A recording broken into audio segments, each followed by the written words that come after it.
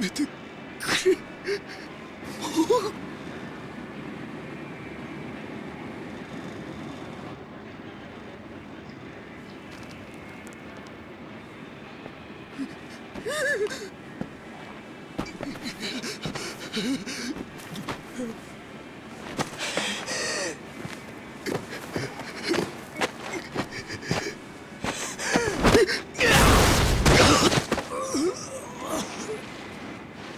ごめんなさい。ごめんなさい。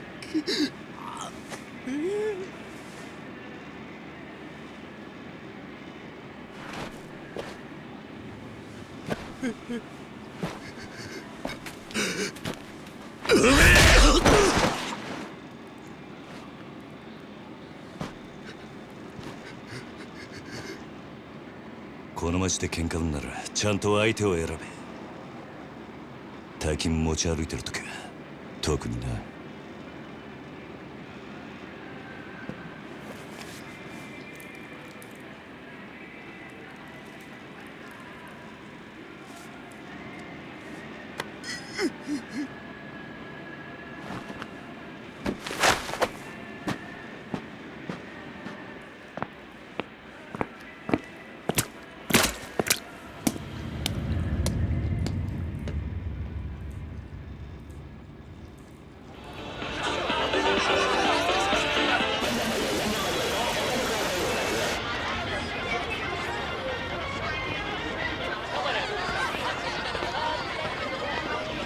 エミちゃん、まだいいじゃん。こんな時間サスビラ切ったってタクシー捕まんないんだから。やだもう。いいから宅代出してよ。あ、じゃあさ、プラザのスイートでも取るよ。だから俺と朝までね。なんだてめえ、いてんだよ。おい、ちょっと待てよこれ。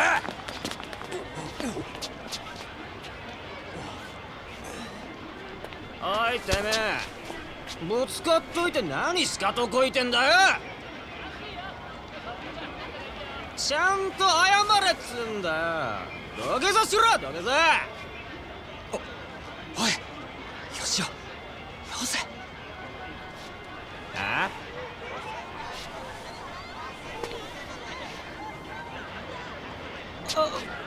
いや、その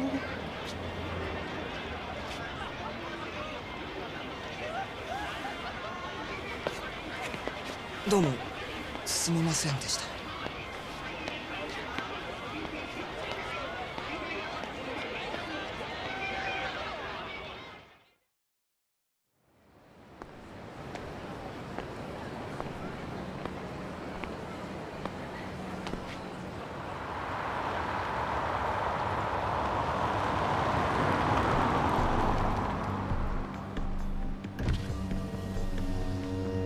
よう、頼んでおいた仕事どう？終わりました。ちょっと封筒が。このままでいいっすか？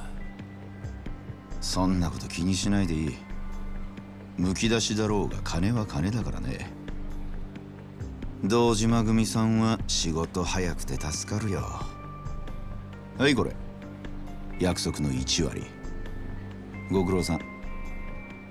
どうも。でこれは俺からの気持ちね。いや、それは取り半が常識のこのご時世、安い取り分でやってもらってんだ。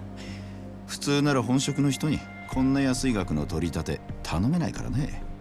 でも同年代のガキどもが万札ちらつかせてタクシー乗る時代に本職の君が金もないんじゃ様になんねえだろ。ま、これは俺との初仕事を終えたご祝儀みたいなもんだ。はっ、取っとき。ありがとうございます。しかしバカに金貸しちまうと後が面倒でしょうがねえな。30万ポッチ捨てんのは簡単だが回収しとかねえと商売としてのけじめがつかねえなあ。ええ、まあ俺も長いことこの町で金貸しやってるからよくわかる。今の世の中、金の本当の価値が分かってるやつなんてほとんどいやしない。その点、学のない君の方が高学歴の若造よりよっぽど分かってる気がするんだけど、そうじゃない？俺には分かりません。それじゃこれで。なあ、うちに来ねえか、兄ちゃん。君の腕っぷしならヤクザやるよりもっと簡単にもっと多くの金が稼げる。いい飯腹いっぱい食っていい女を好きなだけ抱ける。それだけじゃない、金さえあれば不幸な人間を幸せにすることすらできる。ヤクザは下積みが長え。手っ取り早くのし上がるにはうちに来て稼ぐってのもいい選択だと思うんだが。3年前にその言葉を聞いてればそうしてたかもしれませんけど、一度極道になったもんは時間を巻き戻せない。それが答えか。ヤクザには誰かを幸せにすることなんてできないんすかね。さあな、俺はヤクザになったことねえからわからねえ。ま、気が変わったらいつでも連絡してくれ。じゃ。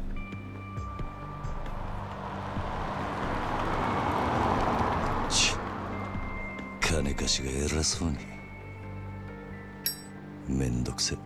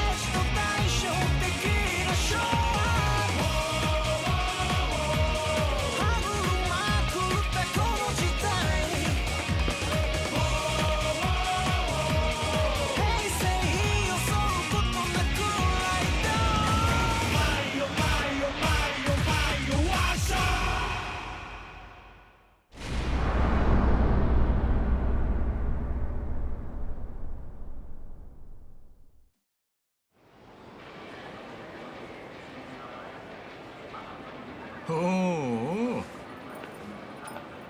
相変わらず容赦ねえな。錦、おめえいつまでたっても来ねえから待ち合わせすっぽかされたかと思ったよ。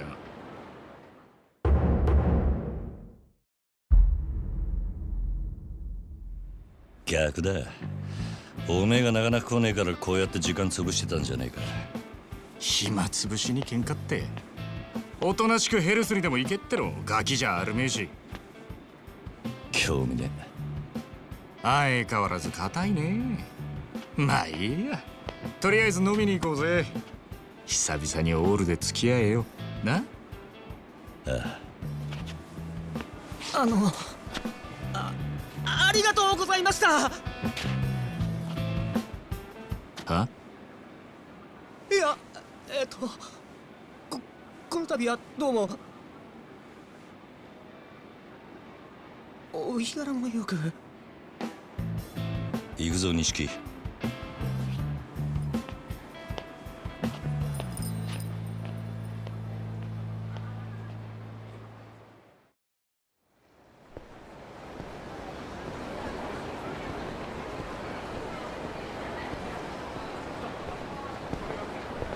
かしよ、お前も様になってきたよな。もう一発のヤクザだ。今日の取り立てももう済ませたんだろ。まあな。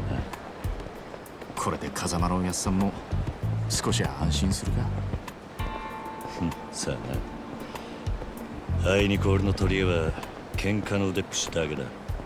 お前みたいに器用じゃねえからな。何言ってんだ。こんなバカみてえな時代だぜ。楽しまなきゃ損だろう。少し頭使えや。風間のおやっさんが無所から出てくるのは年明けてからだ。それまでに俺も少しは器用になってくさ。へえ。ならまずそのみすぼらしいなりから変えてみな。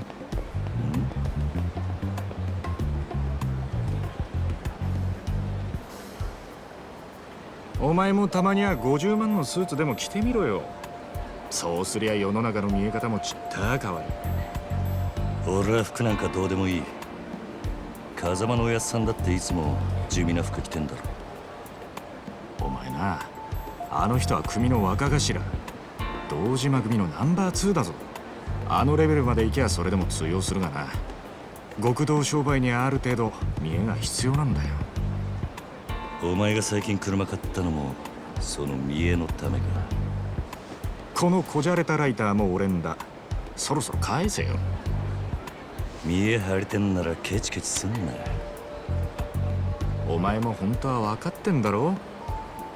人は車のエンブレムと着ている服のブランド、そしてこの堂島組の大門を見て素直に言うことを聞く。ヤクザは見栄張ってなんぼだぜ。そんなもんか。そんなもんさ。仇の癖してアコギな商売するやつに借りた金で遊びまくるバカ。この町の連中に人の内面なんて見抜けやしねえ。奴らにとっちゃ外見が全てだ。分かった、もういい。それより飲みに行くんじゃなかったのか。おうおう、そうだったな。よし、たまにはピンク通りにでも行くか。あの辺りにいい店があるんだ。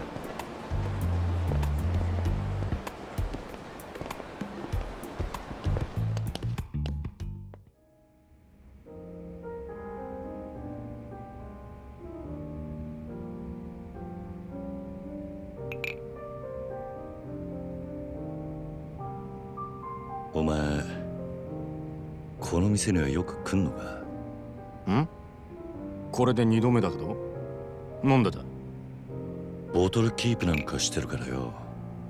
常連なのかと思ってな。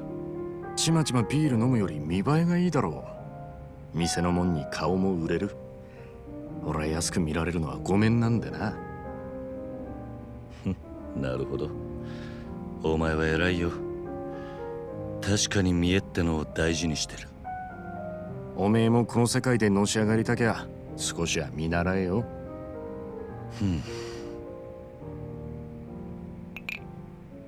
つってもおめえはそういうタイプじゃねえってことか。俺はおやっさんの背中を追いかけてこの世界に入った。孤児だった俺ら拾ってくれたあの人のために。てめえの体張るくらいしか脳がね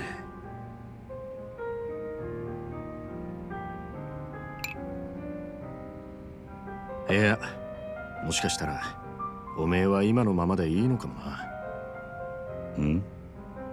おめえが下で頑張って風間のおやっさんが出世すりゃ、おめえにも出世の芽が出てくるかもしれない。そういうのし上がり方もあるさ。ただおめえは風間のおやっさんの子じゃない。堂島組の組員なんだ。おやっさん、なんで俺らのこと風間組に入れてくれなかったんだろうな。そりゃ堂島組の方が格は上だけどさ。よせよ。おやっさんに考えがあってのことだ。まあそうだな。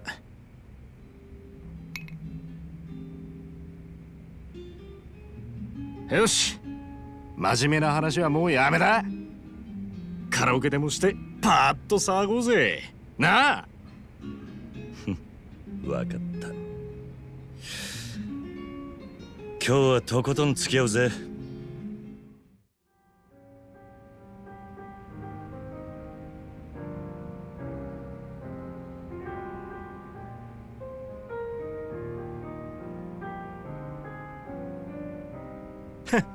知らなかったぜ。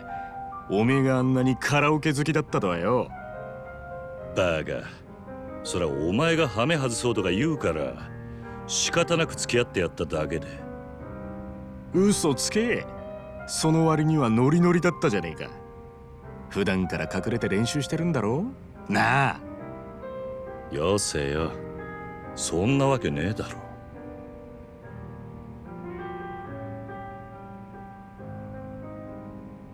それにしても思いっきり歌ったら腹減ったな。締めにラーメンでも言っとくか。まだ食うつもりか？俺はそんなに腹減ってねえよ。まあいいじゃねえか。付き合えよ。天国圏でどうだ？しょうがねえな。わかったよ。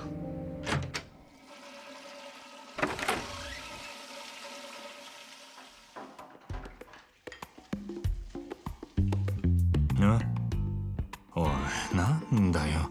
全然食ってねえじゃんか。だからもう食えねえって言ったろ。大盛りなんか頼みやがって。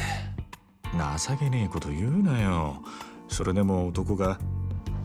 昨夜11時頃、カムロ町の一角で発見された若い男性の変死体は激しい暴行を受けており、警視庁では殺人事件とみて付近を捜査中です。ただいま続報が入りました。若い男性の身元が判明したとのことです。死体で発見された男性は都内在住の会社員栗原太一さん32歳。警視庁の調べでは栗原さんは金融業者数社から借金を抱えていたとみられ、今後関係者から事情を聞く方針です。おい、桐生。ん？カムロ町で殺したと。よくある話だろうが。いや、お前昨べの取り立て相手のこと結構痛めつけたって言ってたよな。こちらが栗原さんの死体が発見された現場です。ここって俺が取り立てした場所だ。おいおい、お前マジか。いや、死ぬまで殴ったわけじゃねえはずだ。この場所はカムロ町で人がごった返すネオン街からわずかに裏道を入った先にあります。ビルとビルに囲まれて人目につきにくい、かなりいびつな空間という印象を受けますが、栗原さんの死体はこのわずかに残る更地に倒れていたとのことです。こいつやめてくれ。俺が取り立てたやつだ。お前本当に間違いねえのか？はあ、何やってんだよ。取り立てで相手殺しちまうなんてよ。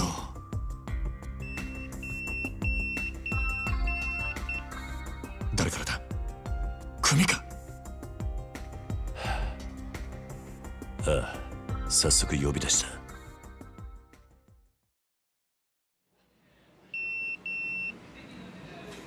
事務所に電話してくれ。やっぱり今のニュースの件で呼び出されてんだよな、お前。まずいことになったな。いや、お前ももちろんやべえけど、これで風間のおやっさんの立場も危うくなる。何？この不始末につけ込まれちまうってことだ。どういう意味だ？お前や俺がおやっさんに拾われたってことは堂島組の人間なら誰でも知ってる。だからよ、俺らの不始末はおやっさんの責任にもなっちまう。だが俺がやっちまったことだ。おやっさんは関係ねえ。そうはいかねえよ。殺しとなるとことがでかい。多分おやっさんの後釜に座ろうって連中は間違いなくそこをついてくる。堂島組若頭補佐の3人とかな。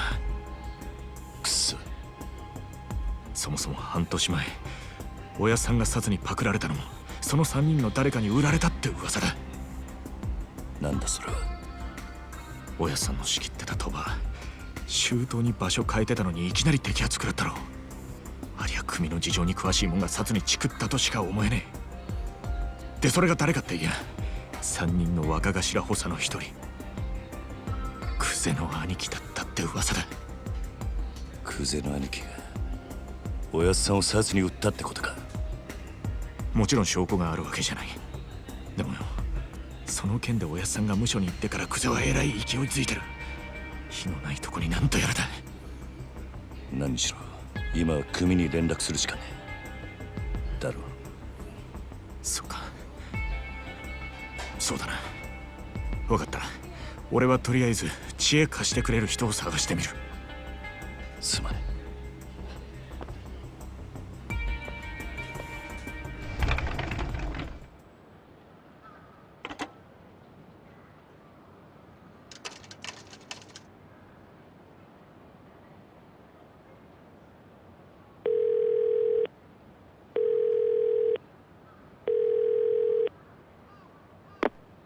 桐生だ。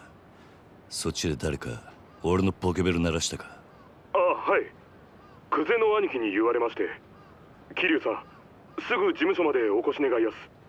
実は若頭補佐のお三方が桐生さんをお待ちで。そうか、分かった。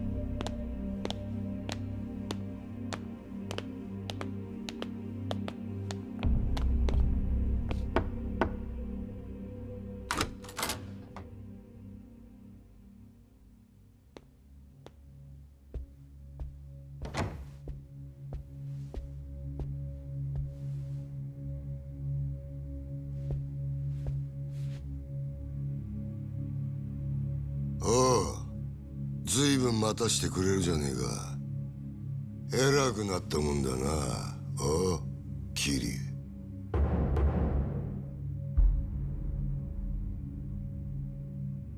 申し訳ありません、クゼの兄貴。こんな昼間っから東島組の幹部がガン首揃えてお前を呼び出した理由わかるよな。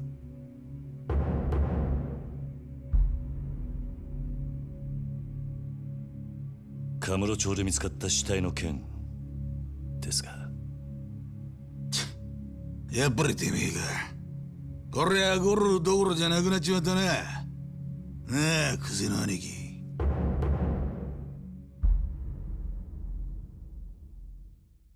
お前に取り立てを頼んだ金貸しから組に連絡があってな。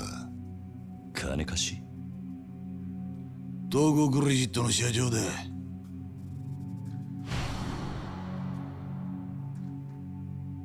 あの社長に頼まれて仇ぶっ殺したのはおめえだろ。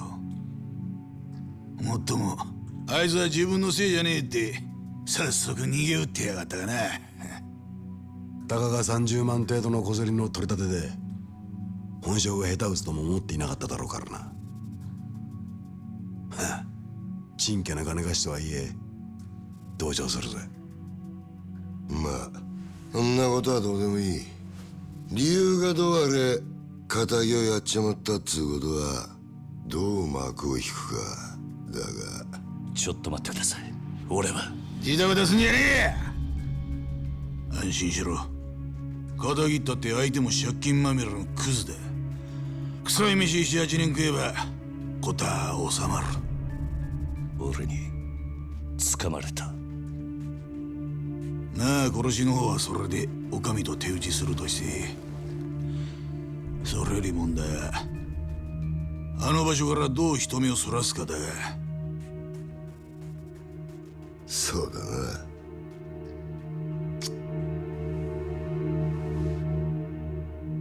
面倒なことをしてくれたもんだ。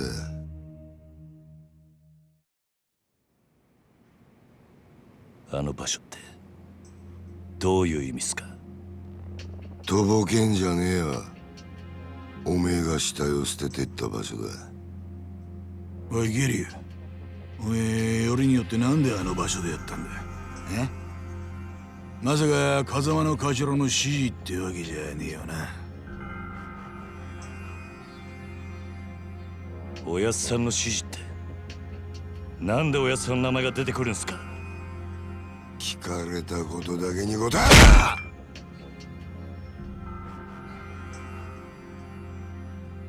ろ。なんであの場所を選んだ？頭の指示じゃねえのか？あ？それにチャカはどこで手に入れた？それも頭から渡されたのか？チャカ、一体何の話をしてるんですか？俺は銃なんか持ってません。この後に及んで白を切るつもりってか？見つかった死体は痛めつけられた後、とどめに頭を撃たれていた。殺はまだ公表してねえかな？本当ですか、その話？だったら死体転がしたのは俺じゃありません。俺は素手で奴を殴っただけです。本当です。もしその話が本当だとしたら、お前は誰かにはめられたってことになる。そうだな。はい。間違っても俺は銃を撃ったりはしていません。と言ってるが、どうしますか？嘘に決まってんだろ。たく笑ぎしやがって。てめえみたいな下っ端はめて誰が得するってんだ？おうキリ、もう一度聞くぞ。なんでわざわざあの場所で騒ぎを起こしたんだ？金貸しからの指示だったんです。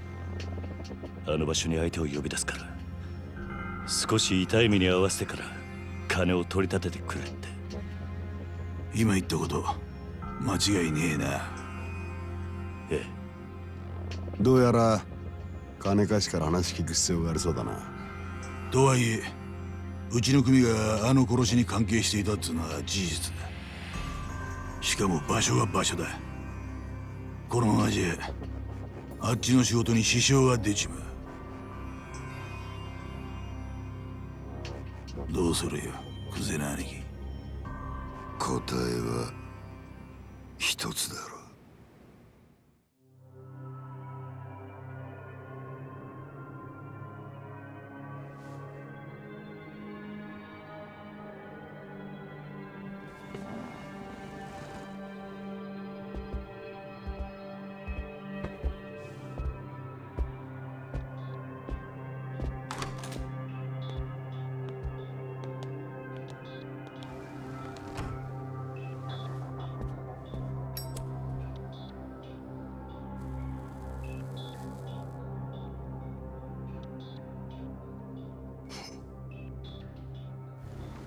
何が何だか分かんねえって面だな。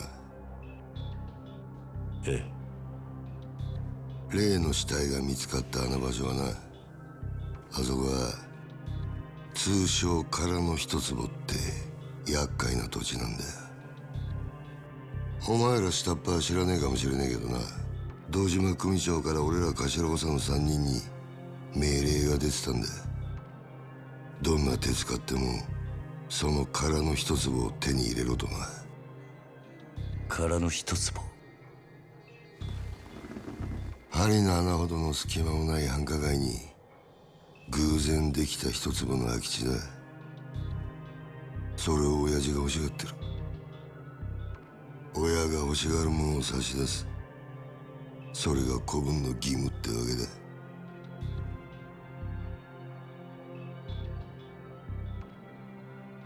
だがその場所で堅気の死体が見つかった。あの土地が世間の目を引いちゃ地上げしようにも手出しが難しくなっちまう。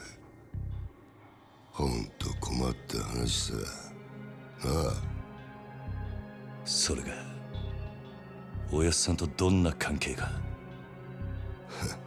あの一坪にはな、別の意味もあってな。堂島の親父に差し出したやつにはとっておきの褒美が用意されてる。褒美？おう、不在の風間の頭の後、堂島組次期若頭のポストだ。つまりあの土地は俺ら頭補佐にとってただの一坪じゃねえってことだ。まあ最初はてっきり風間の頭とつながってるお前が俺らの邪魔するためにやったのかと思ってたが、その顔色じゃ何にも知りませんでしたって感じだな。ちょっと待ってください。それじゃ風間のおやっさんはどうなるんです？さあな。だが組の一大事に無所にいるようじゃ頭は務まんねえだろ。おまけにだ、ガキの頃から育ててきた可愛い子分が理由はどうあれ仇をぶち殺しちまったとあっちゃきっちりけじめつけねえとな。おやっさんは関係ない。それで俺も殺しはやっていません。そういうことは殺に言え。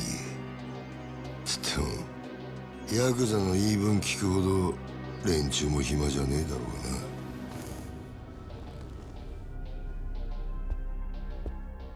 殺には今日中に実施しろよ。それと縁故詰めとけや。お前も極道なら組長に挨拶しとかねえと筋が通らねえぞ。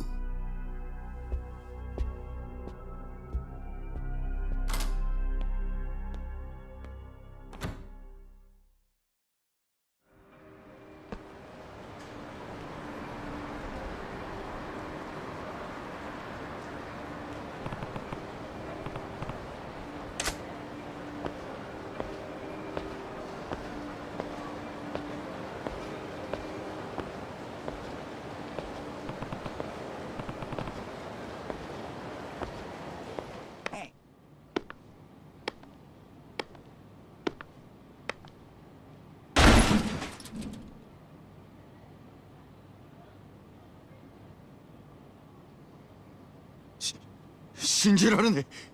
まさかここまでたどり着くかよ。あとはあんただけだ、社長。じっくり話を聞かせてもらう。話？何の話だ？今さらとぼけだって時間の無駄だ。なぜ俺をはめた？あんたの目的は何だ？おい、近づくな！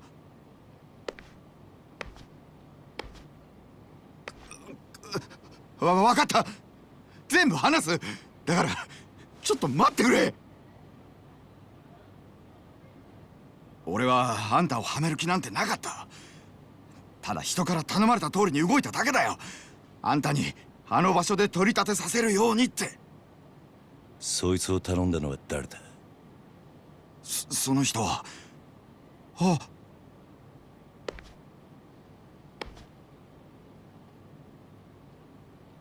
クゼの兄貴。まさかあんたが俺を。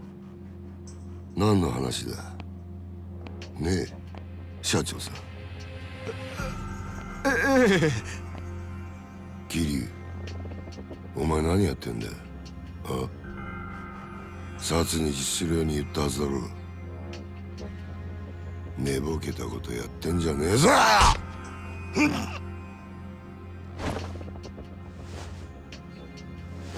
あ、やっぱちょっとなまってんな。現役の頃はガキのしつけなんざ一発で済んだんだがよ。社長さん、ちょっと外してもらえませんか。この若いのに説教しねえとなんねえもんでね。ごゆっくり。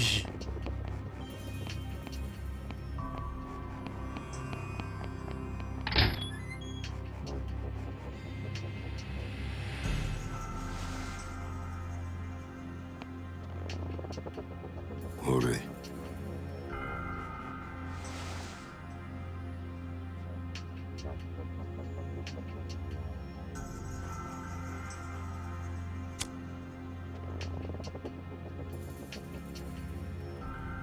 うめえぞそれ。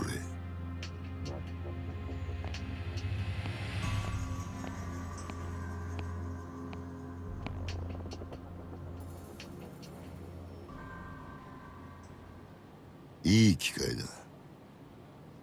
お前とは一度腹割って話してえと思ってたからよ。おめえと錦山孤児なんだってな。風間の頭がやってる施設の出なんだろう。確かひまわりとかいう養護施設だ。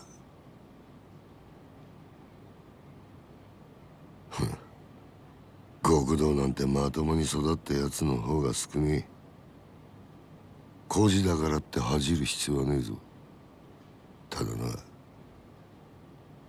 風間の頭もえげつねえ真似をするよな。どういう意味ですか？拾ってきたガキに育てた恩着せてよ。今じゃ立派にあの人の玉よけになってるじゃねえか。おめえと錦山、頭のためなら命も惜しくねえってよ。こういうの洗脳っていうのか。そろそろ本題に入ってもらえませんか、クゼの兄貴。あんたの話はさっぱり先が見えねえ。桐生、お前風間の頭をスパイしろ。何？殻の一粒の話はしたな。それさえ手にするや俺が次の若頭、堂島組の跡目を。だがそのために必要なあの土地のある情報ってやつを檻ん中の頭が握ってやがる。ある情報？ああ、お前そいつを頭から探り出せ。うまくやりゃ組での将来を俺が約束してやる。あの人まさかお前に裏切られるとは思ってねえからな。構成員25000の登場会、その直系堂島組でのし上がったとなるや大した出世だ。それに例の殺しの真犯人も渡してやる。やっぱりあんたが俺をはめたんだな。さあな。ただこの話を蹴りゃおめえは確実に無所行きだ。俺につくか、もう先のねえ風間につくか、好きな方選べ。だが返事は今だ。この場でしろ。クゼな兄貴。なんだ。あんた賢いつもりで立ち回ってるんだろうが、全然器じゃねえよ。何？俺のこともおやっさんのことも。あんたは何も分かっちゃいねえ。ガキがこの俺を敵に回すのか？本当にその覚悟があんだろうな。覚悟ならありますよ。それが極道ってもんでしょうが。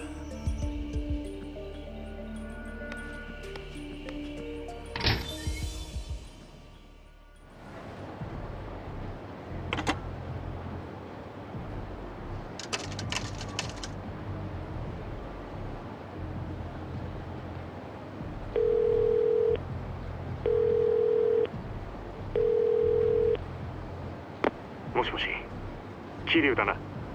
錦山だ。ああ、やっぱりお前からの呼び出しだったんだな、錦。お前今どこにいる？風間組の事務所だ。天下一通りの。風間組？なんでお前そんなとこに？今柏木さんと会って話してる。なんかいい知恵貸してもらおうと思ってよ。なんせ柏木さんはあの風間のおやっさんの片腕だ。なるほどな。それよりお前の方はどうだったんだ？もう堂島組の事務所からはとっくに出てるんだろう。ああ、だがいろいろあった。いろいろ？そいつは直接会ってから話す。分かった。なら俺は柏木さんと風間組で待ってるからすぐ来てくれ。実はな、お前も柏木さんの話を聞いといた方が良さそうなんだ。お前殻の一坪って聞いたことあるか？クゼの兄貴からさっき聞かされたばかりだ。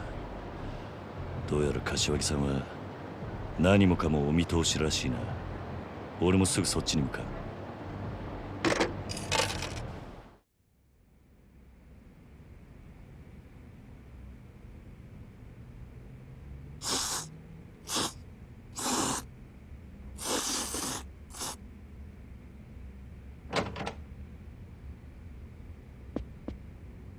よう、桐生。早かったな。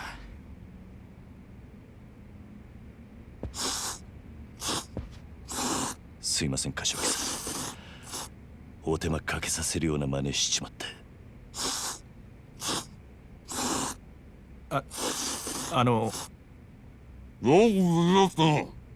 はい。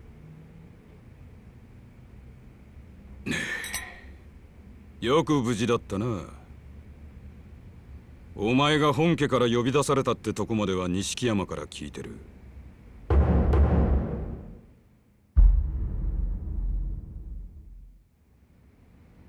そっから先何があったかは大方予想がつく。久世のおじきあたりが風間を裏切れとでも言ってきたんじゃねえか。ええ、そうです。どういうことなんです？殻の一坪で桐生が死なせたって死体は銃で殺されていた。もちろんこいつがそんなことするわけがねえ。つまり誰かにはめられたんだ。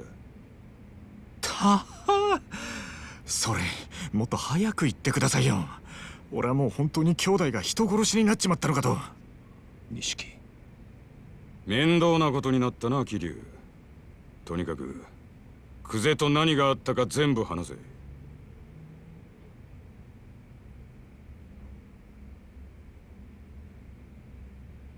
なるほど。つまり若頭補佐の三人衆が頭の座を争ってるってわけだ。風間の親父がいないのをいいことにな。冗談じゃねえ。親さん以外に堂島の頭が務まるかよ。落ち着け錦山。それより久世の話に出た殻の一坪だ。お前らが知ってるのはほんの触りだけだな。ええ、柏木さんは詳しくご存知なんすか？ああ。まず今カムロ町のある一帯に大規模な再開発計画があってな。堂島組の例の若頭補佐3人が食い争うように地上げをしてる。それなら聞いてます。権利者バラバラの土地に根こそぎ買い漁ってるって。そいつをまとめ上げてでかく転売する腹でしょ。そうだ。だがその中にどうやっても手に入れられねえたった一坪ばかりの更地があんだよ。それが殻の一坪。ああ。そいつは最近になって一帯の地上げが8割方終わろうって時に見つかった土地でな。厄介なもんで再開発用地のど真ん中にある。そこが手に入らん限りいくら周りの土地まとめても売り物にならねえ。そんなからくりがあったのか。ところでその一坪まだ誰も手に入れてないんですか？所有者が行方不明らしい。もし今出てくりゃ10億って値になってんだがな。10億？たった一坪の土地が？ああ。殻の一坪が欠けりゃ再開発自体がひっくり返る。だが堂島組は周り一帯の地上げにもう100億以上突っ込んでんだ。一坪10億だろうが今さら引けやしねえ。久世はその土地を手に入れるのに必要なある情報を風間のおやっさんが握っていると言っていました。風間のおやっさんの持ってる情報って何です？いや、わからねえ。俺も初耳だ。でもやっぱり姿消している土地の所有者に関係することでしょうね。何にしても久世はその情報をおやっさんから探らせるために桐生をはめたってわけか。ああ、そのために人一人殺してまたな。おめえら今の状況わかるか？桐生は当然として追い詰められてんのは風間の親父も同じだ。桐生が仇殺したってことで後見人の親父もけじめを迫られる。その上久世が殻の一坪手にして若頭になってみろ。奴は親父を必ず組から追い出す。組から追い出す？まさか堂島組の波紋もあり得ると？ああ、親父も無所にいる以上今は何も手が打てねえ。あのおやっさんが波紋？破門された極道の末路は言わなくてもわかるな。一度上までのし上がった後で底辺の屈辱に耐えられる人間は少ねえ。自殺したホームレスに元極道って肩書きがついてるのは珍しい話じゃない。でも桐生は実際殺しはやってないんです。こいつの疑いさえ晴らしゃおやっさんも波紋にはならねえはずでしょう。疑いを晴らすには真犯人を抑える必要がある。そうだ。だが久世が真犯人を握ってる以上手は出せん。相手は堂島組の幹部だ。この世界で上に噛みつくことは何があっても許されねえ。でもこのままじゃ桐生は無所にぶち込まれるんですよ。俺らが久世に手を出せば風間の親父は余計立場が悪くなる。その時点で波紋は確実になるな。だったらどうすりゃいいんですか俺たちは。柏木さん、とりあえず俺の濡れ衣も殻の一粒も後回しだ。今とにかく俺はおやっさんを守るために動きます。何かいい手があるのか？ええ、俺の不始末は俺一人でけじめつけます。おやっさんに責任がいかないようにするにはもうこの手しか残ってねえ。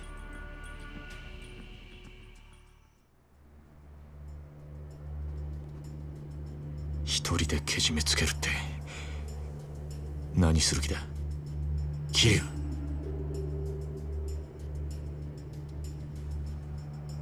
俺は今日限り堂島組を抜ける。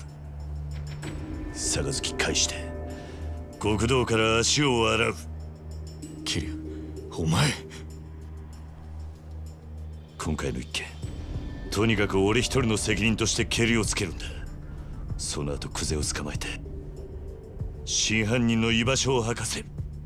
何言ってんだ。杯もらって3年そこらのヤクザが5体満足で足洗えるわけねえだろ。最悪殺されんぞ。認めたかねえけど今の堂島組仕切ってんのは久世だ。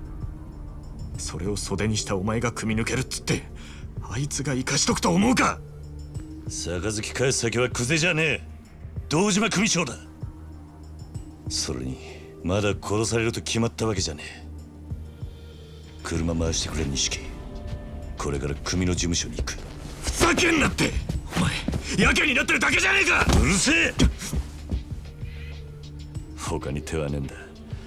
このまま指くわえて見てるわけにはいかねえ。やめろ桐生。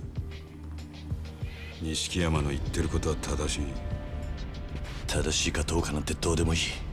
所詮俺は風間のおやっさんについていくために極道になっただけの半端もんです。俺の不始末でおやっさんに迷惑かけるくらいなら俺にも覚悟があります。おめえなめたこと言ってんじゃねえぞ。あ？俺の言うことが聞けねえのか？ああ桐生。ええ、たとえ風間のおやっさんが止めたとしても俺は行きます。こんな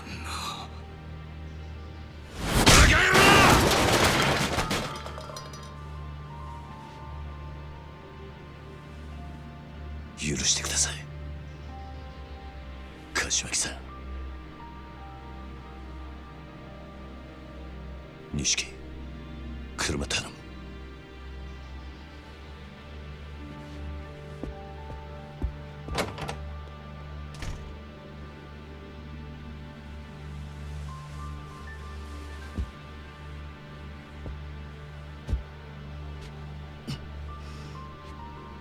長い間お世話になりました。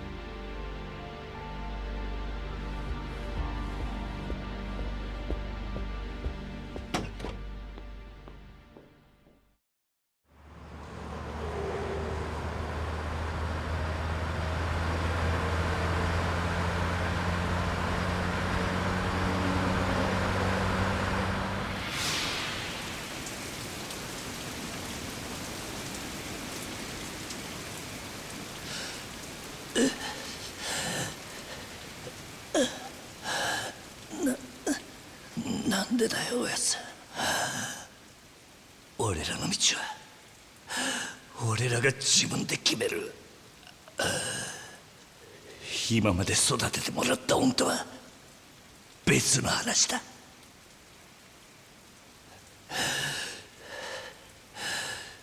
今さら善人ぶんなよ。あんたもヤクザなんだろ。だったら俺らがヤクザになるのを止める資格なんてねえじゃねえか。桐生、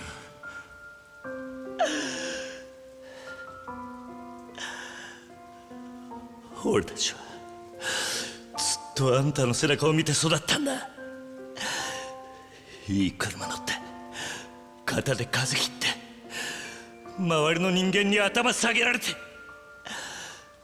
そういう人間になりてえって俺たちがそう思っちゃいけねえのかよ。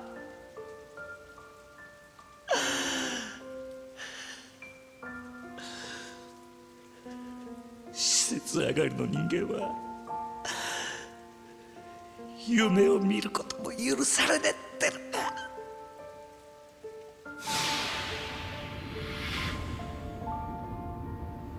なあ、今お前何考えてた？何も、ぼーっとしてただけだ。俺はよ、いつだったかおやっさんに殴られていた時のことを思い出してた。俺たちがこの道に入る前の晩だったよな、確か。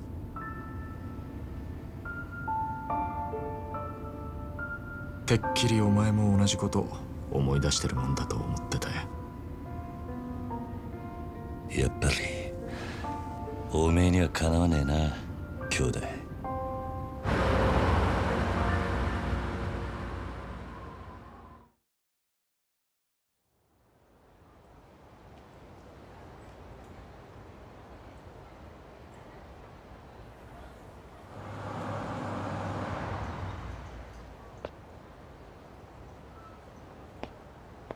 見慣れたはずの事務所が今日はやけに不気味に見えるな。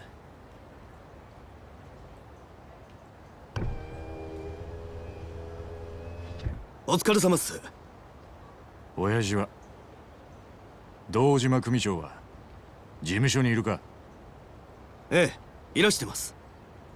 ここで降りんのは俺一人だ。え？組長に伝えてくれ。桐生一馬が杯を返しに来たってな。桐生さん、本気っすか？ああ。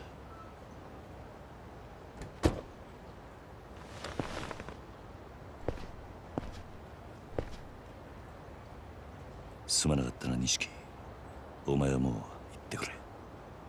本当にやるんだな、桐生。組長に話をつける。死ぬと決まったわけじゃねえ。せいぜい器用にやってみるさ。お前にそんな真似ができるのかよ、バカ野郎が。またな、兄弟。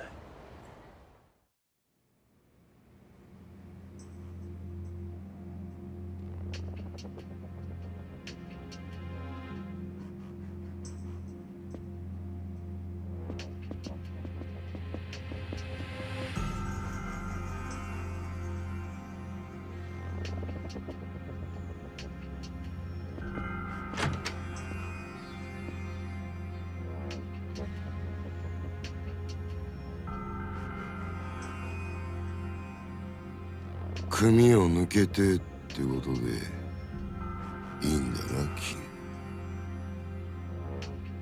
な、はい。組長に破門のお願いに上がりました。お取り次ぎ願います、クゼの兄貴。ああ、残念だったな。土曜の8時じゃダメだ。親父のお気に入りのテレビの時間なんでな。話だったら代わりに俺が聞いてやる。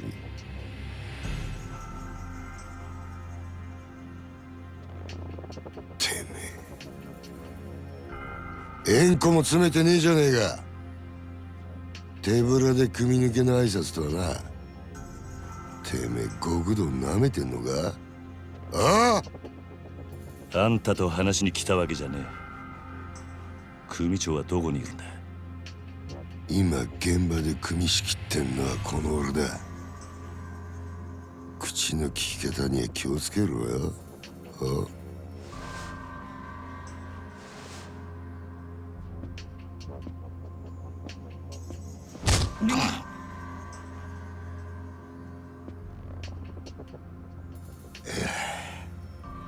縁故は詰めねえわ。金も持ってこねえ。挨拶だけで組抜けさせてくださいってか。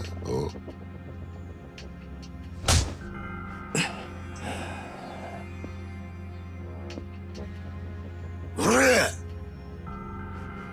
学生気分で敷居またげるほど極道の世界甘くねえぞこら。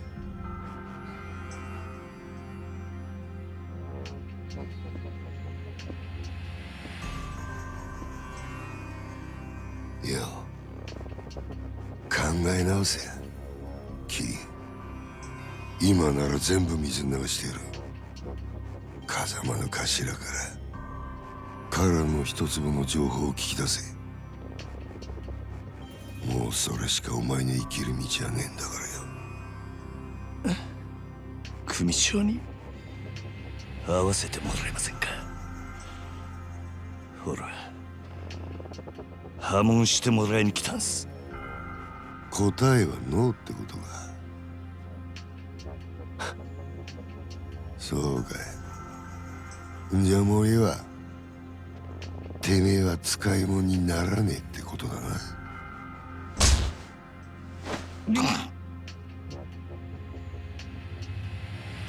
お前には俺のそばについてのし上がるチャンスがあった。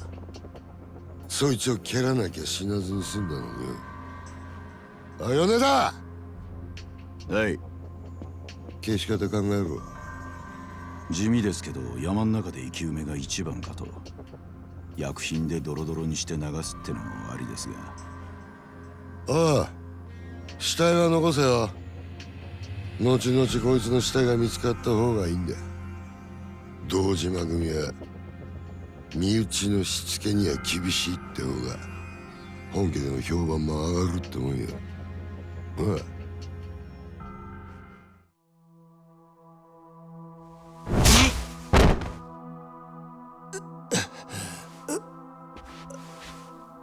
あんた、ああ、組を勝手に殺すのか。組長に無断で。寝ぼけてんのか。もう親父なんて関係ねえよ。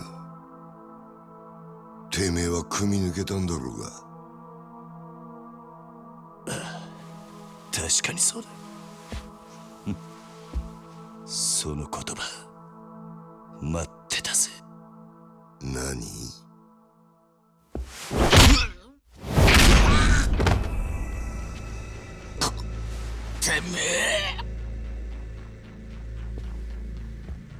てめえ兄貴分に向かって何しやがる。兄貴分だと。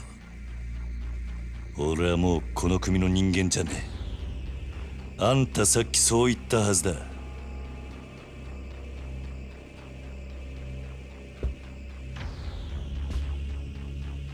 かかってくんのはあんたらの勝手だが、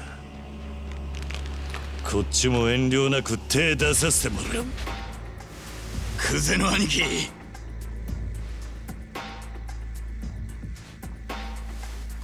つは俺がやらせてもらいます。任せる。好きにしろよ。待て、あんたにはまだ話がある。俺にはねえ。どうせお前はここで死ぬんだ。もし生きて俺んとこまで来られたら話ぐらい聞いてやる。なら首洗って待ってろ。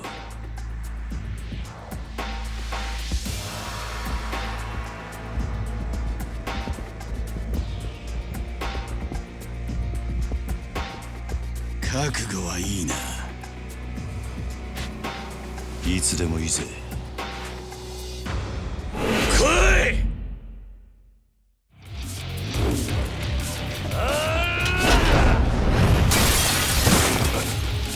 お前誰だ？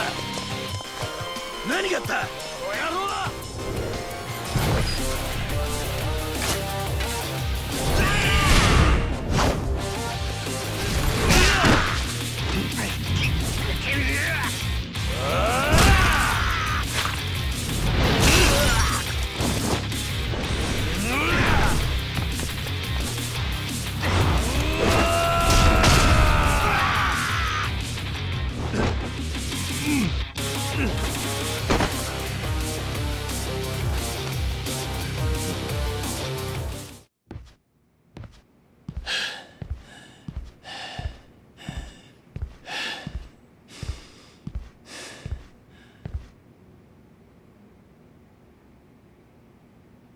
派手な短歌切るだけあってなかなかやるな、おめえさんも。風間の頭もいいガキをスカウトしたもんだ。俺がまだボクシングやってた頃におめえと会ってたらプロモーターになりたいぐらいだ。クゼ、口が聞けなくなる前に吐け。殻の一粒の真犯人は誰なんだ？どこに隠してる？ガキが調子に乗りやがって。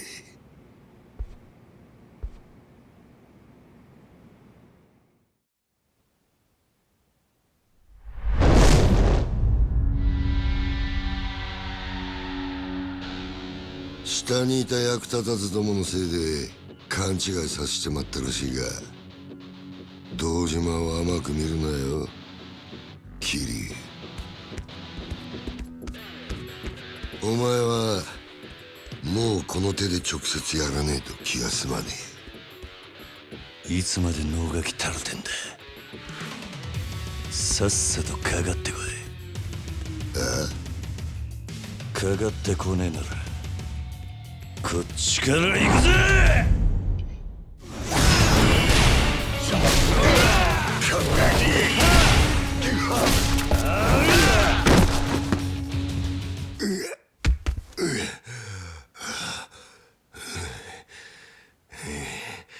キリュウ、てめえは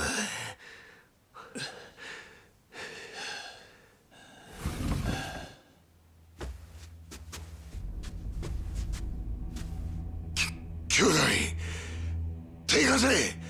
このガキ始末しろ。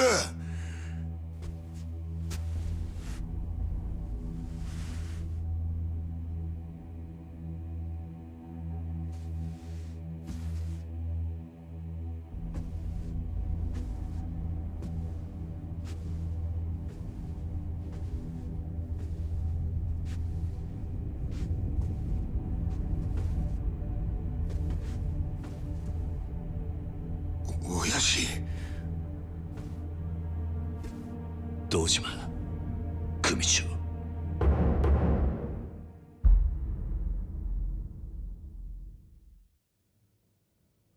怠慢張ってたんじゃねえのか、クゼ。堂島の若頭補佐ともあろうもんがみっともねえ恥さらしやがる。風間の器には程遠いな。でも親父、その頭が拾ってきたガキがこいつです。桐生一馬です。お前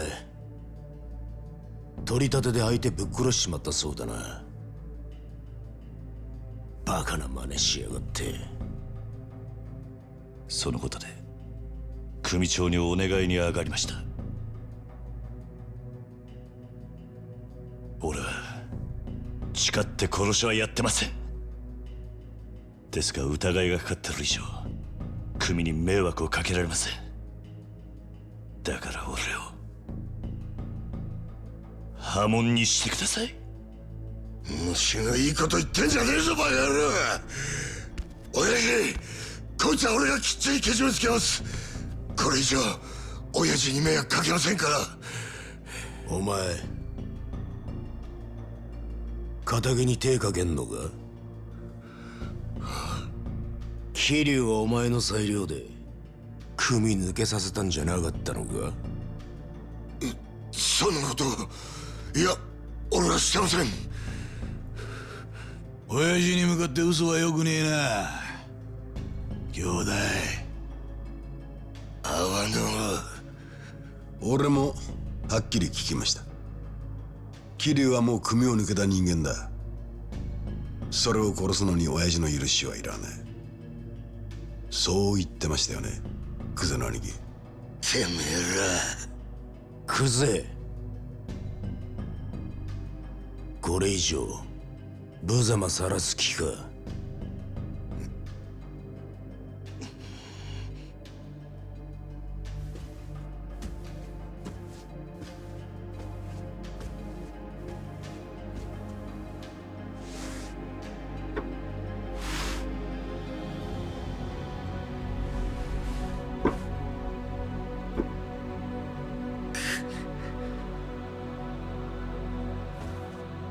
さあ兄弟、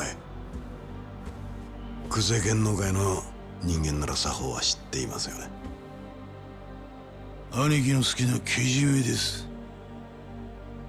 男見せてください。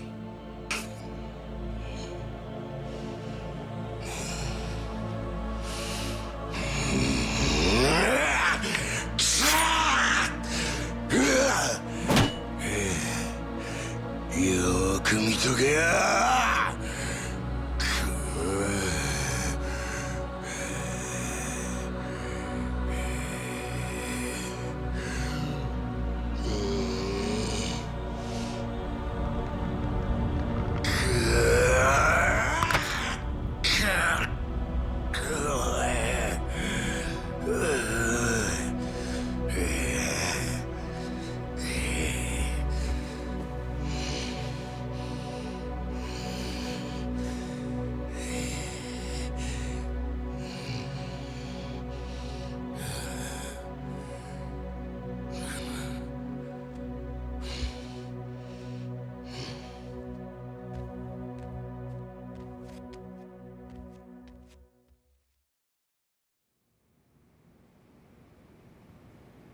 うちの若頭補佐が一度口にしたことだ。桐生一馬、今日限り堂島組を破門とする。堂島組長、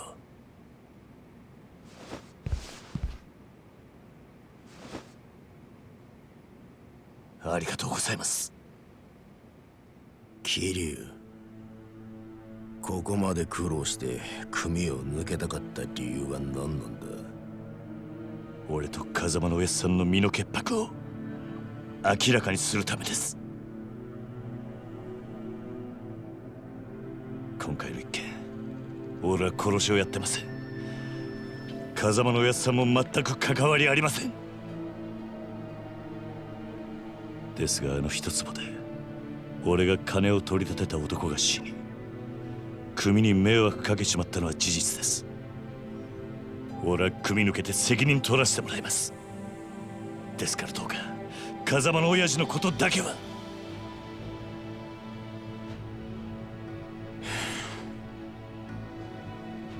さあ、飯でも食うか。はい。堂島組長、お前が組抜けて取れる責任ってのはなんだ？それは絶対に俺があの一粒で男を殺した犯人を捕まえます。それで俺と風間のおやさんの身の潔白を。そうか。その必要はない。でも犯人を。犯人？そんなのはサツが勝手に探す。お前はもう仇だ。それじゃけじめがつきません。けじめ？だからてめえは仇だろうが。今さらごちゃごちゃうるせえんだ。お前は自分の不手際があると認めるところはあるんだろう。はい。少なくとも自分があの場所で追い込みかけなければ、ひょっとしたらこんなことには。だから破門を申し出た。そうです。安心しろ。けじめならきっちり取ってもらうさ。え？風間が拾ってきたガキ、桐生、お前の不手際であの土地に手が出しづらくなっちまった。その責任は風間に取ってもらう。お前もさっきまで極道だったんだ。この理屈はわかるだろう。堂島組長。極道は一度身引いたらしまいだ。お前は仇として幸せになる道でも探すんだな。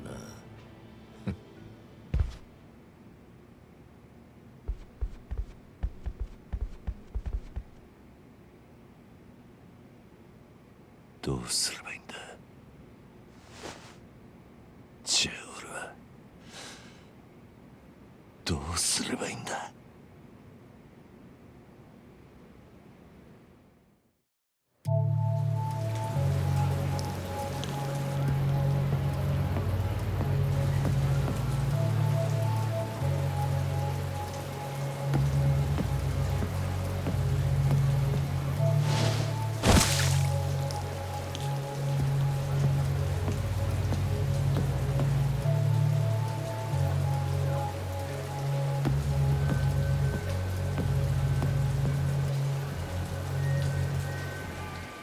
立てますか？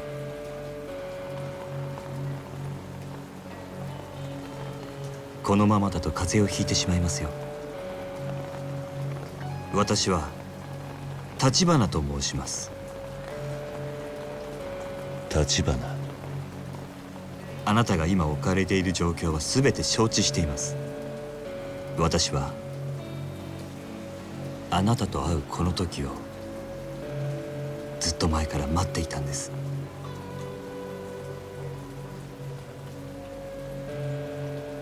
少しだけ話聞いていただけませんか？桐生一馬さん。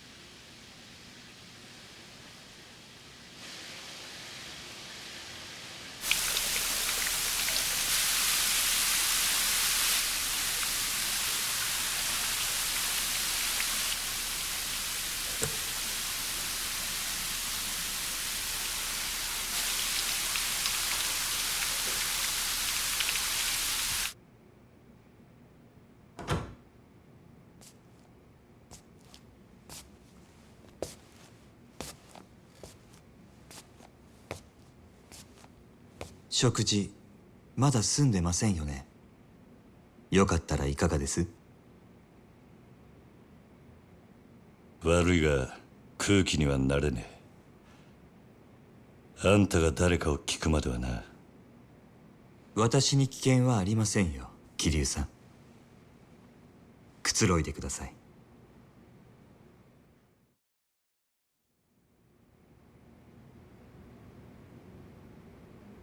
俺の服はだいぶ汚れていましたのでクリーニングさせています。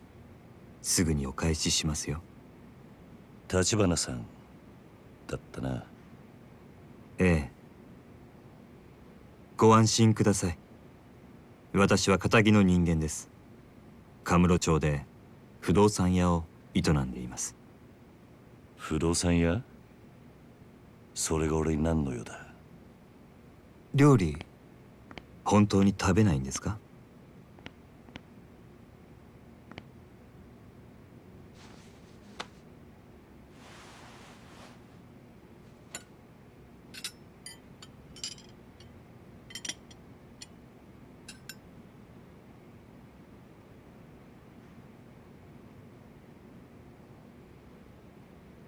右手は義手です。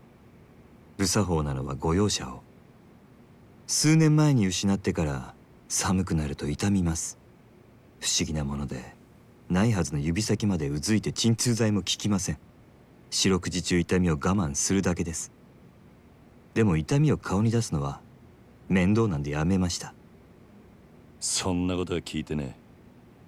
桐生さんは登場過剰という言葉を知ってますか？登場過剰。いくつもの花が集まって大きな一つの花になっているものをそう言います。実はあなたもよくご存知のある花もその登場過剰でしてね。何の話をしてる？ひまわりですよ。ひまわりのあの大きな花はたくさんの小さな花の集まりなんです。子供が集まる養護施設につけるにはいい名前です。風間さんがひまわりと名付けたんですか？あんたは一体。あなたはひまわりで錦山さんと兄弟同然に育った。もう一人沢村由美さんというお嬢さんもです。やがてあなたと錦山さんは親と慕う風間さんを追って極道の世界に入った。そして今は殺人の濡れ衣を着せられ、その影響で風間さんも破門の危機にある。もういい。あんたが俺を調べたってのはよく分かった。大した情報源を持ってるらしい。だがなんで俺を調べた？あんたの目的は何なんだ？今カムロ町の不動産屋が欲しがるものといえば一つしかありません。殻の一粒に決まっているじゃないですか。また殻の一粒か。私と手を組んでいただけませんか、桐生さん。堂島組の若頭補佐たちが殻の一粒を手にすれば風間さんは破門を免れません。ですが私があの土地を手に入れれば風間さんを守ることができます。それにあなたの濡れ衣も晴らさなければカムロ町における我が社の情報網はちょっとしたものです。私と手を組めばきっと真犯人を追えます。なんでそこまでして俺を引き入れようとする？あんたの本当の目的は何なんだ？俺の服を返してくれ、立花さん。私の申し入れを拒むと？あんたの話は俺にとって都合が良すぎる。この町じゃそういう時ほど用心しなきゃなんねえ。生き残るためにはな。なるほど。少し甘く見ていたようですね。でもいつか考え直してくださると信じています。せめてこの名刺だけはお持ちいただけますか？ああ、分かった。服はすぐに持ってこさせます。では私はこれで。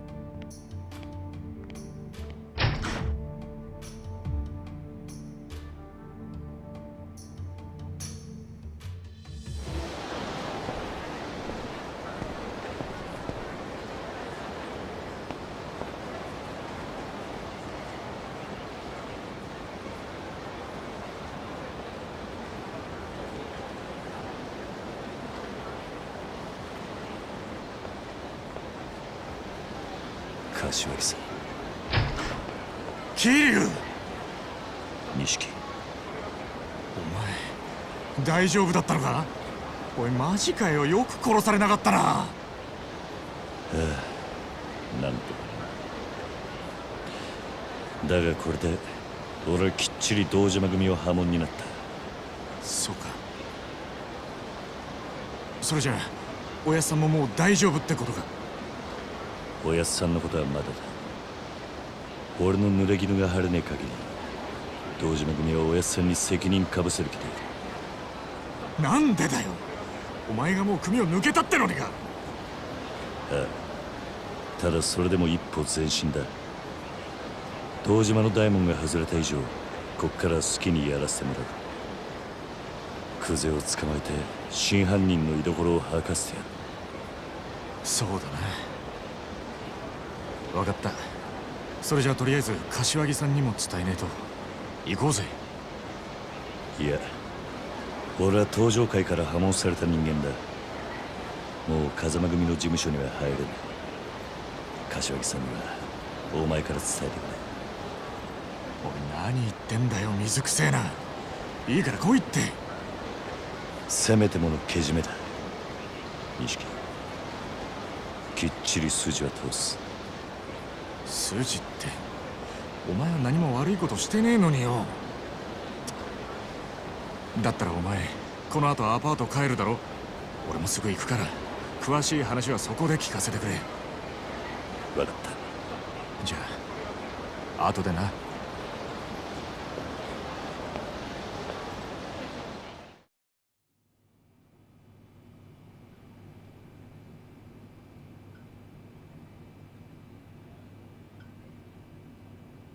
俺だ、桐生。入るぞ。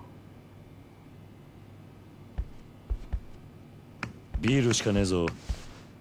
分かってるって。他に期待しちゃいねえ。錦、あれから柏木さん何か言ってたか？いや、何も。そうか。でもお前が生きて戻ってきたの見てからまたすげえ勢いで冷麺食ってたよ。それまではむっつり黙って何にも喋らなかったんだけどな。あの人らしい。だろ。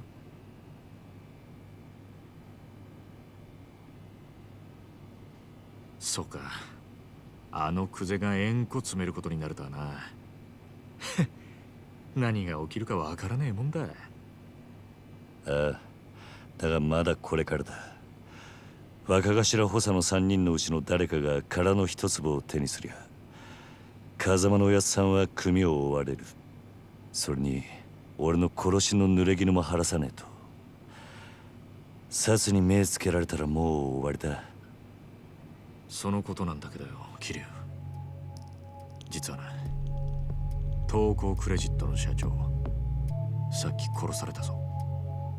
何？ニュースになってる。会社の中で撃ち殺されてたらしい。あの社長はクゼの指示でお前を殻の一坪におびき出したんだろう。多分クゼがその口封じに殺させたんだ。クゼはあいつはそんなに簡単に人を殺すのか？あのバカなんだってやるさ。てめえの身を守るためだ。だからよ、正面切ってクゼから真犯人聞き出すってのは相当難しいぜ。他のやり方考えねえと。他のやり方？いや、そんなもんがありゃ苦労しねえか。錦、お前橘不動産って知ってるか？あ？橘不動産？組を抜けた後、その橘って男が来たんだ。殻の一粒を手にするために協力しろとな。奴は俺の濡れ衣を晴らせるとも言っていた。おい、待て桐生。俺知ってるぞ、この橘不動産。奴ら殻の一坪にまで手出そうとしてんのか。どういう連中なんだ？橘不動産は町に事務所構えてるような真っ当な会社じゃねえ。俺も聞きかじりだけどよ。一言で言え、カムロ町に特化した不動産乗っ取りのスペシャリストだ。不動産乗っ取り？ああ、今カムロ町は狭い土地に飲み屋やら風俗やら店がひしめき合って空きがねえ。しかもそのほとんどを東上界の極道たちが仕切ってる。だが橘不動産はそのカムロ町の鉄の壁に穴を開けることができるんだ。鉄の壁に穴を開ける。どんなに繁盛してる店だろうが、橘不動産が目をつけりゃ数日持たずに中の人間は追い出されちまう。金、脅迫、嫌がらせ、ヤクザ顔負けのやり口で店潰しちゃ空きになった不動産を転売するって話だ。たとえ東上界のケツ持ちと勝ち合おうがお構いなしにな。今時の不動産周りは金の足づかみ競争だ。得体の知れない連中が群がってる。けどその中でも橘不動産は札付きだ。東上界本家も連中を排除しようと追ってるらしい。本家か。そのくらい厄介な連中ってことだ。けどそいつらがおめえの味方につくとなると面白くなるな。信用できる相手ならの話だ。なんで俺を引き込もうとするのか橘の腹が読めねえ。なら明日少し突っ込んで橘不動産を調べてみようぜ。探ってみる価値はある。いや、調べんのは俺一人でやる。あ？お前が俺と一緒に動けば堂島組に目をつけられる。お前は関わるな。桐生。組抜けると決めた時から一人でやるのは覚悟の上だ。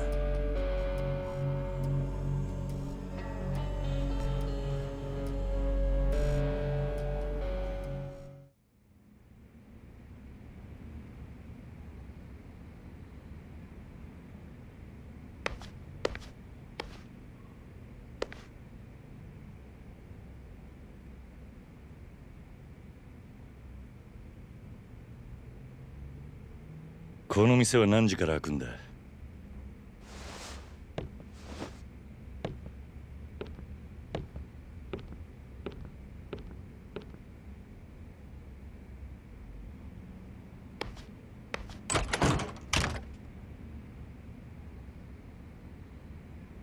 誰？店ならまだ準備中だよ。橘不動産の話を聞きに来たんだが、あんたここの店の？店長だけど、もしかして人生一家の人？人生一家？なんだ、違うのかよ。おい、ちょっと。少しだけ話を聞かせてくれないか。あんた橘不動産にこのビルから追い出されそうなんだろう。何なのあんた。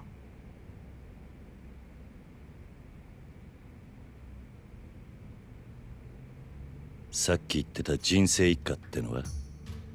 東上界の四次団体でこの店のケツ持ちしてたヤクザ。毎月きっちりみかじめ料を取ってたくせによ、橘不動産に追い払われちまって。極道が仇相手に退いた？ああ、呆れたもんだよ。このビルの他の店はもう橘不動産に立ち退かされたのか？ああ、ある時急に橘不動産が来てこのビルのオーナーになったから全員出てけってさ。中には橘不動産って聞いただけで店閉めるやつもいて、残ってんのはもううちだけ。あんた家族で店に住んでいるのか？住む場所別にする余裕なんてないからね。かみさんはビルに住み着いてるホームレスが怖いって奥から出てこなくなったよ。連中よこしたのも橘不動産の嫌がらせ。ホームレスにビルの中で小便させたり大声をあめかせたり、不審火まで出しやがる。橘不動産の人間も毎日来るのか？最近来るのは無言電話だけ。夜通し何百回ってかかってくるよ。誰だ？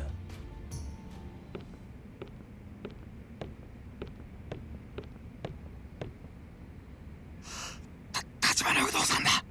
なんで急に。どうしよう、5、6人はいる。生瀬さん、立花不動産です。入れてやってくれねえか。連中と話してみたい。安心しろ。何があっても俺が守ってやる。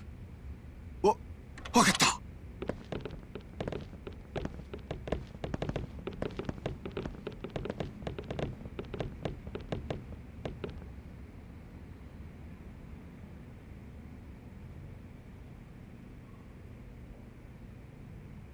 小田さん。どうも生瀬さん。どうすか、立ち退きの件考えてくれました？うちは出ていきませんよ。そうは言ってもこのビルはもううちがオーナーになってるわけだし、勝手な都合を並べて居座られちゃ困っちゃうんだよな。だからって毎日毎日嫌がらせしやがって。うちには赤ん坊だっているんだぞ。見ない顔だけどそちらさんは。ねえ生瀬さん、こんなヤクザに頼ると後が怖いですよ。あいにく俺は堅気の人間だが、この店の用心棒と思ってくれていい。用心棒？誰に対してのです？立花不動産って堅気ずらしたヤクザだ。別に部外者が何言おうが構いませんが、ま、それより今日はちょっと預かってきたもんがありましてね。これ人生一家の親分さんからです。何それ？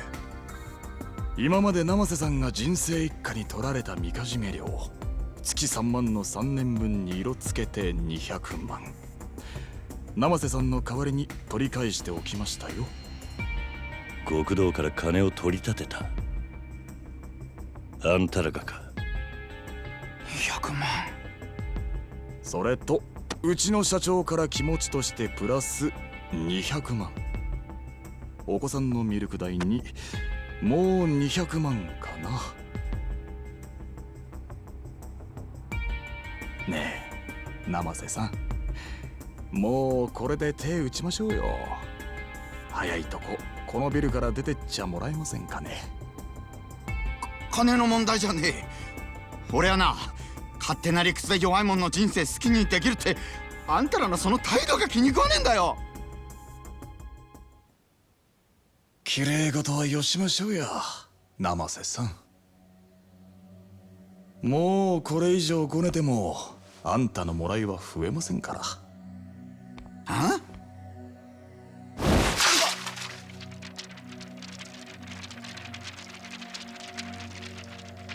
見えすぎた芝居しやがって。金の問題じゃなかったら何の問題だこら！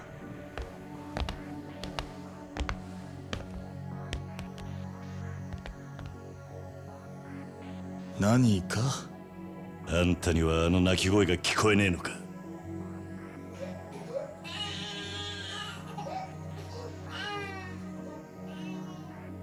子供の前で親の顔にさっさば叩きつけるのが立花不動産のやり方か？そちらさんも人様に説教垂れるほど真っ当な人間には見えませんがね。まあいいでしょう。生瀬さんにはこちらの誠意が通じたと見えますし。何勝手なこと言ってんだ。生瀬さん、今夜あたりお電話いただけそうですね。いいお返事を期待していますよ。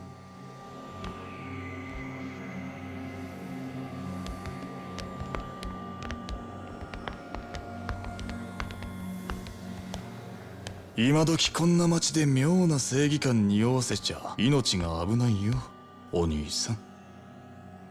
おわさびはほどほどにしないとね。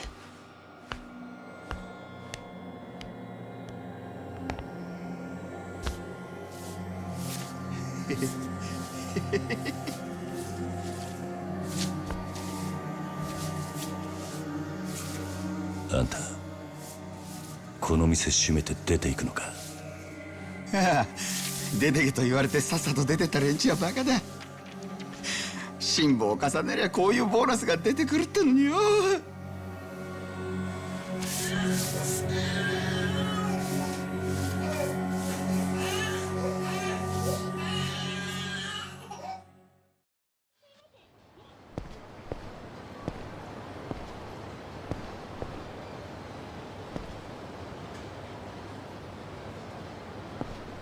あんたさっきまでいた他のホームレス仲間はどうしたんだ？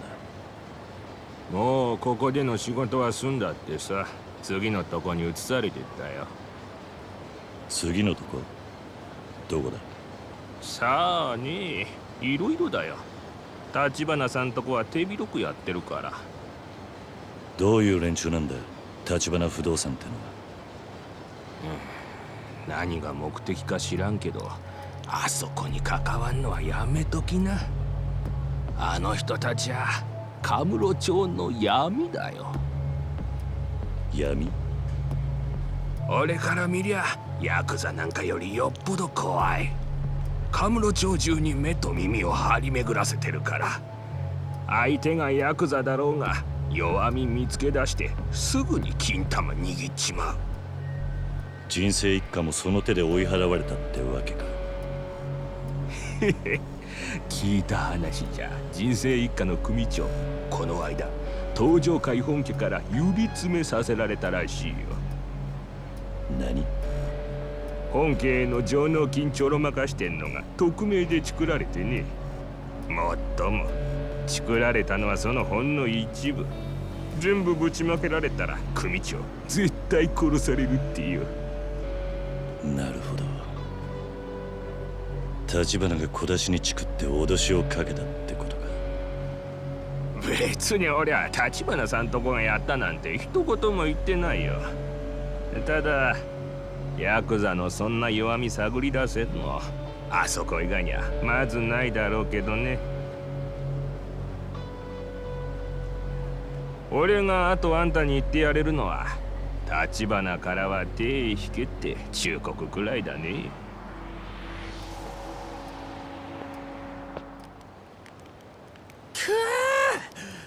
やっぱり酒は命の水だな。これで話をしやすくなったな。おおとも、酒のおかげで口も滑らかよ。大丈夫なんだろうな。大丈夫大丈夫。つっても俺らが知ってることなんて大したことないと思うけど。橘不動産の仕事をしたことがあるって話だが。ああ、言われた場所に一日中居座っているだけ。地上げの嫌がらせにさ、簡単なバイトだよ。さっきも一件終わって日当もらったとこでさ、明日からまた違う場所で居座り。さっきまでやってたのってハークアービルだろ。俺も見てきたから知ってる。なんだ、それ知ってんだったら他に何が聞きたいの？そのバイトってのは橘不動産の方から声をかけてくるのか？ああ、今のあんたみたいに俺らに近づいてきてね。そうだ、東上会のヤクザの方でも俺たちに同じバイト頼んでくることがあるよ。その連中も地上げ屋だ。今時はホームレスも使いようなんだね。俺たちは橘さんとこだろうがヤクザだろうが、金さえもらえりゃどっちでも構わねえけどさ。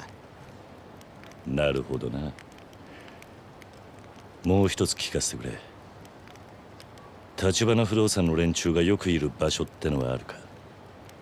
ああ、それならチャンピオン街だね。よく出入りしてんの見かけるよ。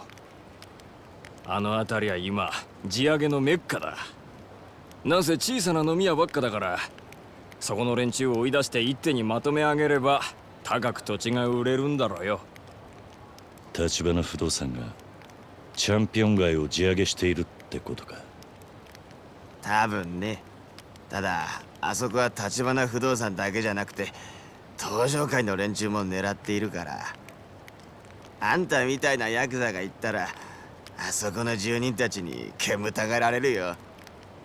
そうか、参考になったよ。ありがとう。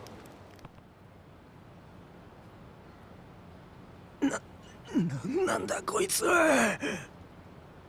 少しは話を聞く気になってくれたが、あんたらに怪我させるつもりはなかった。俺は橘不動産の人間がここで何をしているか知りたいだけだ。あの人たちを売る気はない。ここの住人なら誰だってそうだ。ん？連中もここで地上げしてるんじゃないのか？違う。あの人たちはヤクザの地上げから俺たちを守ってくれている。あの人たちのおかげで今日のチャンピオン街がある。なんだと？そうでしょう、小田さん。どうも。誰かと思えばスナック生瀬のお兄さんか。あんた片木の人間とか言ってなかったか？なかなか信じてもらえねえが、今は片木だ。前は堂島組にいたかな。堂島組かよ。登場会の中でもよりによって。俺は組を破門された身だ。もう関係ねえ。その元ヤクザがなんで俺らのこと嗅ぎ回ってる？あんたらの社長から手を組まねえかと誘われたもんでな。あんた名前は？桐生だ。そんな話聞いてねえぞ。待ってろ、社長と話してみる。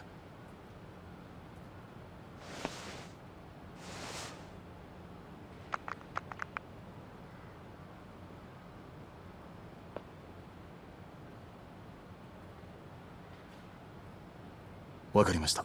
じゃあそのように。それじゃ。社長は何つってた？うちのことを深く知りたいなら昨夜社長と会った部屋に来いとおっしゃってる。直接会うそうだ。そうか、分かった。もうここには来んなよ。ここの人たちはヤクザが嫌いだ。そういや、あんたらがヤクザからチャンピオン街守ってるってのは本当か？ま、一応ね。社長の方針があるからさ。方針？この辺の土地はカムロ町が戦争で焼ける前からいるような人たちのもんらしい。うちの社長が言うには、ここらはカムロ町の根っこだ。俺たちみてえな新参者に好き勝手する資格はないってさ。さっきのビルの時とは随分態度が違うんだな。白亜ビルあそこの連中は所詮流れ者の寄せ集めだ。あんたもスナック生瀬の店長見たろ。さも仇の被害者ですって面してたがよ。あいつらだってよそから流れてきた時、元いた住人追い出してんだから。因果応報ってやつだよ。ま、俺は社長のポリシーに従ってるだけでね。偉そうに言うつもりはないけど。それでもあんたらにはあんたらなりのルールがあるってわけだ。俺は織田ってもんだ。橘社長とは古くてな。大抵の現場は俺が仕切ってる。で、あんた結局どうするんだ？うちの社長に会いに行くのか？ああ、会ってもう一度話を聞かせてもらう。どうやら橘不動産ってのは思っていた以上に腹の底が見えねえ会社なんでな。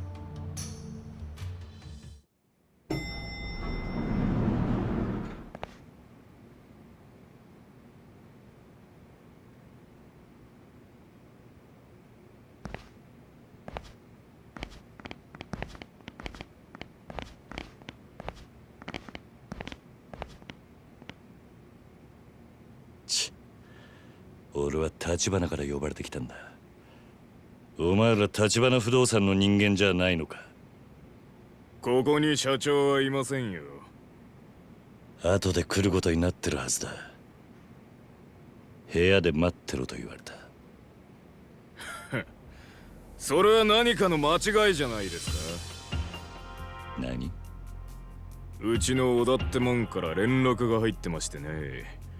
若いチンピラが来るだろうから死なない程度に可愛がってやれと。なんだろう、小田が？俺、回れ右すんなら今のうちだ。おとなしく帰んなら見逃してやるよ。てめえ聞こえなかったのか。さっさと帰れっつってんだろうが。俺はここんとこどこ行っても歓迎されやしねえ。だが呼ばれた先で門前払いとはコケにされたもんだ。だから誰も呼んでねえっつってんだバカ野郎。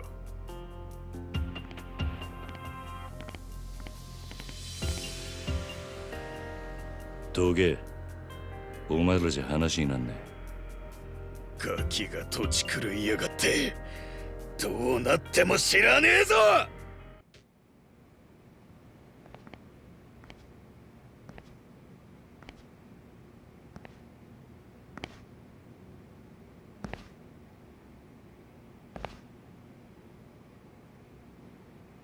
お前は小田。よう。お前が俺を襲うようにさっきの連中をけしかけたのか。なんでだ？あんただって俺たちを品定めしてたろ。ならこっちにもその権利があるんじゃねえかと思ってさ。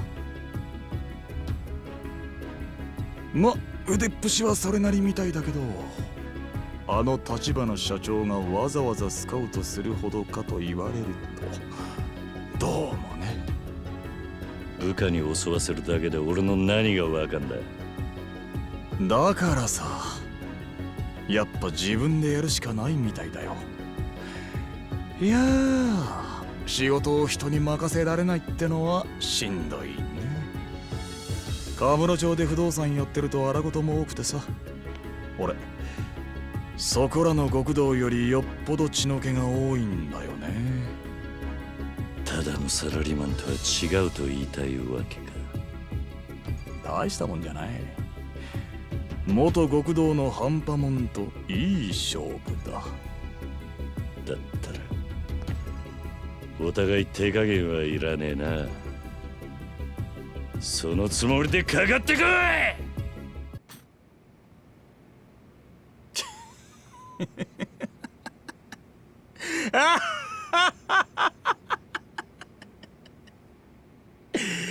嘘だろ。この俺にこんな若造が怠慢で勝つかよ。信じらんねえ。小田、納得しましたか、小田さん。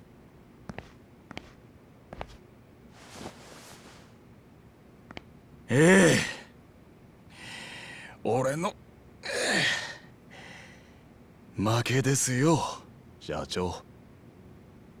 どうなってる？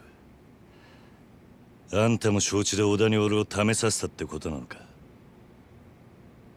ええ、小田さんは私にとってかけがえのない片腕です。だから我々の中にあなたを迎え入れるには彼の了解を取る必要がありました。そうかよ。俺はつくづく自分がバカに思えてきたぜ。さっきまであんたらは信用してもいいって気になりかけていた。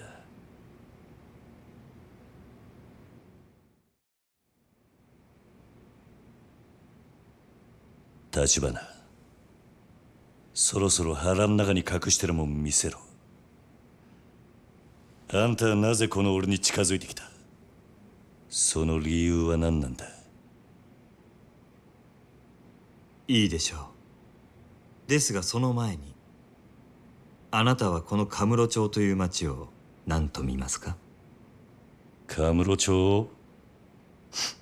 さあな、質問の意味がわかんねえ。私はね、昨桐生さん、この町は堂島組をはじめとする登場界の餌場であると見ています。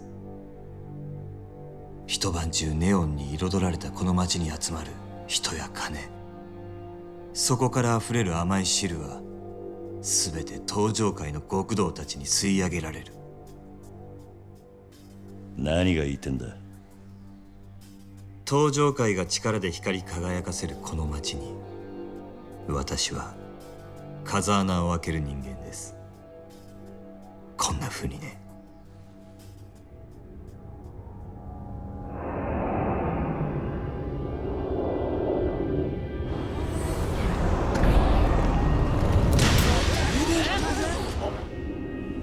なんだと。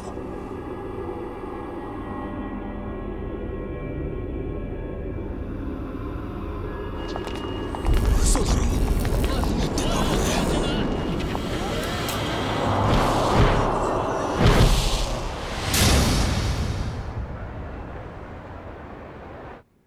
金は力。私は自分の力がこの先どこまで登場界に迫れるか試してみたい。ですがまだまだでしてね。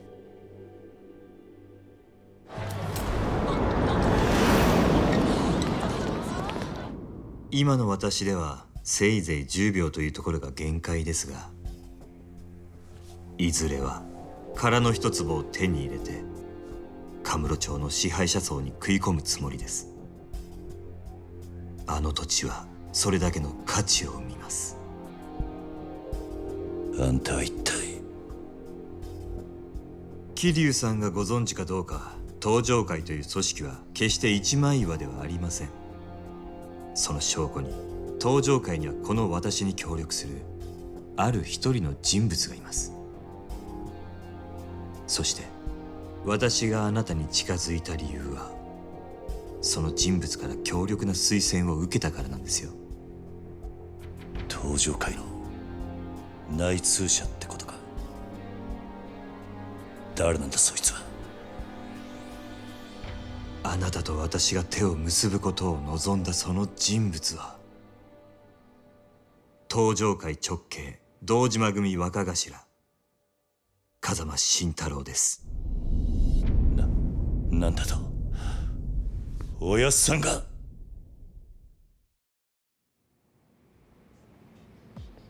あなたは堂島組の若頭補佐久世さんから風間さんをスパイするように言われましたね。風間さんの隠し持つ殻の一坪の情報を探れと。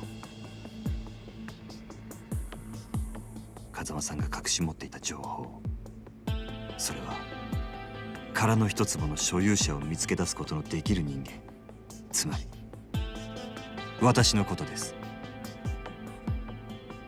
あんたが。我々は殻の一坪をめぐる争奪戦であの堂島組より大きく先へ進んでいる。いずれそのことを知れば彼らは激怒するでしょう。本気で潰しにかかってくるはずですが、それを承知であなたが我々と手を結ぶことを他ならぬ風間さんが望んだ。私が風間さんからあなたのことを託されたのは半年前、あの人が刑務所に入るよりも前のことです。風間さんは久世があなたに近づくこともあなたが組にいられなくなることもほぼ見通していました。まさかいくらおやっさんでもそんなことまでわかるわけないだろ。風間さんは堂島組どころか登場会という組織で頂点へ上り詰めるだけの器量を持った人間です。その懐はあまりに深い。風間さんにとってあなたの周りに起こることを予測するのはたやすいはずです。そしてその風間さんが殻の一粒を手に入れる目的は、おそらく自分の身を守るなどということじゃない。あの人はもっと大きなもののために絵を描いてるはずです。だったらなんで今おやっさんは無所に入ってるんだ。それすらも風間さんの計画のうちではないかと私はそう信じています。なんだと？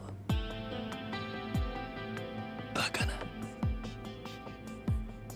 ご理解いただけましたか、桐生さん。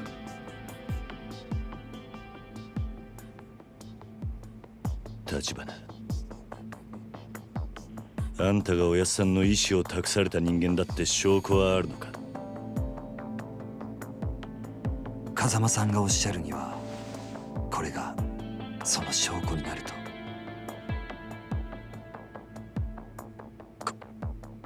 これはあなたも見覚えがあるはずです。風間さんが沢村由美さんからプレゼントされたものだそうですね。おやっさんがあんたにこれを渡したのか？あなたにお渡しするよう預かっていただけです。あなたから風間さんにお返しください。すべてが片付いた後で。俺にはまだおやっさんって人がどういう男なのかまるで分かっちゃいなかったってことか。だがあの人が俺に何かを望むなら俺はいつでもそのために命張る覚悟だ。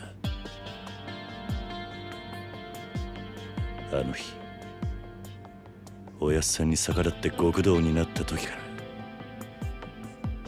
そう決めていた。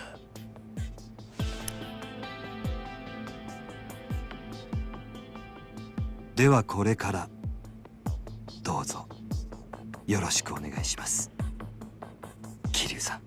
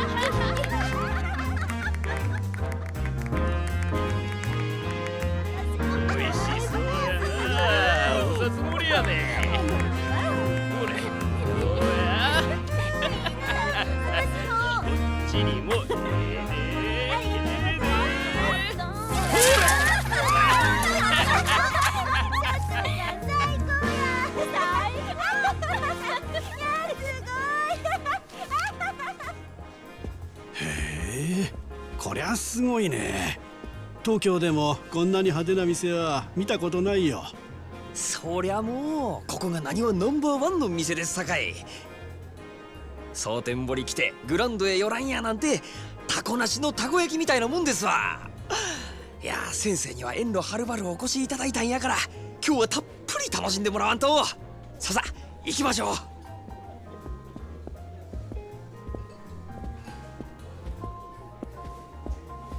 でもさ、本当に大丈夫なの？こっちってこれもん多いって話じゃない。そないなことありまへんて。もう先生何べん言うたら信じてくれはるんですか。でも蒼天堀って言ったらあの近江連合のお膝元でしょ。町ごとヤクザの巣窟みたいなもんだろう。まあましてやこの手の店なんてもう、あそこの席あれ絶対ヤクザだよ。やっぱり私帰るよ。大丈夫ですって、ほんまに。物騒な店も確かにありますけど、この店に限っては絶対安心。折り紙付きです。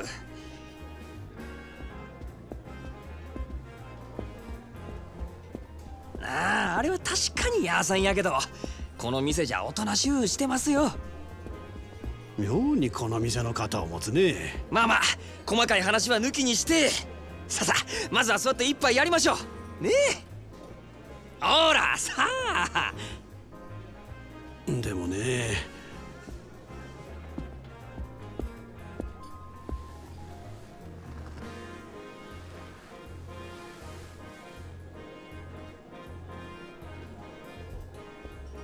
こんばんは。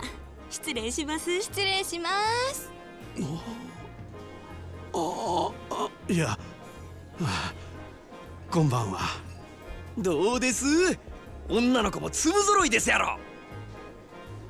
このお方はな、東京のでっかい会社のお偉いさんやで。ほら、君らも顔売っとき。やっぱり偉いさんなんや。なんか貫禄ある思た。東京から来はったんですか？かっこええですね。こっちにはよう来はるんですか？いや、今回はたまたま出張でね。ここもこの人に無理やりね。そう、せやから君らがたっぷりサービスしてくれんと、あたしの面目丸つぶれ。頼むで。なんや、責任重大やわ。じゃあまずはお飲み物からやね。何言っちゃいます？どれ？ほう、シャンパンで10万か。やっぱり結構するもんだね。そしたらまずシャンパンいっときましょうか。おいおい、大丈夫か？10万だぞ。大丈夫大丈夫。先生はもうお金のことなんて気にせんと存分に楽しんでください。シャンパンね。ありがとうございます。でも一本でええんですか？え？せやね。東京の偉いさんもおるのに一本やと足りひんのとちゃいます？大阪の人間がケチや思われますよ。ちょっと君ら。なるほど、確かにその通りや。よっしゃ、ここは潔く一人一本いっとこか。ほな4本やね。お前らの分もかい。ねえわええわ、4本いっとれ。さすが男前。お願いします。うわ、すごい。うまいな。もう一杯や。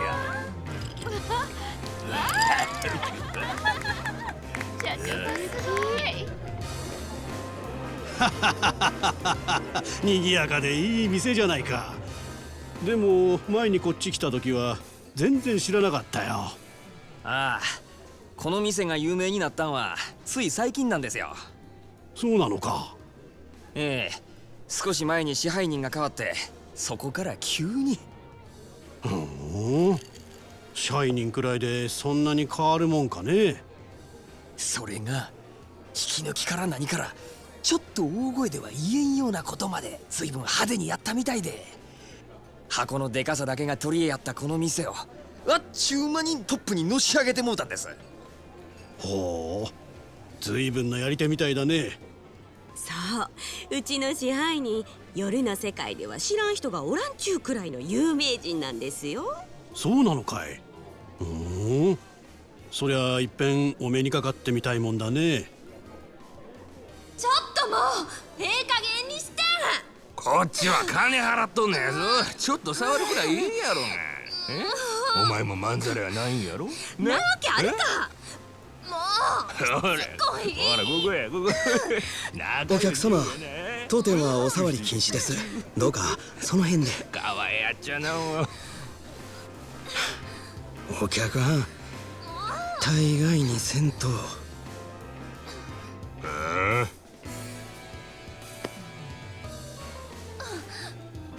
大概にせんかったら何やってんねんこ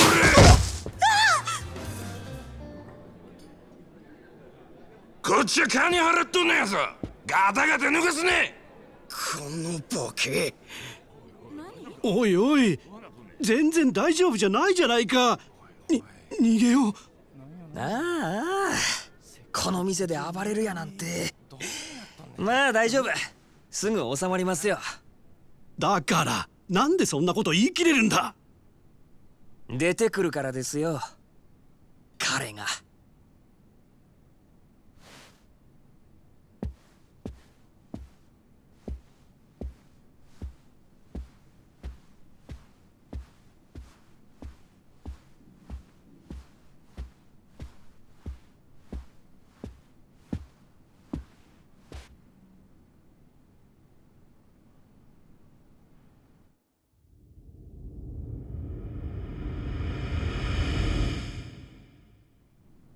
彼ってあの男か？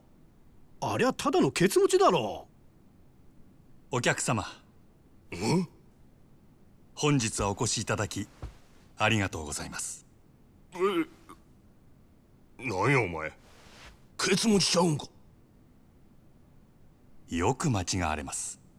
ですが違います。せやったらなんやねん悪い。申し遅れました。私当店支配人の真島と申します。お前が支配人やと？あれが例の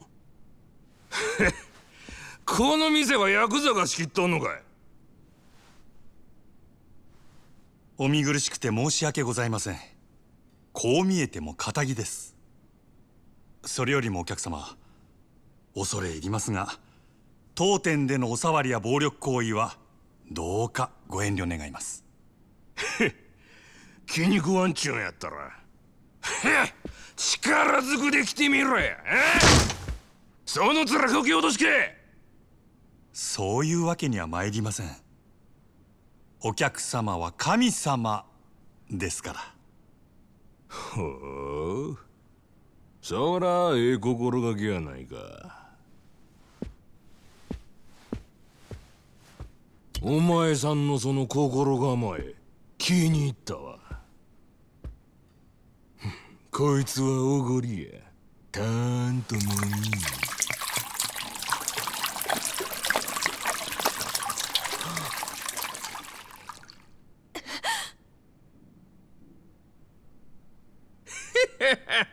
どうや、神様からのお恵みは？ありがとうございます。私はこの酒を一度浴びるように飲んでみたかったのですが、おかげさまで夢が叶いました。この野郎。どけよや。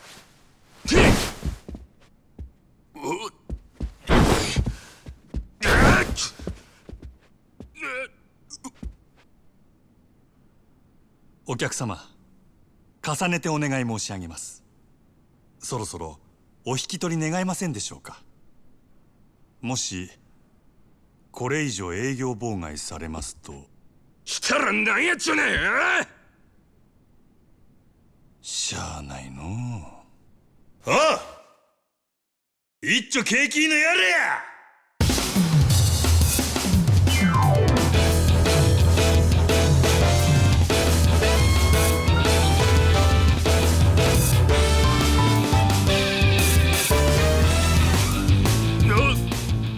そこまでお客様がお望みなら、この真島僭越ながらお相手いたしましょう。ただし私からは一切手出しはいたしません。何しろお客様は神様ですから。まだそんなこと抜かすか。なめおってさあ、ショータイムや。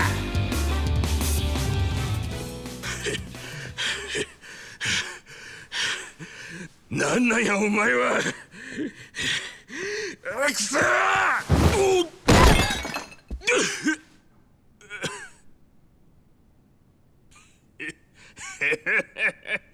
この危ない。なめんなや。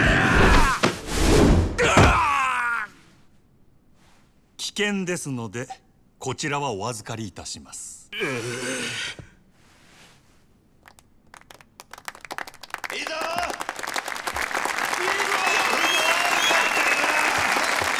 うございます支配人。さてこの野郎、警察に突き出してやる。君お静かに。こちらのお客様はご覧の通り店内での違反行為を繰り返し、皆様へご迷惑をおかけしました。本来ならばこのまま警察へ出頭していただくべきだと存じます。ですがどうかそれはご容赦願えませんでしょうか。なんでそんな。こちらのお客様、このまま警察へ突き出されればこれまで築かれた社会的地位を失うことになりましょう。一時の気の迷いに対する報いとしてはあまりに酷ではないでしょうか。そこでお客様に一つお願いがございます。俺に？はい。夜の世界の流儀として酒の席での失態は酒で注いでいただきたいのです。今日この場のお題すべてお客様がご馳走してはくださらないでしょうか。蒼天製薬営業本部長様ともなれば年間接待費は億を下らないはず。それ俺のいつの間に。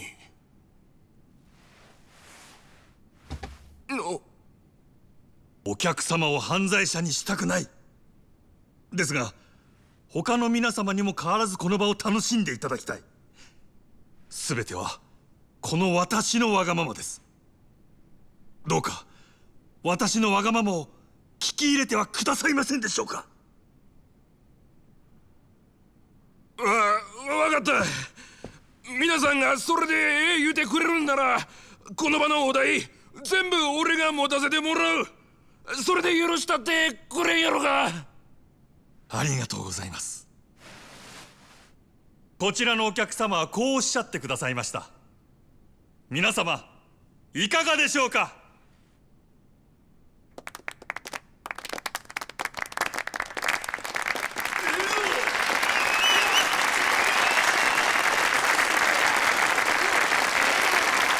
ありがとうございます。皆様の寛大なお心遣いありがたく頂戴いたします。勇気あるご判断をなされたこちらのお客様にも拍手を。では引き続きどうぞお楽しみください。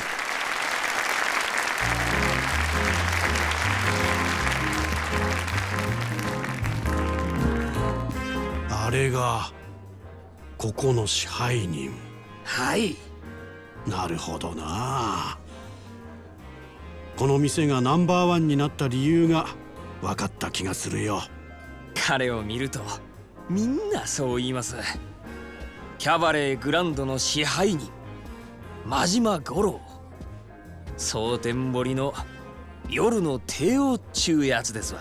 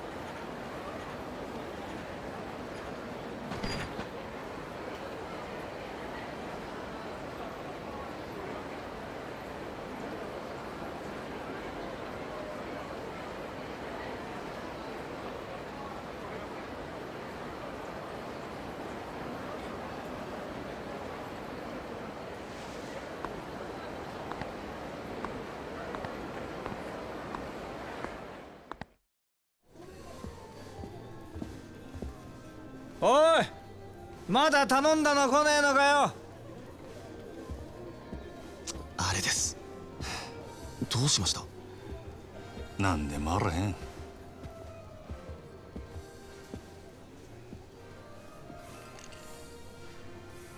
お楽しみのところ失礼いたします。なんだ、やっと持ってきた？おお、あんたは艦隊の支配人さんじゃねえか。酒は人の金で飲むに限るよな、まったく。お客様、ちょっとお話があるのですが、ご足労願えませんでしょうか。なんだよ、人が気持ちよく飲んでんのに。お時間は取らせません。どうか。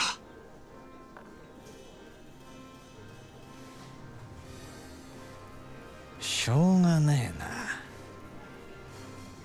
他ならぬ支配人さんのお願いだ。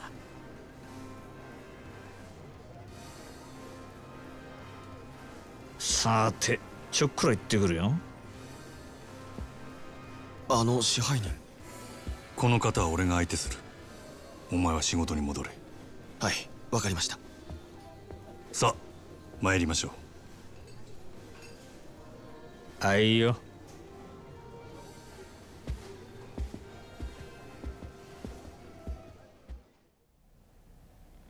繁盛してるじゃねえか。ついこの前まで閑古鳥が鳴いてたってのにな。変われば変わるもんだ。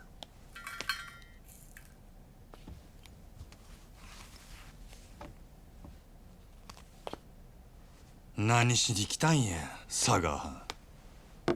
そう邪険にすんなよ、真島ちゃん。ちょいとお前さんの働きぶりを確認しにな。これも仕事だ。まあ、ただで飲めるとは思ってなかったけどな。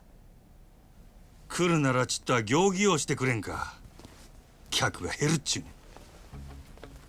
おお、そいつはすまなかったな。ついはしゃいじまったよ。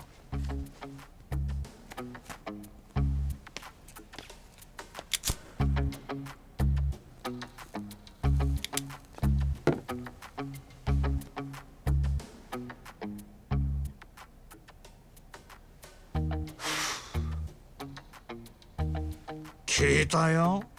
さっきもご活躍だったらしいじゃない。さすがは真島五郎。蒼天堀の夜の帝王だ。客との喧嘩を見せ物に仕立てて、ついでに飲み代まで取り上げちまうなんてよ。なかなか気が利いてるな。やっぱりお前、仇が向いてるって。自分でそうは思わねえの？アホ抜かせ。誰がこんなこと好きでやるかっちゅうね。そりゃお前、今の立場のありがたみってのが分かってねえよ。金も地位も名誉もある。ところや女だって随分寄ってくるだろ。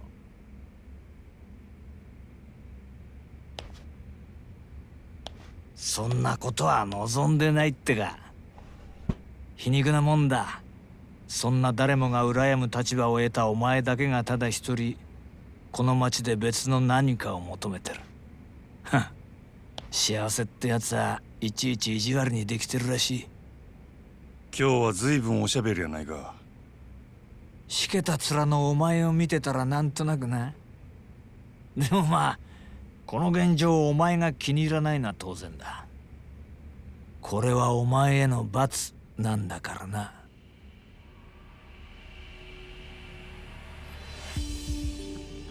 楽しまれちゃ俺も島野の兄弟もちっと困る。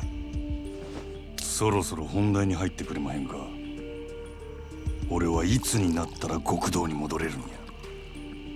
オーナー。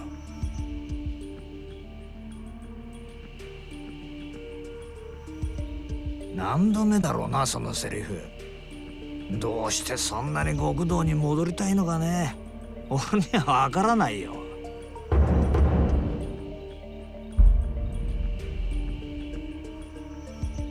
あんたに分かってもらう必要はない。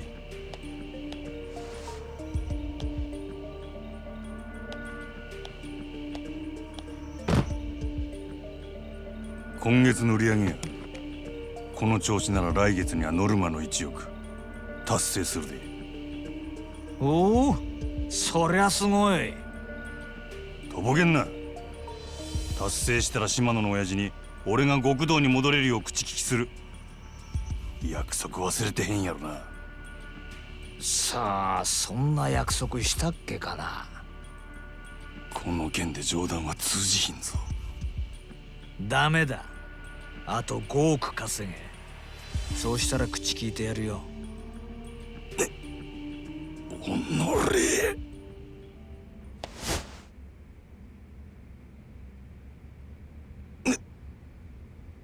なんだ、殴らねえのか。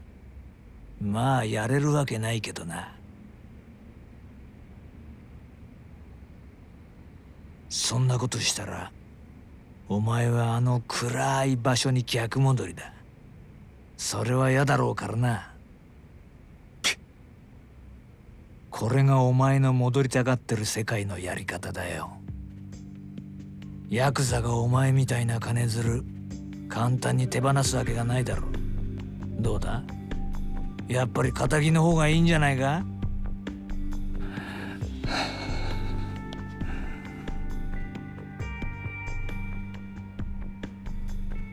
上等や。5億やろうが何やろうがなんぼでも稼いだろ。極道に戻るためやったら俺は何でもやったるわ。ほう、何でも。ああ、そうや。それが殺しでも。どうした、極道に戻れるとしたらお前は人殺せるの？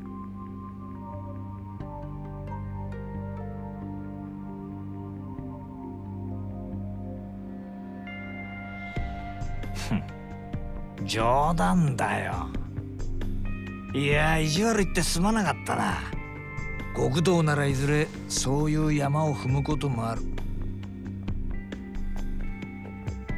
お前にそれが分かってるのかちょっと聞いてみたかっただけだから、引き続きよろしく頼むよ、支配人。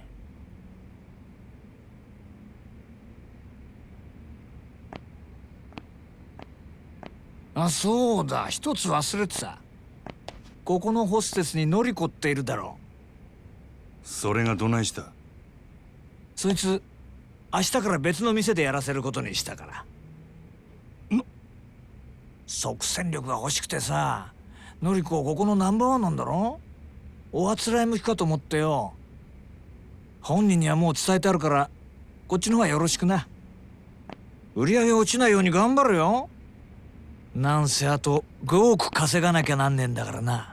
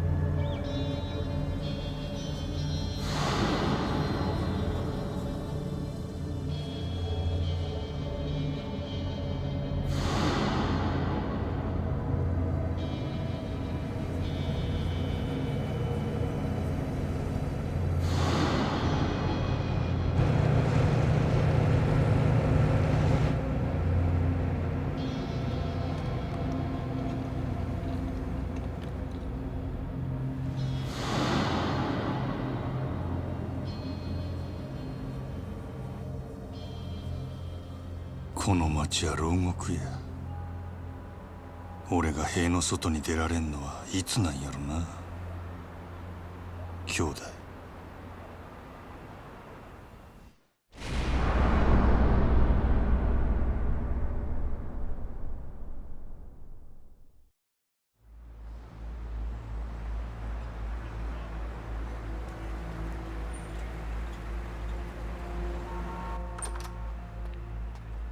おう、兄弟。おう、例のあれ持ってきたんやろな。ああ。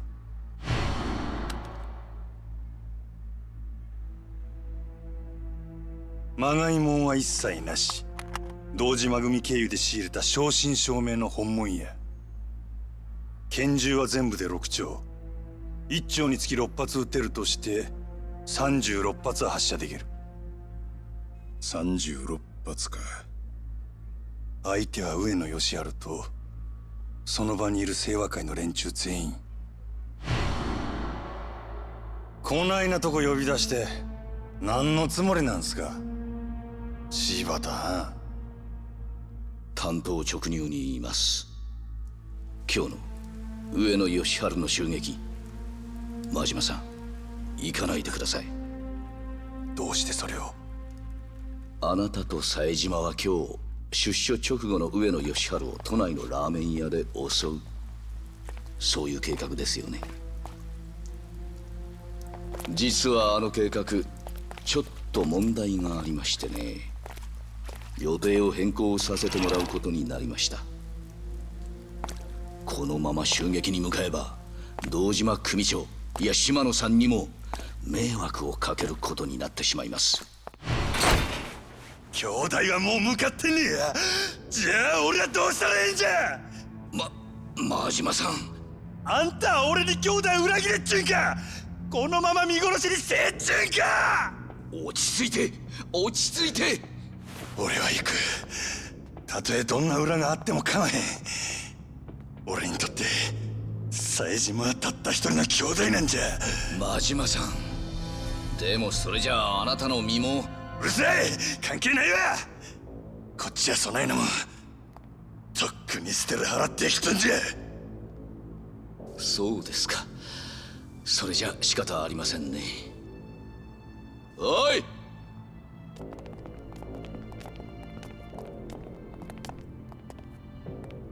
柴田。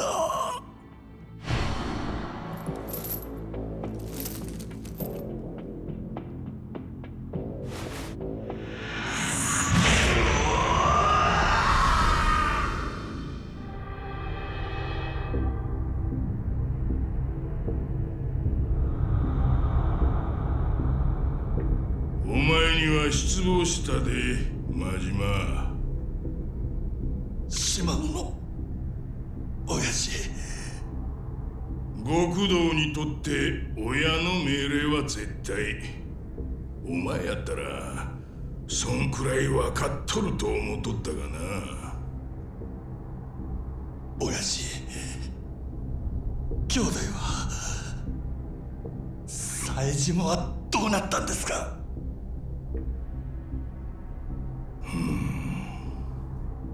教えてください親父。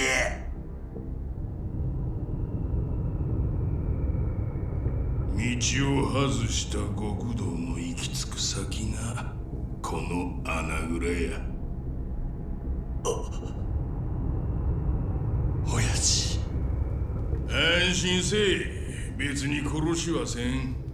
せやけどここにぶち込まれたやつはみんな殺してくれって泣いて頼むわ。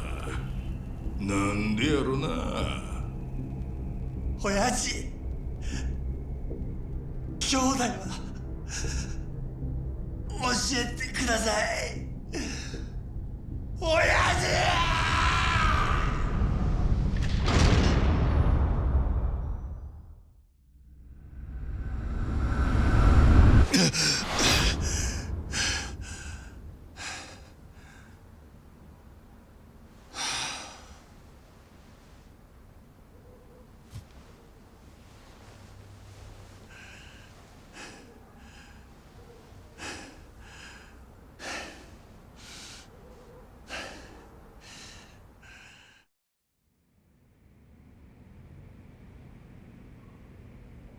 支配人、お電話です。オーナーだって言ってるんですけど。分かった。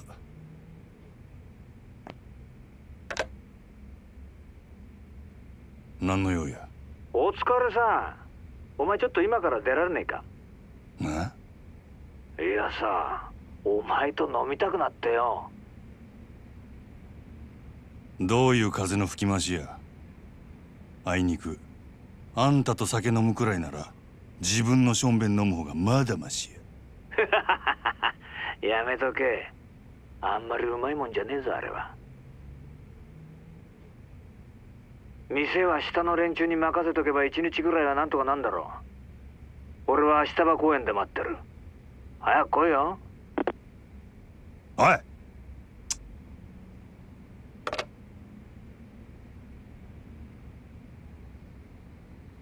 オーナーからの呼び出しや。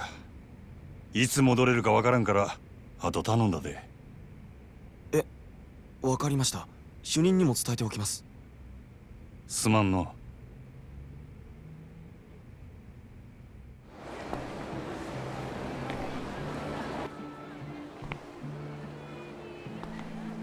おう。こないなとこに呼び出して何の用や。そう構えるなって。お前と飲みたいだけって言ったじゃねえか。ほら座れよ。何にせよまずは一杯やってからだ。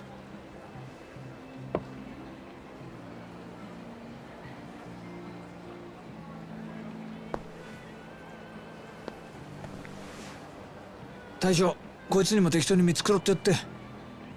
えい。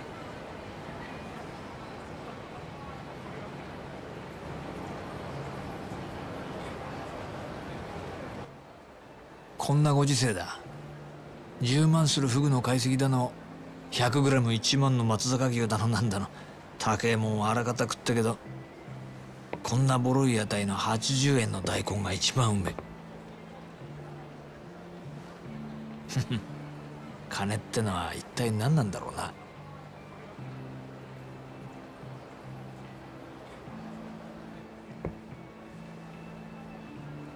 お。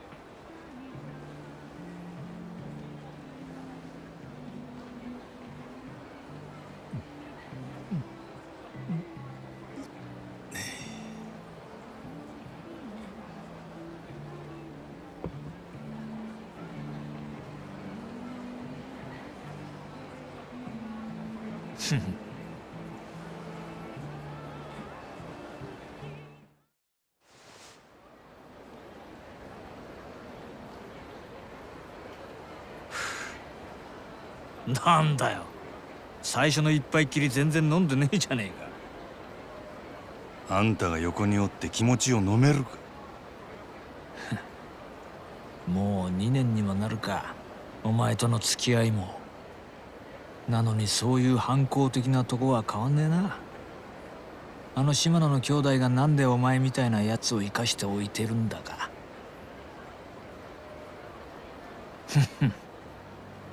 まあわけわかんねえよな。極道の世界で親に逆らったやつは必ず相応の報いを受けるもんだ。破門、絶縁、その辺ならまだいいが、ひでえ時には人知れずなぶり殺しにされることもある。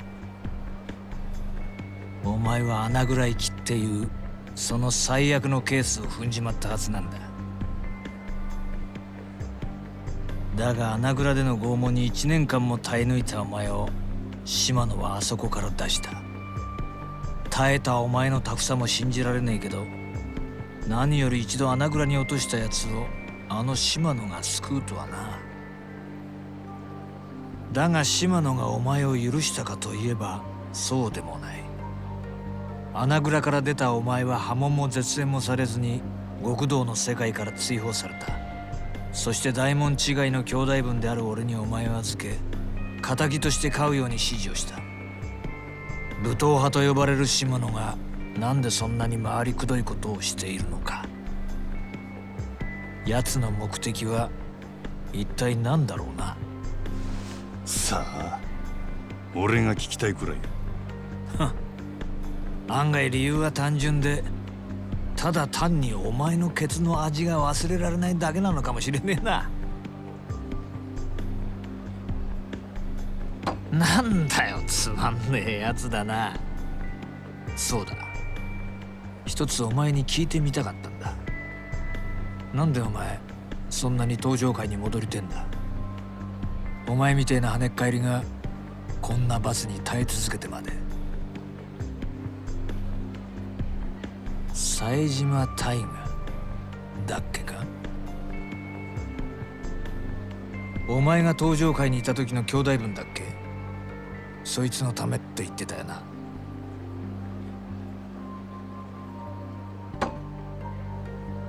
18人殺しの冴島大河か。当時は大騒ぎになったもんだ。登場会と敵対していた地元組織上野清和会の会合に単身襲撃。結果相手組員18人を射殺したんだからよ。登場会の生ける伝説、こっちでも随分話題になった。けどその冴島も今や無所の中。18人もやったんだ。あとは死刑判決を待つだけだろ。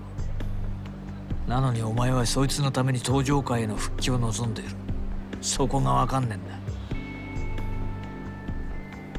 兄弟は兵の中で死ぬような玉やない。あいつは必ず戻ってくる。俺を殺しにな。殺しに？あ、なんでもない。もう過去の話や。とにかく俺はどんな目に遭おうが、どんな屈辱に遭おうが、登場界でのし上がらなあかんねや。はあ、なるほどね。そうやって帰ってくるはずもない兄弟分の帰りを待ち続けてるってわけか。登場界に戻って冴島が戻ってきた時の席を用意する必要があるっつう。泣ける話じゃねえか。なあ。あんたには関係あらへん。まあ俺も大門違いとはいえ島野の兄弟には仲良くさせてもらってるからな。でもまあ俺だったら自分の人生の全てを捨ててまで他人のために生きる道を選択する気にはなれねえな。お前もいい大人なんだ。もっと器用に立ち回ってもいいんじゃないのか。まあいいや。お前が俺に言われて素直に入って言わない男なら分かってる。じゃあお望みの本題に入ろうか。お前人を一人殺せるか。殺し？ああ、そうだ。なんで俺がそんなようなことを。言ったじゃねえか。極道に戻れるなら何でもやるってよ。違うのか。そないなことせんでも俺は店の売り上げあと5億上げて極道に戻る。オデッセイから望みを引き抜いてか。もう知っとんのか。けどさ、もし俺がオデッセイに連絡すりゃその話今からでもなかったことにできるんだよ。なんやと？まあつまりお前の未来は俺の手の中にあるってことだ。金儲けさせた上に人殺しまで手伝いっちゅうんか。どっちも大事なことなんだよ。俺にとってもお前にとっても。誰をやればいいんよ。牧村誠、聞いたことないか。誰やそれ。知らないか。最近蒼天堀で荒稼ぎしてる売春組織の元締めだ。売春？牧村はそこらの女子大生やら若い女を捕まえては稼がせてその上がりを吸い上げてる。その上組織から逃げ出そうもんなら見せしめに赤ん坊の産めねえ体にされるってよ。相手がクズでよかったな。やりやすくなっただろ。その牧村って男はどこにおるんや。それを調べるのも仕事のうちだ。牧村は女たちにテレクラで男を釣らせてる。探るんなら末端の女どもから当たるのがいいだろう。テレクラで牧村の息のかかった女を探すちゅうことか。仕事の期限は2日だ。それまでに的を仕留めろ。もしそれを超えた場合、今度はお前が狙われる立場になる。いいな。そら楽しみやな。殺しの方法はお前に任せる。仕事を終えたらこの番号へかけろ。分かった。真島ちゃん、最後に確認しとくぞ。殺しに人数や相手は関係ねえ。1人殺そうが18人殺そうが成人を殺そうがクズを殺そうが、人殺しは人殺し。やった瞬間、まっとうな人生には二度と戻れなくなる。街を歩こうが家にいようが人を殺したっていう記憶が頭から離れなくなる。極道の先輩として忠告しておくけど、殺しなんてやらないで済むならその方がいい。当たり前だよな。でもお前はてめえの目的のために見ず知らずの誰かを殺せるか。うるさいわ。どっちみち人の一人殺せんやつは極道として半人前や。やったるわ。そうか。ごちそうさん。こいつの分もこれで。あとは好きに飲んでくれ。あ、ガンもうまいぞ。食っとけ。じゃあ頼んだよ。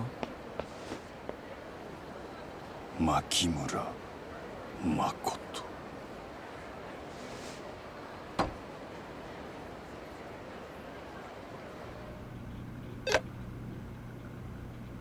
もしもし。ああ、もしもし。どうもこんにちは。俺五郎言うんやけど、そっちは？うちあっこ。あっこちゃんか。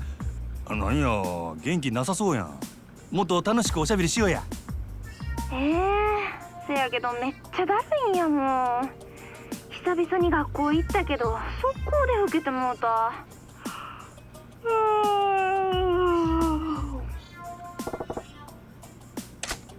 なんや自分、ひょっとして女子大生？うん、そうやけど。は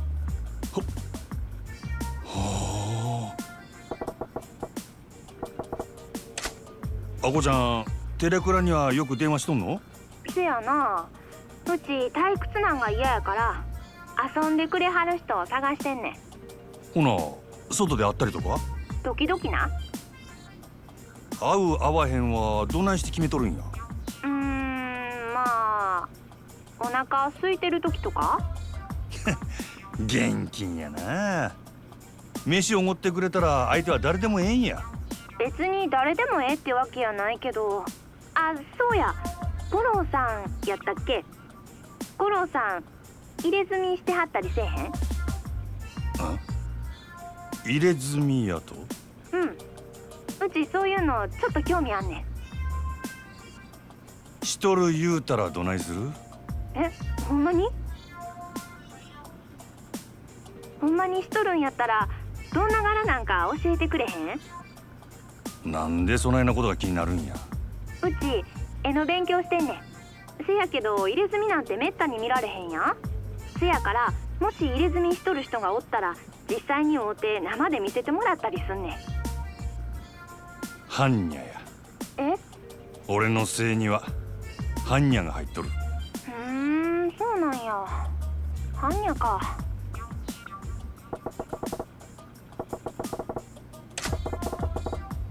ところであっこちゃん、俺からもちょっと聞きたいんやが。何？牧村誠って知っとるか？ごめん、切るわ。ちょっと待ってくれ。何？いやな、俺実はフリーのライターやっててな、牧村藩のこと興味あんねや。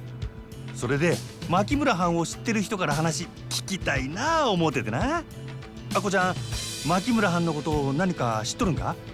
せやったら超大手話聞かせてもらえへんやろうか。ああ、もちろんお礼はするで。絶対あっこちゃんにも牧村藩にも迷惑かけへん。どうやろか。ほんまに？ほんまやほんま。わかった。せやったら今から岩尾橋にして。岩尾橋やな。五郎さんはどんな格好してんの？グラサンに黒のジャケット、髪は長髪を後ろで結んどる。目立つからすぐわかると思うで。わかった。ほな今から岩尾橋で待っとるで。絶対来てや。そしたら後で。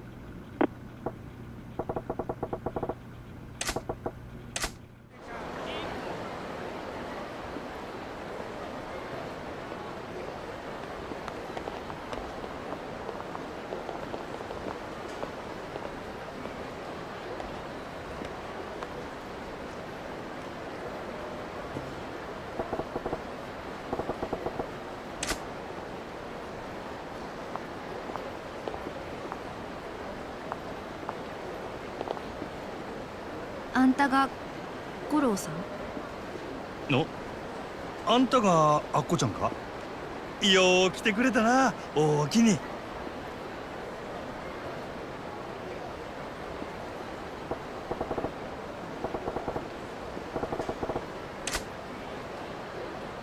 ひょっとして芸能人やってことバレた？え？しもた。やっぱりこない変装しても分かる子には分かってしまうか。自分のハンサム顔が憎いわ。ええてサインやったらなんぼでも書いてあるから、みんなには内緒にしといてな。うちの考えすぎか。こないアホな人が例の人なわけちゃうもんね。例の人やと？なんでもない。優しそうな人で安心したわ。うちがアッコ。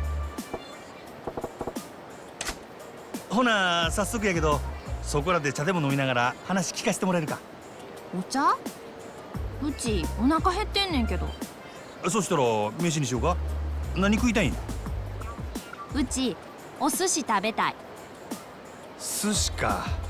やっぱり女子大生ともなるとええもん食うてるんやな。そらそうやん。今時女の子とデートするんなら予算5万くらいないと話にならんわ。五郎さん社会人ならそれくらい持っとるやろ。当たり前やないか。学生が見たこともないような豪勢な飯食わしたるわい。ほんまに？五郎さん分かっとるやん。よっしゃ。ほな寿司屋に行こうか。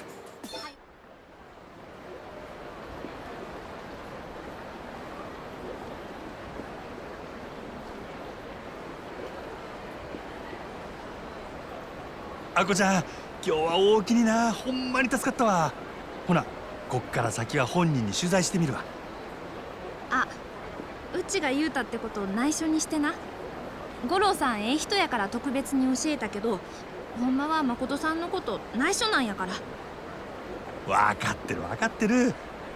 せやけどほんま信頼しとるんやな、牧村藩のことを。そらそうやん。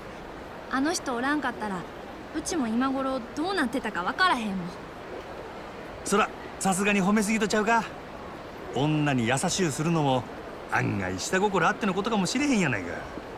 そんなん絶対ないって。蒼天堀には誠さんに救われたって子めっちゃ多いんやから。男に騙されてひどい目合わされて自殺寸前のところを救ってもらったって子もおったし、うちらにとってほんま神様みたいな人やね。花ええ人疑ったら罰当たるわ。ふん。あ、でもただ一つだけ誠さんから頼まれてることがあんねん。頼まれてること？うん。もしお客さんの中でコウモリの入れ墨をした男の人を見たらすぐに教えてくれって。コウモリの入れ墨をした男、誰なんやそれは。うちも詳しくは知らへんけど、誠さんずっとその人を探してるみたい。誠さんから何か頼まれることなんてそれくらいしかないから、バイトしてる子はみんな協力して探してるんやわ。なるほどの。それで最初俺が入れ墨しとる言うたら食いついてきたんか。そういうこと。女を使って男を探してるか。あかん、そろそろ次の人と待ち合わせの時間や。次やと？まだ遊ぶんか？ほなうちはこれでバイバーイ。たまにはうちに帰れや。気が向いたらな。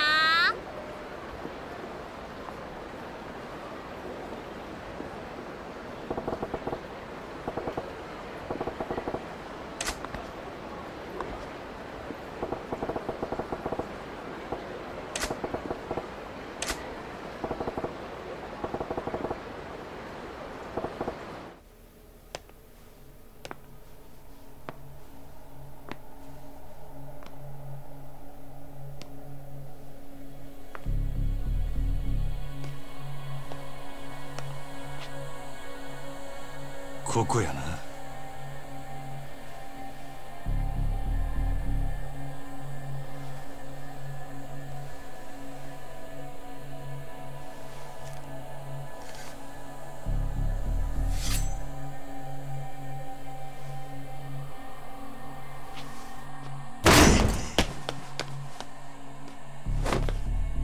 牧村！どこや！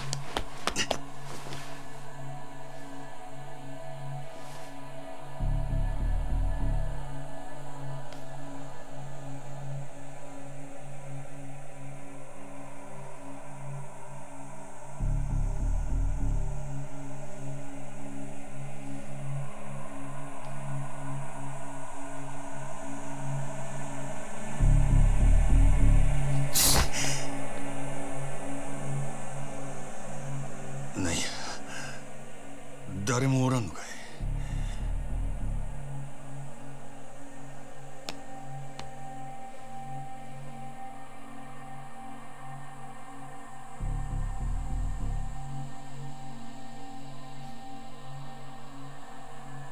しゃあない、出直すか。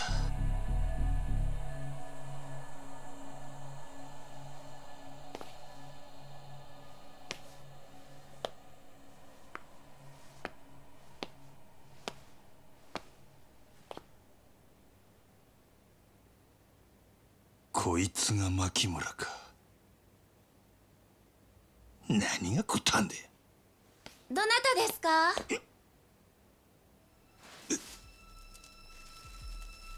あれ、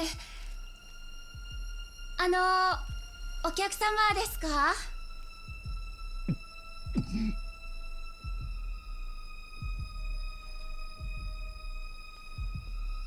おかしいな。すみません、誰かいらっしゃってますか？なんやこいつ、目が。もうドア開けっぱなしで出かけちゃったのかしら。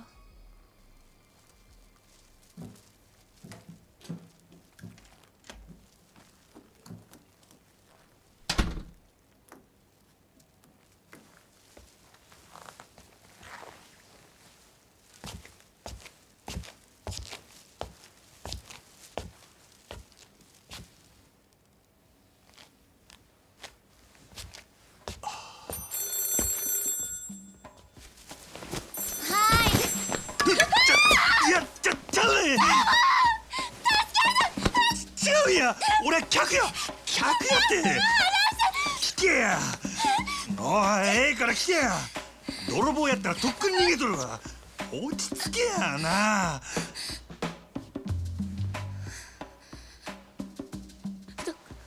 どこにいたんですか？俺は今店に入ってきたとこや。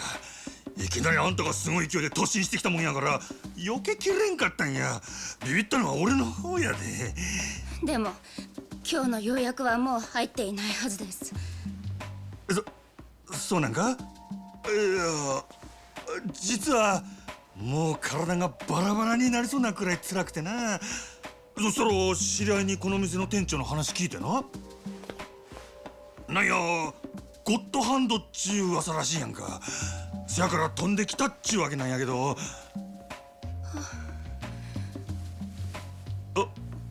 おい、すみません。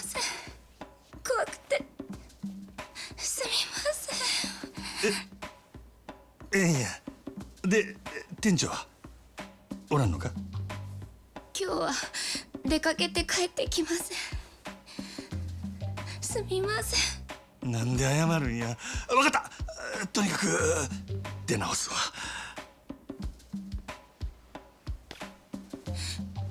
本当にすみません。泣くなや。どこがお辛いんですか？さっき体がバラバラになりそうって治療されるなら早く予約をされた方が。ああ、それはもうええんや。ほなまだな。やっぱりやっぱり違う言うとるやろが。ほら分かった。お姉ちゃんにやってもらおうかな。それなら納得してもらえるか？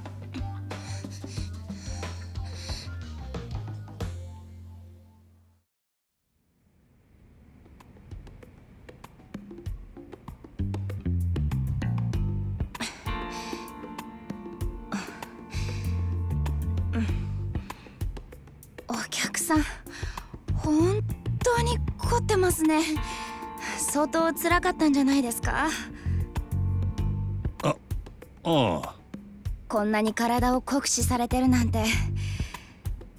失礼ですがお仕事は何をされてるんですか？仕事？俺はキャバレーのボーイや。そうなんですか。同業の方たくさんいらっしゃいますよ。やっぱり大変なお仕事みたいですね。この前もグランドって有名なお店の人が来て、支配人がむちゃくちゃバカりするから毎日すごい大変だってぼやいてました。ほう、誰や一体。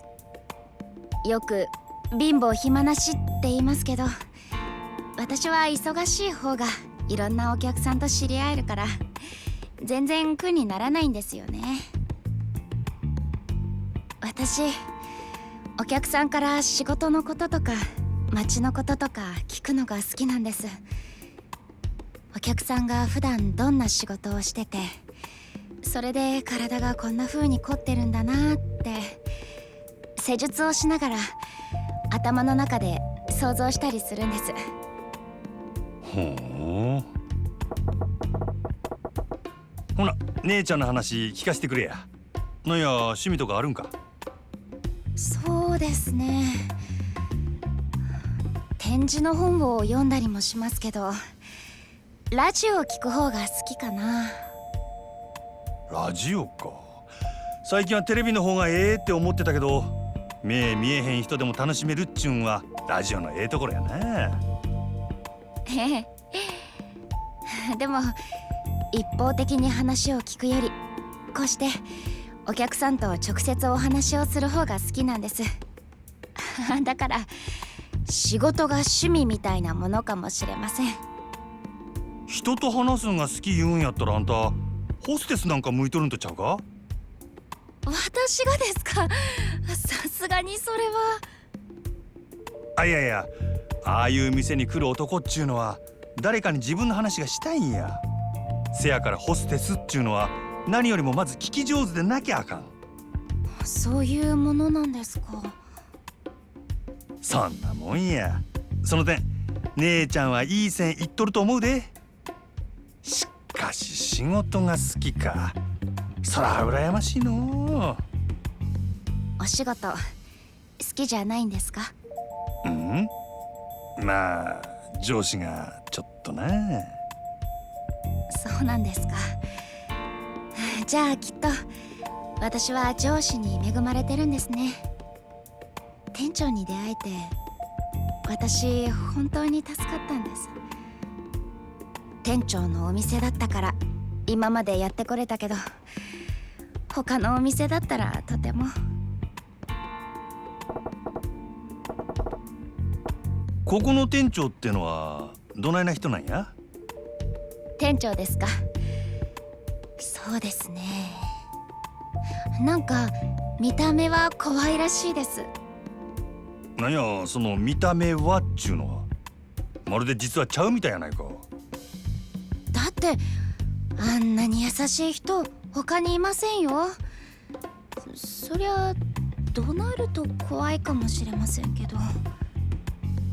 そのなんや暴力を振るうタイプとちゃうんか。暴力？確かに店長力は強いみたいですね。店長の指圧を受けてるお客さんはいっつも悲鳴を上げてますよ。いやそういう意味やのうってな。でもあんなに強く指圧してるのに揉み返しが起こることが全然ないってすっごく評判なんですよ。ゴッドハンドっちゅうやつか。どうしてもお店に来られないって人のために出張訪問まですることもありますし、いつもお客さんの健康を第一に考えてるんです。整体師としてもそうですけど、人間としてとっても尊敬できる人ですよ。はあ。それに以前私も店長に救われたし。救われた？とにかく店長は全然怖くないですよ。人は見た目によらないってことで。私見たことないですけど。おいおいさすがに笑えんで。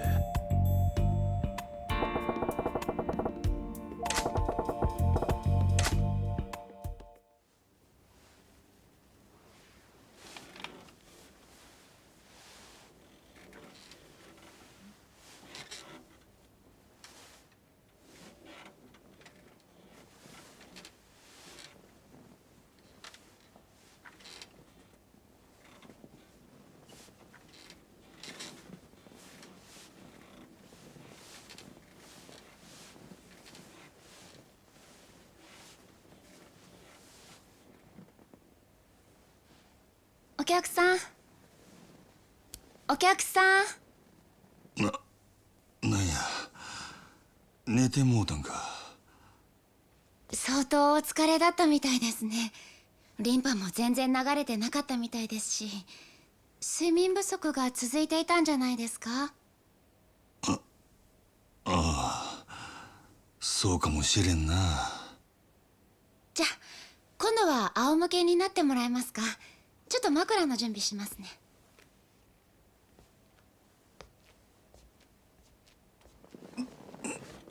ったく何してんねん俺は。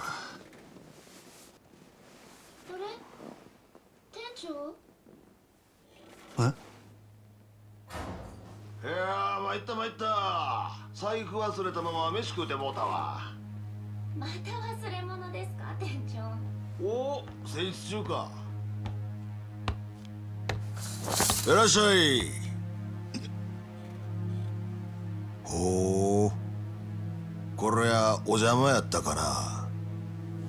この方店長をご指名でいらっしゃったんですよ。お仕事が大変みたいで体中カチカチで、私が無理言って施術させてもらったんです。ですよね。ああそうや。ほうそない体痛めつける仕事っちゅうんも興味ありますな。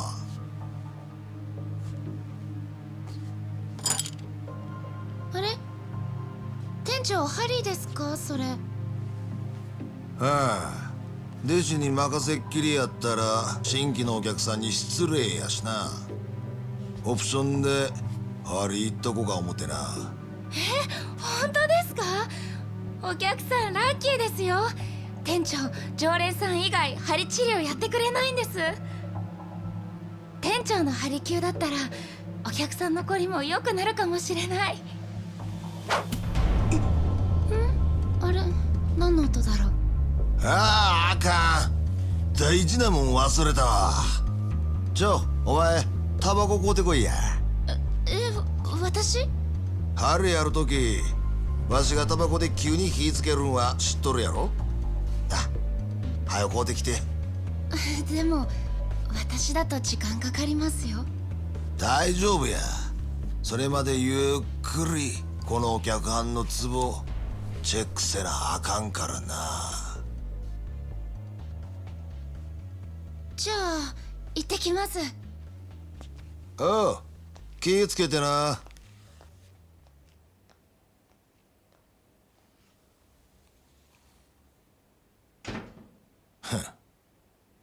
はよドス取ったらどうや、固めのあんちゃん。こういう状況も慣れっこっちゅうわけが。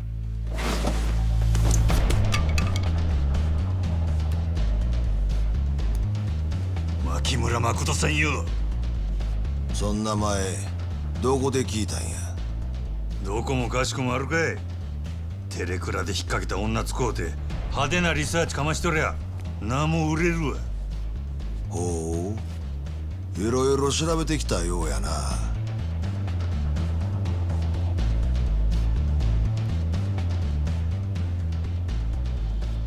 なんや、ずいぶん余裕やな。近江の鉄砲玉がなんか知らんが、的の店で気抜いとるような年郎の殺し相手ならなおさらや。悪いことは言わん。このままおとなしゅう帰れば見逃してるで。引く気はないか。ならゴッドハンドの大サービスや。行くでー。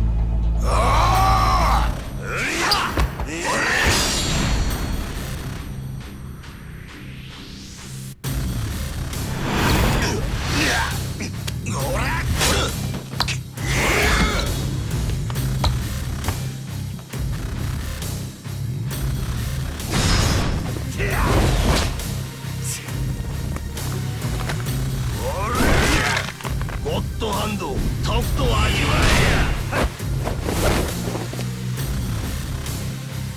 えや。やるやんき。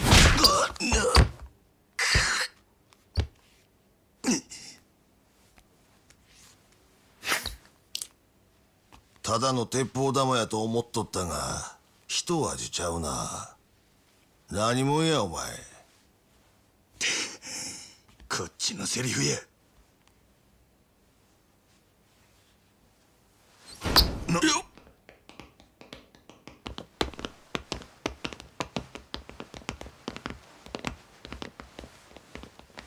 邪魔すんで。やっぱりちんけなチンピラかい。ちゃんとお仲間呼んどったっちゅうわけか。なおか、お前の仲間とちゃうんか。なんやと。取り込み中すんまへんな。あんたが店長のリー・ウェンハイやな。牧村誠はどこや。リーやと。何言うてんねん。わしが牧村誠や。あ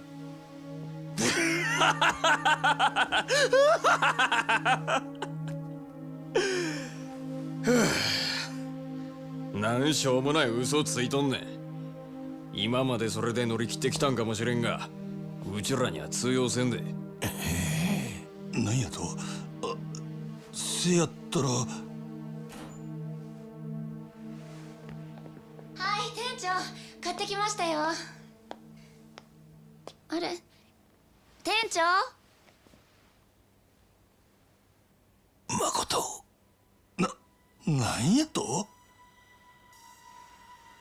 おお、ええタイミングや。おかえり、牧村誠ちゃん。お客さんですか。おい、さっさと連れてけや。逃げろ誠。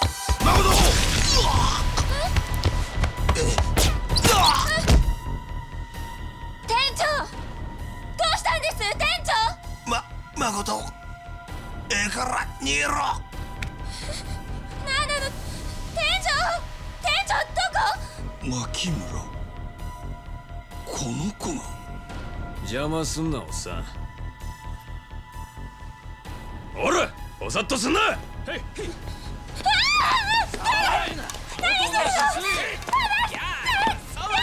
おれ、さっさと連れてけ。くせえ、ななんやこりゃ。おっと兄ちゃん、どこ行く気や。ほんまにあの子が牧村誠なんか。ああ、それがどないした。中華はあれ何もんやね。あの女は俺の獲物や。お前らの勝手にされたら困んねえ。そらこっちのセリフやボケ。前あんたも死んどき。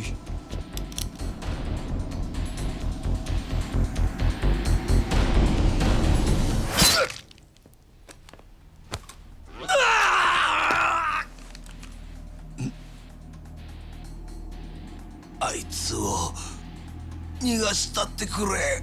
なんやと。あんたしか頼れんのや。あよいかんかい。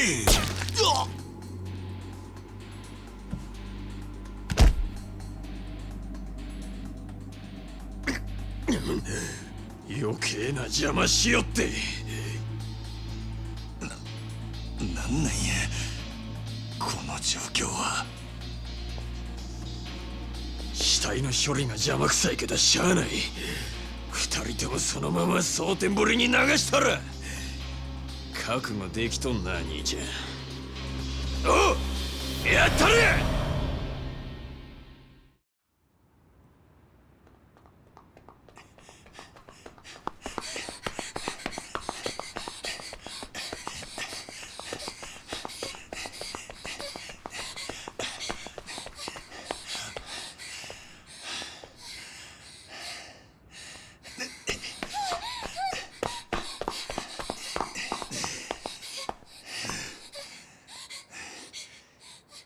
ここまで来たら大丈夫やろ。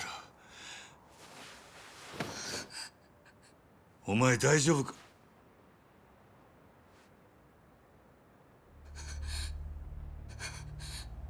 おい、何を。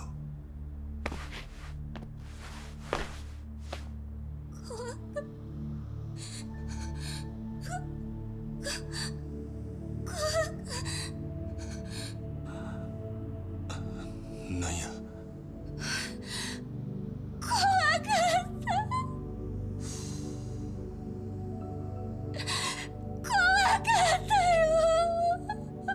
大丈夫や。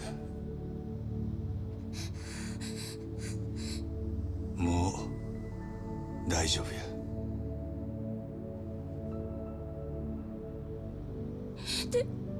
店長は。心配すんな。奴も逃げた。すぐに会えるはずや。本当に。ああ。どうしてこんなことに。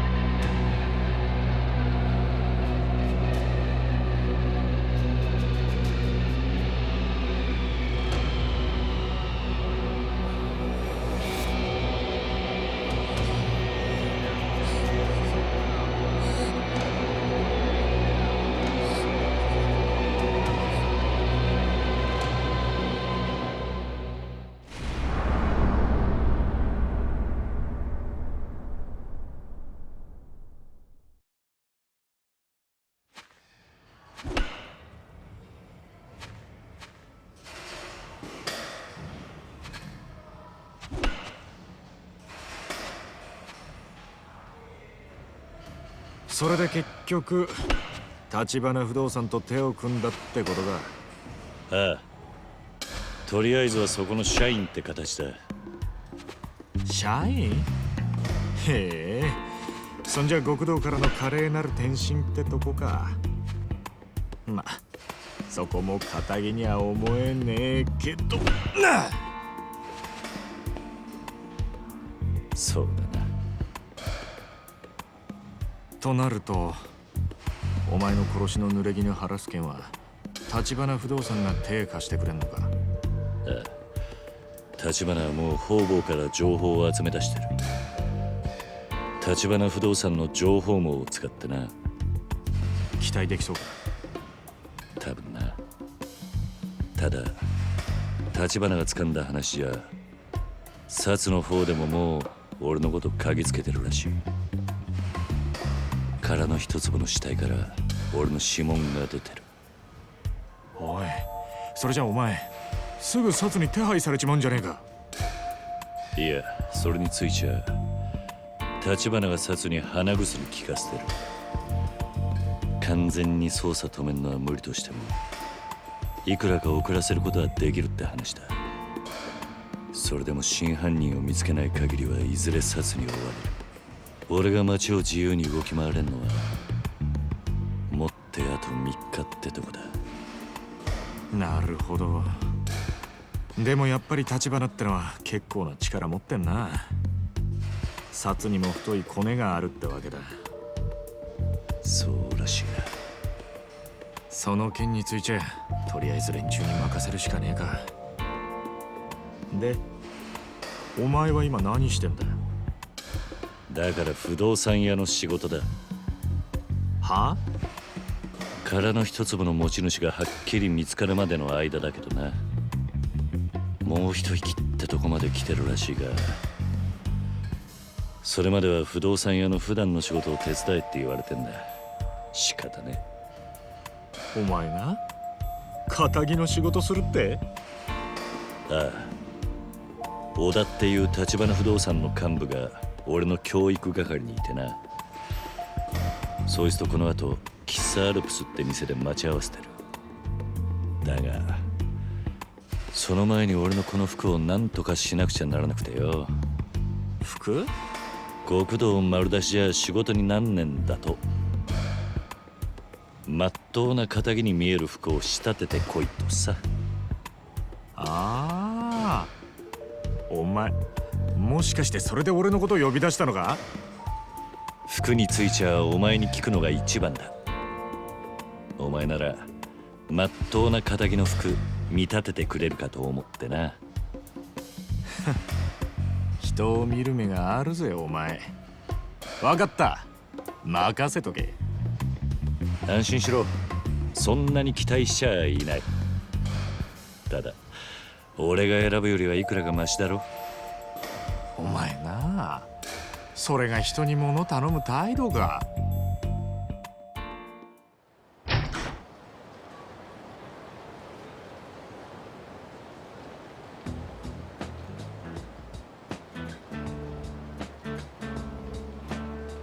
よ、これでどうだ錦。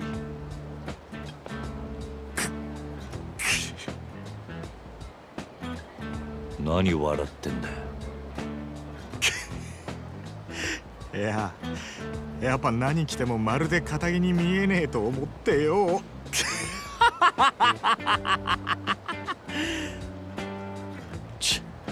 お前の見立てた服じゃねえか。分かってるって。いやでもよ。お前がどう言おうが俺はこの服が気に入った。これでいい。え？おい、いいのか？全然リーマンっぽくなってねえぞ。小田には服を何とかしろと言われただけだ。やることはやった。文句言われる筋合いはねえさ。そっか。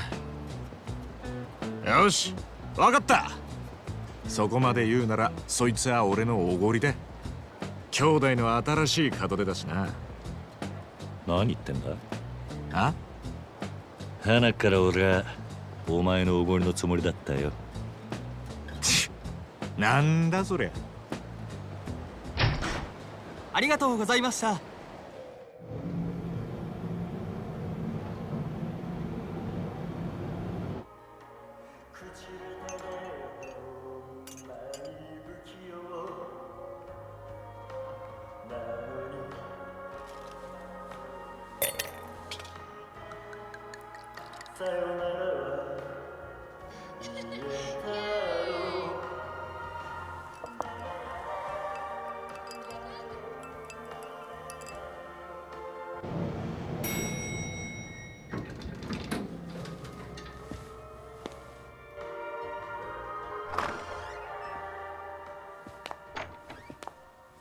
いらっしゃいませ。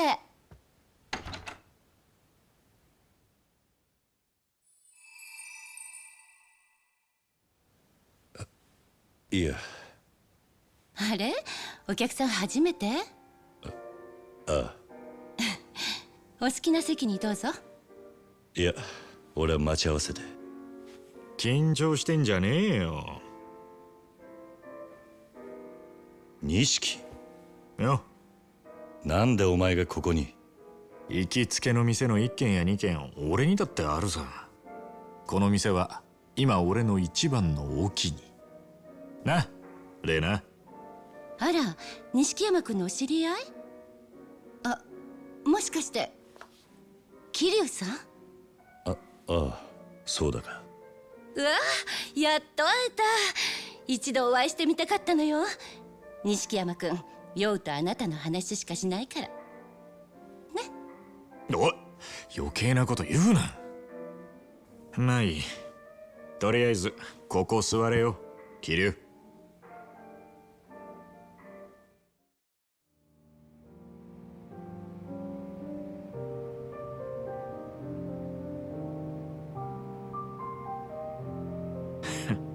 それにしても奇遇だな。ああ、お前はよく来るのか？まあな、組の兄貴たちもまだこの店は知らねえ。落ち着いて飲めるんだな。そのうちおめえも誘おうと思ってた。ならちょうど手間が省けたな。そういや、おめえさっき待ち合わせって言ってたか？相手は橘不動産の小田だ。先に来てるはずなんだが。小田さんならまだ来てないわよ。さあどうぞ。最初の一杯は私のおごり。もともと小田におごられる予定だ。なんだ、あまり乗客じゃないみたいね。なーに、俺たちはこれからの人間だからよ。今度は由美ちゃんにも会ってみたいな。歓迎するわよ。あいつはまだ学生だよ。でもなんだったらここでバイトさせてやってくれ。おい、ユミにこの町でホステスさせんのか？人気出ると思わねえか？あいつはひまわりの頃から親父にモテる。じゃあ期待の新人ね。そうかもな。なんだか桐生さん、由美ちゃんのお父さんみたい。そこはせめて兄貴みたいって言ってやれよ。失言ね。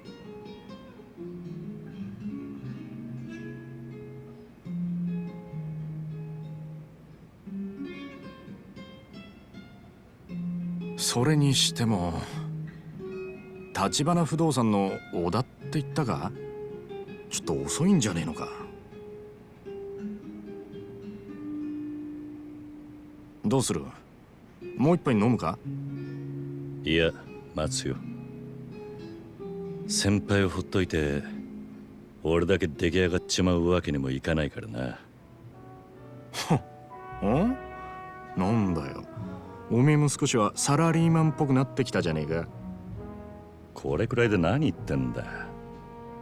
ただのマナー、常識だろ。その常識がねえのがおめえだったろうが。言ってろ。ねえ、それならカラオケでもどう？いいね、歌う歌う。バカ、それじゃ酒飲んでんのと変わんねえだろう。つうかカラオケならこの前も。じゃあお前は聞いてるだけでいい。俺が勝手に歌うから、それならいいだろ。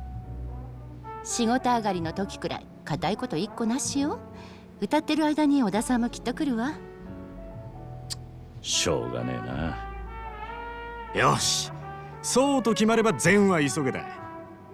ミュージックスタート。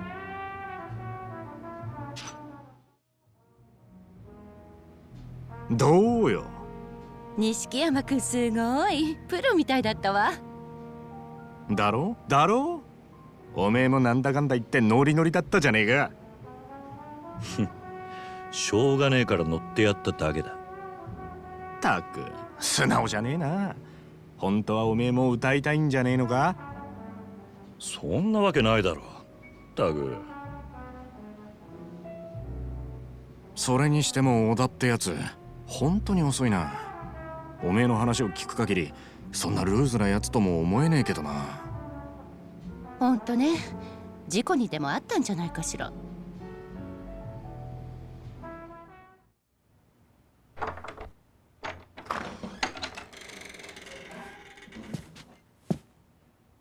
いらっしゃい。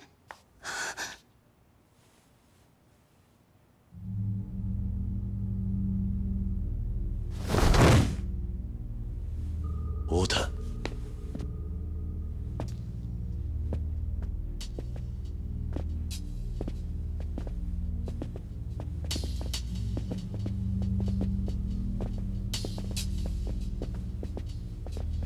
いや、元気そうだな。阿波野の兄貴。なんでここに？座ってろ、錦山。こいつらに見覚えあんだろ、桐生。その説はお世話になりました、桐生さん。お前ら戦友やの。お前らが小田をやったのか。その前にお前がうちのしのぎ邪魔したんだろ。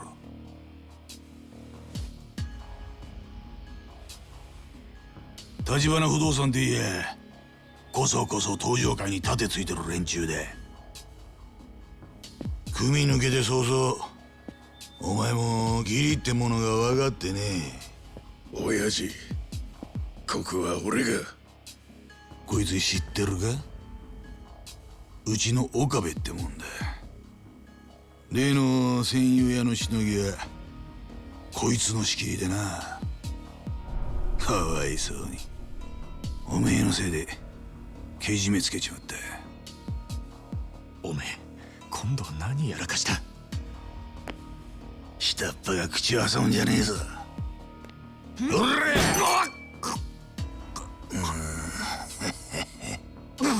錦。いいね、俺がこちらの片木さんと話してんだろうが。錦山よ、ガキがシャシャレ出てくんな。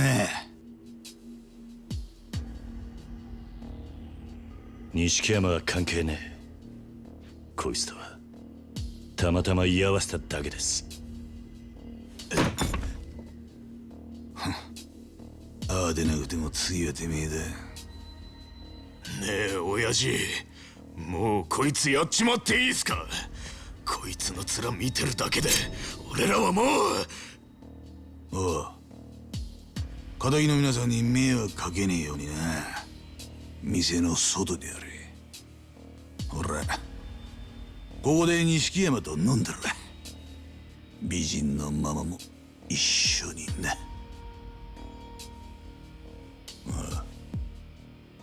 来いや、桐生。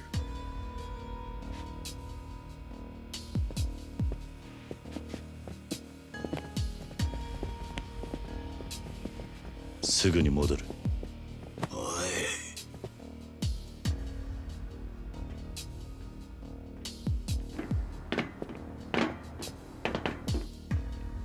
そんじゃこっちはこっちで楽しくやろうや。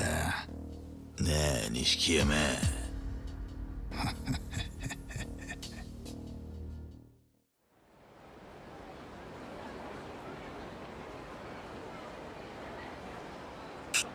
桐生、てめ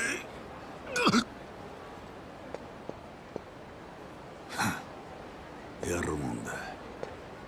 クゼの兄貴も手焼くわけだな。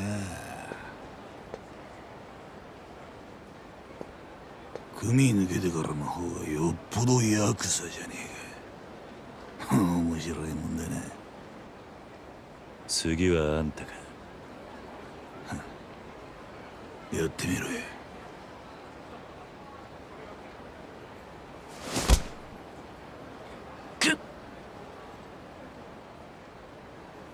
桐生よ、おめえなんで橘不動産にいる？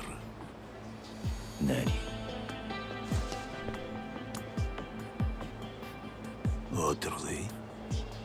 風間の頭に指示されてんだろ。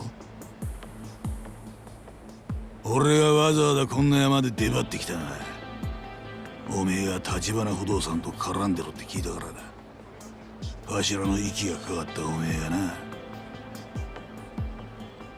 俺はよ、風間の頭が橘不動産を使って殻の一坪を追ってると踏んでるんだけどな。どうだ、俺の言ってること間違ってるか？どう思うがあんたの勝手だ。ごまかすのが下手だな。でも俺はおめえのそういうとこ気に入ってんだ。なあ橘不動産、もう殻の一粒の持ち主を見つけたのか？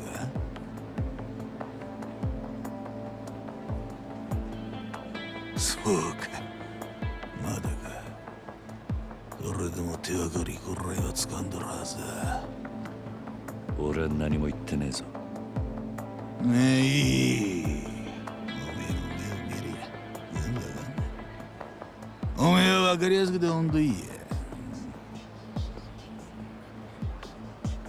勝手にやってろ。なあ桐生よ、俺に橘不動産の社長と合わせろ。奴はうまいこと隠れ回ってるようでな。青にはおめえに仲立ちしてもらうのは手っ取り早い。俺はもう堂島組を抜けてる。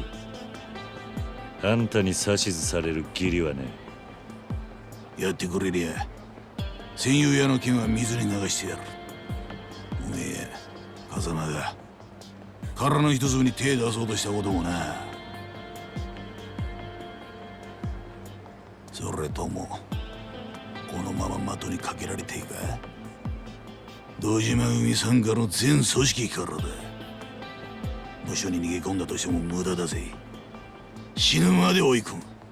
それも楽に死ねると思うな。やってみろ。ちゃんと頭使って聞いてるか？これはおめえだけの話じゃねえ。その次はおめえの兄弟も始末する。錦山のことだ。このままじゃあいつはおめえのとばっちりだ。助けてやれ。あんた橘に会ってどうする気だ？殻の一つの情報を洗いざらい吐き出させるだけだ。その後部外者にはご退場願う。つまり殺すってことか。朝まで考える時間がある。橘渡すかおめえが死ぬか、どっちか選んで今夜中に連絡しろや。返事がねえ時は狩りを始める。獲物は当然お前の首だ。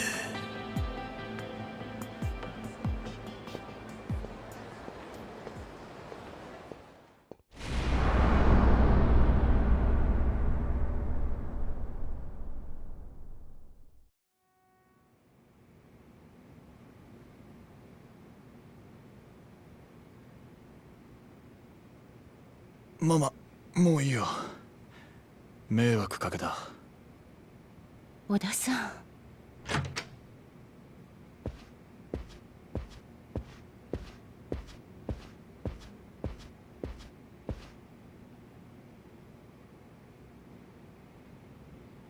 桐生、すまねえ兄弟。俺はまるでお前の力になってやれなかった。いや、それはこっちのセリフだ。結局お前のことまで巻き込んじまった。悪い。おい、お前これからどうする気だ？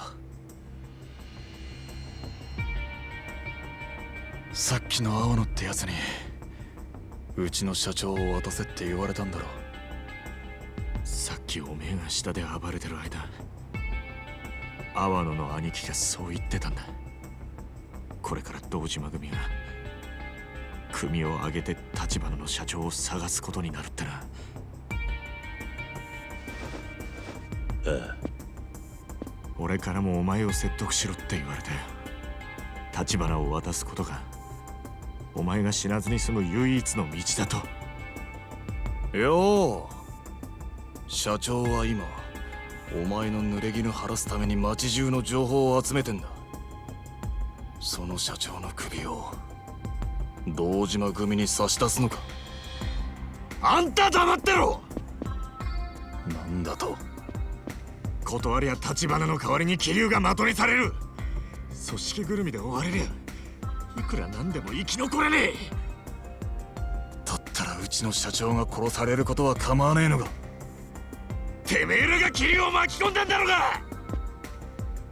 よせ、相手は怪我人だ、錦。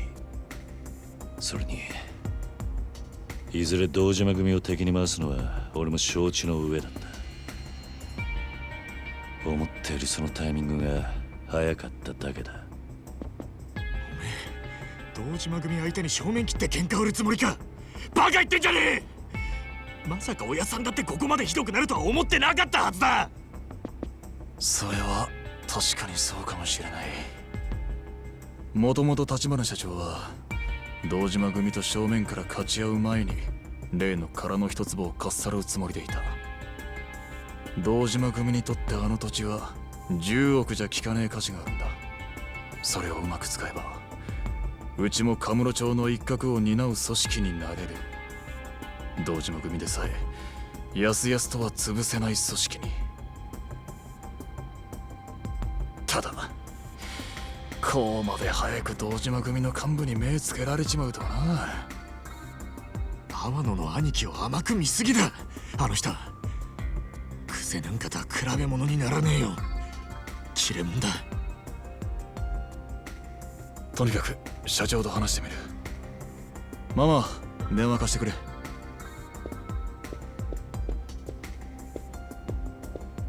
全員が助かる道だってあるはずだ。うちが殻の一つもの所有者を抑えりゃ堂島組と取引できる余地もある。だといいがよ。社長、小田です。今桐生とセルナって店にいます。ええ、それで堂島組の青野が社長を渡せと桐生に持ちかけてきました。はい、うちが殻の一坪を追っていることにも気づいてます。だから社長は今すぐ身を隠してください。俺はもう桐生は信用できないと思います。社長を堂島組に売るかもしれない。おい、ちょっと待て。いいんだ、錦。でもよ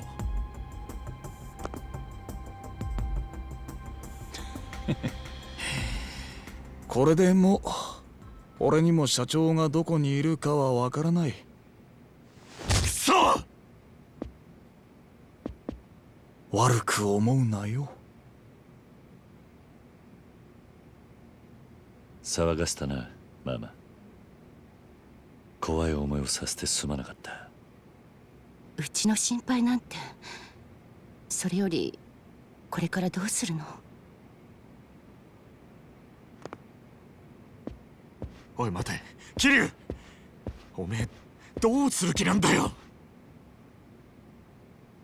今さらジタバタしても始まんねえ。もともと組を抜けた時は一人でやるつもりだった。まずはクゼを捕まえて俺の濡れ衣を晴らす。振り出しに戻ったな。バカ野郎、この状況でそんなことできるわけねえだろ。それでも俺はやるしかねえんだ。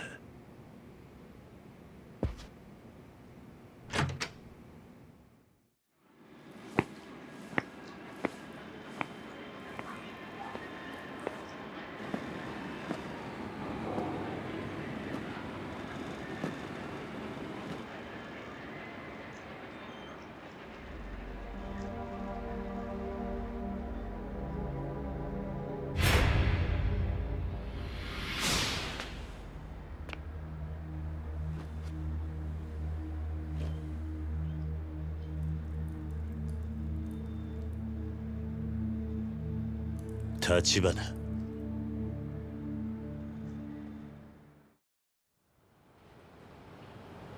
なんでここに？警察が調べ尽くした現場です。もう真犯人につながるような証拠は残っていませんよ。分かっている。うちの情報網を使ってクゼを洗いました。もしクゼがあなたをはめた黒幕であれば、ここでの殺しのために殺し屋を雇ったはずです。ですがクゼの周りにそういう動きはありませんでした。どういうことだ？つまりあなたに殺しの濡れ衣を着せた黒幕はおそらくクゼじゃありません。他にいます。何？今私が掴んでいる情報はここまでです。それをあなたにお伝えしようと思いましてね。そのためだけにあんたはここに？ええ。ですがご心配なく、私はカムロ町から姿を消しはしません。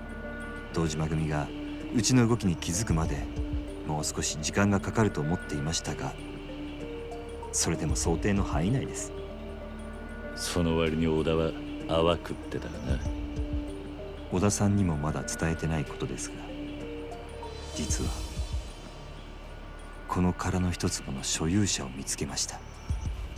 え？訳あってまだ接触はできていません。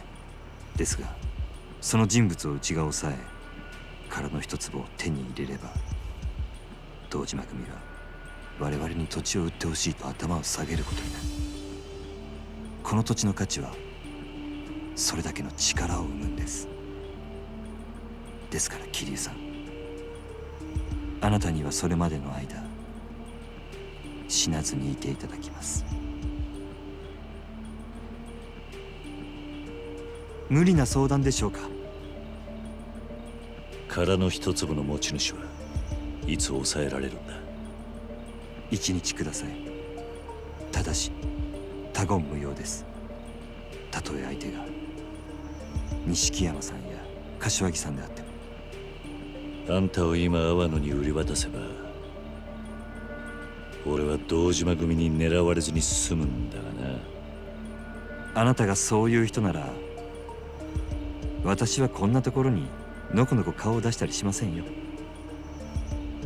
明日連絡します。どうかそれまで堂島組から生き延びてください。桐生さん。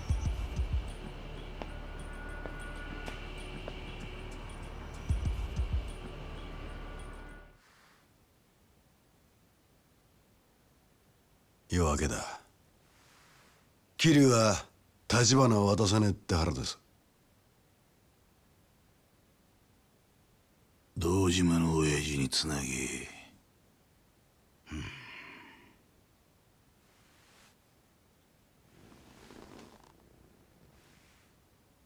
親父、阿波野です。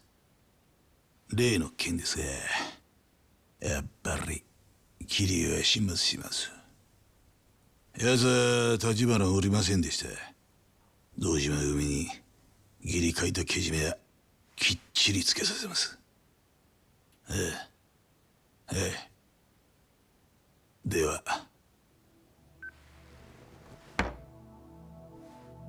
構いませんよね、久世の兄貴。わざわざ俺に聞く必要もねえだろ。この一件はお前の仕切りだ。俺は兵隊として働くだけだ。そう言わんでくださいよ、兄貴。俺はきっちり筋道通してやってるつもりですよ。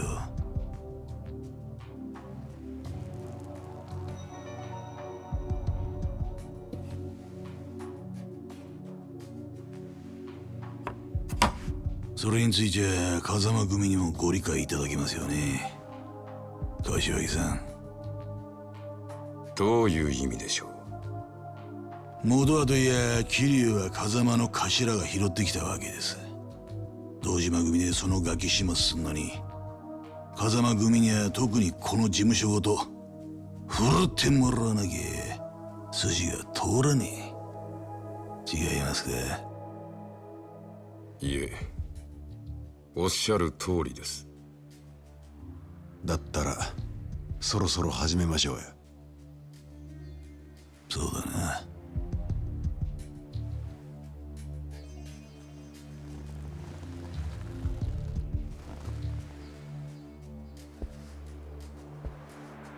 マララ、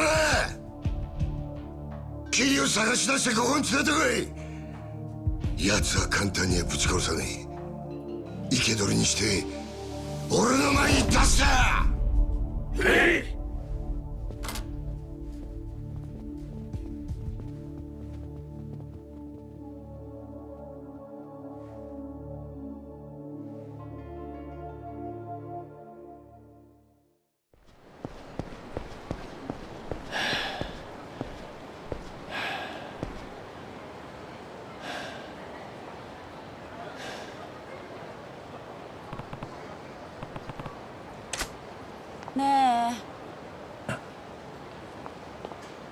ヤクザに追われてるんでしょあんた。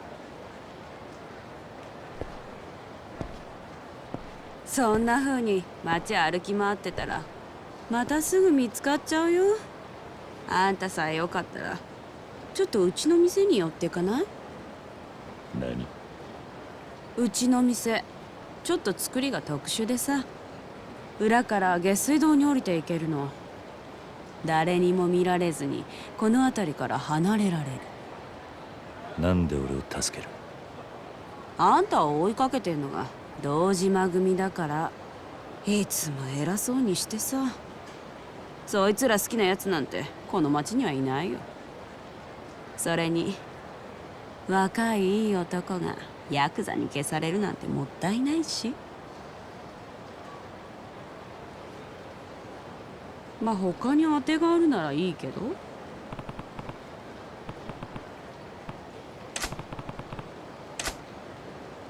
わかった。頼む。じゃあこっち来て。もたもたしてると奴らに見つかっちゃうよ。確かにあんたの店は変わってる。こんなとこに出れんのか。店の前のオーナーが堅気じゃなかったみたいね。何に怯えてたか知らないけど、こんな抜け道用意してさ。匂いは我慢して。この先はどこまでつながってる？劇場広場の方につながってるみたい。わざわざ確かめたことはないの。でもどこかしら上に上がれる場所があるんだと思う。でなきゃ抜け道に使えないものね。今頃堂島組はうちの店の周りに集まってきてるだろうから、この道使ってうまくやればどこかに逃げ込めるんじゃない？ああ、助かった。ありがとう。いつか街を自由に歩けるようになったら今度は客として来る。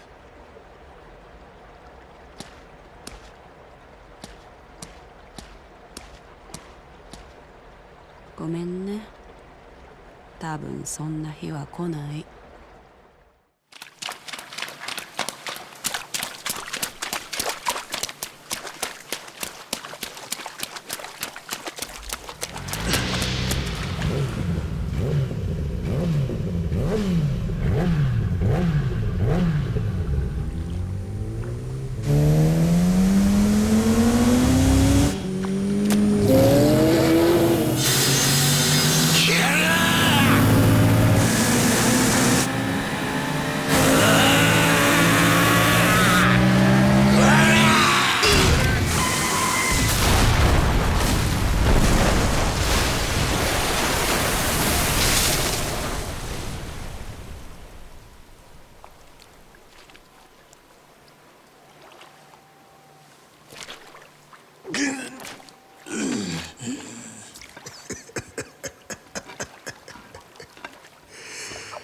つくづくてめえは楽しましてくれるぜ。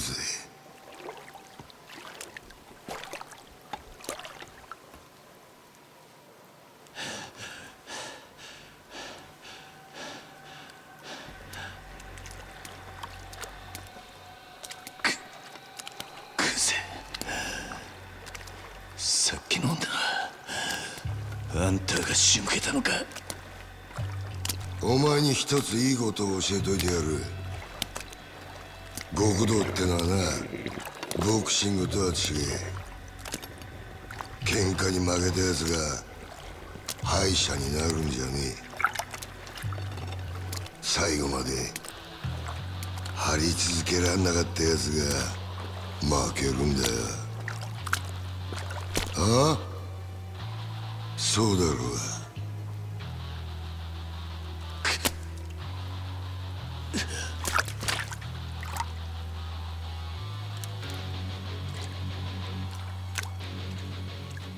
極道の世界に KO はねえ。俺はな、桐生、指の1本や2本なくそうが、阿波野や渋沢に頭取られようが、そんなことは構えしねえんだ。命ある限り何度でも這い上がってやる。だからよ、てめえみたいな半端もんが一番許せねえんだよ。死ねやボケや。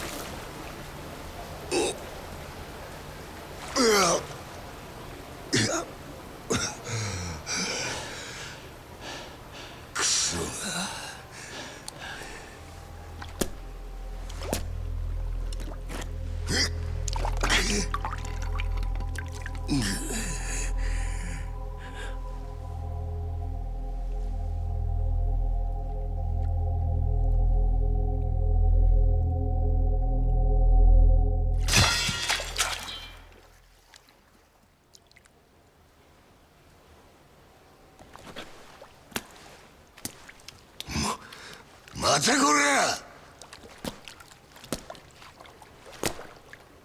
後悔するぞ。今俺をここで殺せなかったらな。さっきあんたが言った通り、俺は極道を張り続けなかった半端もんだ。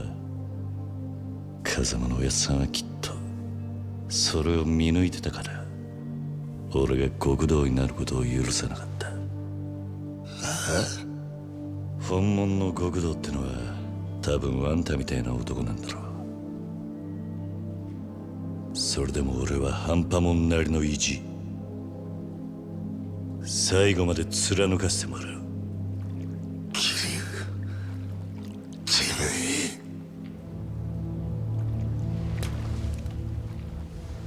あんたが何度俺の前に立ちふさがろうがな。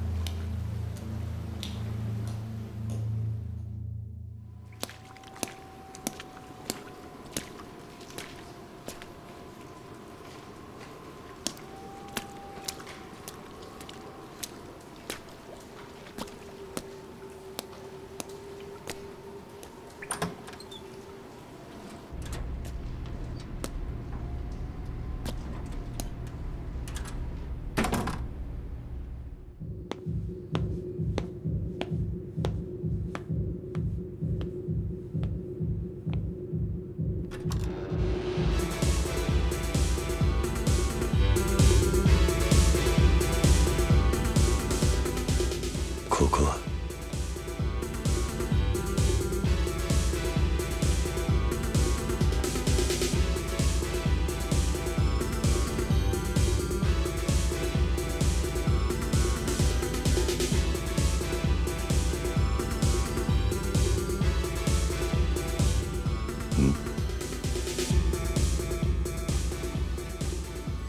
阿波野。待ってたぜキリア。やっぱクエナ兄貴はしくじったな。何をしてるんだあんた。見りゃわかんだろ、踊ってんだよなあ。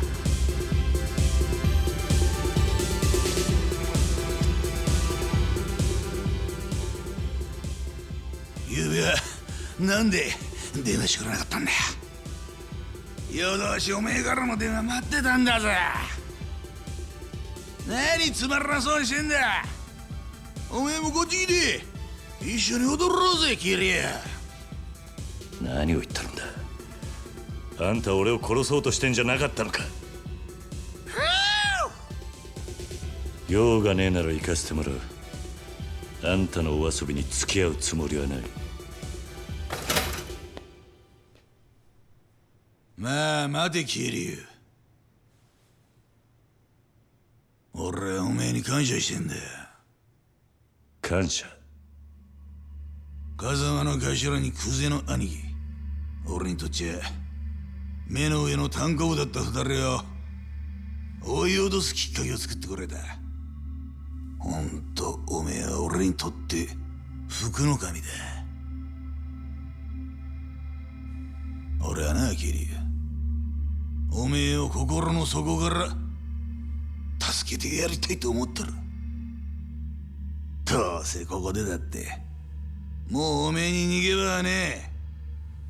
話ぐらい聞いてったらどうだ。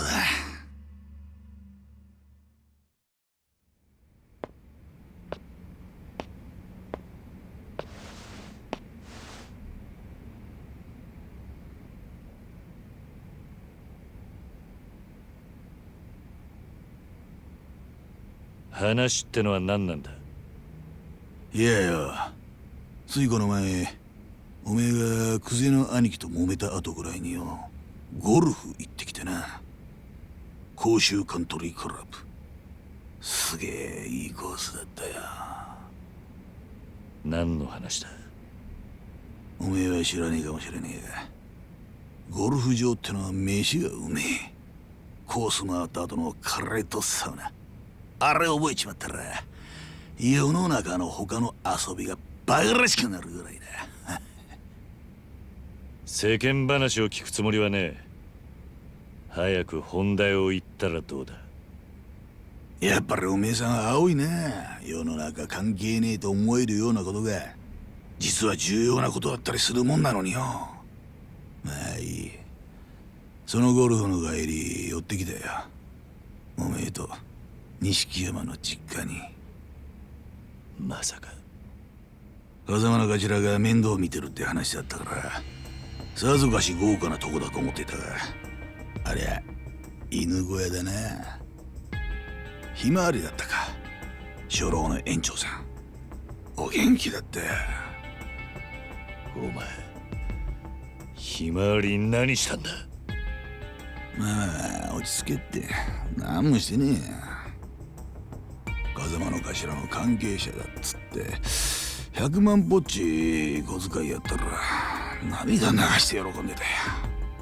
いい人だなあの園長。阿波野、お前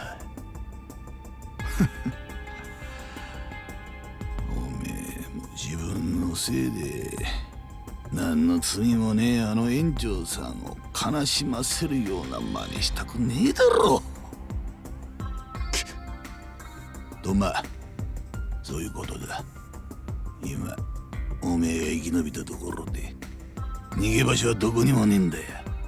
おめえの友人関係から住んでるアパート、行きつけのラーメン屋から育った場所まで全部調べはついてる。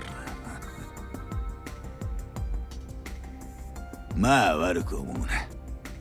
昔から堂島組には役割があってな。組の絵描くのは風間組、喧嘩番長久世剣能会、面倒な事務方は渋沢組、そして俺は生涯、つまり脅し担当なんだよ。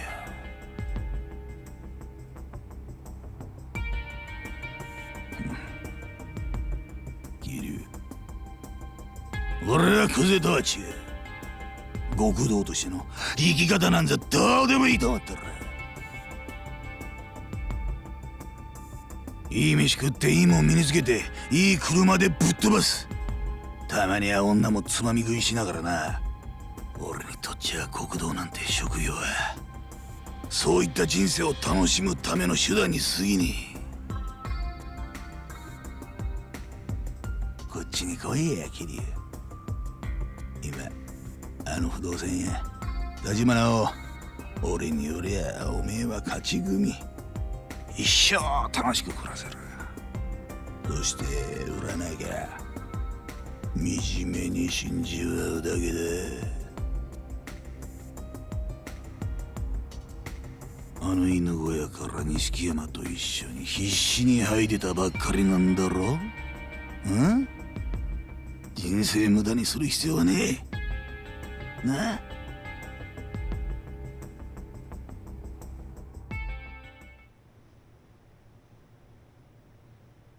脅しってのはそれだけか。おめえ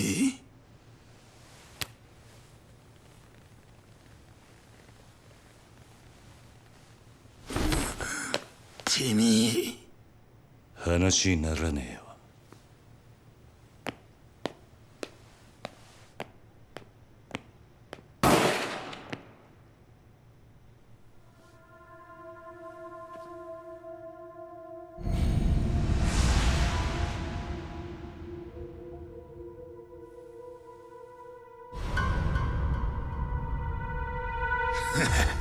おめえもこの女と同じになるぜ。この店の前に100人はくだらねえで堂島組のもんが銃持って待ち構えてる。これでも俺仕事に抜かりねえんだな。さあどうする桐生。表に出て蜂の巣になるか、それとも俺と楽しい夢一緒に追いかけるか。答えはおめえに決めさせてやる。さあどうする。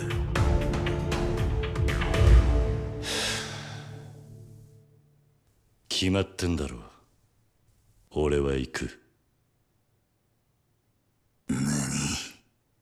あんたは揺さぶりをかけたつもりかもしれねえが、死ぬか生きるかは大した問題じゃねえ。何言ってんだてめえ。あんたが楽しいかどうかで物事を決めるのと同じ。俺は好きか嫌いかで決めるだけだ。俺が行く理由はただ一つ。あんたと組むのが死ぬほど嫌だってことだ。桐生ってね。なら撃たれる方がまだマシだ。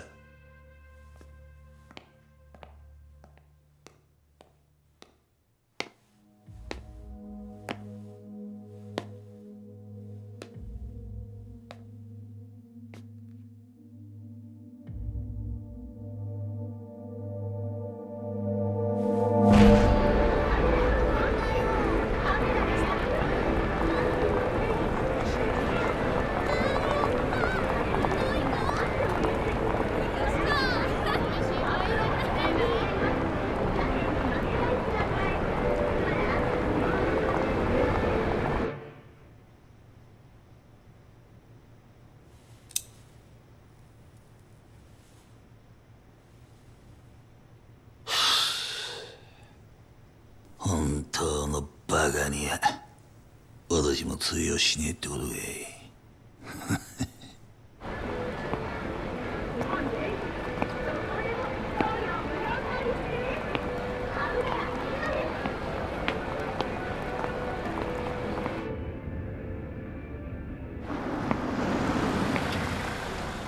桐生！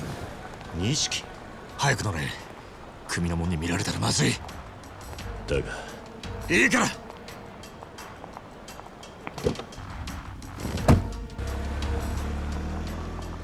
頭下げて隠れてろ。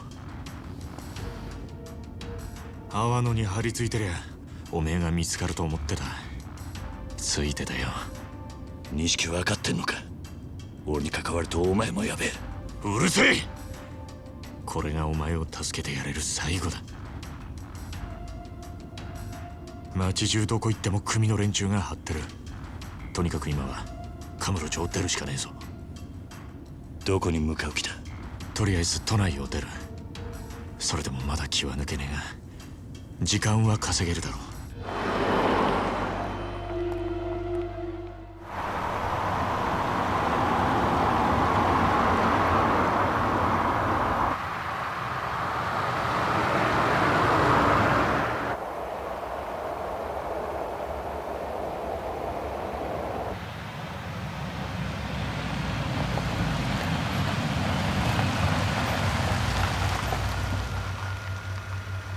着いたぞ桐生。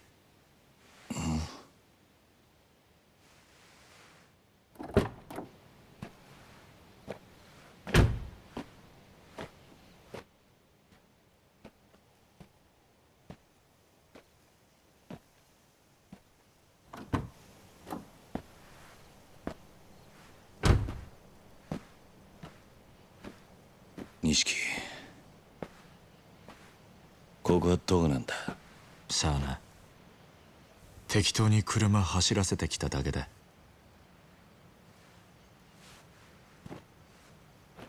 やるか？ああ。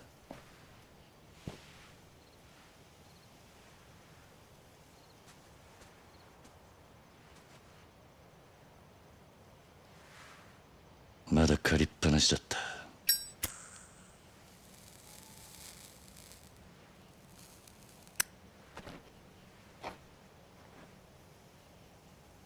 やるよ。もう返せなんて言わねえ。そうか。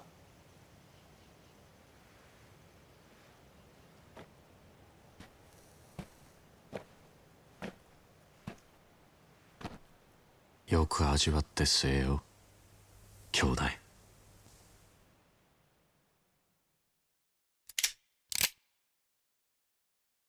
そいつがお前の最後の一服だ。何の真似だ。悪ふざけにしちゃたちが悪すぎねえか。なあ兄弟、いい加減にしろって。うるせえ！もうこうするしかねえんだよ。なんでこうなっちまったんだろうな。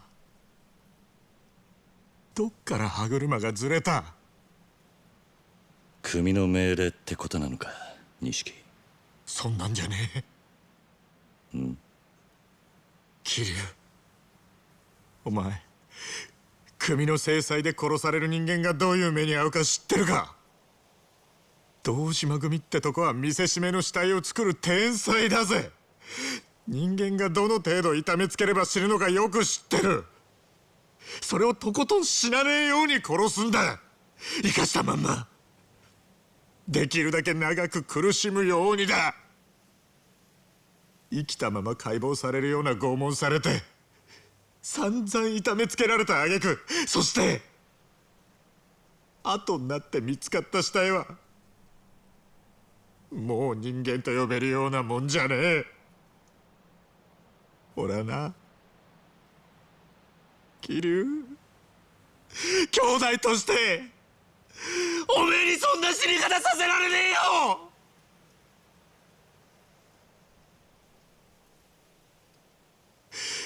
堂島組に的にかけられるってのはそういうことなんだ。桐生、組織に目つけられて逃げ切ることはできねえ。極道には時効もねえ。お前も分かってるはずだ。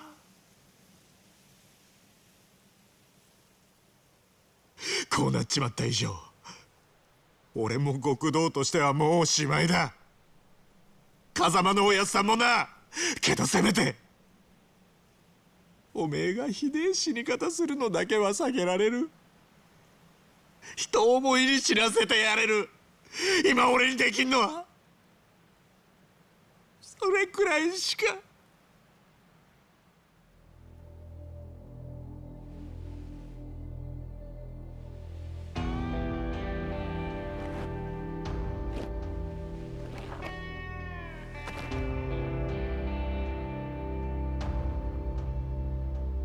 すまねえ兄弟。お前にここまでさせちまったのは俺のせいなんだな。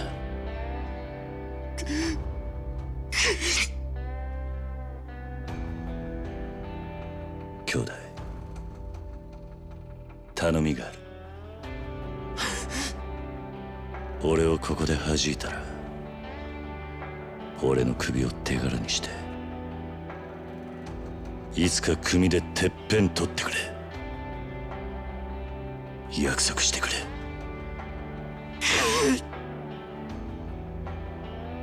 頼んだぜ。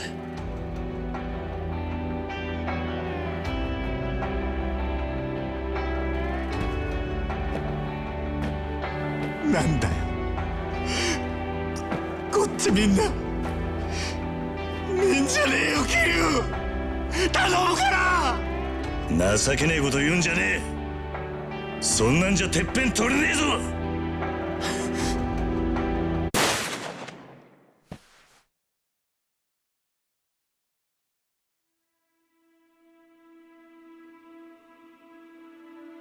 どうした？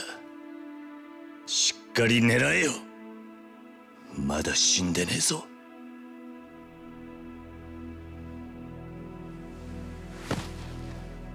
撃てねえよ、撃てるわけね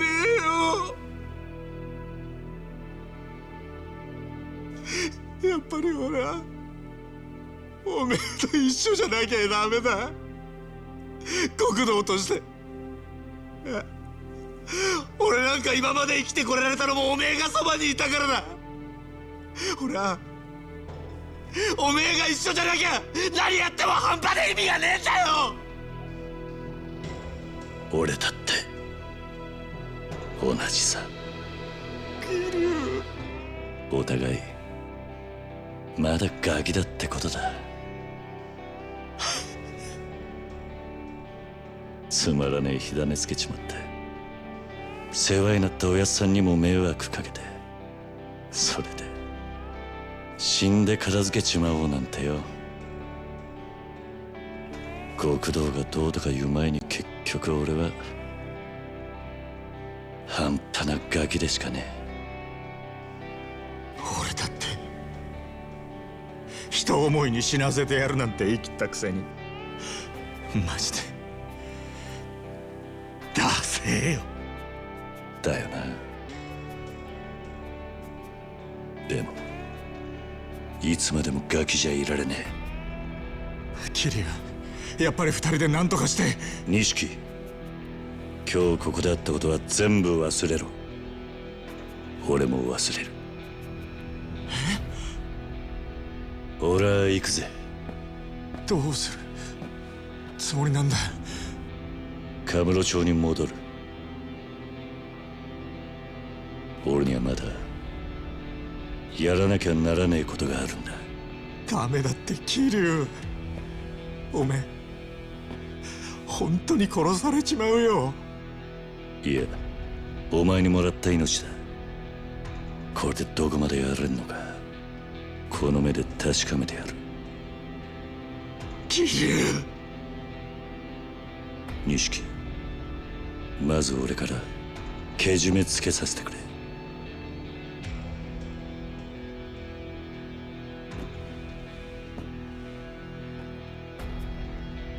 お前とはこれまでだ。今日限り兄弟の縁を切らせてもらう。桐生、こっから先お前は二度と俺に関わるな。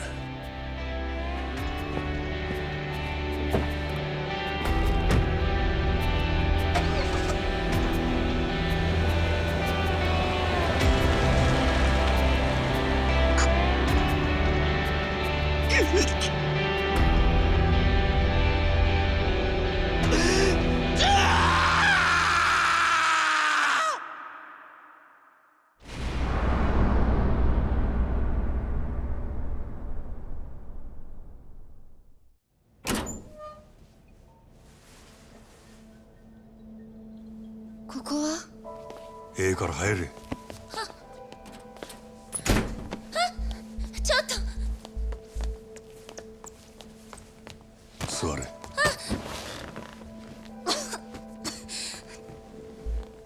こって倉庫や。古いソファーやらそこら中積まれとる。うろうろしたら怪我すんで。何があったんです？なんで私がこんな。そりゃこっちのセリフや。ヤクザ連中が名指しでお前狙おうとる。心当たりないわけないやろ。そんなこと言われても。牧村誠という名前はテレクラの女どもによう知られとる。そいつはコウモリの入れ墨の男を探しとるらしい。その牧村誠はお前なんか、それとも名前かたっとった店長の方か？それはお前なんか、せやったらそれがヤクザに追われとる理由か？知りません。私は何も。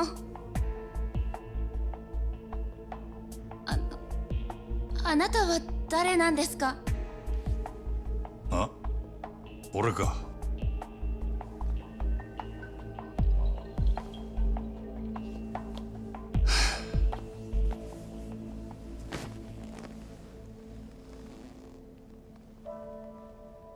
しょうもない男や。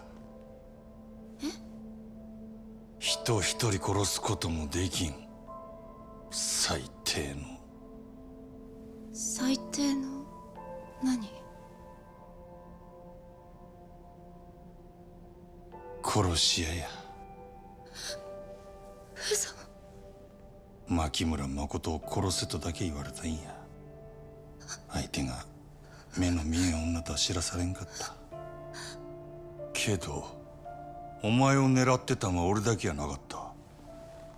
お前って何者なんや？コウモリの入れ墨いうのは何や？なんでそいつを探っとった？いや、リーさんはリーさんに合わせて。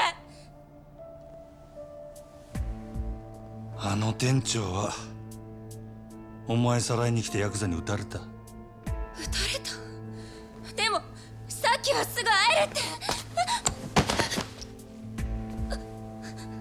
安心せえ。あの男何者かわからんが、撃たれる時ちゃんと急所外しとった。あの出血ならしな。本当に？用が済んだらあの男に会わしたる。けどその前に知ってることを洗いざらい話してもらうで。牧村誠。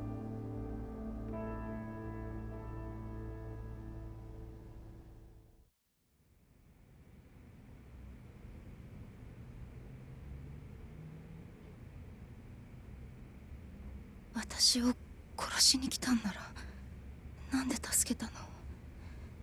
なんで殺さないの？お前は殺されたいんか？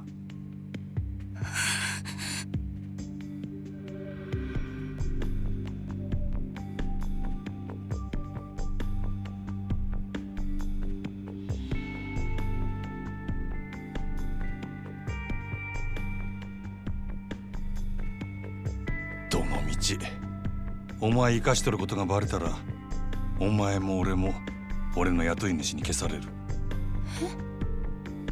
せやけど、なんでお前が狙われとるかが分かれば少しはやりようがあるかもしれん。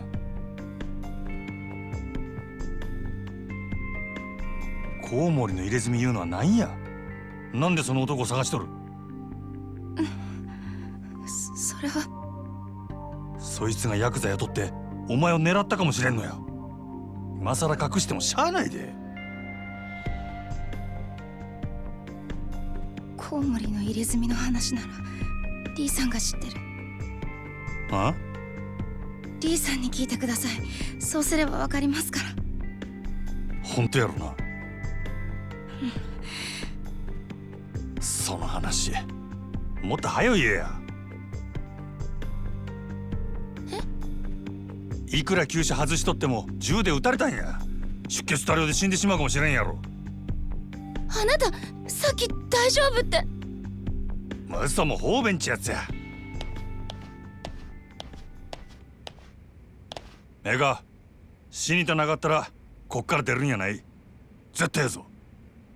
はい。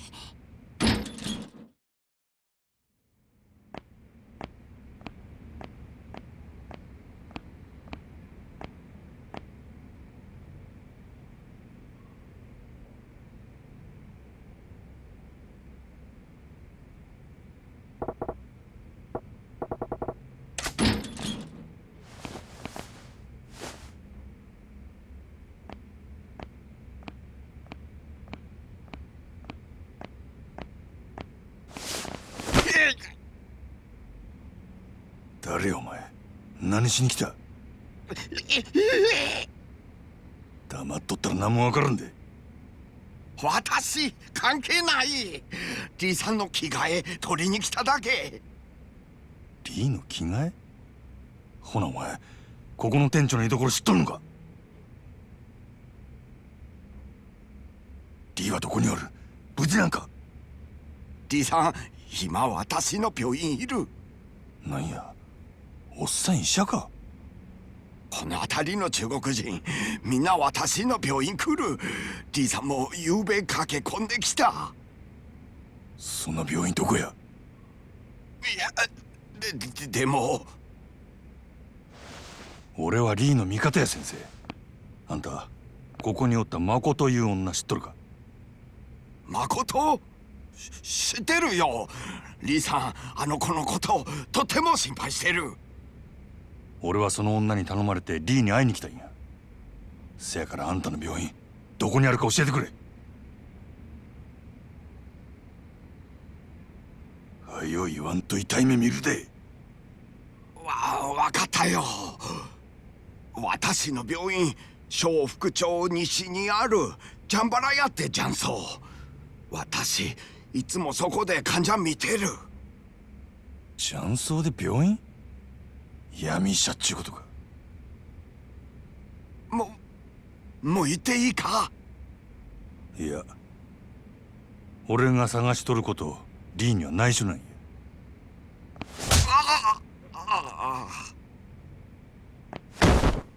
しばらく寝とれ。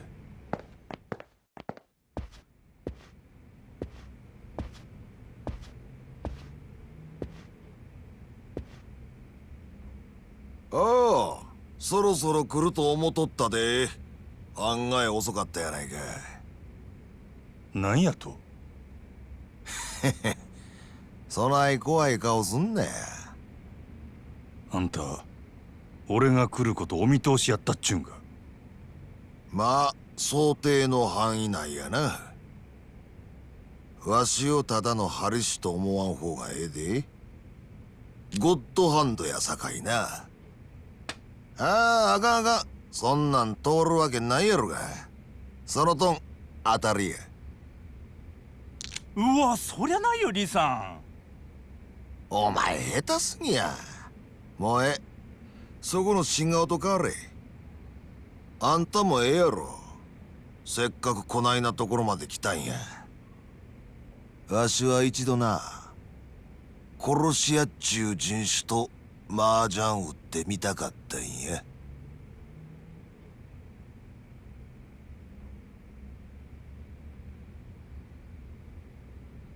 怪我人にしちゃ元気そうにしとるやないか。アホ抜かすな。死ぬほど痛いわ。腕が動かへん。あんたと変わってやりたいわ。あんたあの女がどないなったか聞かんのか？誠が死んどったらわしを探す理由なんてあらへん。生きとんのやろ？お前まだいっぺんも人殺したことないな。顔見りゃわかるんやで。一線越えんで踏ん張っとるっちゅうとこや。人を殺せん男がなんで殺し屋なんかやっとるんや。顔を見ただけで何がわかるっちゅうねん。オンドレみたいなアマちゃんが生きったところで誰もビビらんでいい。わしにはわかるんや。なんでも。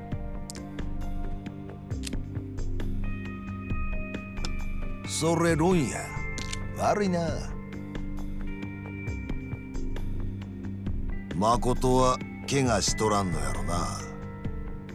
なあ、女は無事や。安心せえ。そうか。そしたらあれか。お前がここ来たんは自分が生き残る策を探ろうっちゅうことか。下手打った殺し屋が雇い主に殺されんようにな。言うとくけどな、俺はまだあの女殺さんと決めたわけやない。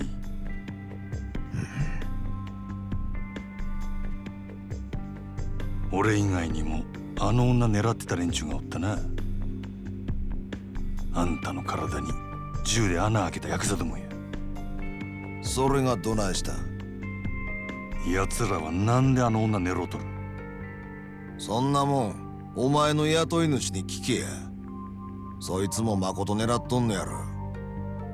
女が狙われとんのはお前らがコウモリの入れ墨嗅ぎ回ってるせいなんとちゃうか？さあどうやろな。リーさん大丈夫だったか？応援かき集めてきたよ。そいつリーさん狙ってる。なかなか楽しかったで。まだ話は終わっとらん。俺が敵か味方もわからんやろが。それでもやるんか？敵か味方かわからんのやったら殺した方がマシや。それがこの町の中国人の流儀やで。聞く耳持たんちゅうわけかい。お前ら遠慮選んでぶちかましたれ。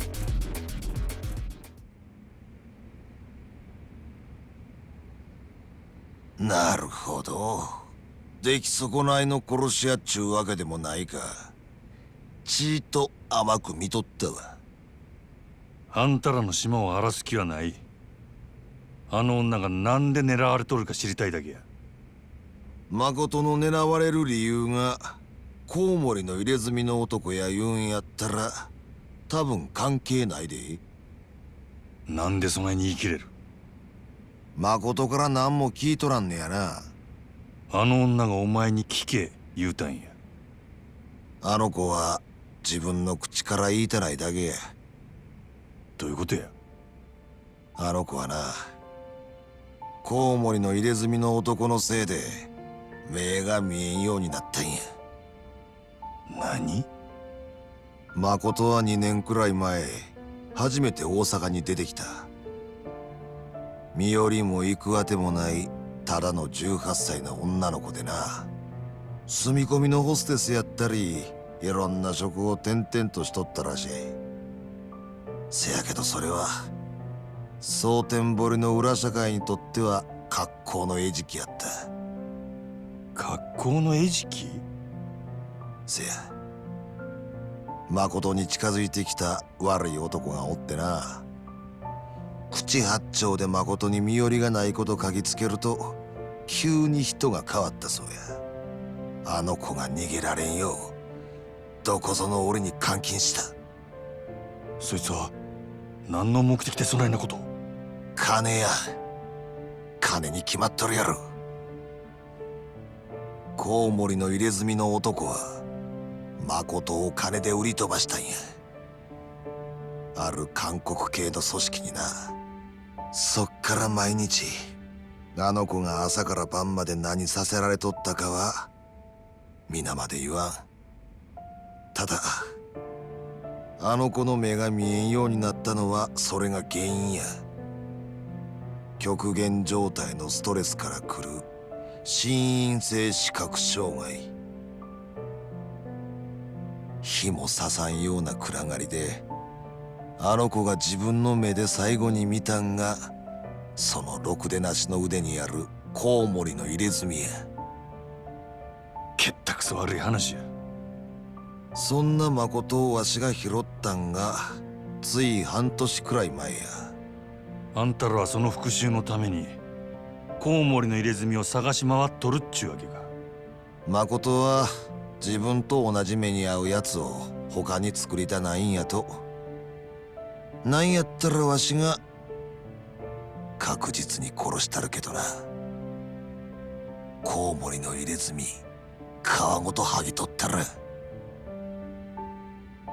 けどこれで分かったやろ。言うてもコウモリの入れ墨は町で自分の顔さらして女さらう程度の小物や。そいつが今誠の狙われとる理由とは思えん。チンピラに雇われてあないようさんヤクザは動かんやろ。せやったら他に心当たりはないんか？ないな。わしの話はこれでしまいや。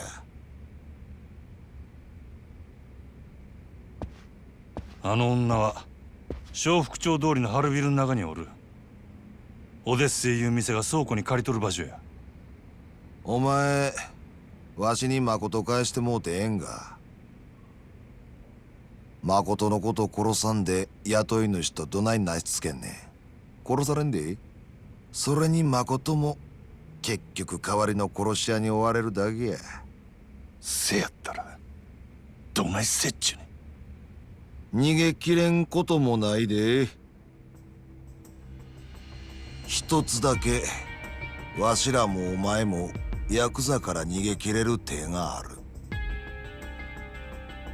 せやけどそれは劇薬じみた手や。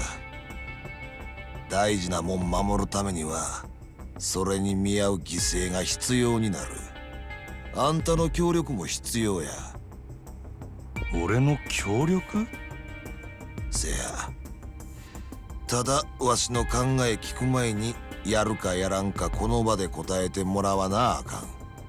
でどんなことでもやるか。そんだけの覚悟があんたにあるか。どの道このままやったら俺はしまいや。やるかやらんか聞いとるんや。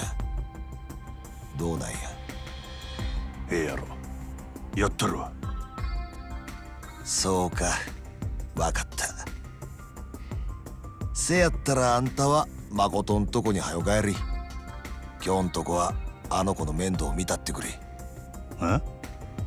わしには急いでやらなあかんことができた。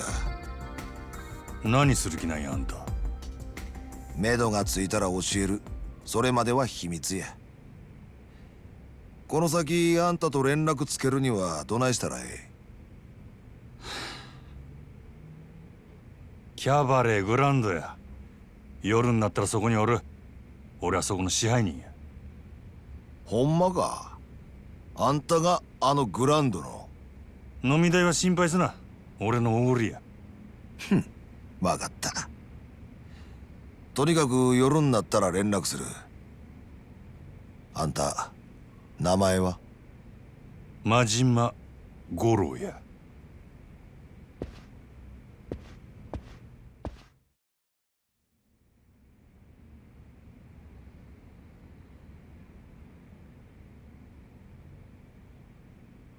おとなしくしとったか。リさんはどうでした？無事や。あいつは一発二発撃たれたとこで死ぬ玉やないな。ピンピンしとった。そっか、よかった。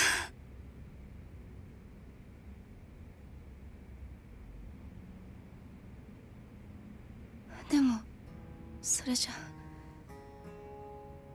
あの話も全部聞いたの？ああ。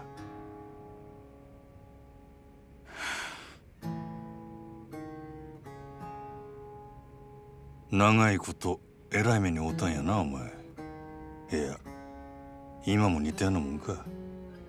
自分殺しに来た男とボロい倉庫に缶詰や。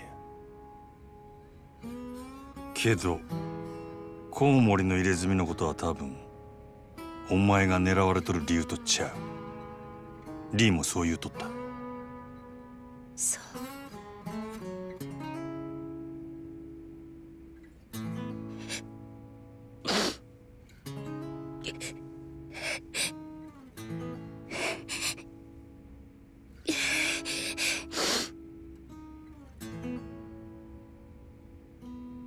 辛いこと思い出させたな。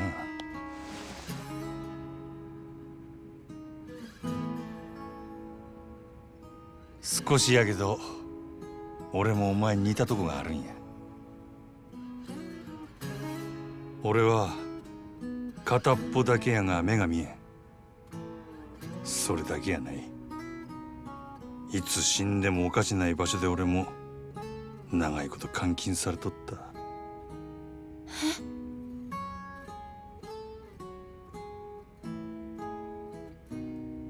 お前に比べたら天国みたいなもんやるけどな。俺には片目残っとった。お前よりだいぶマシや。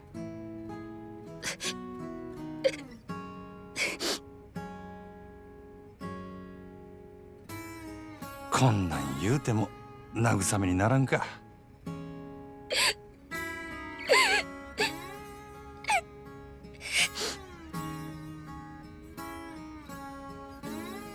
ああ、なんや、かえって余計なこと言うたな。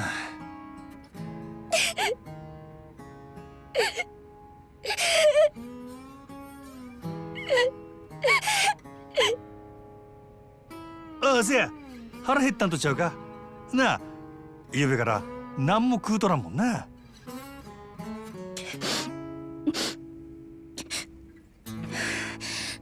大丈夫。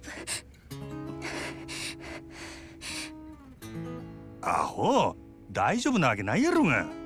腹減っとるからそんなに落ち込むんや。元気ない時は食うに限るでな。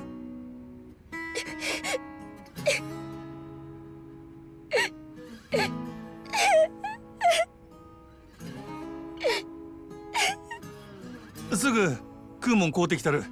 なんか欲しいもんあるか？それならたこ焼き。なんや、やっぱり腹減っとるんやないか。わかった、待っとけ。ええな。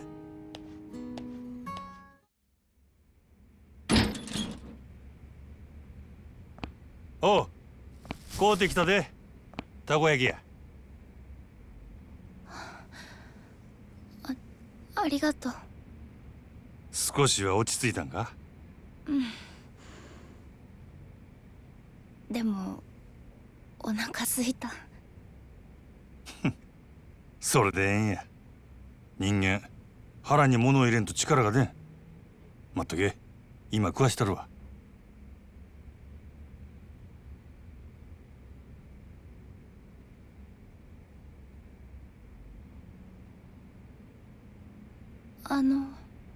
あ？あなたは目どうしたの？ん？片目がなんで見えなくなったのかなって。ああ、俺の場合は怪我っちゅうかな。事故みたいなもんでもう完全に潰れてもうだ。そんな。もう一つの目は残っとる。別にそれで十分や。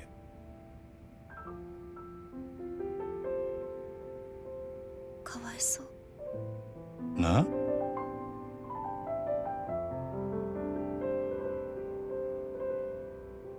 アホか、お前の方がよっぽどやろ。私の目は心因性だからいつか治るかもってリーさんが。そうなんか？なら望みはまだあるっちゅうことやな。よかったやないか。でもあなたの目は。もう慣れとる。そない不自由しとらんわ。せいぜい男前が台無しになっただけや。男前なんだ。目が揃っとったらな、お見せできんのが残念やで、ほんま。うん、残念。少しは笑えるようになったか。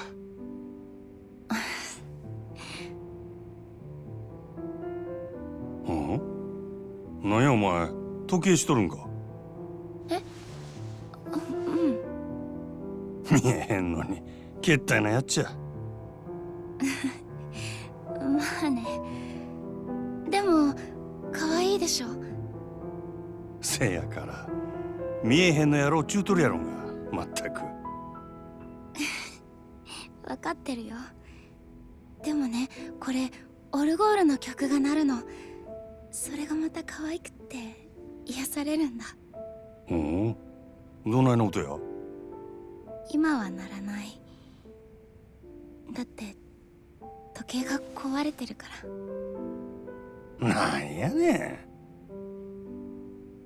でも捨てられないものってあると思わない？他人から見れば全く意味がないけど、自分にとってはなんだかすごく大切っていうか。目が見えなくなって時間もわからなくなって時計も壊れて音も出なくなって。だから分かってるよ、そんなもの必要ないって。でも私がまだ元気だった頃の証なの。それを捨てちゃったら私は本当に。お前。でもまたあのオルゴールの音聞いてみたい。わかるで。え？捨てられんかったら持っとりゃええ。持っとりゃきっといつかええことある。いつかいいことか。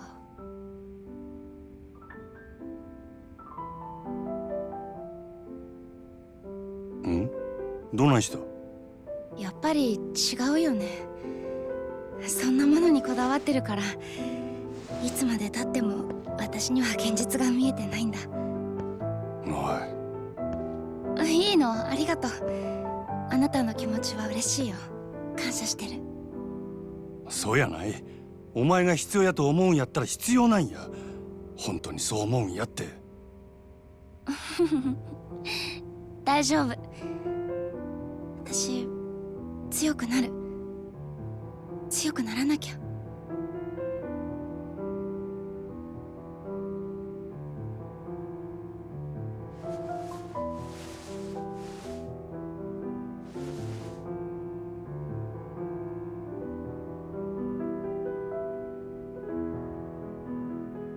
せや、まだ言うとらんかったけどな。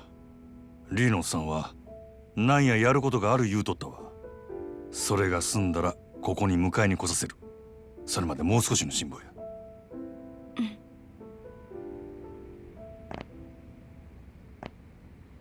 どこか行くの？そろそろ仕事の時間なんや。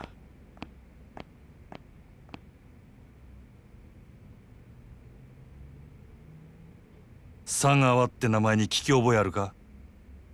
近江連合の極道や。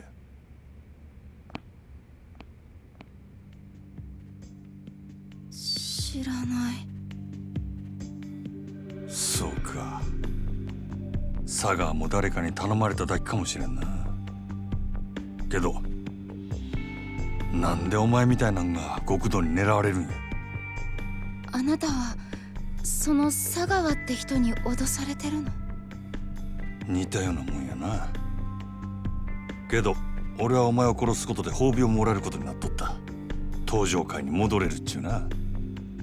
登場界？あ、いや、お前は知らんで英語で。じゃあもしこのまま私を殺さずにいたら、あなたはそのヤクザに殺されるの？大丈夫や。リーのおっさんがなんや考えがある言うとった。うまくいったらお前も俺ももう殺されんで済むっちゅう話や。本当に？お前んとこの店長やろ。信じたれや。ほな仕事が終わったらまた来るで。ええな。うん。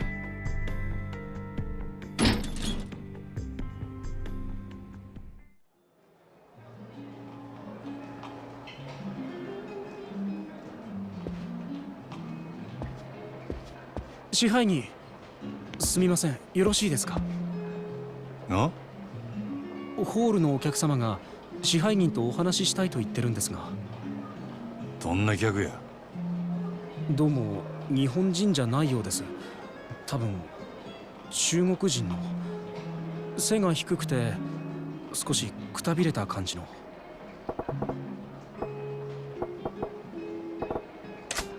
支配人、いかがいたしましょう？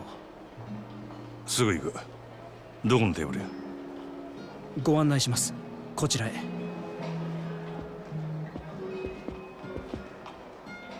支配人、こちらのお客様です。お呼びでしょうか？ああ、私ね、支配人さん。ジャンバラヤの闇医者。なんてやったんか。グランといいお店。全部支配人さんのおごりね。おい、ここはもうええ。俺がこのお客様の相手する。それとこちらの患者は俺持ちや。頼むで。かしこまりました。昼はすまんかったな。あんた怪我しとらんか？ああ、いいよ、もう。こっちの方が人数多かったし。あなたほんと強いよ。リーさんも顔負けねえ。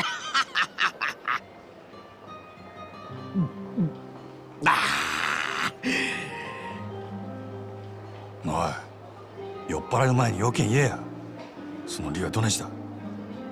ああ、そうそう、私リさんのお使いで来たよ。リさん、あまりこういう店で顔さらしたくない。だから私伝言頼まれた。伝言？大丈夫、私まだ予定ないよ。リーの電話ないんや。あなたこれからすぐ店抜けられるか？なんで？お店出たらあなた自分の家に向かう。支配人さんの家、ここから遠い？いや、蒼天堀沿いや。好都合ね。リーさん、あなたが家に着いたらそこであなたに声かける。リーさん、お店から出たあなたのことどこからか見てる。俺のねぐらを突き止めたいっちゅうわけか。私伝言伝えるだけよく知らないよ。そうか、分かった。あんたはこのまま好きなだけ飲んでけや。本当？いいの？はあ、さすが太っ腹ね。支配人さん、私あなた大好きよ。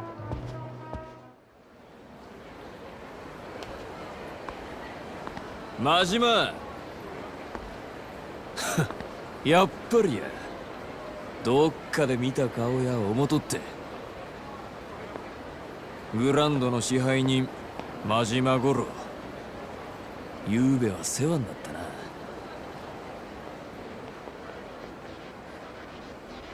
ゆうべ？どちらさんでしたっけ？わしらんことはどうでもええんや。誠ちゃんどこやった？あの女どこ隠したんや！お前ら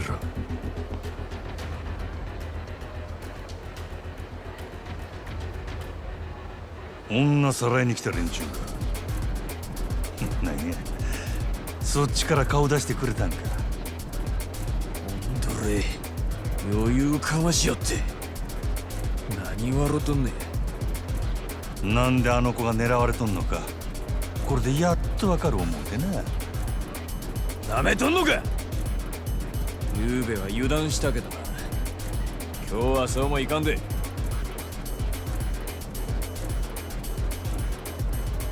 もうわしらもなりふり構ってられんのや。国土をなめとったらあかんでくれ。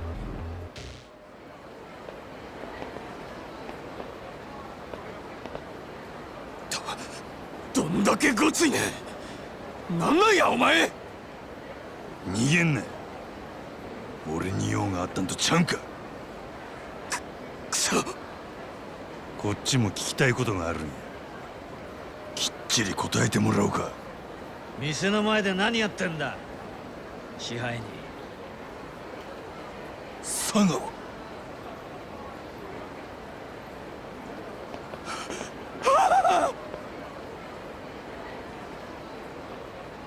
なんかトラブルからしくねえな。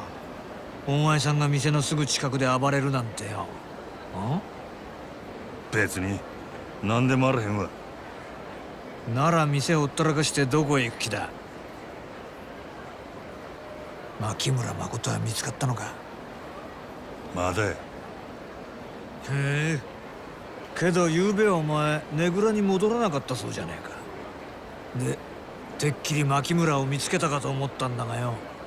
今探しとる途中や。昨日の今日やで。まだ時間はあるやろ。まあな。見つかっちまえばあとは殺すだけだもんな。でも早いに越したことはねならもうええでっか。無駄話しとる暇ないんで。無駄話ってことはねえだろ。こいつはほうれん草だ。報告、連絡、相談。上司と仕事する時のいろはだろ。ほうれん草。せやったら報告と連絡は以上ですよ。相談はねえのか？あんたに相談するくらいやったら電柱にでもしとくわ。はあ。リーか。ああれから怪我の具合はどうや？お前痛み忘れるコツ知っとるか？がむしゃらにやらなあかん仕事やることや。ヤクザから逃げ切らなわしらどこまでも追われるんやで。痛み感じとる暇ないわ。そうかもしれへんな。それよりお前ここどないなっとるんや。何のことや？このアパートそこら中から見張られとるで。少なくとも4カ所から。よう気づいたな。お前誠のこと隠しとんのバレとんちゃうか？ええや、ずっと前から監視されとるんや。ここは俺の雇い主にな。お前の店の周りもやで。分かっとる。他に蒼天堀からよそに出る道も全部や。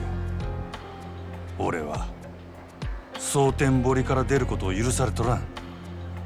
連中が監視しとるんは俺をこの町に閉じ込めとくため。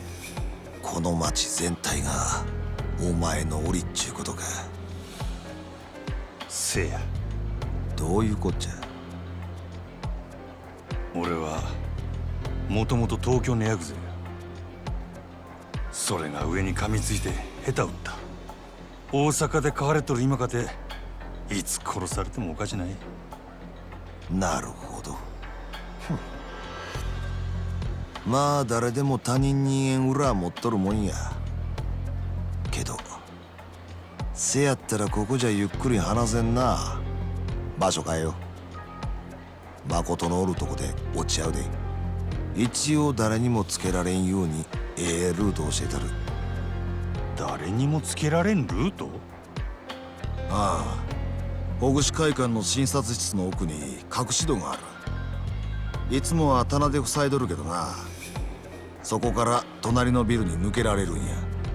もし尾行されたとしてもその隠し戸使えば大抵の相手はお前を見失う。なんで店に隠し戸なんて仕込んどるんや？せやから言うたやろ。誰にでも他人に言えん裏があるもんや。とにかく誠んとこ行くときは用心するんや。さっきグランドの前で絡まれとったやろ。お前の素性はゆうべ誠さらに来たヤクザにも割れとる。どっから見られとるかわからんでいいなあ。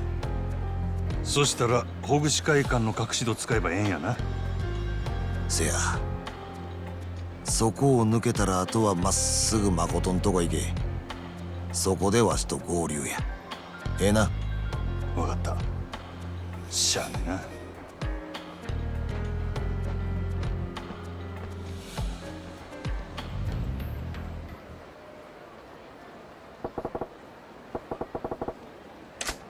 ああ、今日もえらい疲れたの。早いとこマッサージしてもろてバキバキになった体をほぐしてもらいたいわ。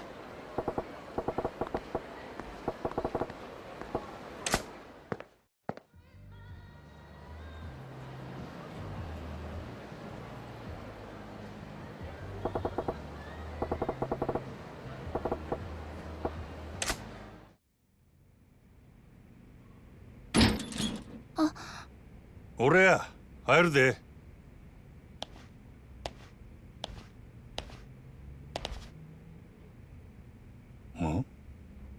お前んとこの店長もう来たんか？うん、今飲み物買いに行ってて、すぐ戻るって。その封筒は？知らない。あなたに見てもらえってリーさんが。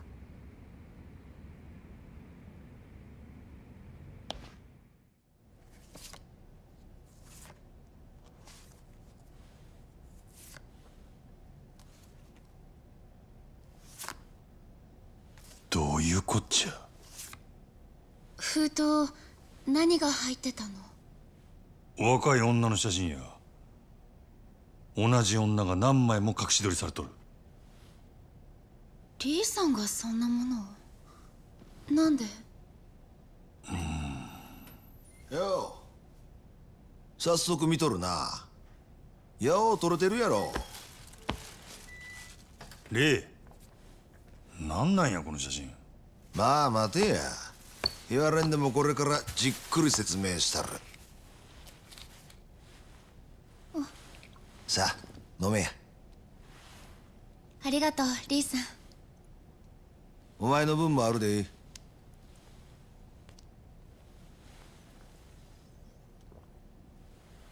レイ、なんや考えがある言うてたんはこの写真のことか。大体この女誰や。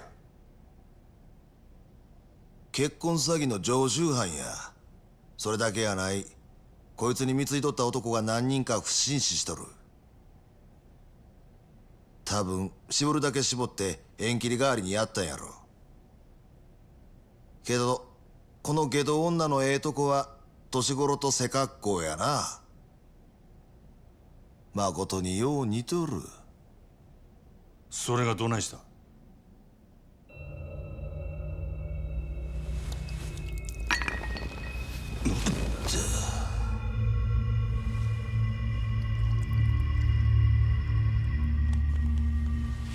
よう効く薬やで、ほんま。リ、お前何を。こっから先はこの子に聞かせる話とちゃうんでな。少し眠らしとく。あ？お前も殺し屋にしちゃ鈍いな。その写真の女はな、誠の身代わりや。身代わり？ええか、殺しの依頼した時、その依頼主は何が欲しい？的を殺したっちゅう結果や。せや、結果や。殺した結果っちゅうのは死体。死体があれば雇い主は納得する。せやからその写真の女には誠の身代わりに死体になってもらうんや。なんやて。わしとお前でやる。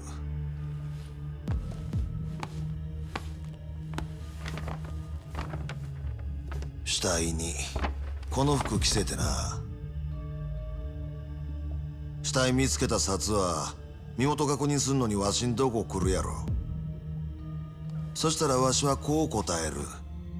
間違いありません。その死体はうちの従業員です。言うてな。青か、そんなん札が調べたらすぐバレるやろが。大丈夫や。女殺した後はその顔を誰かわからんようにしてしまえばええ。指紋も薬で焼いてるんや。お前は何なんや一体。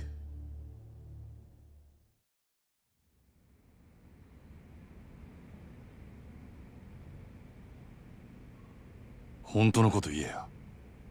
お前は何もんや。ただのハリスとちゃうやろ。なんとか言わんかい。わしも元はあんたと同じ殺し屋や。なんやと。大陸系の組織に雇われとった。最後に仕事したんは半年前や。半年前。確かあんたがこの子拾ったんもその頃や言うてたな。よう覚えとったのう。せやけど考えてみ。組織に監禁されとる女がおったとして、どないしてわしがそれを拾えんねん。道端にでも落ちとるか。半年前、わしは組織に雇われて韓国系の連中を襲撃した。女のしのぎ巡ってごたついとったんや。そん時までにこっちも何人かやられとった。倉庫におったんは2人。そいつらを始末してみると、そこに半裸の女がぎょうさん監禁されとってな。鍵開けた途端、みんな我先に逃げよった。けどそん中に一人だけ身動きできん子がおった。それが。ああ、誠や。この子は未延命でわしの手探してな。ぎゅーっと握って離さんかった。泣きながらありがとうを繰り返して。わしはその小さい手どうにも離すことができんかった。あんたはそれ以来の親代わりっちゅうわけか。ああ、せやけどわしも昔はほんまの娘持つ親やった。小さい時から病気がちでな。薬の副作用で最後はよう目が見えんようになった。その仕草があん時の誠と重なり合うてもたんや。真島、わしはもう自分より先に娘行かせるわけにいかんねや。娘守るためやったら赤の他人なんぞいくらでもぶっ殺したる。それがええことやないことも分かってる。せやけどもう他に手はないんや。お前にも手貸してもらうで真島。お前の雇い主に誠殺した報告してもらわなあかん。だ。あ？極道なめすぎや。そんな小細工すぐバレる。せやったら他にどんな手があるっちゅうねん。言うてみ。話やしまいや。俺はお前の計画には乗らん。そうやってまた逃げんのか。わしにはわかるで。お前が片目なくしてもたんも備えして逃げてきたからやろ。なんやと。なんやかや理由つけて己の手汚さんとずーっと自分を正当化してきたんとちゃうか。けどお前も所詮元は極道やったんや。一度黒に染まったもんはどこまで行っても黒。せやったら腹決めて地獄をつらんかい。お前が俺の何を知っとるんやボケ。最後にもう一遍聞いとく。わしの話に乗る気はほんまにないんやな。ないな。そうか。そしたら黒に染まった門の流儀教えたるわ。どの道わしの計画知ったからには生きてここから出すわけにはいかん。死ねや真島。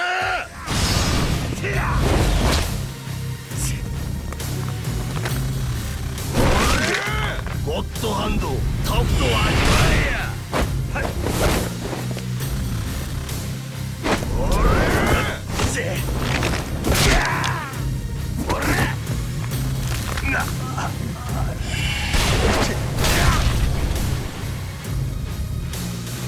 やるやんけ。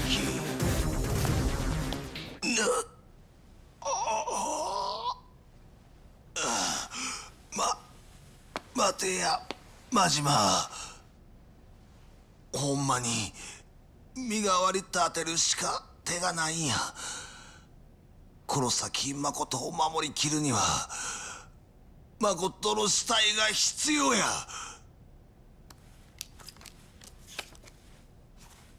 このままやったらいつか誠んとこにお前以外の殺し屋が来る。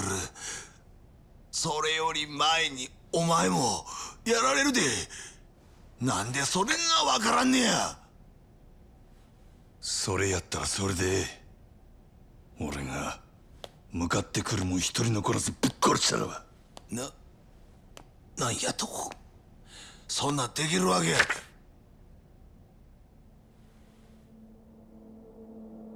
確かに一度黒に染まったもんはどこまで行っても黒や。そっから抜けることはできんけどな、それでも噛みつく相手選ぶくらいはできる。それが俺の流儀や。おい、やめろや。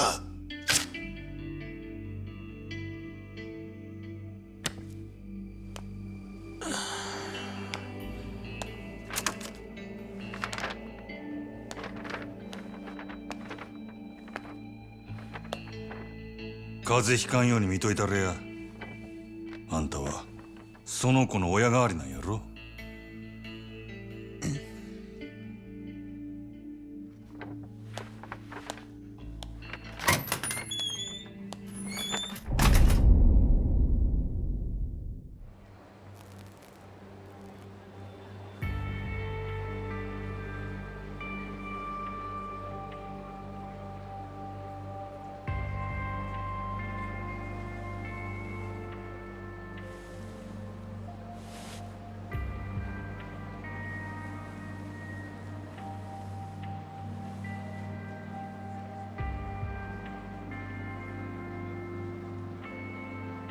何しとんのや俺は。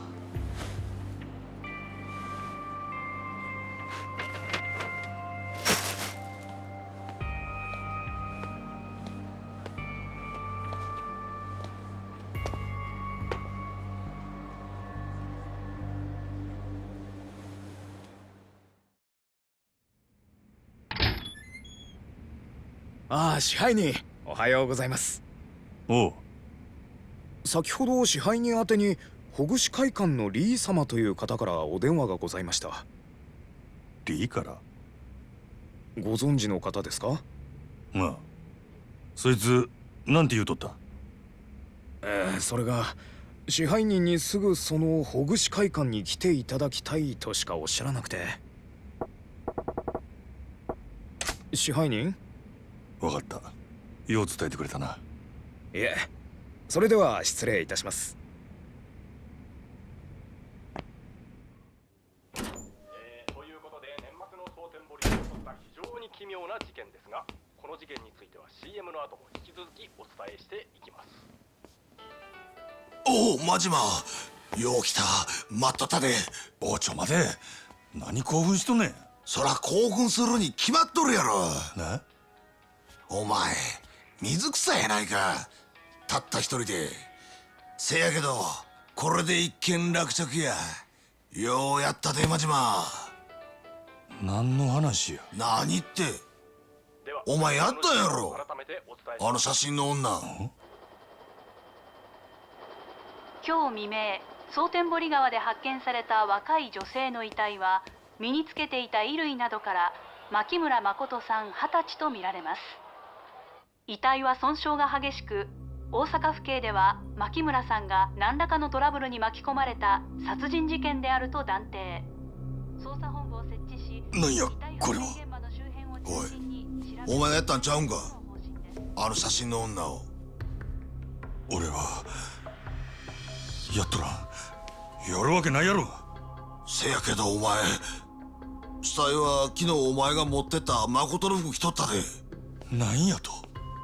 朝店にデカが来てな、身元確認や言うて死体の写真見せられたんや。顔は潰されとったが服は間違いなくお前に渡したやつや。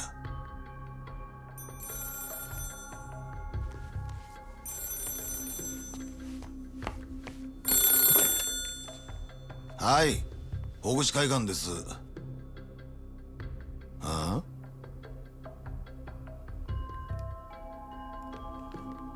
お前にや。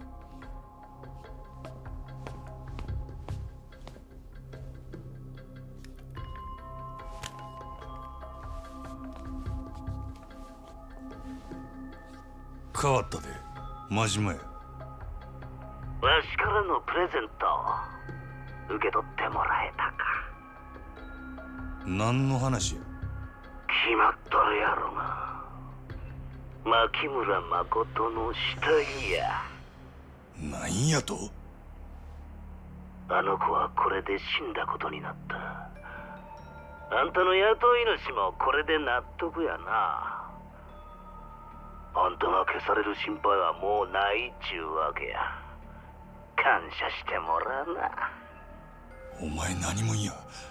目的は何や。取引したいんや、あんたと。何わけわからんこと。実は今な、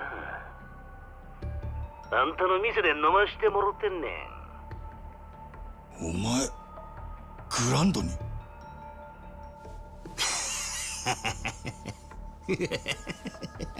いや、もうちょっと。ええ店やな、真島君。わしここ気に入ったで。今から一緒に楽しもうやないか。あんたも早おいで。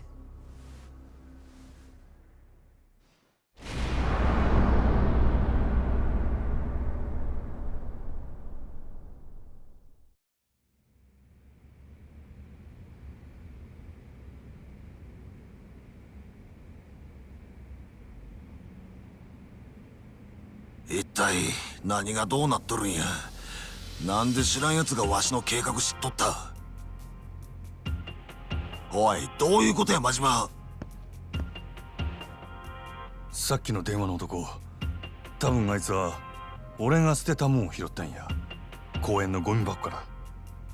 あ？俺があんたから取ったほぐし会館の制服、身代わりにするつもりやった女の写真、俺がそれ捨てたとこ、その男はどっからか見てたっちゅうことや。そういうことかいな。それつこて誠の死体を偽装したんやな。けど何者なんや。もしかしてお前の雇い主とちゃうか？ちゃう。俺の雇い主やったら本人が電話してくる。電話の男は別口や。けど俺が誠の殺し命じられとんのは承知しとる口ぶりやった。となると前にここに来たヤクザどもか。まずその関係やな。電話の男は俺と取引したい言うとった。奴の欲しがっとるのは牧村誠っちゅうことや。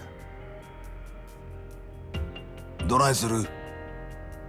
相手はグランドで俺を待っとる。あんたはあの子についててやれや。そらええけど、お前一人でのこのこ出ていくんか。相手はお前を待ち構えとるんやで。これ以上うろちょろされたら目障りやからな。それに奴に聞けばあの子が方々から狙われとるわけもわかるはずや。そろそろ蹴りつけたる。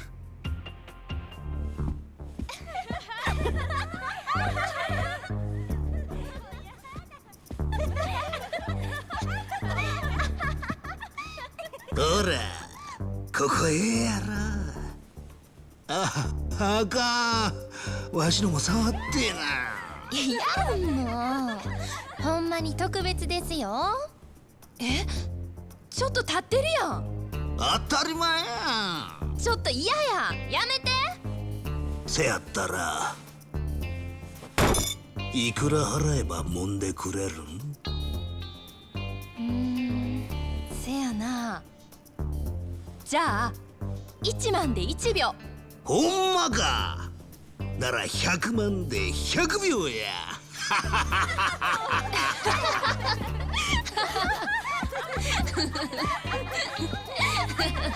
当店はみだらな行為は禁止です。お客様。支配人。ほう。あんたが真島君かいな。固いこと言うなや。場がしらけてしもたやんか。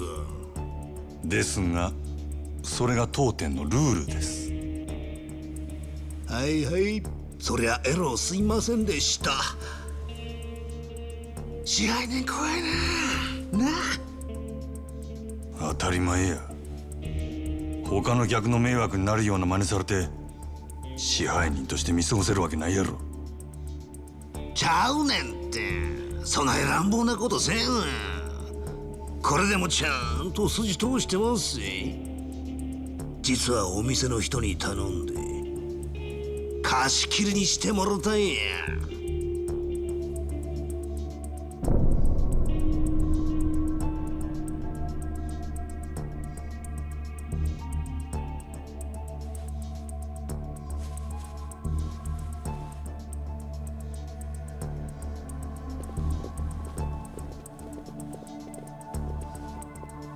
わしらの会話、あんたも他のもんに聞かれたないやろと思ってな、人払いしといたんや。これでも気使うてるんやで。まあまあ座ったら、たまには自分の店で飲むんもええもんとちゃうか。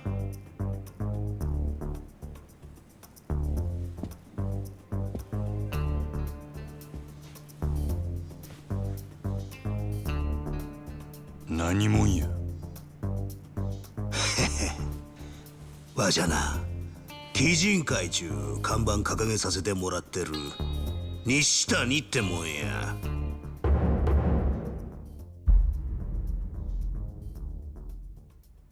鬼人会？こっちの欲しいもんは分かっとるやろ、真島君。牧村誠ちゃん。あんた、あの子どこに隠しとんのや。前にうちの若いもんが誠ちゃんさらいにハリシンとこ行ったやろ。せやけどあんたが手に負えん言うてな、結局わしが出てこなあかんようになってもうた。お前があのボンクラどもの頭っちゅうわけか。あんた強いらしいな。わしゃ強い男は大好きやで。せやけどそんなあんたが女一人殺せんでえらい困っとる。もう見てられへんで、かわいそうにな。何言うとるんや。まあカリカリせんと聞いて。わしらが欲しいんは誠ちゃんの命やない。あの子とちゃんとお話ししたいだけなんや。せやから誠ちゃん、わしらに渡してもらえんかな。なえやろ。あんたは雇い主に蒼天堀の死体が誠ちゃんや言うたらええ。相手は佐川やろ。キャバレーグランドの裏のオーナーさんや。あのアホに死体が別人やなんてバレやせん。わしは口の固い男や。誠ちゃんさえこっちの手に入れば誰にも秘密は明かさん。墓まで持ってったるわ。お前らなんであの女狙うんや。そりゃ言うわ。わしらも人に雇われて動いとる。ただまあ真島君もそれ知りたいやろな。なんやったらわしから力ずくで聞き出してみるか。あんたもそのつもりで来たんやろ。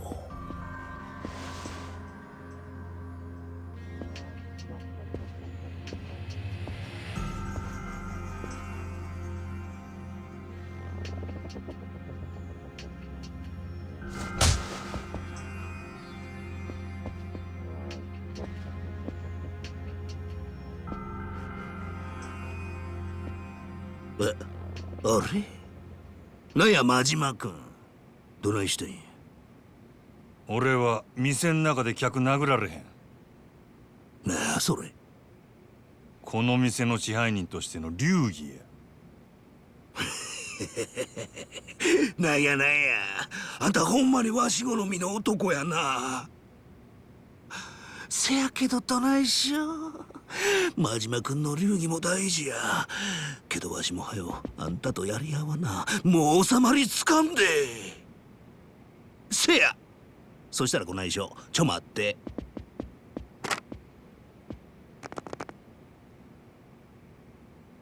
あ、もしもし、警察でっか。わしキャバレーグランドの支配人ですわ。何？今頭おかしなったヤクザが店でドス抜いてますね。全然客やないです。強盗ですわ。はよ助けに来てください。何考えとるんやお前。これでわしは客やないちゅうこっちゃ。札も認める立派な強盗やで。支配人言うたことで強盗まで殴らんちゅう流儀はないやろ。大事な店を守るためや。はよ遠慮せんとかかってきてや、真島君。わしはもう仕事抜きや。楽しませてもらうで。そこまで言うんやったら付き合うたる。俺も仕事抜きや。ほな行くで、真島君。がっかりさせんなや。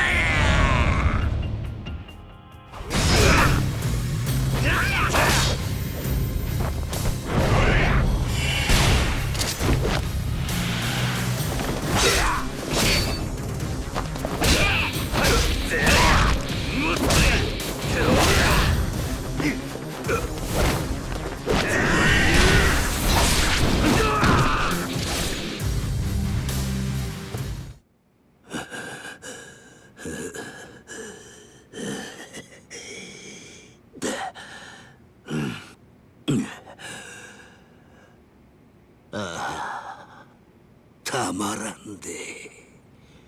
わしこんなん初めてや。しぶとい男やな。警察や、そこを動くな。なんや、もう時間切れかいな。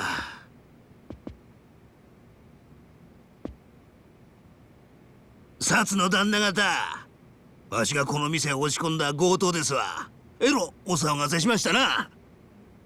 はあ、なんやそれ。待てや西谷。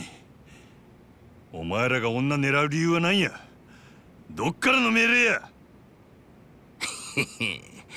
それは次会うた時のお楽しみや。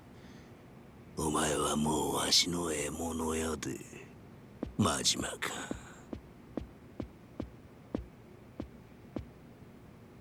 たく、なんやお前。とにかくこっち来い。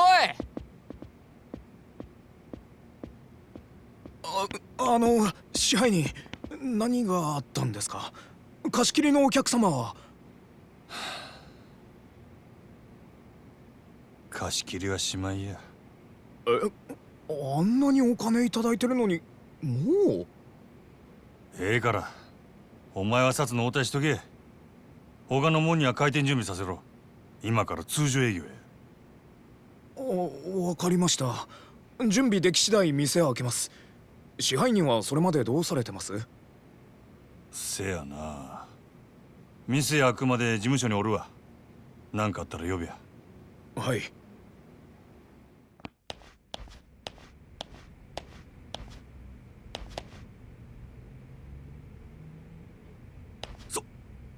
佐川。よう、邪魔してるよ。いつからここに？札が店に入ったすぐ後だ。にしても随分騒がしかったな。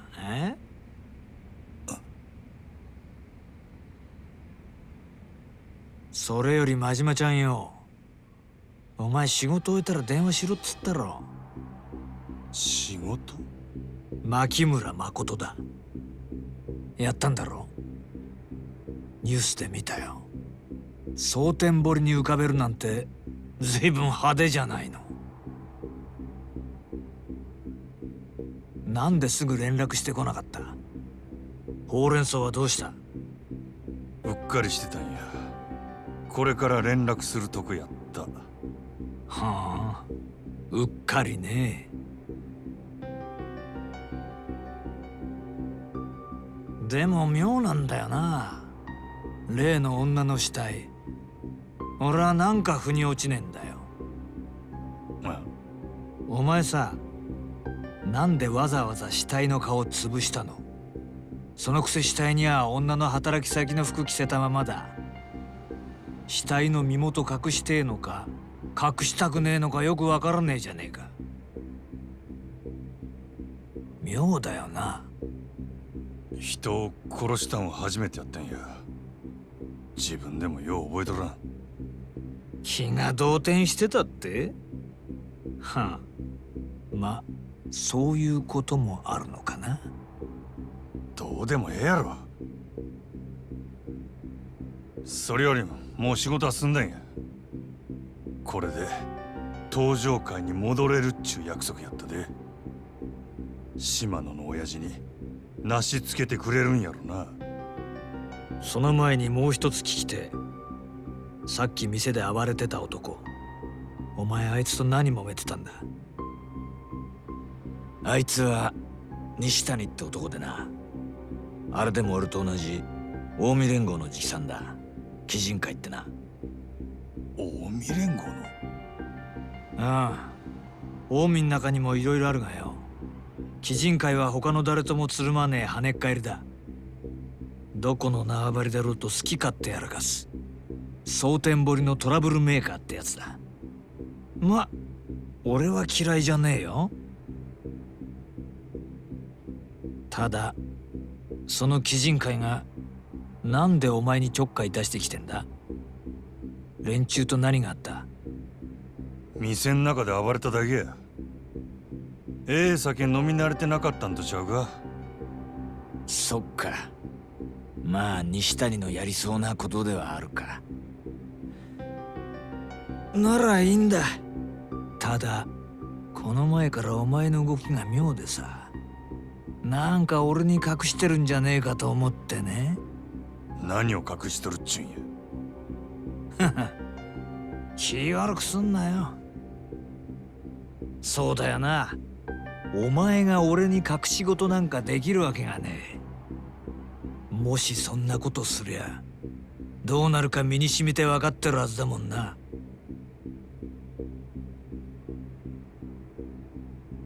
よし、そんじゃ島野の兄弟とはなしつけとくからよ。それまでしっかりこの店儲けさせてくれやな。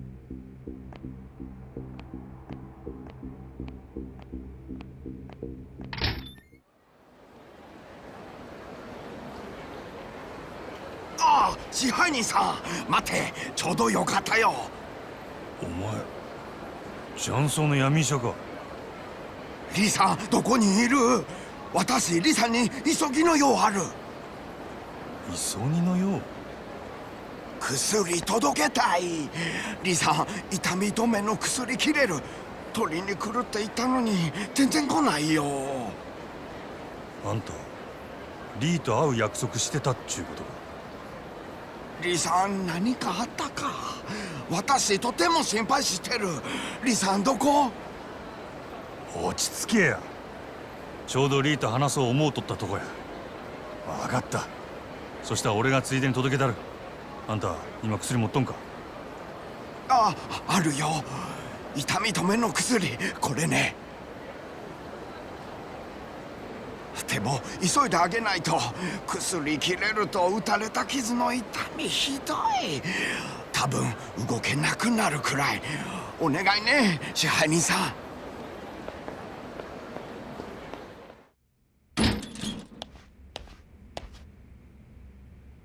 おう、お前無事やったんやな。ああ、こっちも異常ないな。ん？ああ、別にないな。ならええ。あんたに預かりもんや。なんや？痛み止め屋とジャンバラヤの闇医者がお前に渡せ言うとったで。こんなん別にいらんけどな。それよりどないやった？電話の男とグランドで会うたんやろ。何かあったんですか？電話の男って。まあちょっとな。お前は気にせんでええ。それよりリーさん、なんで私に何も教えてくれないの？なんでとお前急にどないした？全部私が狙われてるせいなんでしょ？だから2人でいろいろ動いてるんでしょ？だったら私にも何か手伝わせて。ただずっとここにこもって守られてるだけなんて私。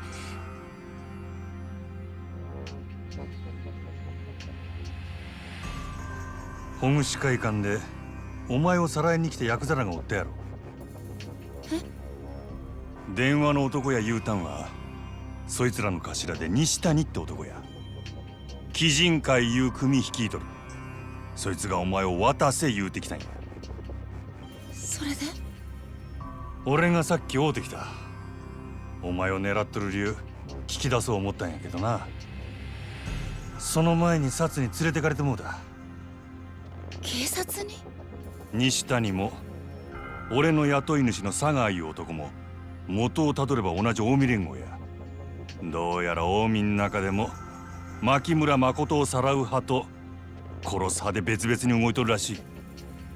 西谷はさらう派、佐川が殺す派ちゅうことか。せやけど今一番の問題は佐川の方や。あいつは多分俺がみすみすこの子殺さんかったこと感づいとる。なんやと？ほんまか？お前らはすぐ蒼天堀から出た方がええ。ここも佐川に見つかるのは多分時間の問題や。リー、どっかこの子連れて逃げる当てないか？まあないこともない。せやけどどこまで逃げてもヤクザは追ってくるで。この子はいつまでビクビクせなあかんねん。俺が何とかしたる。とにかく今は町を出るに。あなたは一緒に逃げないの？俺はこの町に囚われの身や。一緒におるとかえってあんたらが逃げきれんようになる。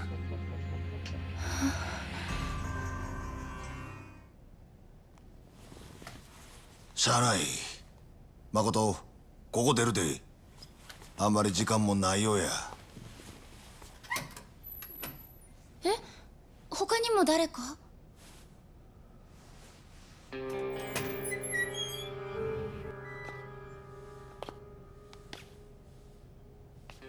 なんでよお前。まさか俺のことつけてきたんか？リーさん、あなた前に私に教えてくれた。あなた言ったよ。日本で生きる中国人とっても大変だから私たち助け合う。でも最後に自分守ってくれるのはやっぱりお金ってリさん言ってたから許してくれるよね、リさん。おんとれわしら撃ったんか。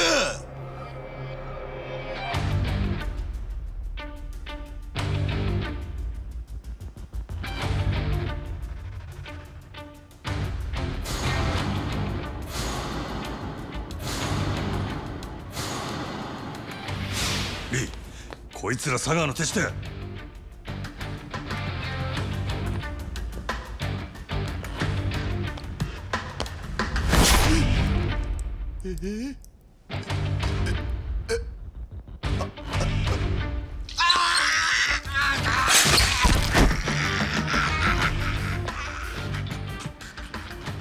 用が済んだらもういらんちゅうわけか。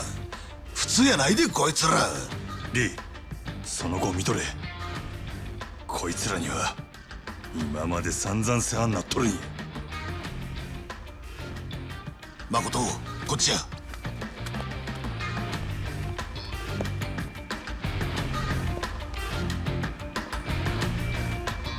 行くで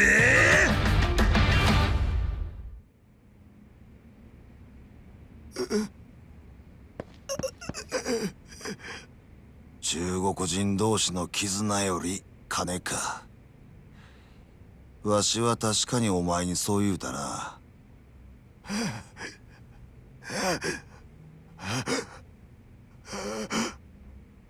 せやけど死んだらせっかく手にした金使えんやろが、ダホ。リさん。リー、まだ終わっとらんで。他にも佐川の手の者が駆けつけてくるはずや。そいつはほっとけ。あんたを裏切った男やぞ。おい、どないしたんやリー。このままほっといたらこいつ死んでまう。助ける言うんか。お前誠を連れて早よここを出ろ。わしはこいつをジャンバラへ連れて行かな。後で合流する。お前は誠と一緒に保護司会館に行け。保護司会館？なんでや。誠を連れながら歩いて逃げきれんやろ。車がいる。保護司会館の前に店の車止めとるんや。何が起きてるの？リーさん。誠、すまんがわしは。リーのおっさんは後で合流する。お前のことは俺が守ったる。急ぐで。すぐに他の追っ手が集まってくるんや。全部私のせい。ごめんなさい。私のせいでごめんなさい。泣くことあらへんがな。お前は何も悪ない。誠を頼むで。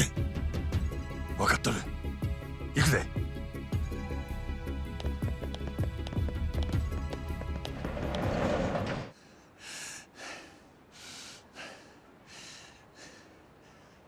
怪我ないか。大丈夫。あなたは？平気や。おい、リーさん。無事やったか。早かったな。あの闇医者は。大丈夫や。仲間が見とる。それより車や。まだ追っ手が来るかもしれんねやろ。車はあれや。ちょ待っとれ。こっちや。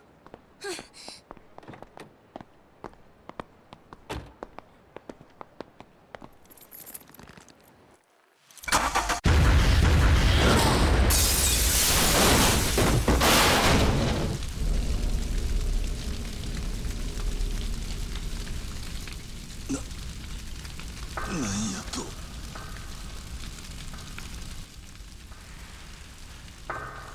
おい。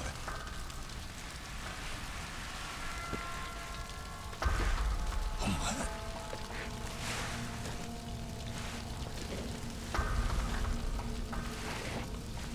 しっかりせえ。誠。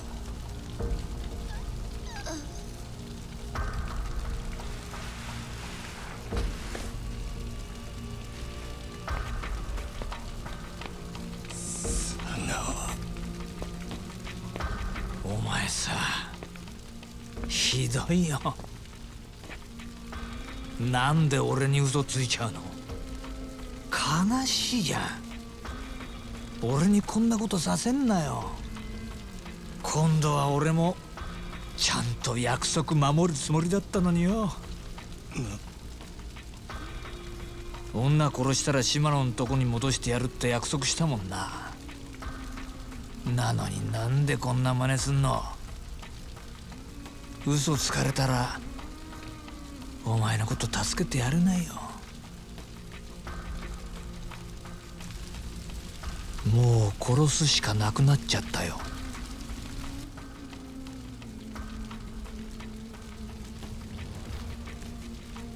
でもいいよな。二人一緒に殺してあげるから。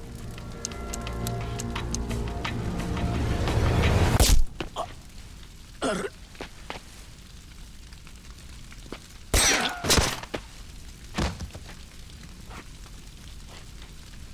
なんだこれ。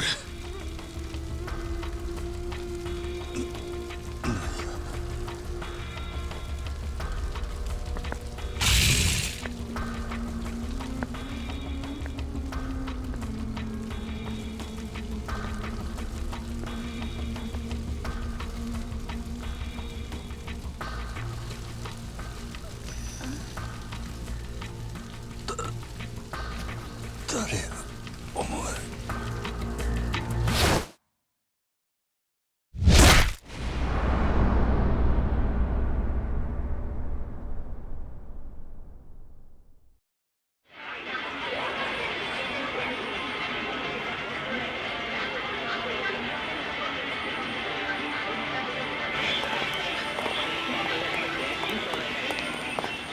おい、いたぞ俺。桐生じゃねえよ。うわ、この野郎、紛らわしいなりしてんじゃねえ。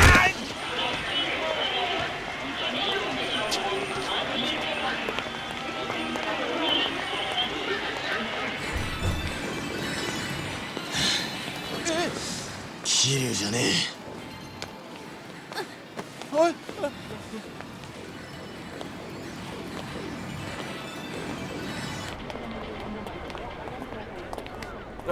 こいつ見たらすぐに知らせろ。いいな。はい。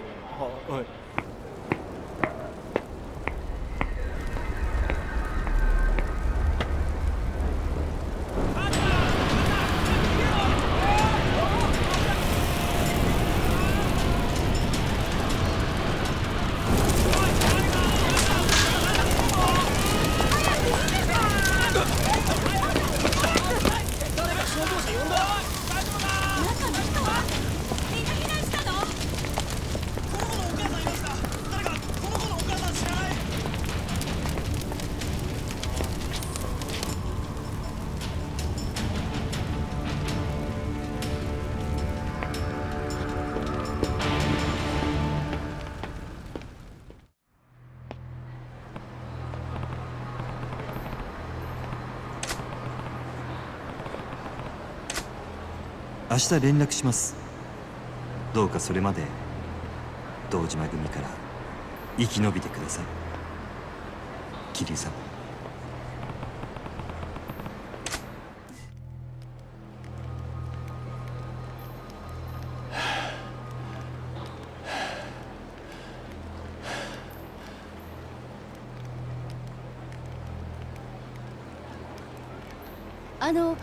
もしかして桐生さん？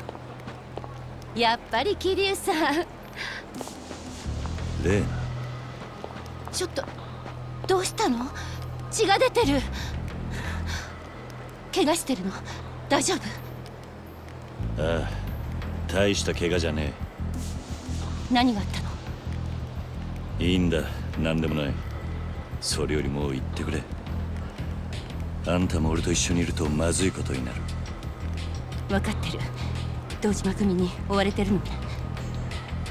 あだったらうちの店に来て。行くとこないんでしょ？ダメだ、あんたに迷惑がかかる。俺のことはほっといてくれ。そんなこと気にしないで。ほっとけない。錦山君の兄弟分を見捨てるなんて。あいつとはもう兄弟の縁を切った。あんたも俺に構うな。巻き添えにしたくない。そんな風に言われて引っ込めると思う？あんまり舐めないで。来ないんだったら今ここで大声あげる。本気よ。こんなとこにいればすぐ見つかる。お願いだからこれ以上時間かけさせないで。いい？私は先に行って店を閉めるから、桐生さんは少ししたら後から来て。目立たないように裏口から入るといいわ。ああ、それじゃあ後で必ずよ。レイナ、すまない。謝るのはそれで最後にしてね。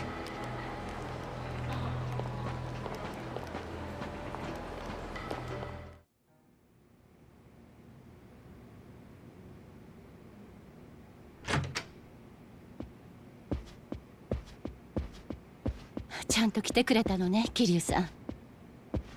あまり長いはしない。立花って男から連絡が来るまでだ。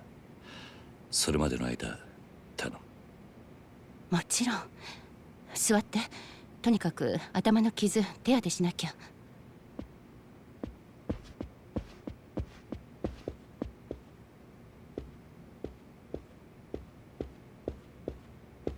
レーナ、今錦がどうしてるか知ってるか？風間組の事務所に詰めているみたい。さっきも出入りしているの見かけた。なんだかすごく怖い顔してたけど。そうか。ならよかった。傷そこまで深くはないみたい。消毒だけするわ。ああ。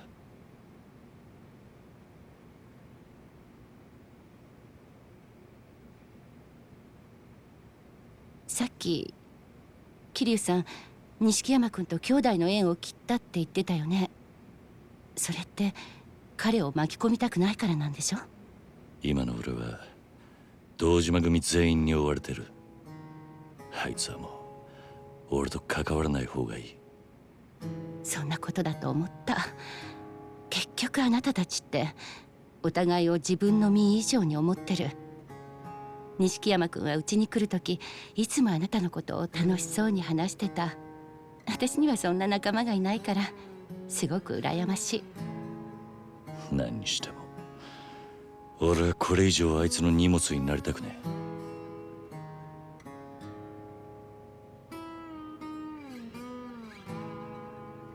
え。もう兄弟を苦しめたくない。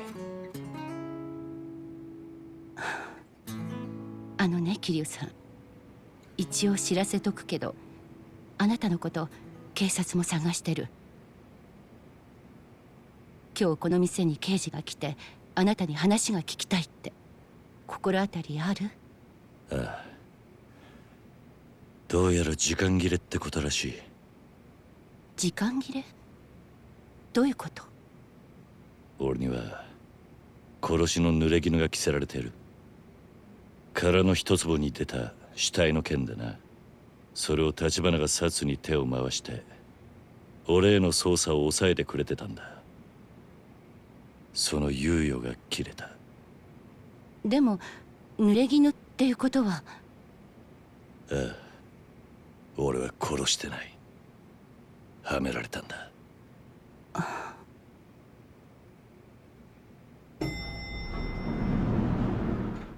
桐生さん、誰か来る。今の時間もうエレベーターは動かないはずなのに。奥の部屋に隠れて。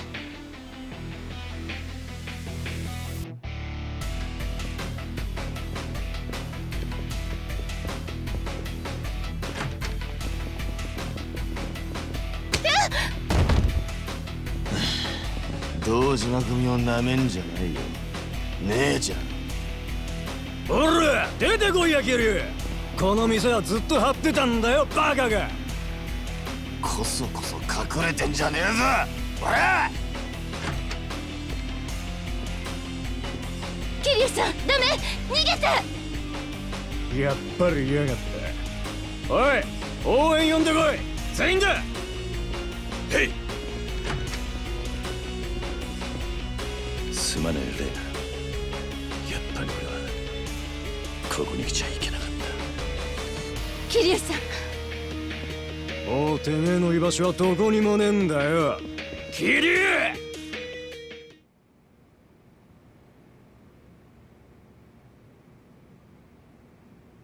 桐生さん。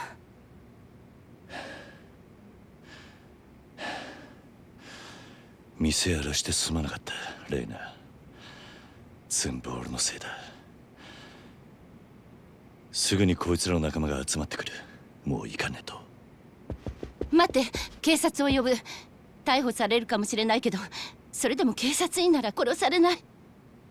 無駄だ。ヤクザがここまでやるからには殺が来たとこで引きはしない。俺を始末するまではな。そんな、誰か他に助けはいないの？いればあんたにも迷惑かけずに済んだ。迷惑だなんて。じゃあ迷惑ついでに一つ頼まれてくれるか？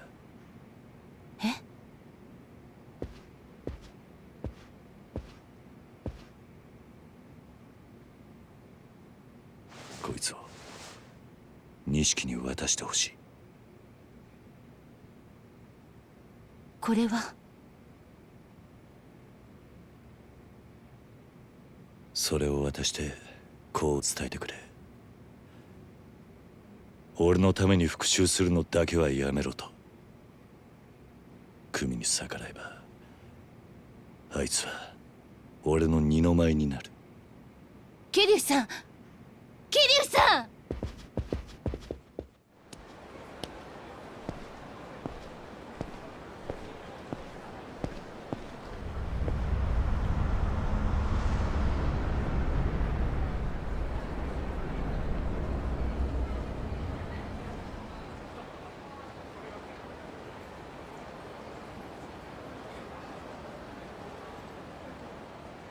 兄弟。頑固なやつだな、おめえ。いつかこうなることは分かってたはずだろ。だがもう脅しじゃ済まなくなっちまった。あわの橘の居所は後でじっくりお前の体に効く。そいつを相手とこで死んでもらうことに変わりはねえがな。兄弟、手柄はてめえにくれてやる。だがこいつは俺がやるぜ。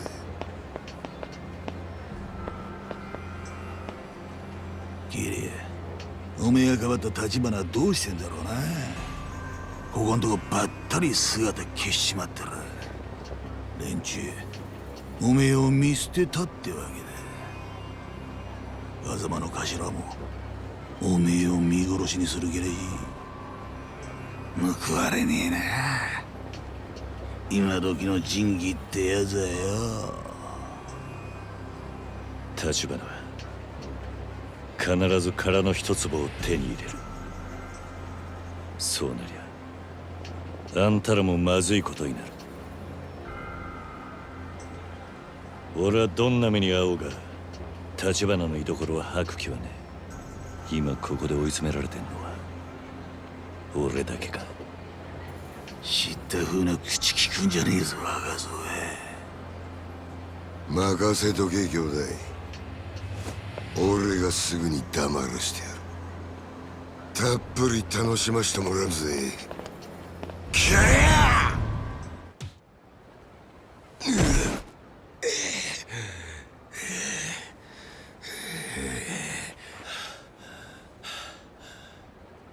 この野郎。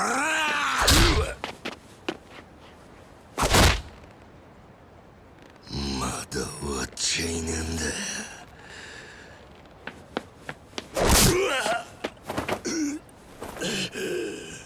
よこせよら。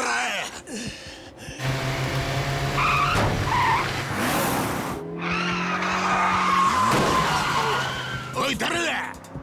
脳みそぶちまけろ。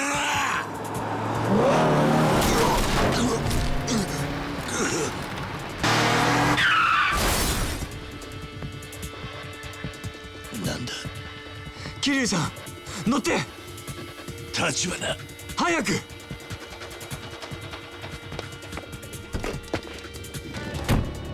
遅くなりました桐生さん。あいにく車の運転は得意じゃないんです。しっかり捕まっててください。逃がせろおめえら。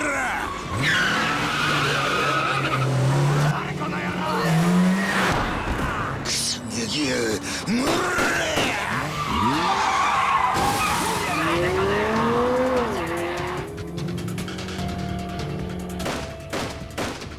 クソや。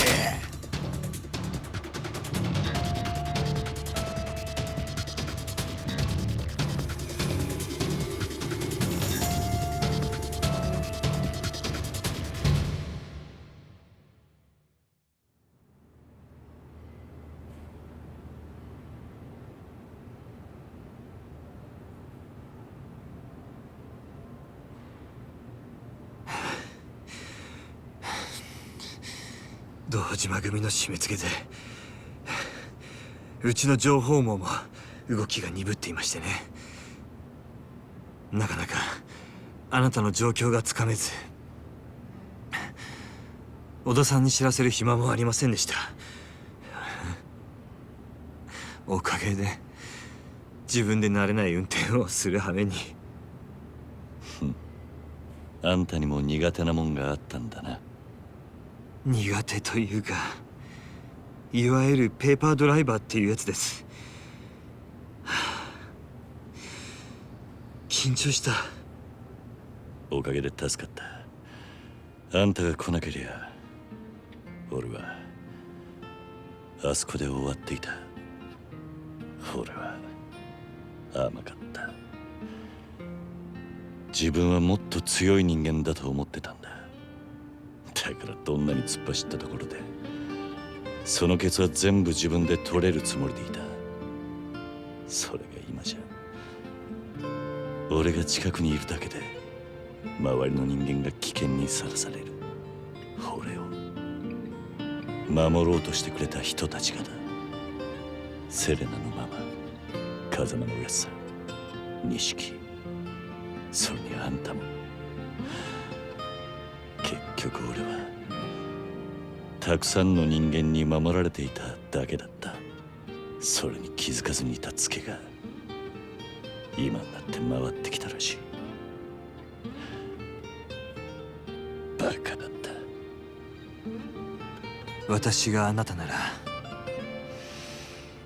そんなことは気にしません。私はね、桐生さん、自分の周りにいる人間は全て利用すればいいと思っています。私の育ってきた環境では誰もがそうしていました。そうでなければ生き残れないし、のし上がっていくこともできません。金でも何でも使っていかに周りの人間を利用するかだけを考えるんです。これは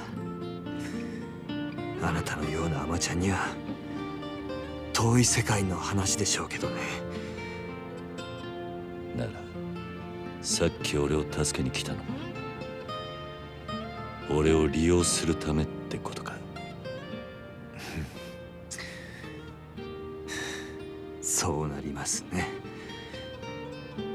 あんた何が言いたいんだ。私は人を利用してきた結果として金と力を持つようになりました。どうも私にはその方面の才能があったようです。ただしあなたと違って私には私のために命を張るような仲間はいません。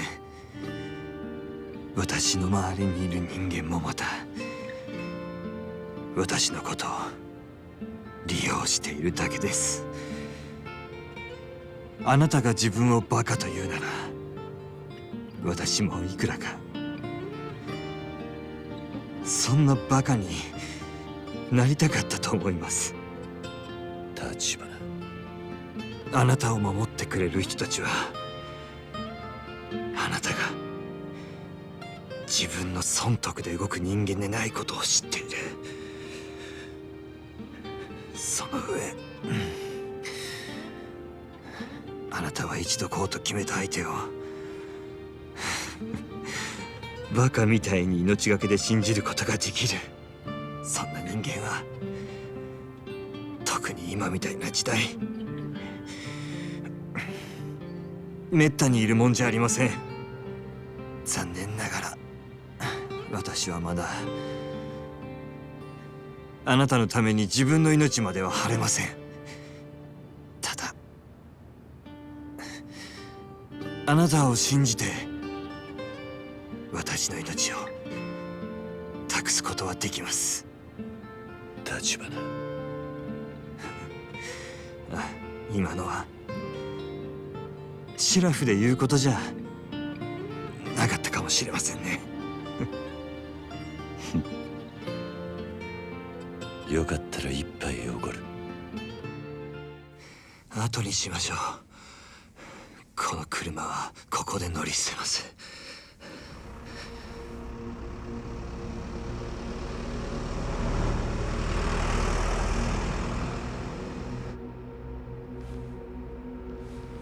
あの車は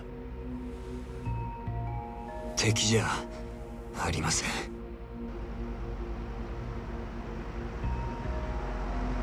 織田？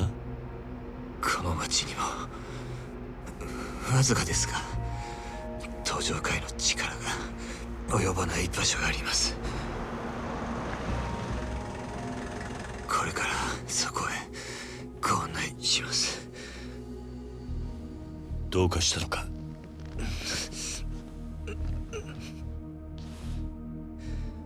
おい、立花！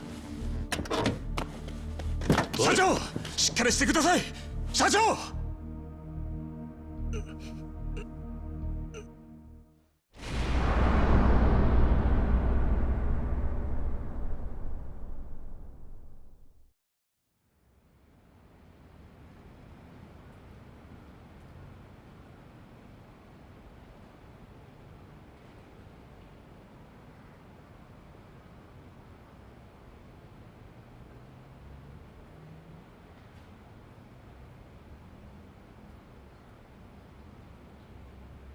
大丈夫なのか、立花は。とりあえずはね。ここだけの話。社長は随分前から腎臓をやられてんだ。このことは立花不動産でも俺しか知らない。病気ってことか。昔社長が腕をなくした時、輸血するまでにだいぶ手間取ってな。それで腎臓がうまいこと動かなくなった。社長の腕を落としたのはその頃敵対してた中国人マフィアどもでね。もちろん落とし前は俺がつけといた。仇の話には聞こえねえな。昔のことだ。俺らはその頃まだ不動産屋でもないゴロつきでさ。でもそれ以来社長は一日おきに人工透析を受けなきゃなんなくなった。こいつをやらねえと社長は死んじまうんだ。立花はそんな体で登場界を敵に回してきたのか。この人は体がこんなんじゃなけりゃ全部一人でこなしちまう。腎臓のことがなきゃ多分立花不動産って組織も俺やあんたさえ必要なかったろうな。それでこれからどうする？全部社長が目覚ましてからのことだ。安心しな。ここはカムロ町の中で唯一登場界の目が届かない場所でね。アジア界って呼ばれている。聞いたことないか？アジア界？この界隈に住んでんのはアジア系の外国人だ。堂島組から身を隠すにはうってつけの場所だよ。あんたらはそんなとこにも顔が利くのか？俺も社長も日本人じゃないからな。え？俺たちはもともと在日中国マフィアだ。だからここも闇医者だよ。まっとうな病院にはかからねえからな。出身はマフィアか。初めて聞くな。別に隠してたわけじゃない。ただ今まで橘不動産が登場界に尻尾つかませなかったのもこのアジア街って聖域があったからだ。この辺りの店はマフィアたちにみかじめを収めてでさ、外国人同士つつましくやっている。そうやってる分には登場界もアジア街を黙認するとさ。じゃあここに俺らが出入りしていると知ればアジア街は登場界の怒りを買うってことか。まず間違いなくな。けどうちはここの顔役にリスク以上の金を払ってる。誰だ？さっき言った顔役の使いだ。陳先生在叫你，要你把那日本人也带去。G ダウラ。何か問題か？あんたの扱いについて顔役と話をつけなきゃならない。ただあまり歓迎ムードじゃねえようだ。このビルの近くに中華の店がある。あんたにも一緒に来てもらうぞ。行こう。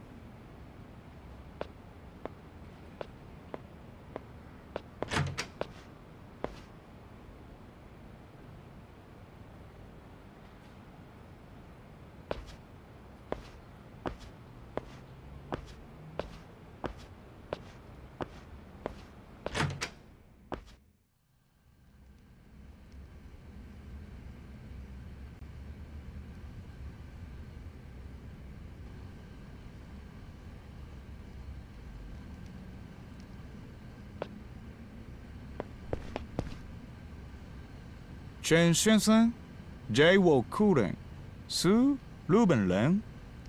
你不在意用日本语吧？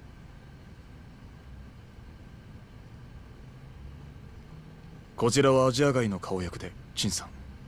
陳さん、こちらが。桐生一馬さんだね。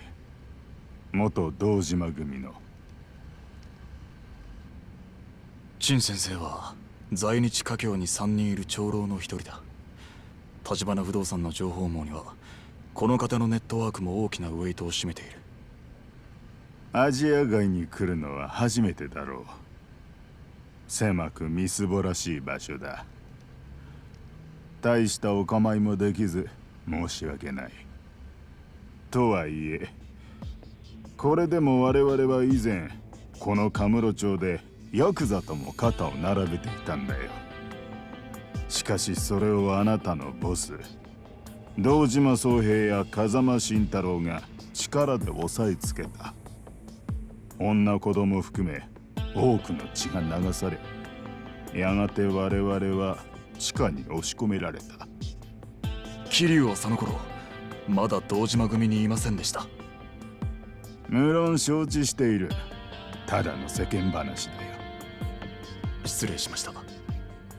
その後力を失った我々は時代とともに日本人の金回りが良くなるのをずっと横目に見ていた。この狭いアジア街の中でね。小田さん、そちらの客人はアジア街に歓迎できんよ。その人はあの堂島や警察にも追われているね。ここにかくまえば災いの種になる。それを言えば俺や社長も登場会に追われる身です。アジア街は同胞を見捨てることはしない。だが桐生さんは日本人のヤクザだ。それなのに橘不動産はこの件我々に対して事前に話を通してもいない。突発的なことでやむを得ませんでした。ですがここを追い出されれば桐生は堂島組に殺されます。それでも我々は別に困らない。待ってください。橘不動産からの上がりはアジア街にとってもでかいはずです。今までうちとアジア街はいい取引をしてきました。その上でのたってのお願いです。取引は対等なものだった。こちらも金に見合うだけの情報は提供してきたはずだよ。あんた方に借りはない。承知しています。ならこの件については別に金を用意します。私の顔に金をくれとでも書いてあるか。じゃあ他に何が必要です。言ってください。やめなさい。礼儀を忘れて交渉はできませんよ、小田さん。社長。橘、あんたもういいのか？陳さん、お騒がせしています。小田さん、陳さんは一度下した決断を変える方じゃありません。私たちもアジア街にいる以上、そのことをわきまえておくべきです。ここに桐生さんをかくまうことはできません。でも社長。小田、もういい。事情はよく分かった。俺はよそに行く。帰る前にお茶を一杯どうだね。そのくらいはここにいても構わんよ。いえ、お気遣いなく。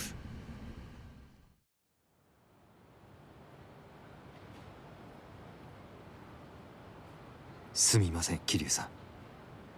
私もあの陳さんがここまで堂島組を恐れているとは思っていませんでした。風間のおやつさんも言ってた。何年か前、堂島組は外国人のしのぎを奪って大きくなったって聞いている。その時かなりの血が流れたらしい。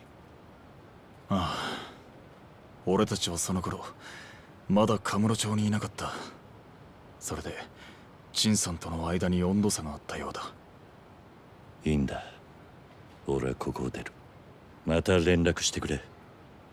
それなら西公園で身を隠すのが良いかと。ここほど安全とは言いませんが。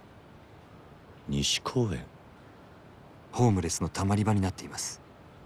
あそこなら堂島組もすぐに桐生さんを見つけられはしないでしょう。分かった。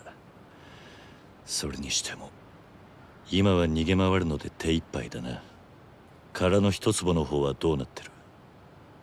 持ち主を抑えるって話だったはずだ。ええ、でもその話はまた後で。西公園に行ったら今夜だけはそこでしのいでください。明日迎えに上がります。この寒空に野宿か。かける言葉が見つかりません。ならあんたも一緒にどうだ？今二人でいるのは目立ちます。それに私は明日のために少し準備がありますから。準備？何のだ？大したことじゃありません。そっか。それじゃあ明日だな。ええ、それではまた。なんとか堂島組に見つからないように気をつけてください。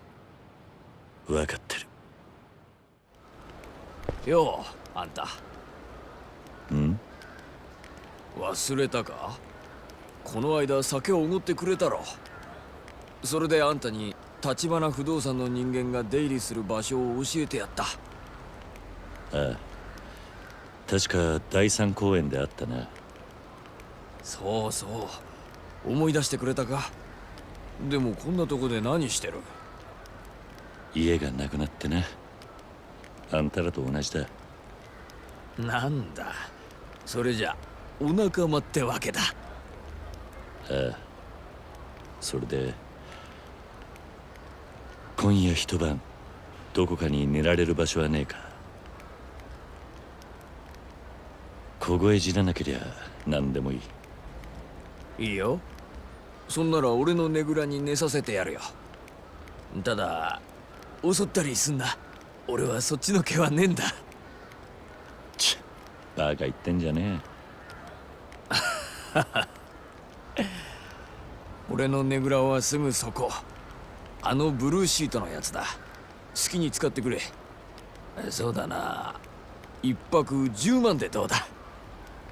はあ？なんてな、冗談だよ。気が向いたらまた酒をおごってくれ。すまねえな。ありがとう。いいってことよ。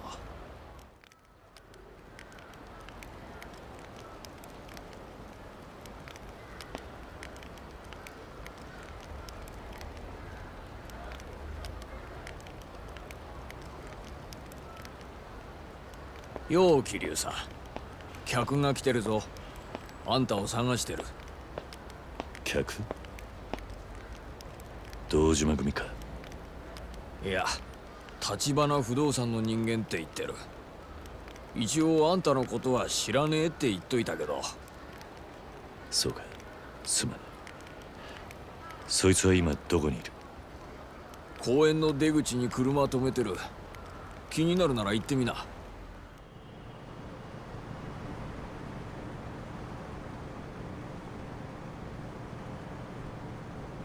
今んとこつけられたりはしてねえようだな。公園に野宿までして隠れてたんだ。少しぐらいゆっくりさせてもらうさ。それで今から行くのは新しい隠れ家ってことか？いや、そういうわけじゃない。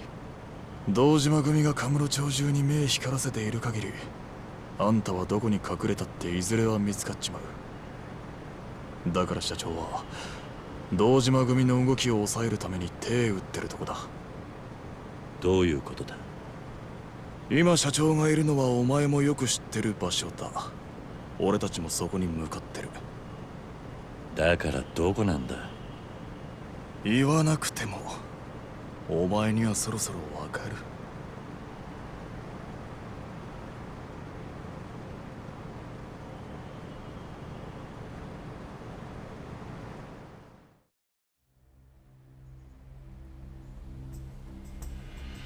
ここはまさか。やっとわかったか。登場会本部。何の真似だおだ。社長は今登場会のトップにあんたのこと掛け合ってる。堂島組の動きを抑えつけるにはそのさらに上の極道になしつけるしかないってさ。待て、登場会は橘不動産を潰そうとしてるんじゃなかったのか？橘もあんたも俺も全員殺されるぞ。何考えてんだ？社長もそのくらい分かってるよ。それでも交渉ってのはいつだってやりようがある。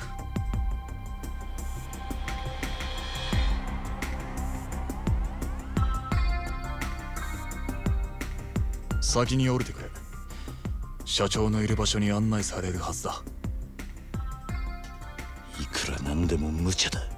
社長は賞賛があってここにいるわけだが、危ねえ橋渡ってんのも承知の上だ。ビジネスにはリスクがつきものでね。けどあんたもうちの社員なら社長を信じろ。今度から何かするときはもっと早く教えろ。しっかり頼むぜ桐生君。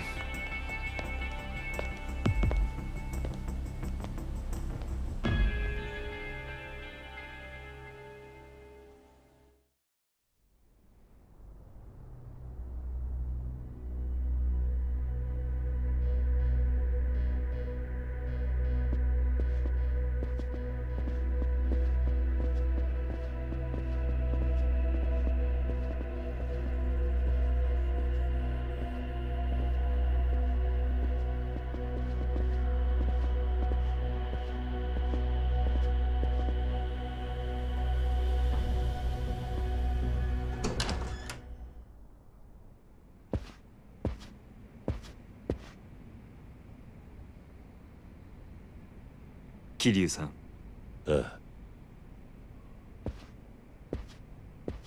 ご存知でしょうが、登場会2代目代行新原さんです。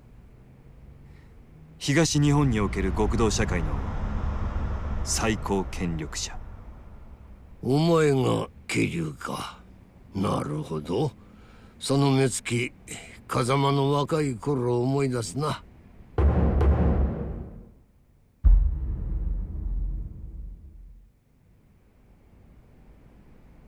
適当に育っていいぞ。いえ、俺はここで。ない。そんじゃ始めるか。先ほどもお話ししましたが、私の望みはうちと登場会さんのカムロ町での共存です。うちはあの町にどんな人間が来ても受け入れる。それを許しているからこそカムロ町は発展してきた。ただ登場会の大門を恐れん連中だけは別だ。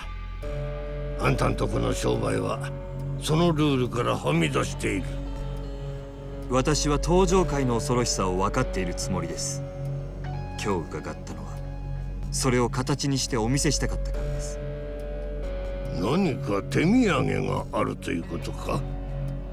ええ。その上で一つ、2代目代行にお願いしたいことがあります。言ってみろ。堂島組に桐生さんから手を引くよう東上会本家から働きかけてください。新原さんがご存知かどうか、堂島組は桐生さんを消そうとしています。堂島もバカじゃない。そいつにも消されるだけの理由があるんだろう。堂島組が桐生さんを狙っているのは私を捕まえるためです。私は殻の一粒を手に入れるのに必要な情報を持っています。殻の一粒か。なるほど。堂島はあの土地をよその人間に取られるわけにはいかねえだろうからな。だけど当然その上がりは本家にも入る。俺にあんたを助けてやる理由はない。話は変わりますが、堂島組は東上界で稼ぎ頭だとか。本家の中にさえ堂島組の力に対抗できるだけの人間はいないそうですね。あなたも含めて。堂島は本家に莫大な上がりを収めている。できた子分ではあるな。そして東上界の跡目に今一番近い人間です。そう遠くない将来、堂島宗平が東上界の三代目になる可能性は高い。それがどうした？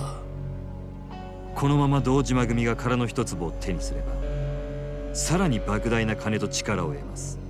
東上界に絶対的な独裁者が現れることになるでしょう。そうなった人間は目上の者にも敬意を払わなくなるものです。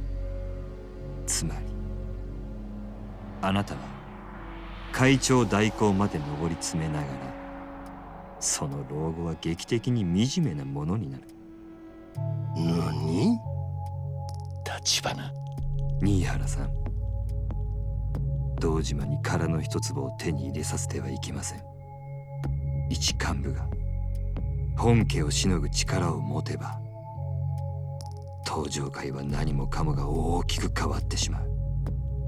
堂島の開発計画は上がりのでかいしのぎだ。東上界本家にも奴から相応の金が納められる。ただそれだけだ。何も変わりゃしねえ。そんな目先の話にとらわれてるようではトップは務まりませんよ。代行。てめえ口の利き方を知らねえようだな。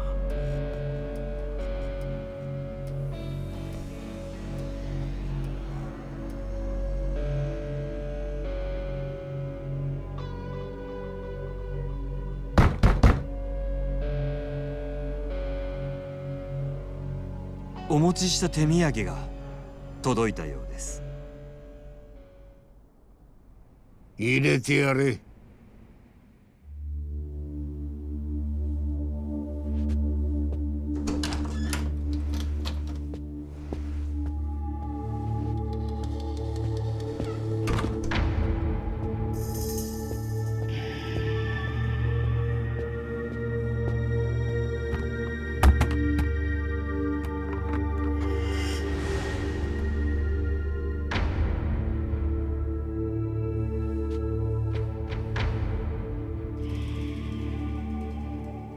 5億あります。これを桐生さんの命の代金としてお納めください。5億？これは前金です。堂島組の動きが止まりましたらさらに5億。加えて今後カムロ町でのうちの上がりの3割を東上界本家に納めさせていただきます。たかが極道崩れの男の命に10億とはな。そこまでの価値があるのか？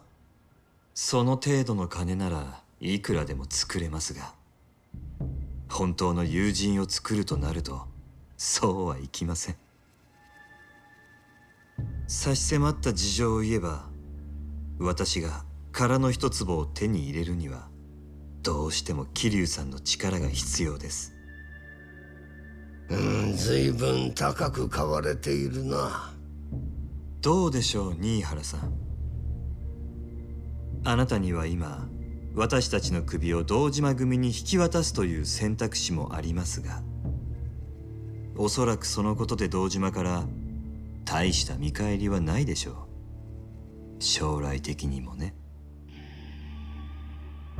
でも、もしここで新原さんにお力添えいただければ、この先も堂島さんを本家に忠実な一幹部に留めておくことができるかもしれません。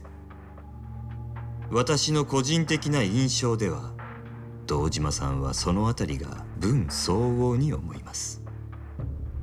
なるほど。あんたは確かにヤクザの股は開かせんのがうまい。金の使い方もよく分かっている。あの堂島が手こずるわけだな。恐れ入ります。なあ、堂島に伝えろ。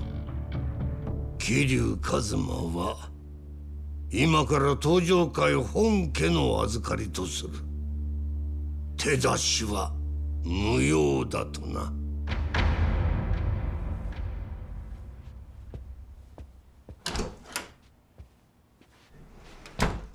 貴重なお時間をありがとうございました。二代目代行。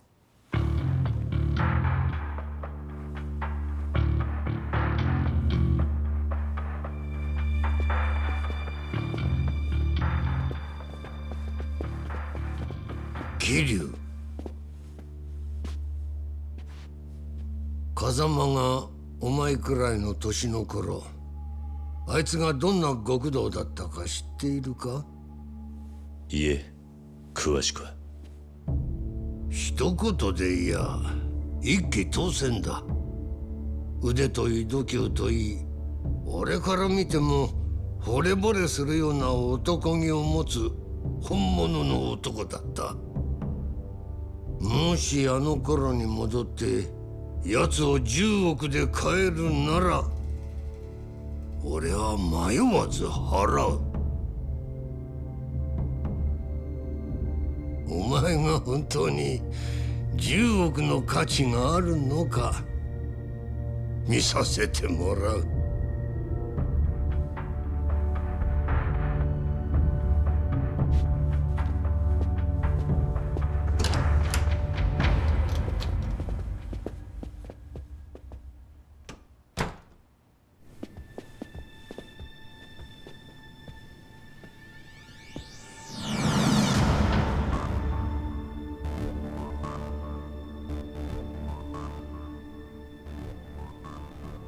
このままおとなしく行かせてもらえるわけじゃなさそうだ。交渉がまとまった後にこう出られるとは予想外でした。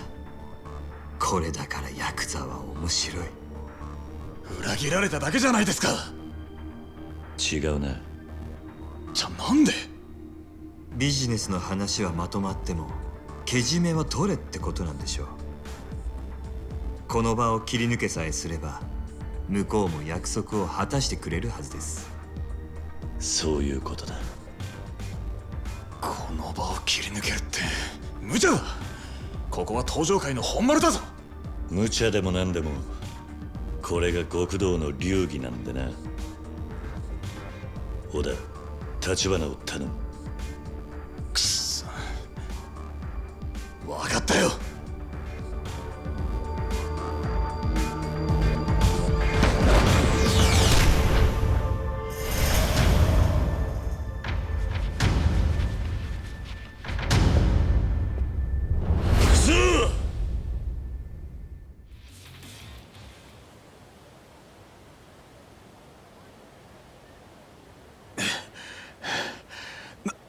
なんとか生き延びたのが。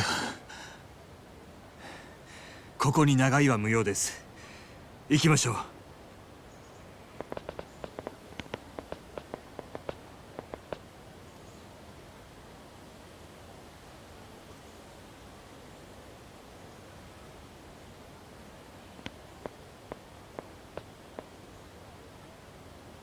桐生一馬か。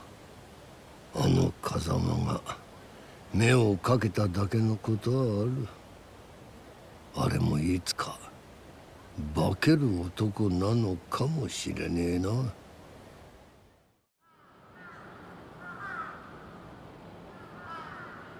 桐生の件だがな、本家がちゃちゃ入れてきやがった。堂島組や桐生一馬に手出し無用とな。そいつは橘不動産の手配りです、親父。連中もうちに追い詰められちゃ本家に泣き入れるくらいしかありませんからね。全部予想できた動きです。久世と阿波野にはできなかった。俺にはさらにこの次、橘が桐生をどう動かすかも分かります。なるほど。もう久世と阿波野に遠慮する気はねえってことか、渋沢。殻の一坪は俺のこの手で差し出しますよ、親父。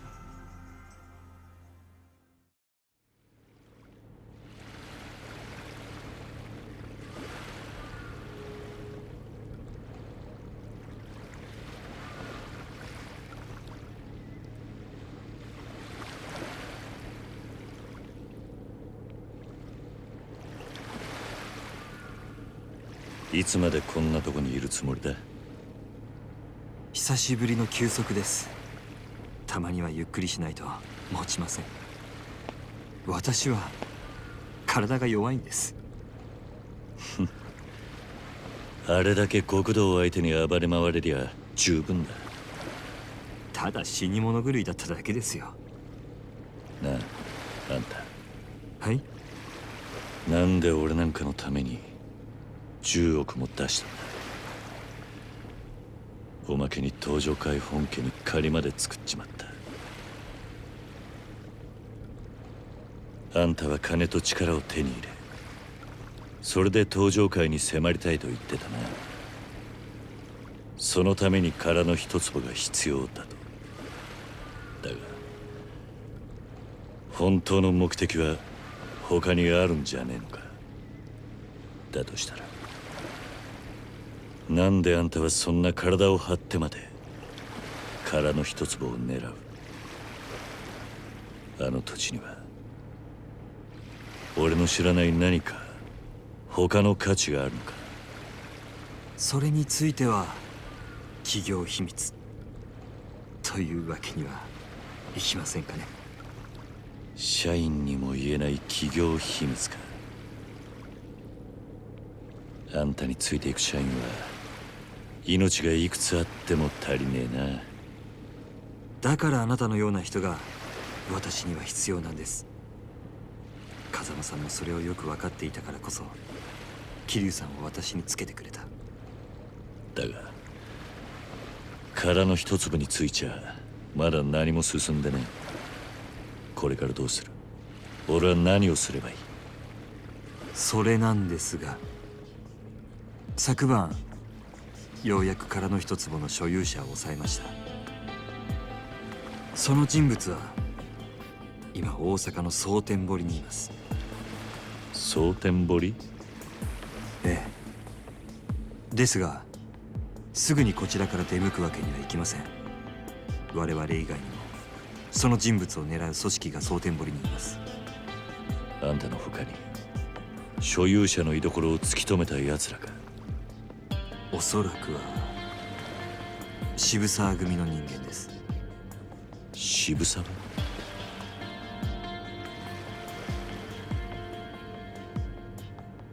あいつが。問題はその渋沢以外にもあの近江連合までが動いているらしいということです。近江連合？奴らも殻の一坪？ええ。その近江連合もどれだけの規模で動いているか分かりません。今の蒼天堀は私たちにとってカムロ町以上に危険です。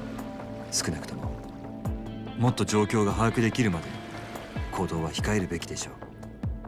そいつはあんたらしくもね。え？織田も言ってた。ビジネスにリスクはつきものだってな。それをあいつに教えてやったのはあんたじゃなかったのか。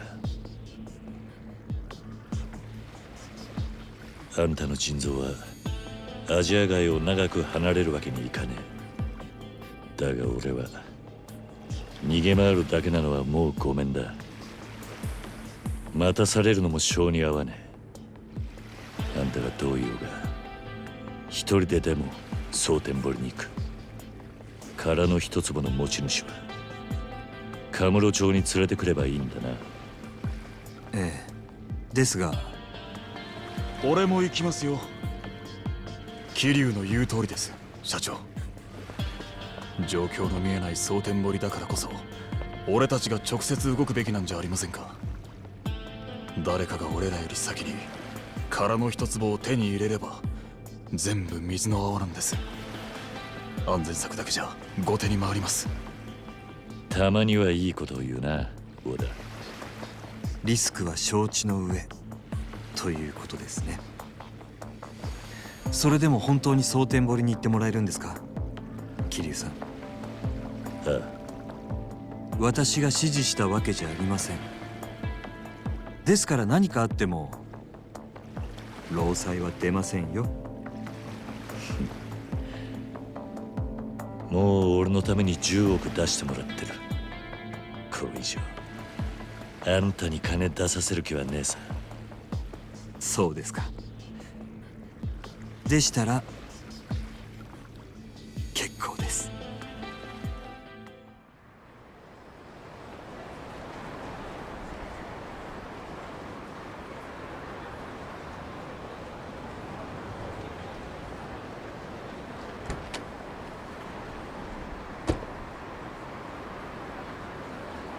桐生さん、蒼天堀に向かう前に準備を整えておいてください。あんたらはアジア街に戻ります。話は通しておきますから、準備ができたら陳さんの店に来てもらえますか。私と小田さんはそこで桐生さんを待ちます。堂島組はあらかた町から消えたみてえだ。二代目代行が約束通り手回してくれたと見える。とはいえ油断すんなよ、桐生君。分かってる。それじゃ後でな。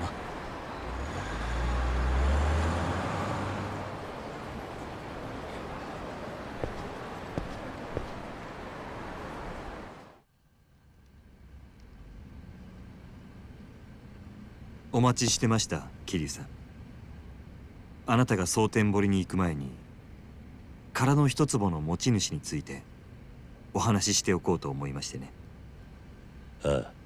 その人物は今うちと協力関係にあるとある組織にかくまわれています。協力関係にある組織？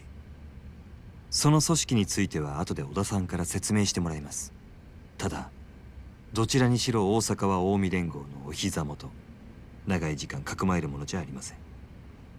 ですから殻の一坪の所有者を我々がいかに目立たないよう蒼天堀から連れ出せるかが鍵になります。それもできるだけ早く。なるほど。それを俺と小田がやるんだな。ええ。この役はやはりあなた方にしか任せられません。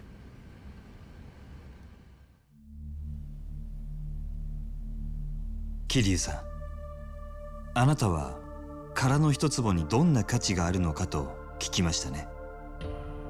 ああ、あんたはそれについちゃ企業秘密だと言っていた。ええ。ですが桐生さんには近いうちにお話できると思います。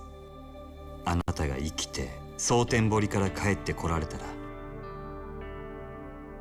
そのためにも無事にカムロ町に帰ってきてください、桐生さん。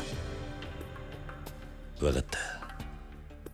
それで殻の一坪の持ち主はどういうやつなんだ？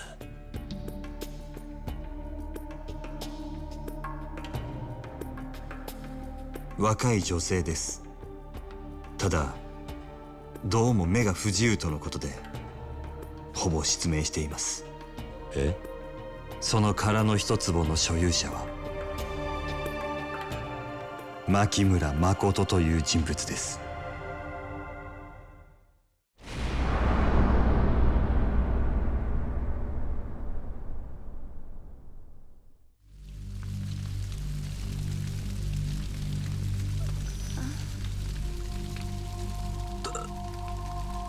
誰やお前。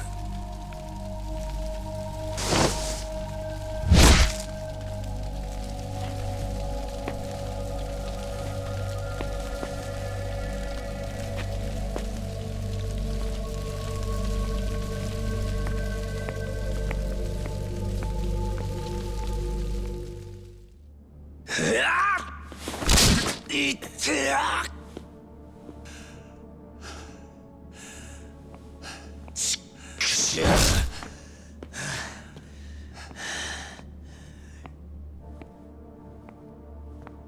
真島ちゃんさ、忠告したよね。殺しなんてやらずに済むならその方がいいってさ。でも真島ちゃんは仕事を引き受けた。俺本気で島野の兄弟になしつけてお前を登場界に戻してやる気だったんだよ。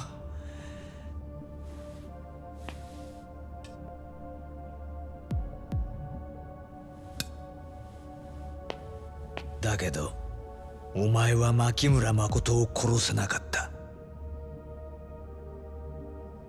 まあまあまあ、100歩譲ってそういうこともあるかもな。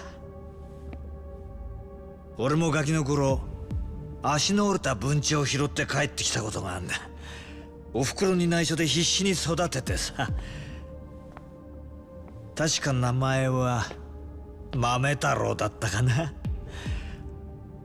動物なんか興味もなかったくせに毎日餌やったりして可愛かったな。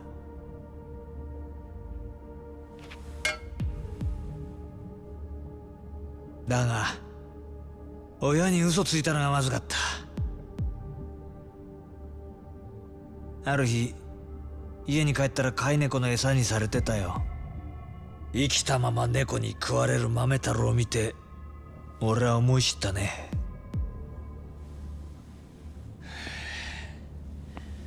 子は親に逆らえないってな。ガキのくせに律儀なやっちゃ。律儀ね。まあ確かに俺は素直でいい子だったよ。親の前ではな。次の日その猫を殺してやったよ。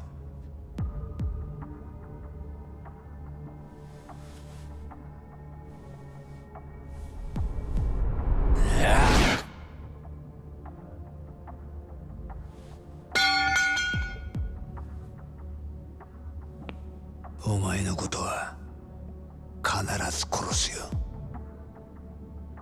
でもその前にあの牧村誠を盗んでいった泥棒猫を始末しねえとな。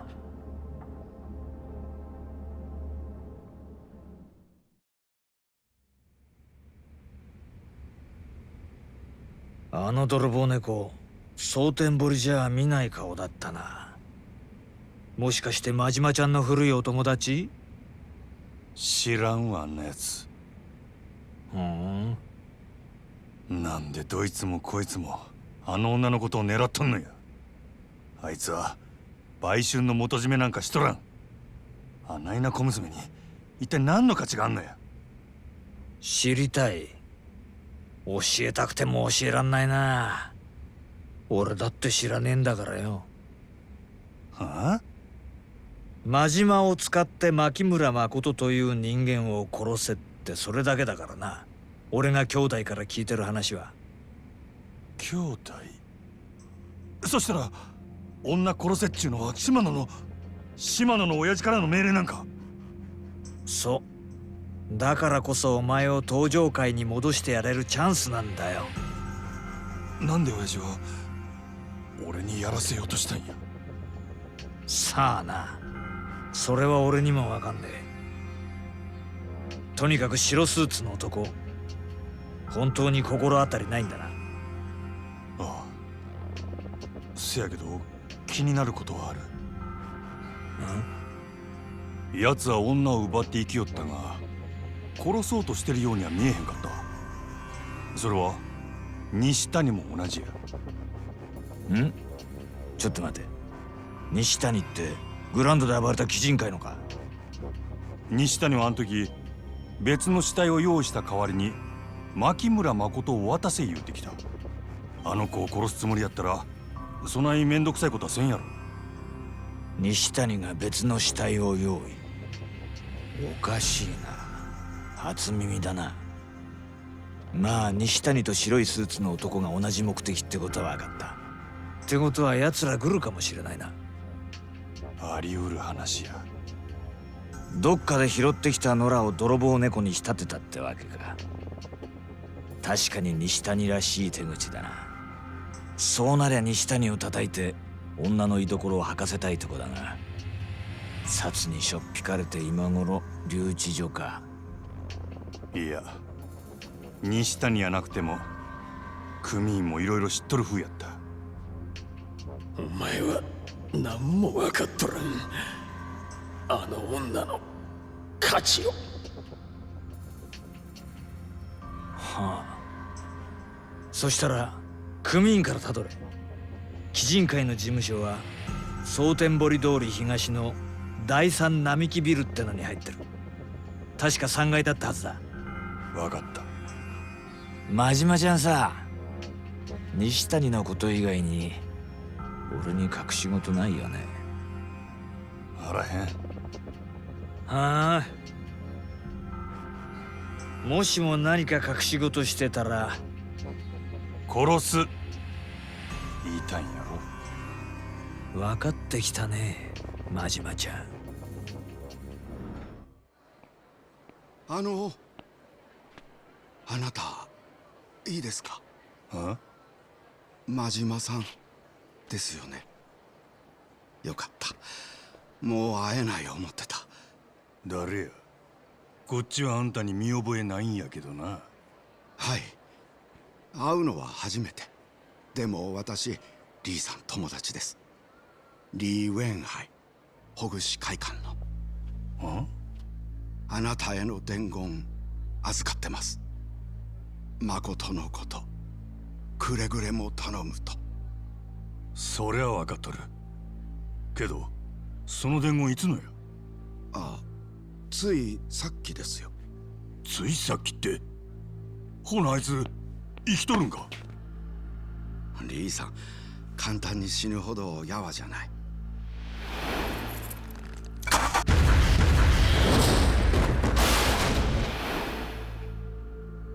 ほんまか？ただ無事には済んでない。もしあなた牧村誠と会えても、リーさんが生きてるって言わないで。今日生きてるだけで明日どうなってるかわからないから。それもリーさんの希望。傷そこまでひどいんか？はあ、そらそうやな。あなたが心配してもよくはならない。だからリーさんのことを思うなら、あなた牧村誠を絶対に守り抜いて。それだけがリーさんのお願い。当たり前や。絶対命張って約束したる。せやから安心せえ言うてくれ。楽勝や。あなたにも牧村誠にもきっともうリーさん会うことない。でもどこからか見守ってると、そう信じてて。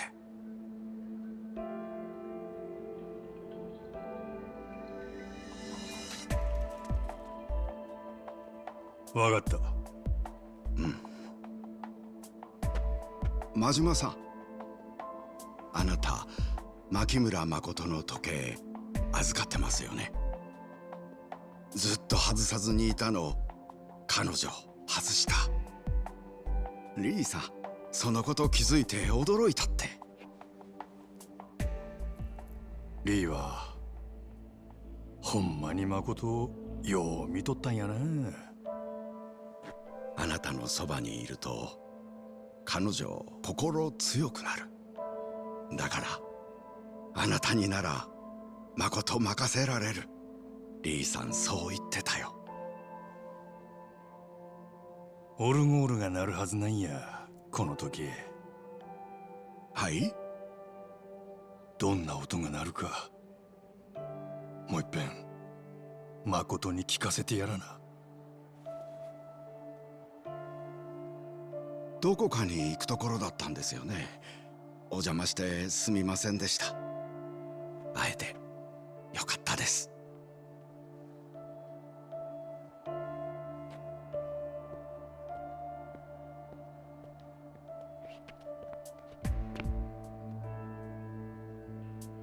こりゃぼやぼやしてられんの。すぐにでも誠見つけな。リーのやつに何されるかわからんわ。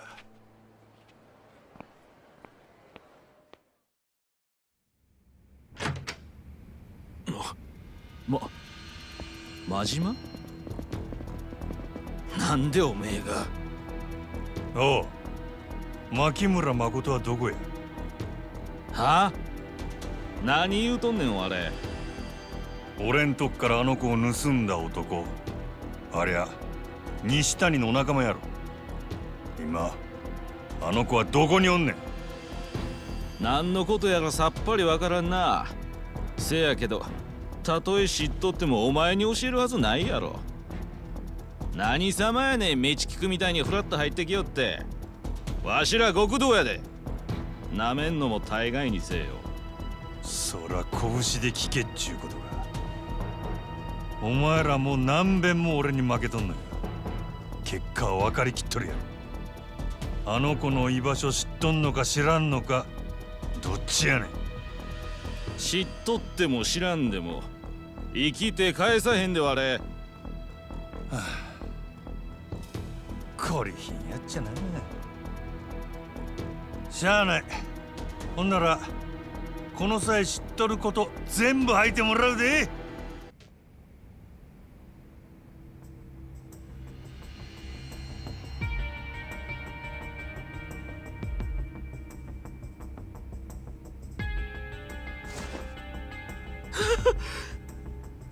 お望み通り拳で聞いたるで。牧村誠は今どこにおる？ほんまに知らんのや。ほんまか？ほんまや。わしら今までずっとあんたがあの女を持っとると思っとったんや。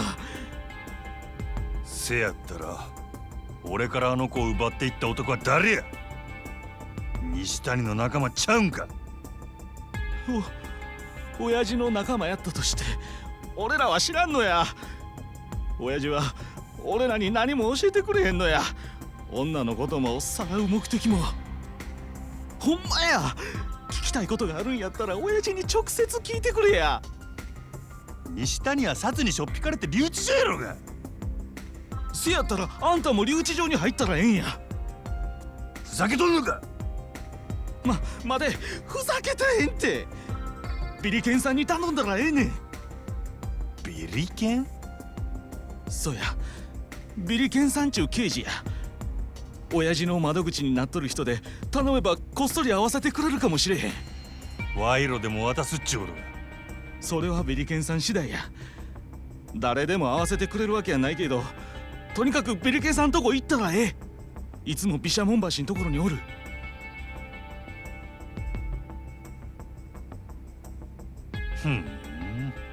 よし、その言葉信じたろ。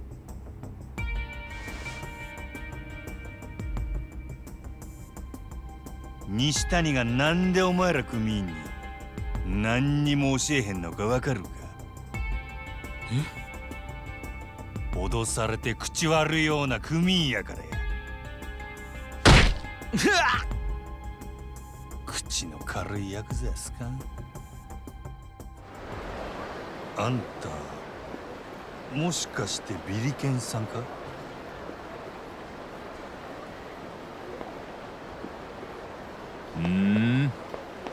誰やあんちゃん。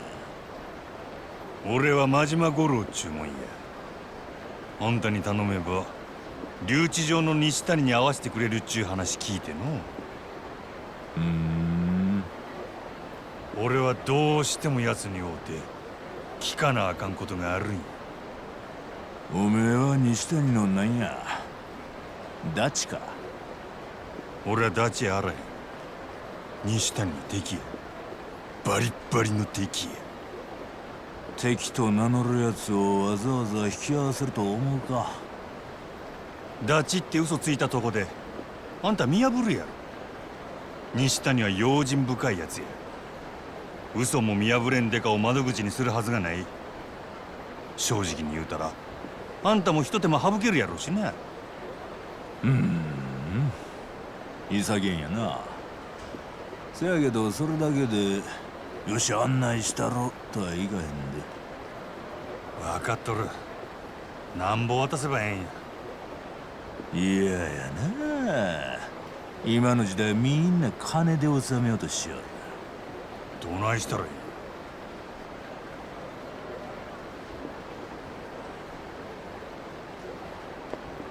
真島言うたな。ちょっと一杯付き合うてくれるか？あ？ちょうどええとこにほら船も来たしな。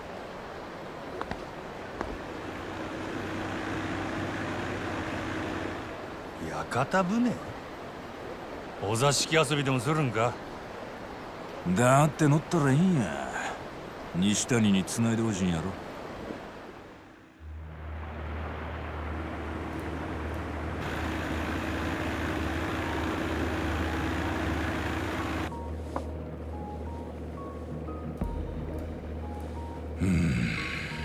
真島言うたな。お前西谷のなんや？さっきも言うたやろ敵やって。酔っ払っとんのか？敵にもいろいろあるやろ。いろいろ？ほんまに殺したいと思う敵もあれば、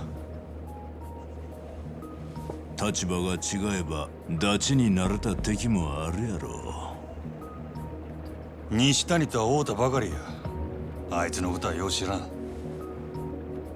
あんたは奴を古くから知っとるんか？古いもなんもあいつがガキン頃から知っとるわ。ほう。西谷はどんなガキやったんや？万引きのうまい赤ちゃんでな。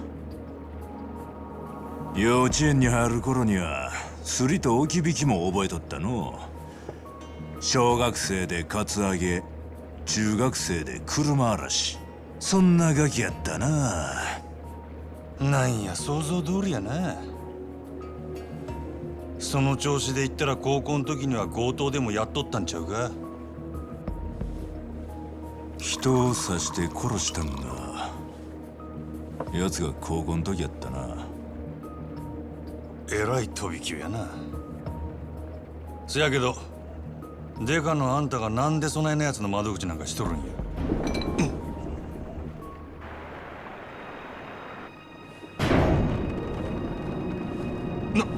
なんや？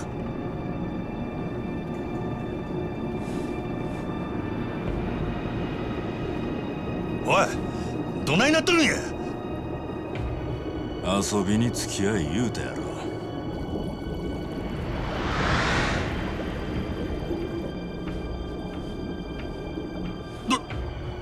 どこへ行くんや？三途の川底や。三途の川底？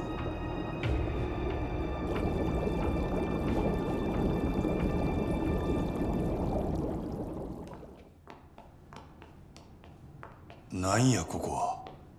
何の目的か戦時中に掘られた空間をわしが改造したんや。あんたが？まあ金持ち連中そそのかして作らせたんやけどな。正式な名前はあらへんが、知ってる人間はここを三途の川底って呼んどる。縁起でもない名前やな。そら縁起なんてあってたまるかいな。なんて言うてもここは罪人の処分場なんやからな。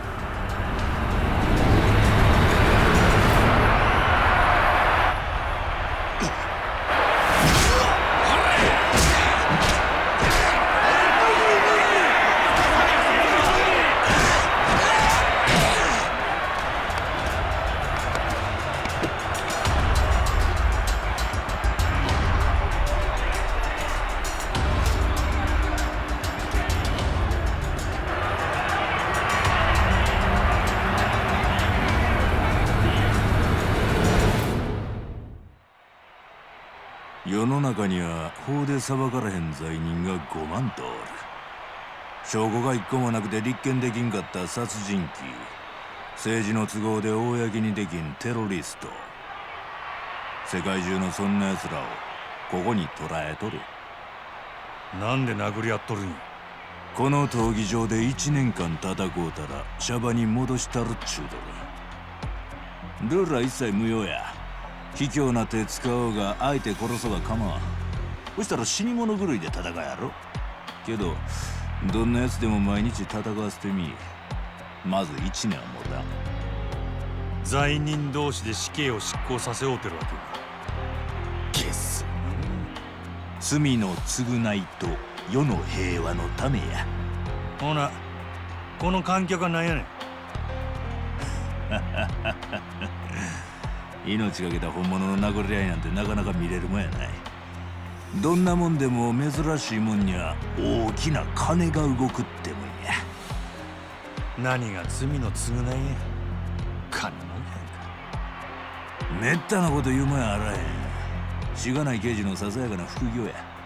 で俺をここに連れてきたんはなんでや。実はここんとこ罪人の顔ぶれが変わり映えせんでな。勝負がマンネリ化しとる。そうなりゃ賭博の上がりも寂しなる。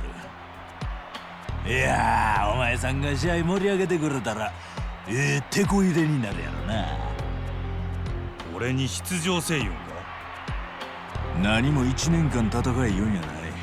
ほんの3人ぐらい勝ち抜いてくれたらええねん。そしたら留置場の西谷にも合わせたんで。あんたみたいなクソなデカめったにお目にかかれるもんちゃうな。せやけどこの胸くその悪さをリングの上で晴らしてきたるわ。ええ返事や。そん代わり3人勝ち抜いたら必ず西谷に合わせるんやで。ああ、約束したる。決まったー！今ここに新たな伝説が誕生しました。その名は真島五郎だ。 Congratulations ゴロ真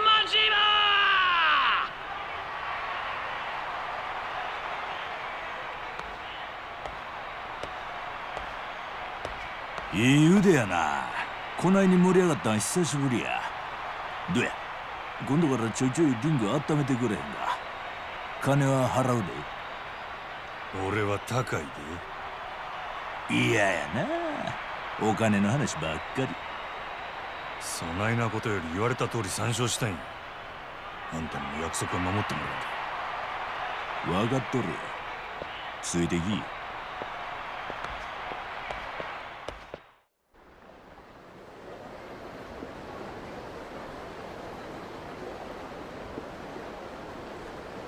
しかし汚い川の底にあないなもんがあるとはな。汚いもんがいろいろ隠してくれとんや。水底なんか見えん方がええ。ああ、みんなが見てない現実を汚いもんが隠してくれとるんや。昔この川に女子高生の死体が上がってな。かわいそうに顔は見る影もないほど殴られて、体はナイフでめった刺しや。ガイシャは片親でな。親父さんが男手一つで育てた大切な一人娘やった。せやけど必死の捜査も虚しく、犯人はなかなか捕まらん。むごい話やな。1年かかってようやく犯人を突き止めたが、親父さんは一層どん底に落ちた。なんでや？犯人は未成年の不良やったんや。法で裁かれることなく少年院を出たガキは堂々と街を歩きよる。事件なんて知らん顔でな。それを見た親父さんの気持ち、お前はわかるか？耐えられんの。ぶち殺したくなるやろな。せやな。で、そのガキはめった刺しにされて殺されたんや。じゃあ親父さんが？ちゃう。殺したんは当時高校生やった西谷や。西谷が？西谷は物心ついた頃からたびたび親父さんの世話になっててな。知っとったやろな、親父さんが苦しんでんの。外道に生まれついた人間には外道にしかできん役割があんのや。誰に感謝されることもないが、王道を生きる人々を支えとる。高校生の西谷にそれを教えられた親父さんは、それから三途の川底を作り、今じゃ西谷の窓口になっとるっちゅう話や。ってことはあんたが？さあ行くで。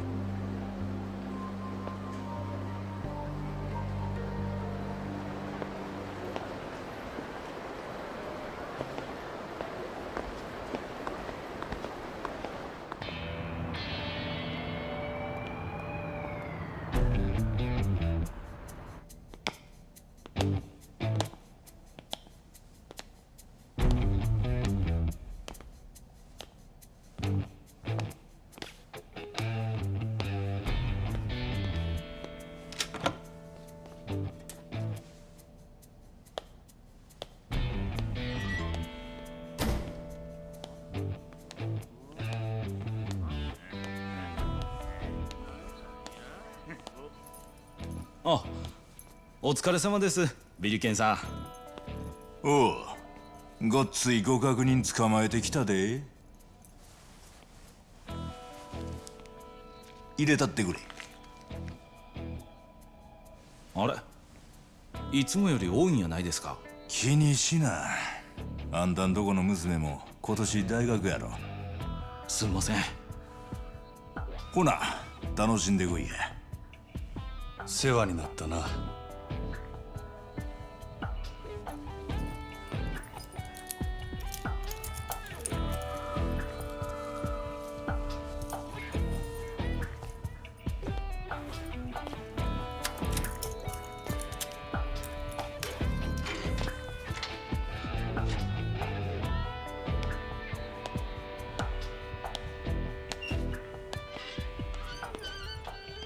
西谷のええダチになりそうやな。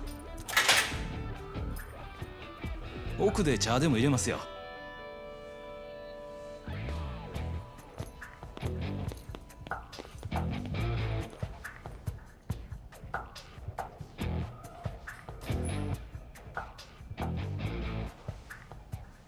おい西谷、おい。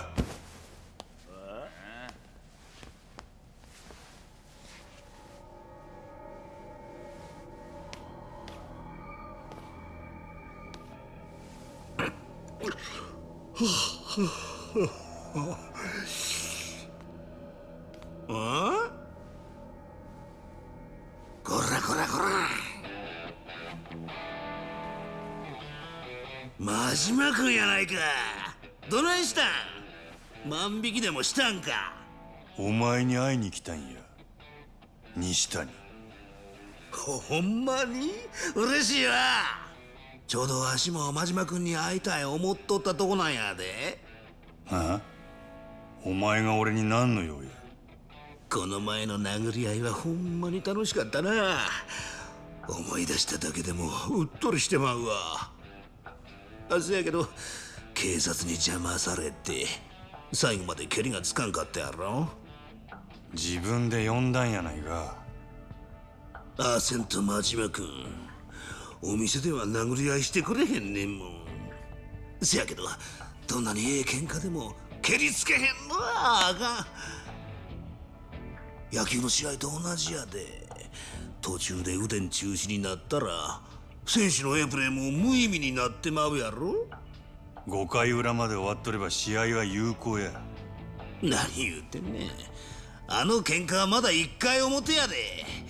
わしは何としてももう一度殴り合うて楽しみたいんや。おもろいおっさんやな。せやけど俺は備えないようで来たんとちゃう。誠がさらわれた。やったんはお前か。なんや、仕事の話かい。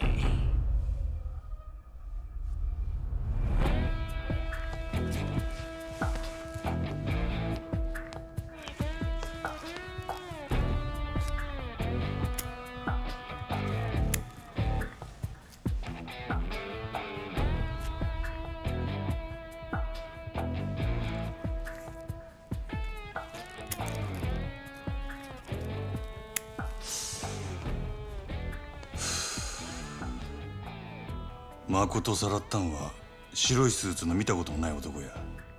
お前の仲間やないんか。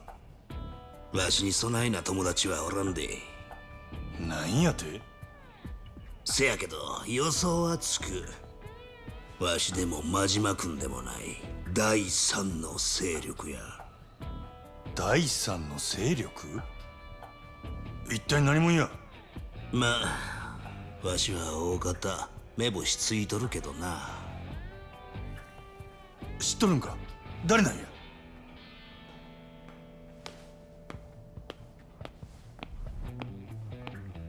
西谷さん、これ。あ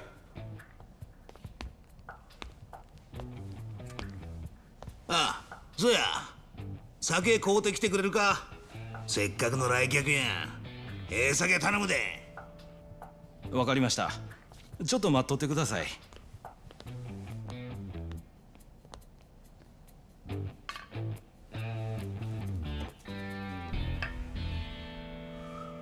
どないなっとんねんここは。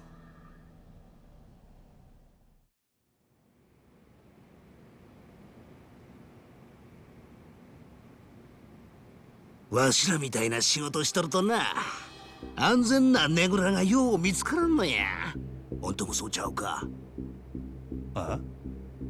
せやけどここはお上に守られた日本一安全なねぐらや。こないな連中に囲まれて安全やと。拳一つでわしの玉取ろうっちゅうような人間はおらん。大抵は刃物や飛び道具使ってきよる。ここやったらそないなもん持ち込めへんからな。ここはほんまに熟睡できる我が家や。西谷、誠をさらった第三の勢力は何もんや。そうやな。真島君は知りたいわな。佐川のおっさんには到底調べ上げれん相手やもんな。教えてあげようかな。けどどないしようかな。おとなしくはかんと今度は楽しい殴り合いで済まんことになるで。そんな言われるとわしごっつい期待してしまうで。真島君、この間よりもっともっと楽しませてくれるっちゅうことやもんな。ええんやな。安全なねぐらで大怪我することになんで。楽しみや。わしは強いもんを見るとな、あそこが固なってしまうんや。もう我慢できへん。変わったやつやな。お望み通りとことんしばき倒したるわ。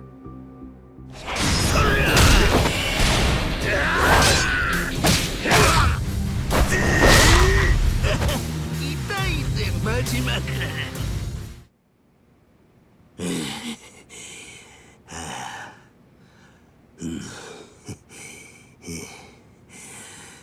さすがや。わしますます真島君に惚れてもうた。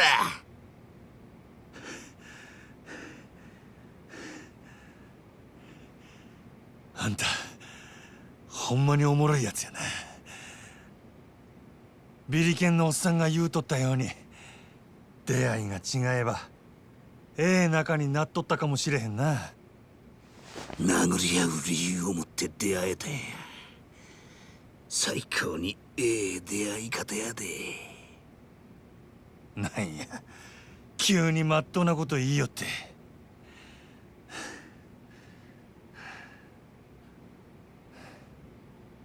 ほな聞かせてくれや。第三の勢力は何もんや。なあ真島君、佐川のおっさん裏切ってわしと組まへんか。ああ、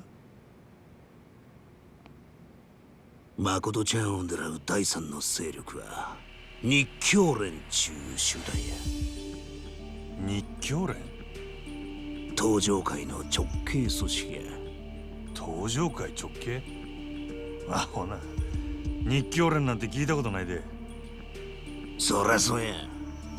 表向きには東上会の大門を掲げとらん裏の組織や。誠ちゃんをさらったんはおそらく日教連の総裁世良勝や。世良勝？数日前に世良が日教連を引き連れてこっちに潜り込んだっちゅう情報が入ってな。もしや誠ちゃんを狙っとるんやないかと勘ぐってたとこやった。なんで東上会の勢力が2つも誠狙っとんねん。2つ？俺に誠を殺すように命令出したんは島野の親父や。島野っちゅうと東上会の島野か。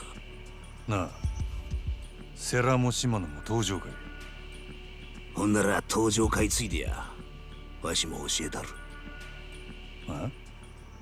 わしの雇い主は堂島組の渋沢っちゅう若頭補佐や。堂島組？せや、これまた東上会の直系や。世良の日教連、お前に命令下した島野組、ほんで堂島組、3つ全部東上会や。一体どういうことや。なんでやろな。ま、東上会の内輪もめなんかわしには関係あらへんことやけどな。日教連が隠れとる場所は分かっとんのか。ちゃんと調べ上げとるで。どこや。知ってどないする気や。誠取り返しに行くに決まっとるや。無理や。あ？真島君が強いんはよう分かった。せやけど一人でどないかなるほど甘ないで。日教連は何やと。東上会の大門掲げてはできへん汚い仕事をこなしとる特殊部隊や。さながらアメリカの CIA、ソ連の KGB 言うたところやな。せやけどわしと真島君が組めば勝ち目がないわけやない。それにわしと組むっちゅうことは他にもええことがあんで。何？佐川のおっさんからの命令は誠ちゃんを殺すことやろ。佐川と組んでる以上誠ちゃんを殺さなあかん局面にぶち当たんで。でもわしゃ殺しやなくて柄を押さえて依頼主に渡すよう言われとんねん。佐川裏切ってわしと組めばとりあえず誠ちゃんを殺すはめにはならんやろ。悪いな、断るわ。なんでや。日教連の世良も誠を殺すようには見えへんかった。もし俺の目的が誠を殺さんことやったとしたらそのままおとなしく日教連に預けとくわ。せやけど誠はもう十分すぎるほど裏社会の食い物にされてきた。両目まで見えへんようになってな。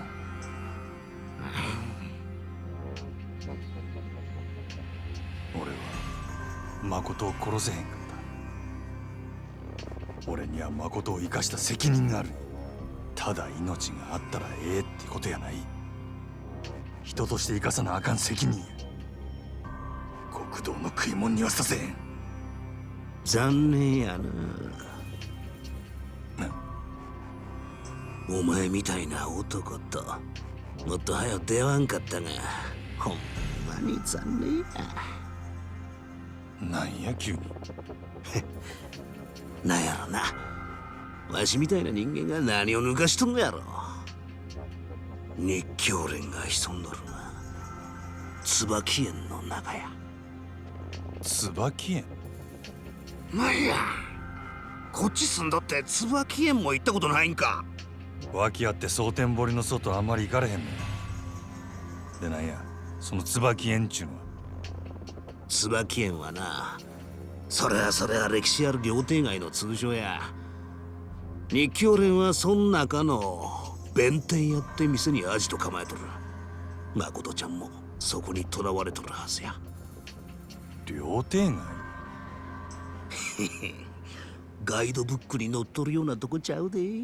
百聞は一見にしかずや。案内したる。ついでに一緒に暴れたる。ええんか。俺は死んでもお前に誠は渡さへんぞ。そんな話や日教連から誠ちゃん取り返した後や。さあ真島君と一緒に大暴れや。楽しなるで。さてほんなら楽しいお遊びに出かけますか。おいおまるさん、出して。チェックアウトや。真島君も一緒に出るで。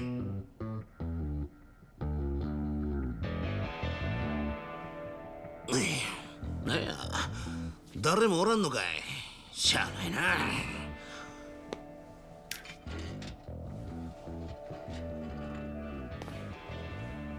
勝手に出るで。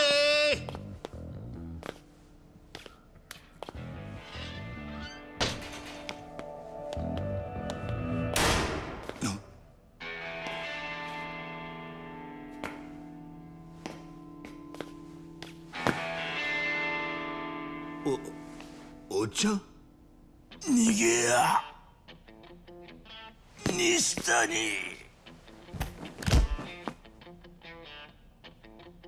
なんやねんな。お茶！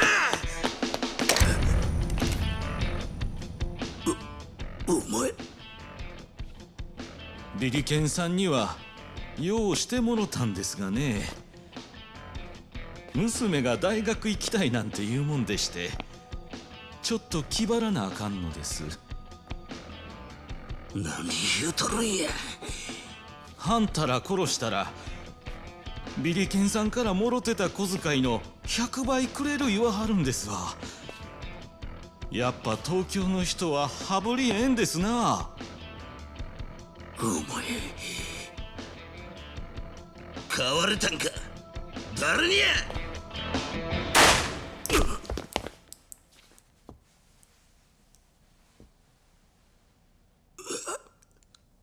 これあかん感じやないかい。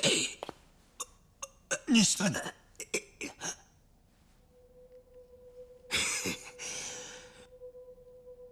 昔おっちゃんに言われた通りや。悪いことばっかりしてたら罰やたんな。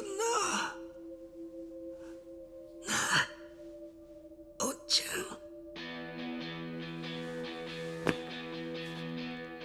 ん。真島君、わしはこのアホンダラと片つける。西谷、あんた思いっきり暴れたらええ。思いっきり楽しんだらええ。ヤクザなんぞどうせ早う死ぬんや。なら後先考えんと。自分の道前に進めや。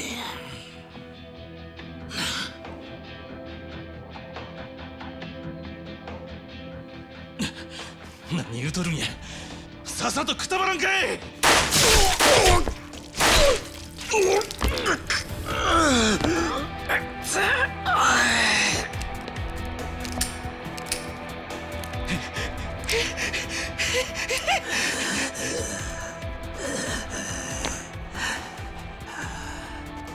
はよ行けや真島。まことっちゅう女生かした責任きっちりと取らんかい。行けや真島。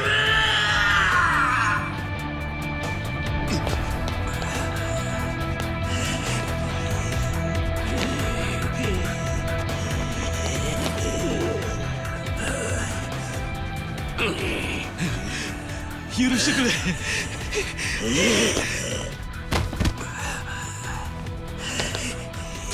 頼む。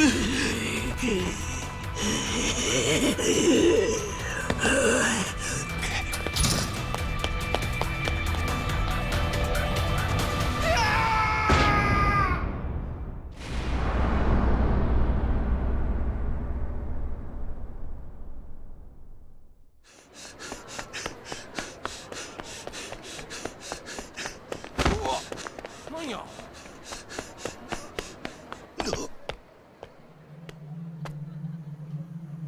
お疲れ真島ちゃん。そうよ。ちょっとの間蒼天堀からお前の姿が消えたって報告があってな。心配したんだぜ。てっきり誰かに殺されて川に沈められたんじゃねえかってな。留置場の西谷に会いに行っとったんや。へえ、わざわざ留置所にまで足を運ぶなんて仕事熱心じゃない。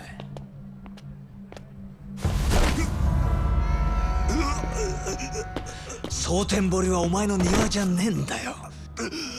檻なんだよ、檻。ホテルでさえ出かける時にはフロントに一声かかるよな。檻ん中のお前が何黙って出てんだよ。なあなあ。でよ、そんなに急いでどこ行くつもりだったんだ。もちろんあんたに報告しに来とくや。だよな。よかった。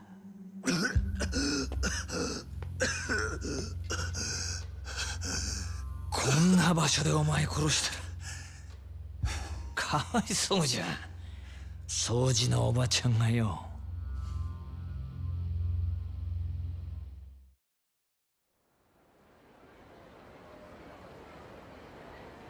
で、西谷に会ったってことは聞き出せたんだよな。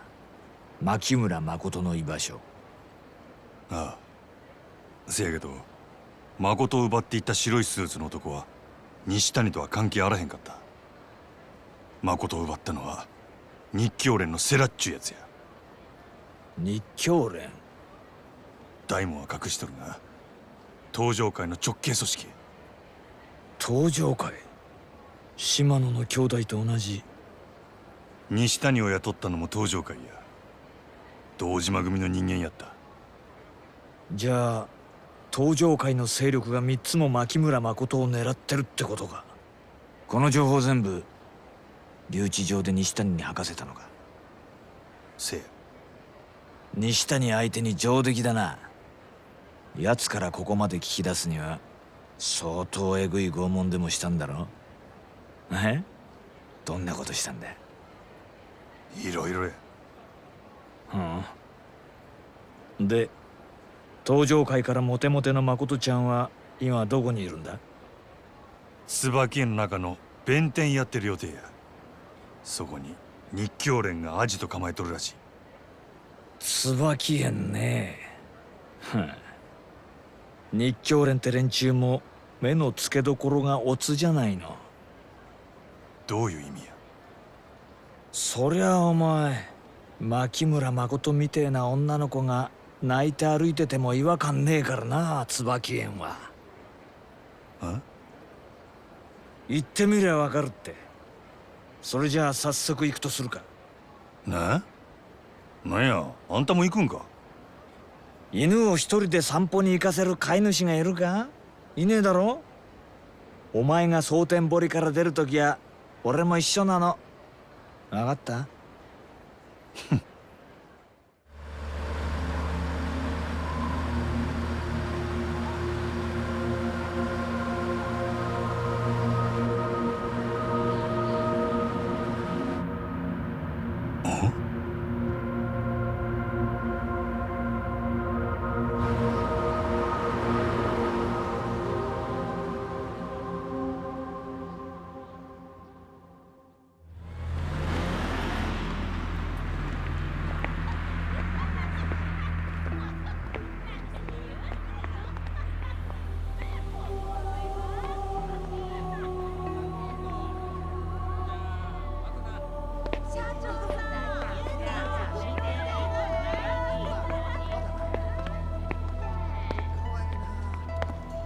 兄ちゃん、兄ちゃんよってって。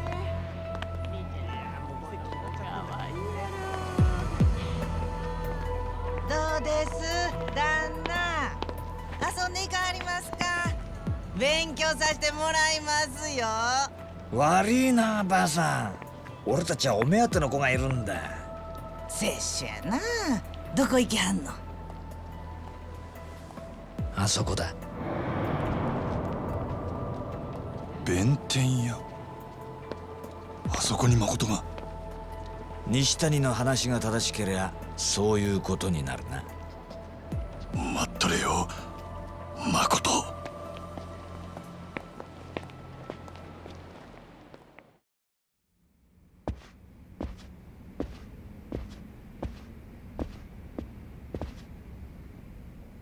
どっちから行く？まどろっこしいのはよそうぜ。俺は左、真島ちゃんは右。二手に分かれて女探すぞ。佐川藩一人で大丈夫なんか？心配すんなよ。見つけたら容赦なく殺すだけだろ。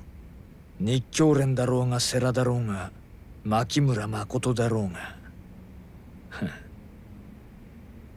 せいぜい玉切れにならんようにな。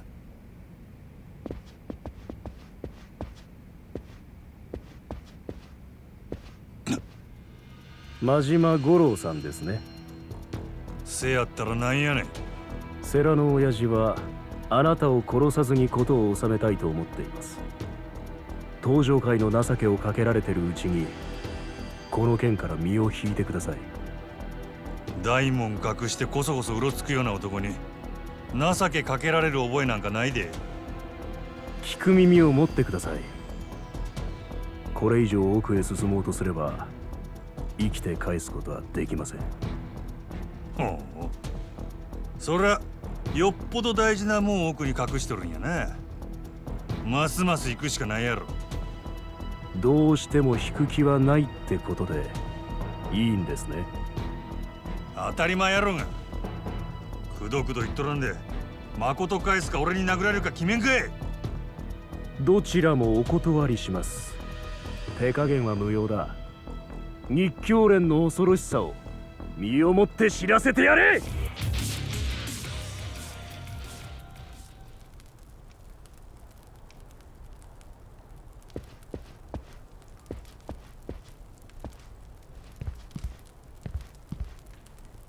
セラ。日教連を相手にここまでたどり着くとはさすが島の組で鳴らした男だ。誠は牧村誠はどこや？彼女は先ほどある人間に託されここを出た。なんやて？ある人間って誰やねん？そう焦るな。それは花からお前に伝えるつもりだ。は？信用しろ。俺はお前の敵じゃない。せやったら組員を襲わせたのはなんでや？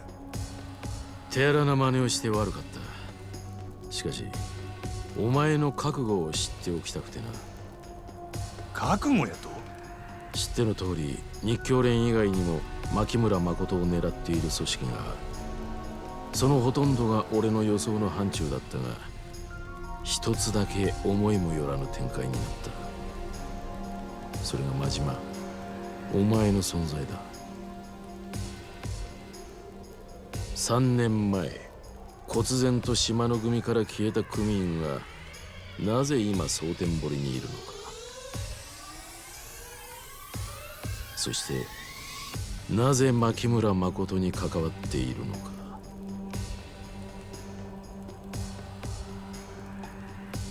近江連合の佐川に弱みを握られてお前が動いたことは想像がついた。だがここからがわからない。なぜ佐川を裏切って牧村誠を助けようとしたのか、彼女の価値を知ってそれを独占しようとしたのか。俺は誠の価値なんか。そう、お前は知らない。じゃあなぜ危険を冒してまでここにたどり着いた。あの女に惚れたってことか。まさかな。お前が俺の何を知っとんねん。俺が人助けたらあかんのか。そうカッカするな。なんであれ彼女を助けたい一心なのは分かった。お前の気持ちを踏みにじる気はない。だが今は東上界の未来を左右する重要な事態だ。すでに多くの血も流れてる。もしも生半可なヒーロー気取りで首を突っ込んでるなら受け入れがたい。お前の覚悟を知っておく必要があってな。随分物騒なやり方やの。で確かめた結果はどないやねん。俺は慎重派でね。結論を出すにはやはり自分の手で確かめないと気が済まないんだ。真島、もしも命を懸けて牧村誠を守る覚悟があるなら俺を倒してみろ。そしたら誠の行方を教えてくれるんやな。ああ、二言はない。あんたのやり方に従うんは尺やが、俺も手っ取り早いんは言葉より拳や。ええやろ。やったるわ。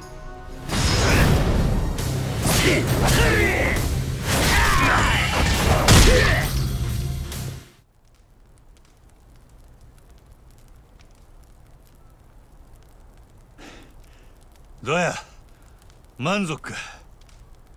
ああ、お前の牧村誠への覚悟痛いほど伝わった。ほなさっさと言えや。誠は誰の手に渡ったんや。不動産会社の人間だ。不動産会社？なんで不動産屋が？本人も知らないところで牧村誠は土地の所有者になっていたんだ。その一坪で10億と言われる空の一坪のな。一坪10億？そんな土地どこにあるんや？お前のよく知った町だ。カムロ町？誠はカムロ町に連れてかれたんか？ああ、今空の一坪を誰が手に入れるかで東上界が大きく揺れている。土地の10億なんてのは目先の金に過ぎない。空の一坪はカムロ町の再開発に絡んで莫大な金と権力をもたらす鍵なんだ。それで極道が非力な女から力ずくで土地取り上げようとしてるっちゅうことが。ちょっと留守にしとる間に東上界も落ちたもんやな。信用してくれ。俺は決して彼女に危害を加えていない。お前がそうやったとしても他の連中が誠を奪いに来るやろ。現に車ごと爆破される寸前やったんやで。せやのに不動産屋に渡してやと誠を奪ってくれ言うてるようなもんやないか。普通の不動産屋とはわけが違う。彼らの手に守られているうちは安全だ。不動産屋ごときに誠が守れるわけないやろが。その不動産屋の名前と行き先を教えんかい。教えてどうする？カムロ町へ行くに決まっとるやろ。それがますます彼女の命を危険にさらすことになるとしてもか。どういうことや？カムロ町に向かうのはお前一人じゃ済まないだろう。佐川か。奴は必ず牧村誠を殺そうとするだろう。お前がカムロ町に来るということは危険を持ち込むことになるんだ。本当に彼女を思うなら蒼天堀にとどまり佐川を食い止めることが最良なんじゃないのか。不動産屋が絶対に誠を守れる保証はあんのか。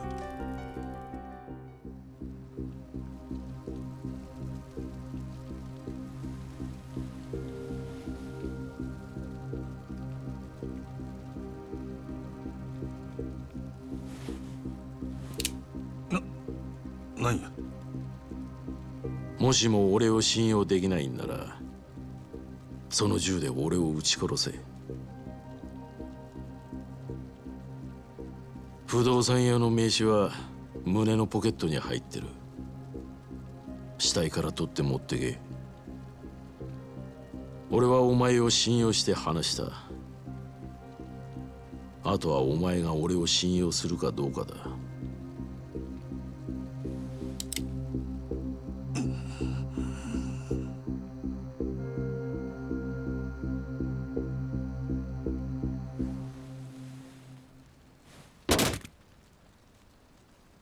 カムロ町で誠にかすり傷一つ負わせたら承知せえへんぞ。命がけで守る。お前は蒼天堀にとどまり佐川を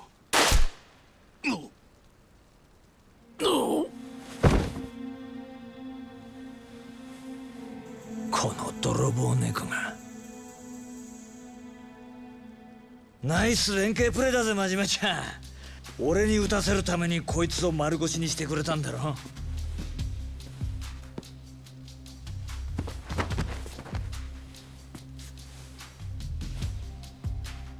こいつか。牧村誠を託された不動産屋って。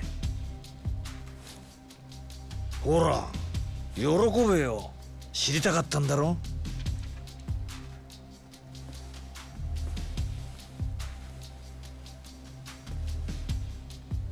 橘不動産桐生一馬。こうなりゃ檻から出るっきゃねえな真島ちゃん。は？蒼天堀の檻からお前を出してやるって言ってんだよ。行きたいだろカムロ町。ええんか。だってよ、カムロ町行って牧村誠を探すしかねえじゃねえか。こうならよ、地獄の果てまでもあの女追いかけて殺すぞ。俺とお前でな。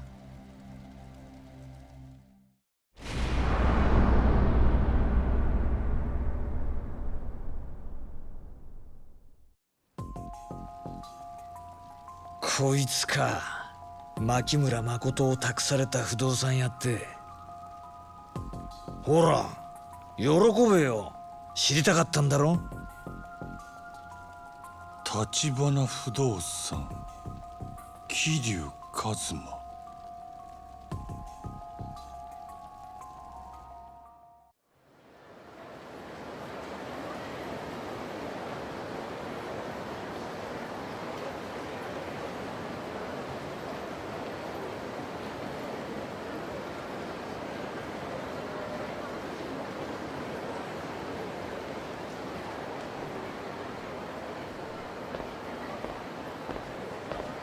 どうも落ち着かねえな。ん？前に俺がいた頃の蒼天堀とはどこか違う。似て非なるものって感じか。あんた蒼天堀にいたことが。カムロ町に来る前は俺も橘社長もこの町にいた。ほんの1年半くらい前のことだ。その頃の俺らはマフィアと名乗っちゃいたけど、ほんの 4,5 人の所帯でね。ただ社長はその頃から近江のヤクザにさえ一目置かれてた。で俺は社長の腰巾着だったわけ。橘が腕なくしたのはその頃の話か。まあね。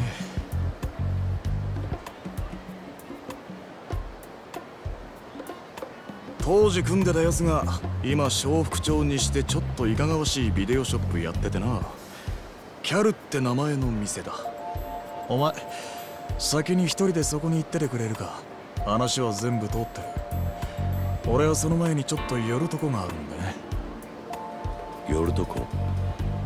この町の今の様子を知っておきたい。蒼天堀で動いてたうちの人間と情報交換してくる。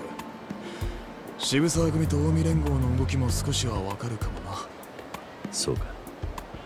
お前にはビデオ屋でセラって男からの電話を受けてほしいんだ。そいつが今例の牧村誠をかくまっててね。電話で彼女を引き渡す段取りを伝えてくる。セラってのも橘不動産のもんか？いや、東上界の人間だ。日教連って組織のな。日教連、聞いたことねえな。俺もよくは知らねえが、そのセラって男は風間の親分さんと通じているらしい。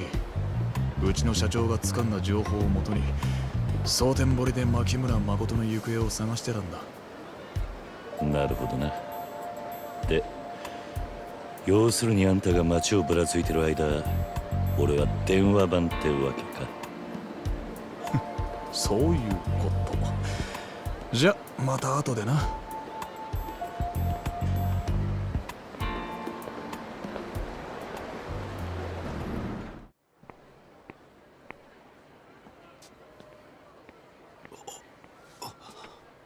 ん？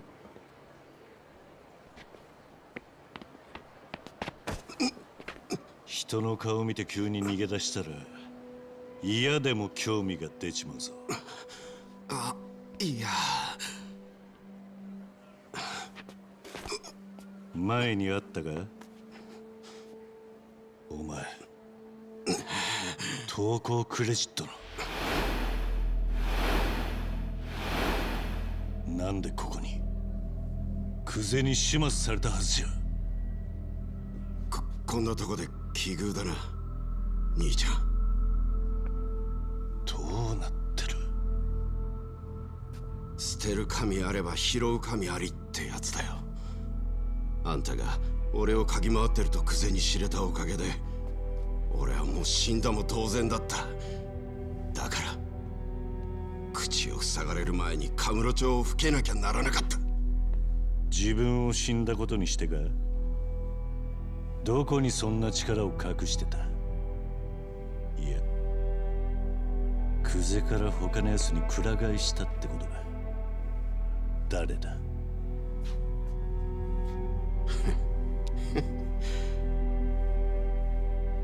あんたにそんなこと言う義理あったか？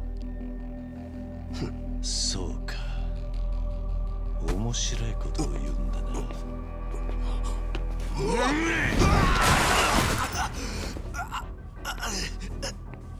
お前にはめられたおかげで俺は殺人犯に仕立て上げられたんだ。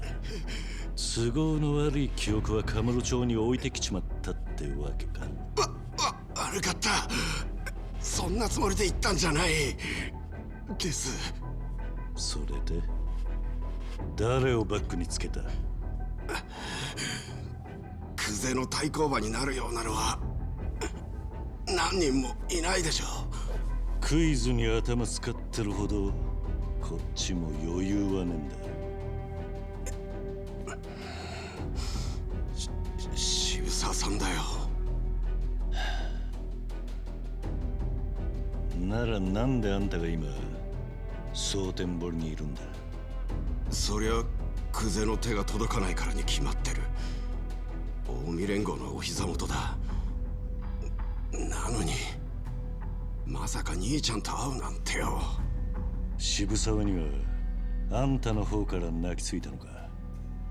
俺は久世の弱みを握る生き証人だ。渋沢さんには俺を生かしとくメリットがある。代わりの死体を用意して俺が死んだと久世に思わせるほどのメリットが。だから俺は渋沢さんを頼ることにしたんだ。あの人なら俺を守ってくれる。なるほどな。だがそいつは期限付きだ。旨味がなくなったら渋沢はすぐお前のことも切り捨てる。所詮はヤクザだ。借りを作ってタダで済む相手じゃねえ。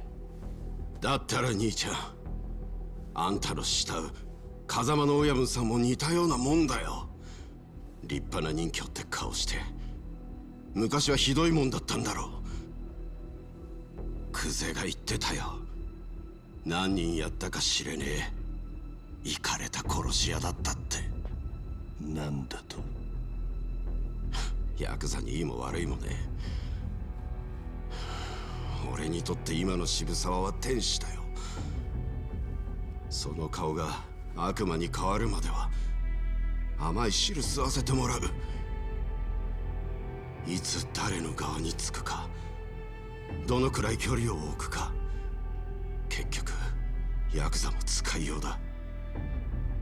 連中と付き合うのはハイリターンだからだよ。もちろんリスクはある。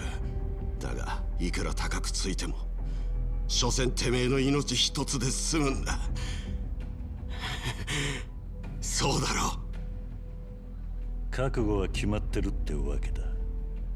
ああ、せいぜい連中を利用して俺はまた金貸しとしてカムロ町に返り咲く。あの町は金に狂って踊り明かせる天国だからな。できると思ってんのか？あんたはもう死んだ人間なんだろう。いい若いのを見つけてやる。世界平和のために金貸しやりたいってやつだよ。そいつを表に立てんだ。看板にするにはそれくらい青臭いやつじゃないと俺の匂いを嗅ぎつけられちまう。死んだはずの俺の匂いをね。世界平和のために金貸し。なんだそりゃ。笑えるな。ああ、笑える。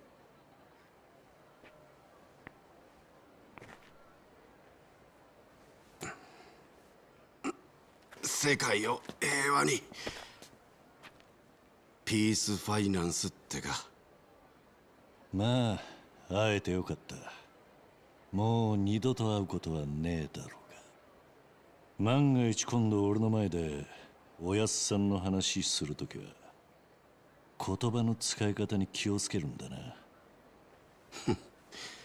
俺のことよりあんたはせいぜい自分の身を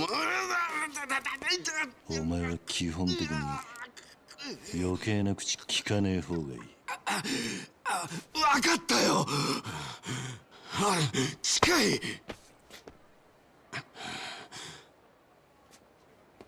じゃあお元気で。桐生さん。初めて名前で呼んだな。もう兄ちゃんって貫禄じゃなくなったようですから。それじゃ。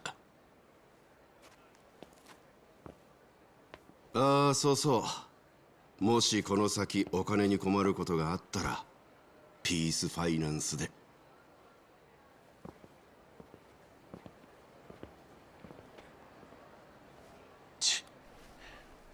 めんどくせ。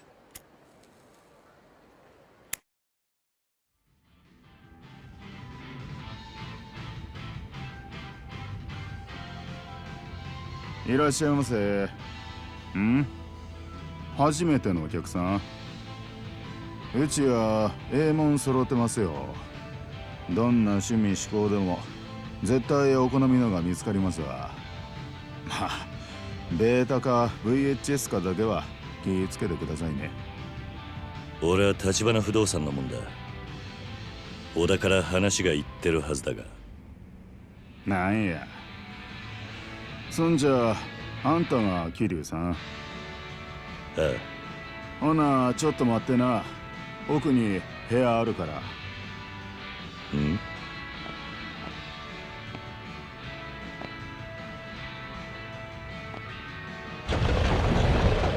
特別なお客にはここ。中に電話もあるで。セラいう人からの電話がそこにかかってくる。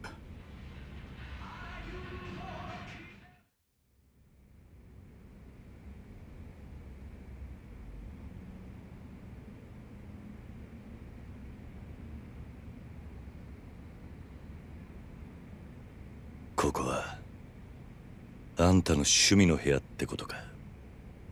橘さんもお気に入りやった。この部屋作る金全部出してくれたしな。まあくつろいで。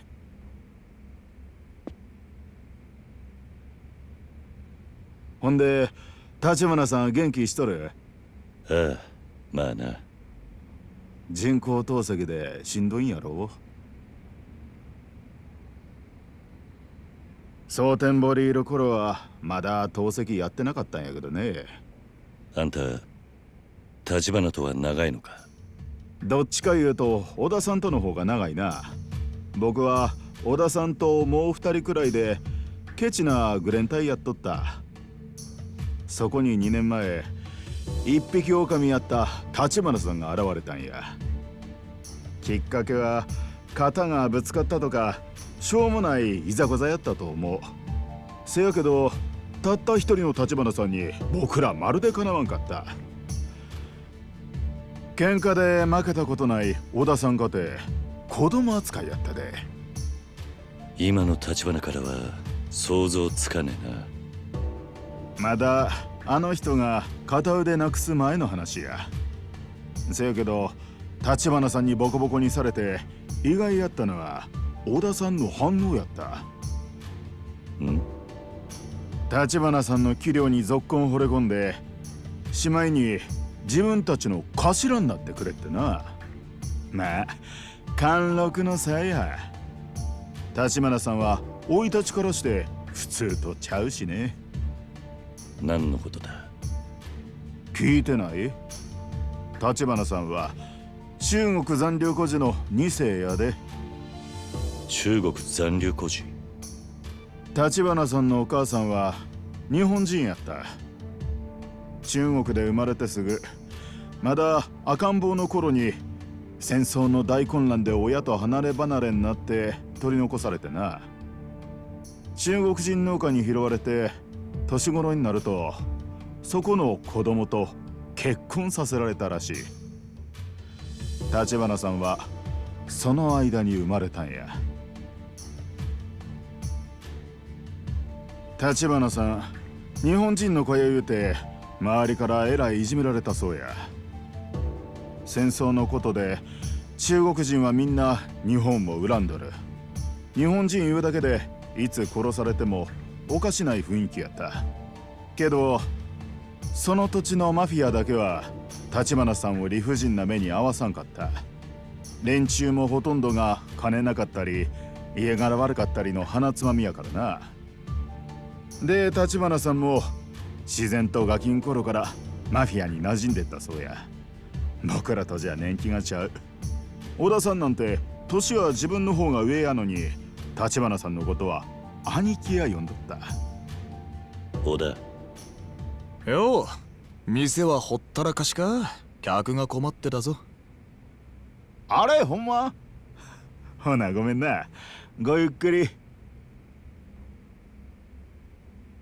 あいつ話長かったろ。ああ、あんたらの話を聞かされてた。もしかして俺が社長に惚れ込んでたとかって話か？話半分に聞いとけよ。それよりあんたの方は案外戻りが早かったな。ああ、でも面白い話が聞けたよ。何日か前牧村誠の死体ってのが蒼天堀に浮かんだらしい。何？本人は生きてんだからもちろん別人だ。他にも何件かドンパチあったらしい。要するに近江だか渋沢組だかがいろいろ動いてるってことで、そいつらは今も牧村誠を狙ってる。ま、愚痴っててもしょうがねえ。電話番号ある。飯でも食ってきたらどうだ？え？いい大人が二人して電話番することねえよ。それもそうだな。来たな桐生。ああ、それから電話があったんだな。そういうこと。牧村誠の引き渡しは椿園の弁天屋って料亭でやることになった。椿園の弁天屋？ああ、そこの座敷でこれから世良と会う。周りに異常がなければその場で牧村誠を渡される。これからすぐか。嫌にバタついてるな。街中女を狙う連中で溢れてんだ。そんなお行儀よくことは進まねえよ。牧村誠は自分が殻の一坪相続してたことを世良に聞かされて初めて知ったらしい。土地の元の持ち主だったじいさんが2年くらい前に死んでんだが、その時には誠はもう家出してた。家出？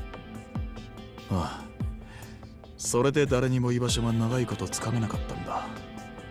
しかもその後何があったのか彼女は目が見えなくなった。そんな不幸続きの中相続することになった一坪10億。神様がかわいそうな子に手を差し伸べたってことか。そこら中からヤクザに狙われるっておまけつきだがな。彼女が神様に感謝してるか聞いてみるといい。いや、聞くまでもね。彼女ここ何日かずっとヤクザに詰められてたらしい。周りで死人も出てるってよ。何にしても土地に執着もねえし、さっさと手放したいそうだ。そうか。よし、それじゃいいか。女連れ出す段取りはこうだ。まずお前が弁天屋の中で女を受け取る。俺はその間外で店に出入りする客のチェックだ。で、弁天屋を出たらまず京都まで行く。そこから先は新幹線だ。新大阪から乗るのは危ねえってことか。一応な用心だ。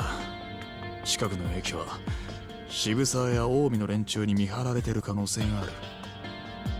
ああ。なあ桐生君、お前はこの時のために橘不動産に入ったようなもんだ。いよいよしっかり働いてもらうぜ。何が起きても牧村誠を守りきれ。殻の一坪さえ手に入りゃ風間の親分さんを守る道も見える。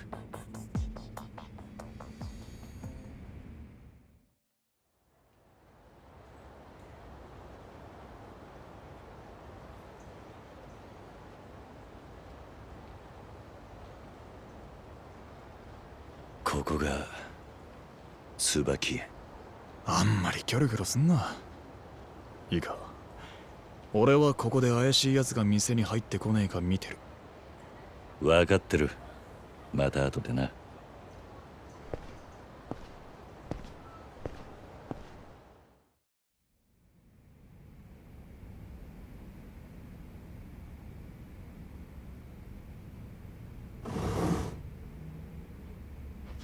橘不動産の桐生さんです。日教連の世良だ。座ってくれ。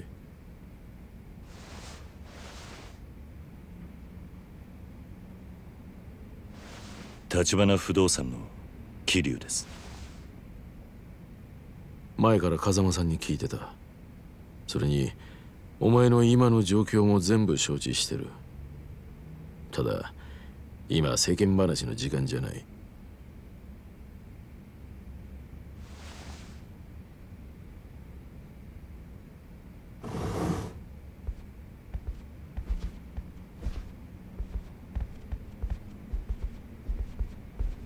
こちらが牧村さんだ。橘不動産の桐生です。牧村です。お世話になります。もう一人小田という者と私でカムロ町までご一緒します。護衛ってことですよね。ええ。私は祖父が死んだことも今まで知らなかったんです。祖父の聞いたこともない土地のせいでここんなことに巻き込まれて。お察しします。この間私を守ってくれた人も殺されました。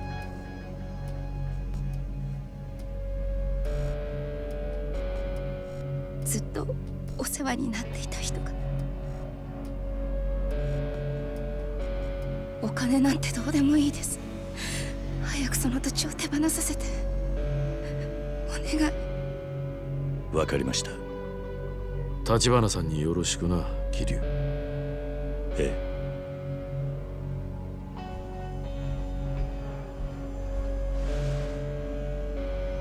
失礼します。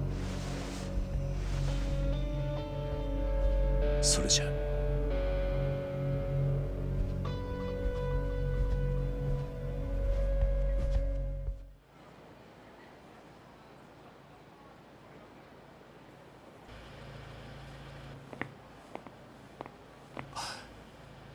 急げよ、おい、早く来い。今の声。どうかしましたか？何してんだ、早く乗れって。行きましょう、牧村さん。はい。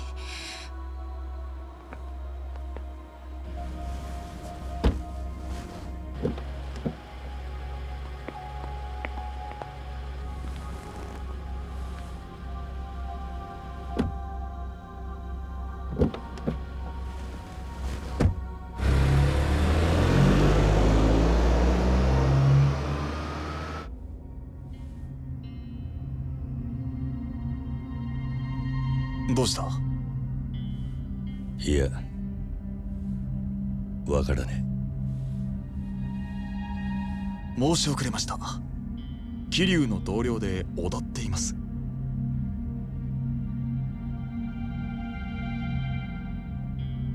あれ、なんか嫌われちゃいましたかね。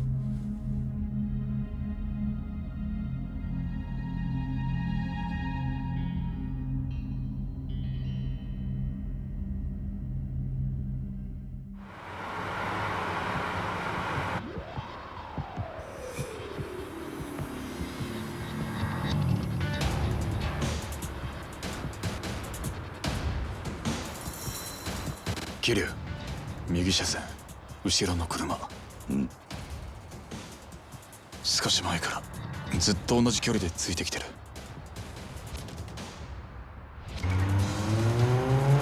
スピード上げてきた。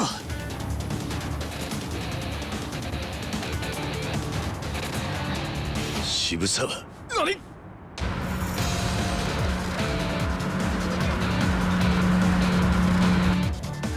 くそ、気づかれてた。おい、飛ばせ。はい。何が起きてるの？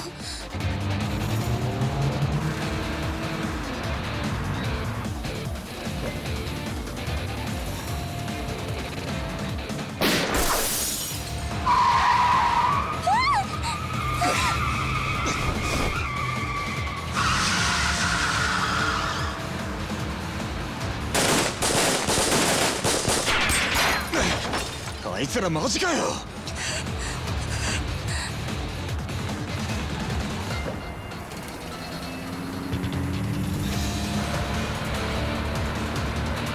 キル、これすぐ。お前、なんでこんなもん。言ってる場合じゃねえだろ。さっさと撃ちまくれ。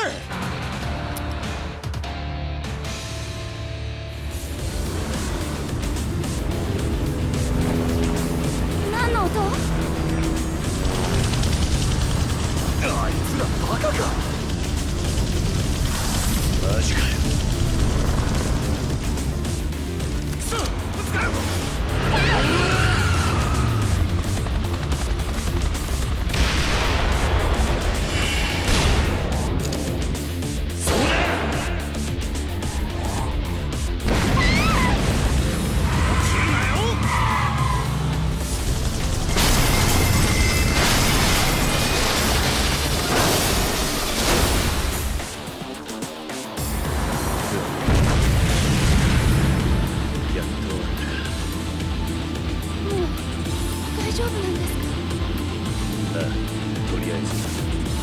追っ手が来ないとも限らねえ。一旦高速降りるぞ。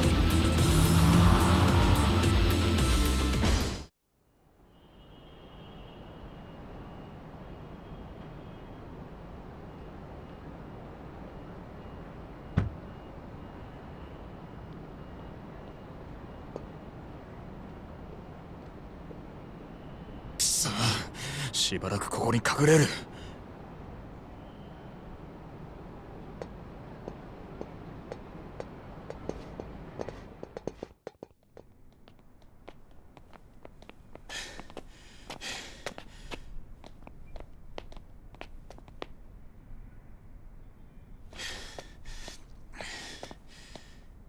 チキショめ、渋沢はどっから俺らのこと気づいてたんだ。落ち着け織田。彼女が不安がる。うぜえ、それがなんだ。私は大丈夫です。こっちは大丈夫じゃねえんだよ。何やってんだお前。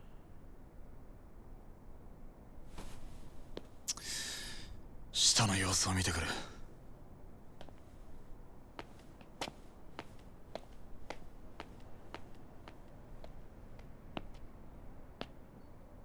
悪かっ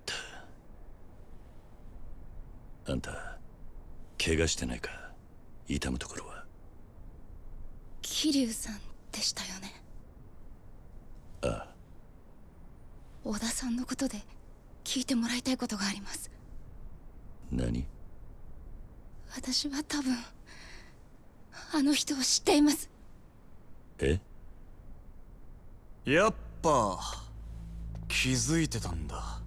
織田、動くな桐生。動くなっつってんだ。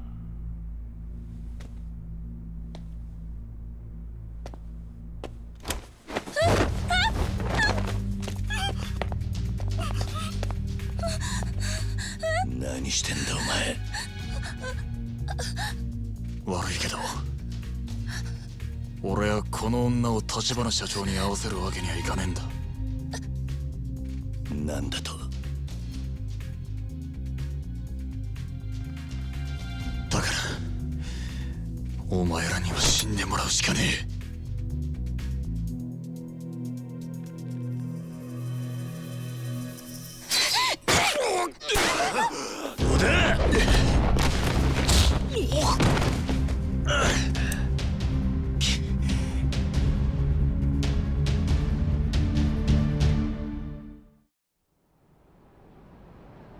大丈夫か牧村さん。その杖は？世良さんから万一のご信用にって。でも橘不動産の人に使うことになるなんて。どういうことなんだ織田。なんで裏切った？あんたは橘の兄弟分じゃなかったのか？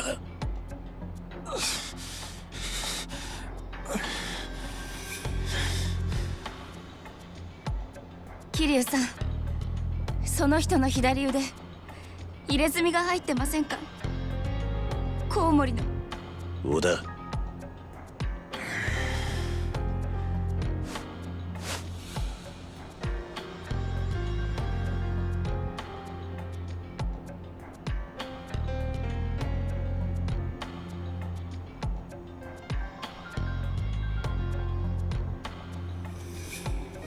入っている。コウモリの入れ墨だ。やっぱりその人の声聞いた時にもしかしたらって。何なんだ一体。私は2年前その人に監禁されて売られたんです。何？どういうことだ？言葉通りの意味だ。その女にしてみりゃ俺は殺しても殺し足りねえってやつだろうさ。だから俺ら二人とも殺すってのか？橘と彼女を会わせられねえってのは何だ？意味がわからねえよ織田。どういうことなんだ？一から説明しろ。織田。分かったよ、話す。この入れ墨は俺が頭張ってたグレン隊のメンバーの証だ。俺が大陸のマフィアに借金して日本に密航してきたのは5年前でね。それ以来この町で金になることなら何でもしてた。盗みもやったし叩きもやった。女騙して売り飛ばしたのも一度や二度じゃない。その女もたまたまそのうちの一人だっただけだ。それが橘とどう関わってる？俺が橘さんと出会ったのはそれからほんの少し後のことだった。あの人は初めて俺を力でねじ伏せた男だ。差がありすぎて敗北感さえなかったよ。そしてその力が底辺を這うしかなかった俺に夢を見させてくれたんだ。俺はあの人に兄貴になってくれって頼んだよ。俺らの入れ墨も入れてもらった。プライドもクソもねえ。あの人をみこしに担ぐことが俺の役割だと知っただけだ。なのに橘さんが片腕をなくしたのは俺をかばってのことだった。敵対グループに不意打ちされてね。その時俺は橘さんだけはこの先も絶対に裏切らねえと誓った。だがよ、そう思った矢先だ。俺は橘さんと一緒にあのことを知っちまったんだ。テレビで中国残留孤児の特集番組がやってて、そこに何年か前の古いニュース映像が流れた。日本に肉親が見つかったって残留孤児が来日してる場面だった。その子の姿見てすぐに思い出した。俺が最近韓国系の組織に売り飛ばした女だってな。年頃も合う。それだけなら笑って済ませるとこだ。でもよ、母さん、シャオちゃん、信じられなかったよ。俺が何の気なしに地獄に突き落とした女は俺が心底尽くそうと思った兄貴の生き別れの妹だったんだ。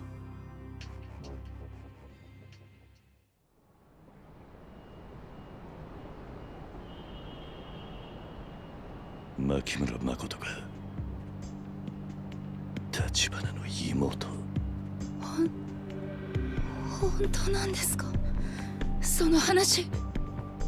この子に及んで嘘はつかねえさ。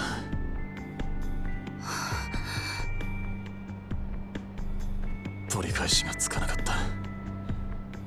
いくら過去のことでも橘さんは俺のしたことを許しはしねえだろ。なら俺がやれることは2つに1つ。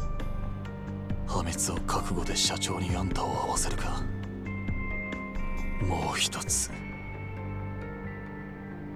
あんたの存在をなかったことにするか。それが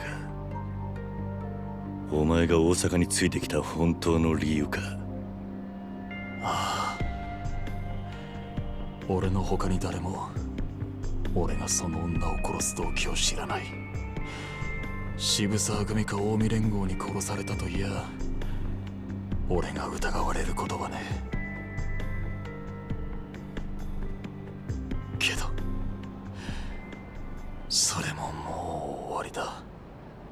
おいこっちだ。こっから上に上がれるぞ。渋沢組だ。くそ。織田さん、立てますか？はあ？早く逃げないと。あんた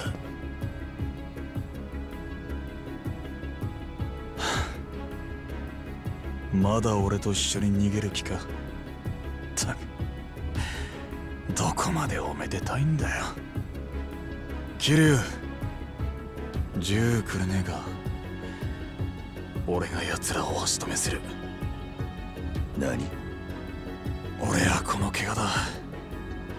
どうせ死ぬなら立花さんの役に立って死にて。そうだ。虫のいい話だけどさ、あの人に俺がそう言ってたって伝えてくれねえか。俺は本当に立花さんが好きだったって。伝えとく。だが無茶はすんな。そうすりゃ命までは取られねえはずだ。かもな。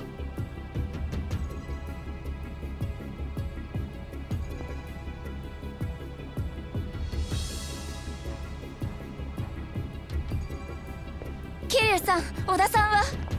頼む。今は何も言うな。ありがとうよ、桐生。おい、あそこだ。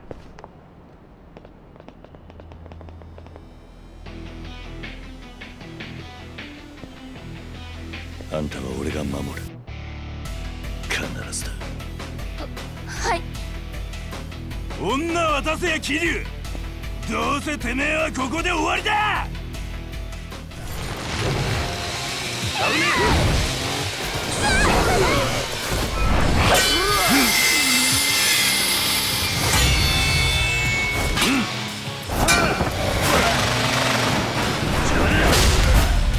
こっちだ。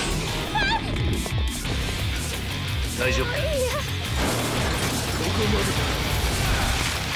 来い、捕まってろ。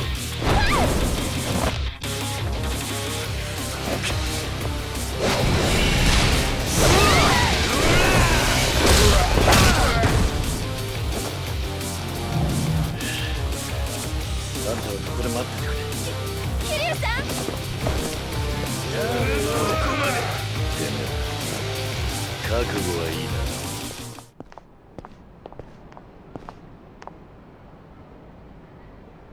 こっちだ。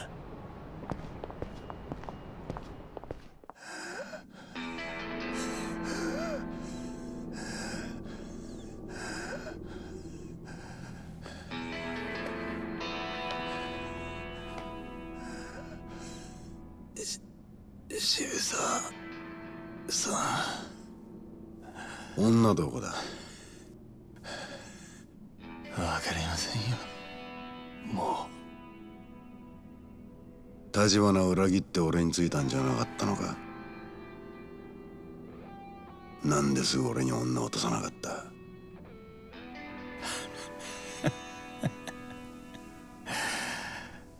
あんたらが世良に先越されたからでしょ。せっかく女は蒼天堀にいるって教えてやったのに、もっと早く女捕まえてくれてりゃ俺は大阪に来るまでもなかった。鬼人会の西谷ってのが大金払ってやったのに下手打ってな。まあ下手打ったのはお前もだ。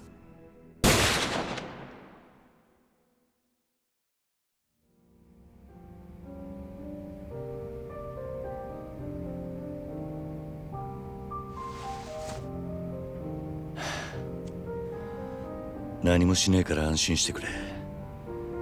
目立たねえとこに泊まりたかっただけだ。分かってます。兄は今どんな人ですか？普段はえらく冷静な感じだ。それに頭が切れてめったに感情を出さない。そう。私の知ってる兄とはだいぶ違うみたい。あんたはいつからあいつに会ってないんだ？10年前。私は10歳で兄もまだ15だった。なのに兄さんは私と母さんを捨てて日本に、大阪に行くつもりとまでは聞いてた。そっか。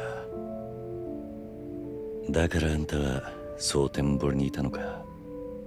橘を探すために。2年前東京から家出して、蒼天堀で私中国人を見たら兄を知りませんかって聞いて回ったの。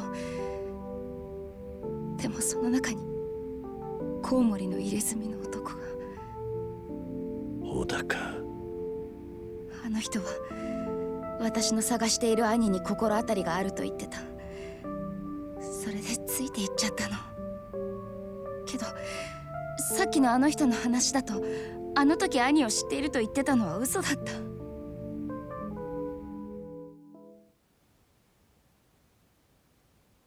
ほんとバカみたい私。それでもあんたは今度こそ兄さんに会える。カムロ町でな。兄がどんな風に変わってしまったのか少し怖い。私の知っている兄は強い人じゃなかった。中国にいる時、私も兄も日本人の子だっていじめられてた。映画館で暗くなるとね、周りの席からみんなが唾かけてくるの。上映中ずっと。私も兄も怖くて動けなかった。兄は自分の身を守るためにマフィアになるしかなかったんだと思う。そして中国を出たの。私の方はそれから何年かして日本に祖父がいると分かった。母は堂々と中国から出られるってすごく喜んでた。私も同じ。ただ日本の祖父が優しく迎えてくれたのは最初だけ。え？だって家族なのに全然言葉が通じないんだもん。だから私は中国語を忘れるくらい日本語勉強して、祖父にも日本にも馴染もうとした。でも母は日本語を覚えられないまま自殺しちゃった。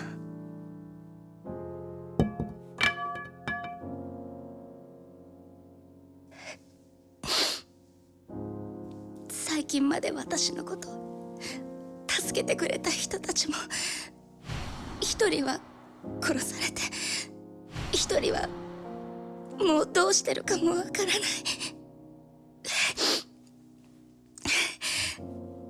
私の人生ひどいよね。なんかああ、ひどいな。長いこと暗い道を歩いていると、この先もずっと暗いもんだと思っちまう。前に進むことが嫌になる。自分の道がこの先どうなってるか分かってるやつなんてこの世に一人もいねえ。俺らにできるのは立ち止まって泣くか、一歩でも前に進むかの二つだけだ。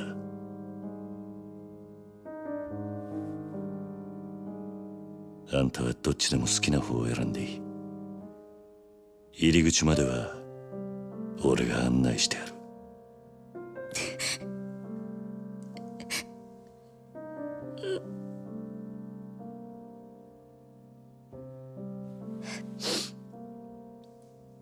私カムロ町に行きます。兄に絶対に会いたいんです。だから私を連れてってください、桐生さん。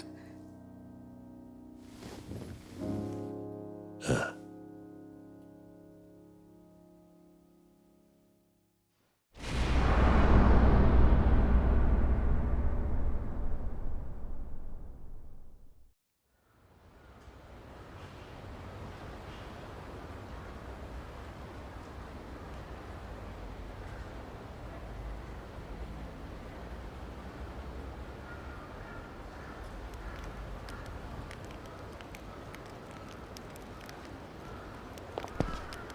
おい、いるか？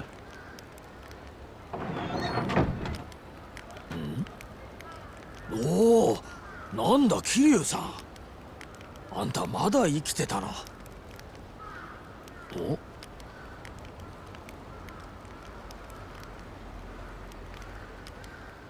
おいおい、べっぴんさんだけど、あんたこんなとこに女連れかよ。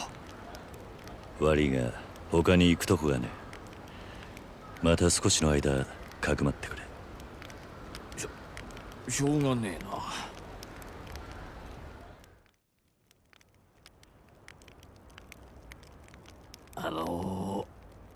本当にむさ苦しいところですが、特に匂いとか。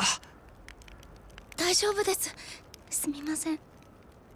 いや、謝ることはないけどさ。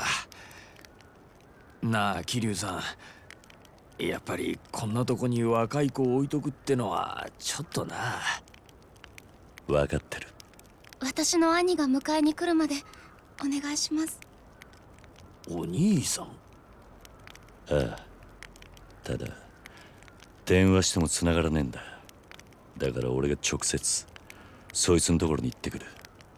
それまでの間彼女を頼む。お兄さんってどこにいるんだよ？アジア街にいるはずだ。なんだ、カムロ町の中か。何日も預からなきゃいけないのかと思った。でもアジア街ならこの子を連れて一緒に行けばいいじゃない。堂島組に狙われてる。今は俺じゃなくて彼女の方がだ。安全か分からないうちはアジア街にも連れて行けねえ。堂島組に狙われてるって、この子がなんで？あんたは知らねえ方がいい。そっか。まああんたにはホームレス狩りから助けられた義理もある。分かったよ、引き受けた。桐生さんだな。橘に会いに来た。電話が通じねえんだ。ここを通してくれ。分かってる。止めに来たわけじゃない。あんたを迎えに行くよう陳さんから言われた。陳さん？ここの顔役か？ああ、ついてきな。橘は無事なのか？来ればわかるよ。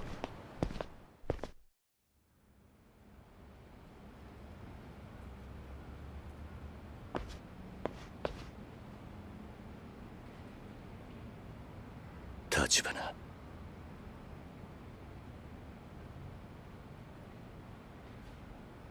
前に比べて体が弱ってるね。2日くらい一時的に容体が悪くなったんだけど、さっき目を覚ましてやっと落ち着いたとこだ。連絡取れなくてすみませんでした、桐生さん。もう大丈夫です。それじゃごゆっくり。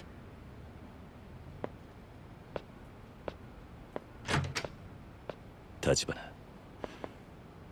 牧村誠はカムロ町に来てる。西公園のホームレスにかくまってもらってんだ。彼女は兄貴が迎えに来るのを待っている。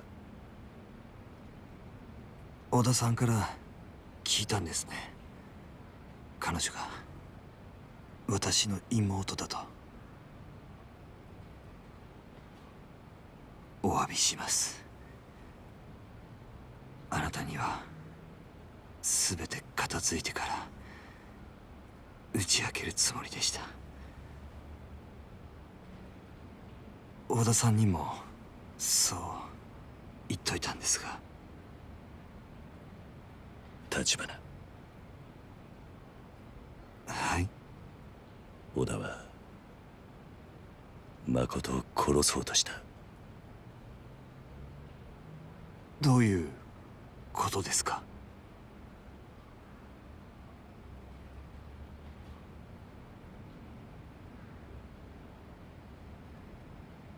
それで大阪を出たきり、織田とは連絡が取れていない。おそらく織田さんはもう生きてはいないでしょう。かもな。全ては私のせいです。10年前、私は己の運命と戦わず、ただ逃げました。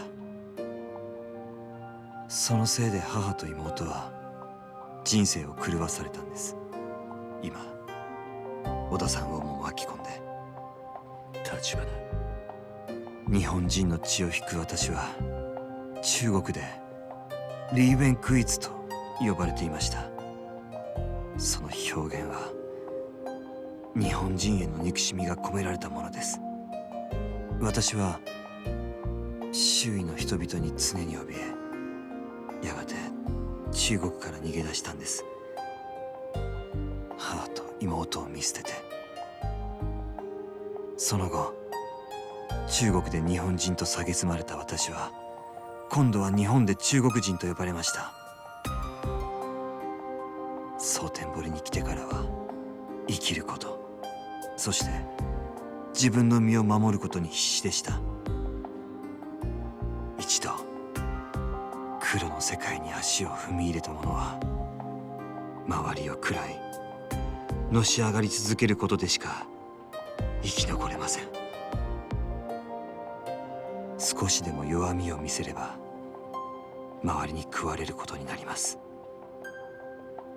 そして日々の善悪を振り返る気も失せた、そんな頃でした。母と妹が日本、このカムロ町にいると知ったのは、私は彼女たちを探すため蒼天堀を出ると、持てる力を使ってカムロ町に情報の根を張りました。探してどうするつもりかは決めていませんでした。ただ私が中国を去った後、そのせいで彼女たちがどんな目にあったか知らずにはいられなかったんです。でも分かったのは、一足違いで妹がカムロ町から姿を消していたこと。母も祖父もすでに亡くなっていたという事実でした。それともう一つ、妹に相続権のあるたった一坪の土地が、やがてカムロ町再開発計画にとって致命的な障害になり得るということです。それが殻の一坪。ええ。堂島組は再開発計画をめぐって莫大な金を地上げにつぎ込んでいました。彼らの計画通り全てがうまくいけば、その金は何倍にもなって堂島組に戻ってくる。しかし殻の一粒が原因となり、彼らの計画が行き詰まることが分かれば、妹はヤクザたちの争奪戦に巻き込まれる。ああ、今その通りのことが起きている。だから私はそのことに気づいた時点で、堂島組の若頭だった勝間さんに交渉を申し入れたんです。妹を守るために。おやっさんを交渉相手に選んだのはなんでだ？勝間さんが堂島宗平に今以上の力を持たれることを恐れていたからです。何？堂島宗平の力はすでに自分の器の許容範囲を大きく超えていました。小物が大きすぎる力を持った時の暴走を風間さんは恐れました。堂島宗平が殻の一粒を手にすれば、それを手土産に東上界本家若頭の座につくでしょう。そしてゆくゆくは東上界の三代目です。そうなればもはや風間さんの手に負えなくなる。風間さんは私の持つカムロ町の情報網をもとに不動産会社を作るよう言いました。堂島組よりも早く殻の一粒を手にして妹を守れるように、そしてそれをできるだけの力を手にするようにと。それじゃ橘不動産はおやっさんの指示で作ったのか？橘不動産の誕生、そして殻の一坪にまつわるこれまでの出来事は全て風間慎太郎という天才が描いたシナリオの上で起こったものだということです。私は妹に会うため、風間さんは裏から東上会という組織をコントロールするため互いに手を取り合ったというのが、あなたと私が今ここにいる理由です。ただ妹は家族を捨てた私を恨んでいるかもしれません。数日前、セルさんから妹は目が見えないと知らされた時、私は兄と名乗らない方がいいと思いました。今はそう思っていないってことか？ええ。あなたが私に聞かせてくれた牧村誠という女性は、やはり私が記憶する妹でした。彼女が蒼天堀にいた理由も、私を探すためだった。ずっとこんな私を探してくれていたんです。橘、桐生さん、私は妹に、シャオちゃんに会いたいです。今の私はそのためだけに生きながらえています。もう二度と逃げたくありません。もうすぐ会える。彼女はあんたを恨んでなんかいねえ。だが今もあんたの助けが必要だ。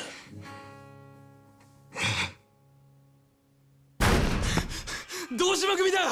奴ら橘さんを出せと言ってる。ここにいるのがバレたんだ。なんだと？なんでこんな時に。立てるか橘？はい。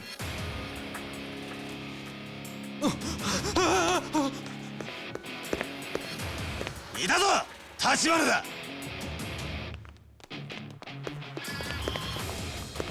お前らの狙いは橘なんか？てめえもいたのか、キル。いい加減死んどけ。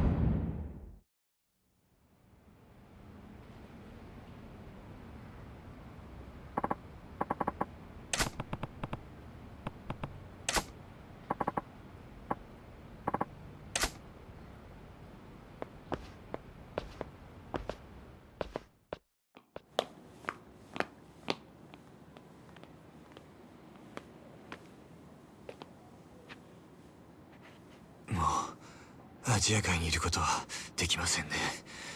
キリさん、西公園に急ぎましょう。誠のところへか。堂島組が殻の一粒を狙う限り妹はどこにいても危険です。それより早く土地を手放す手続きを取らせた方が。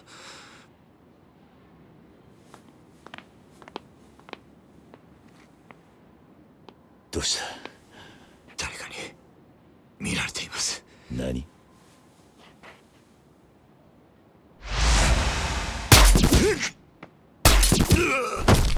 桐生さん。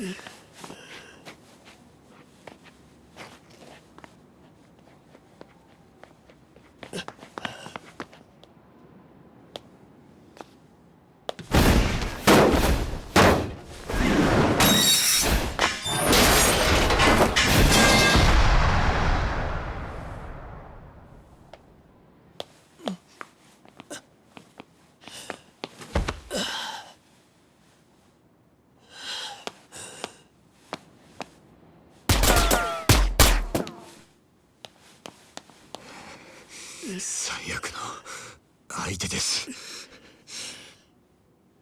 知っているやつか？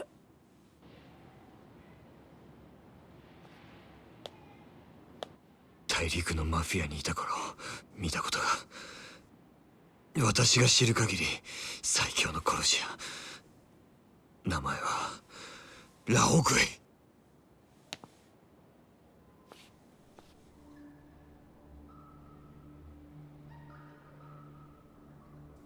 ラオグエイ。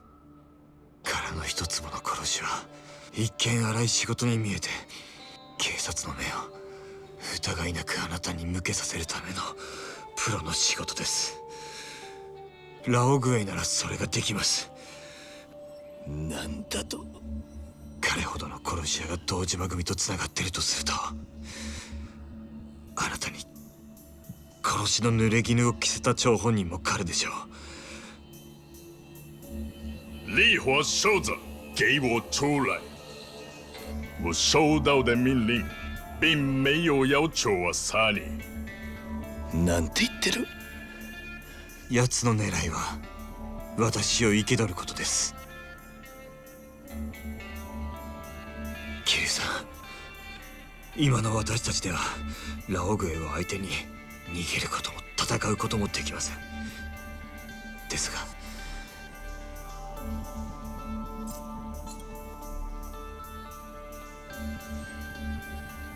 あなた一人だけなら逃げられます。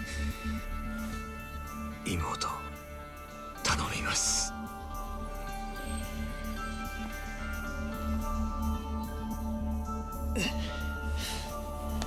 立花、よせ！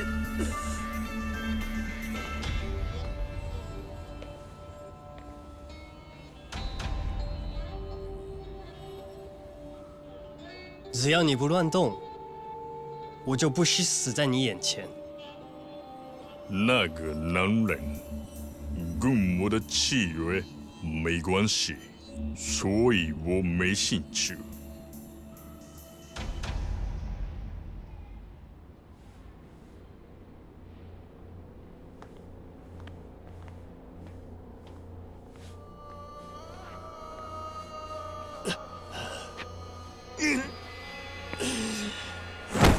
くそ。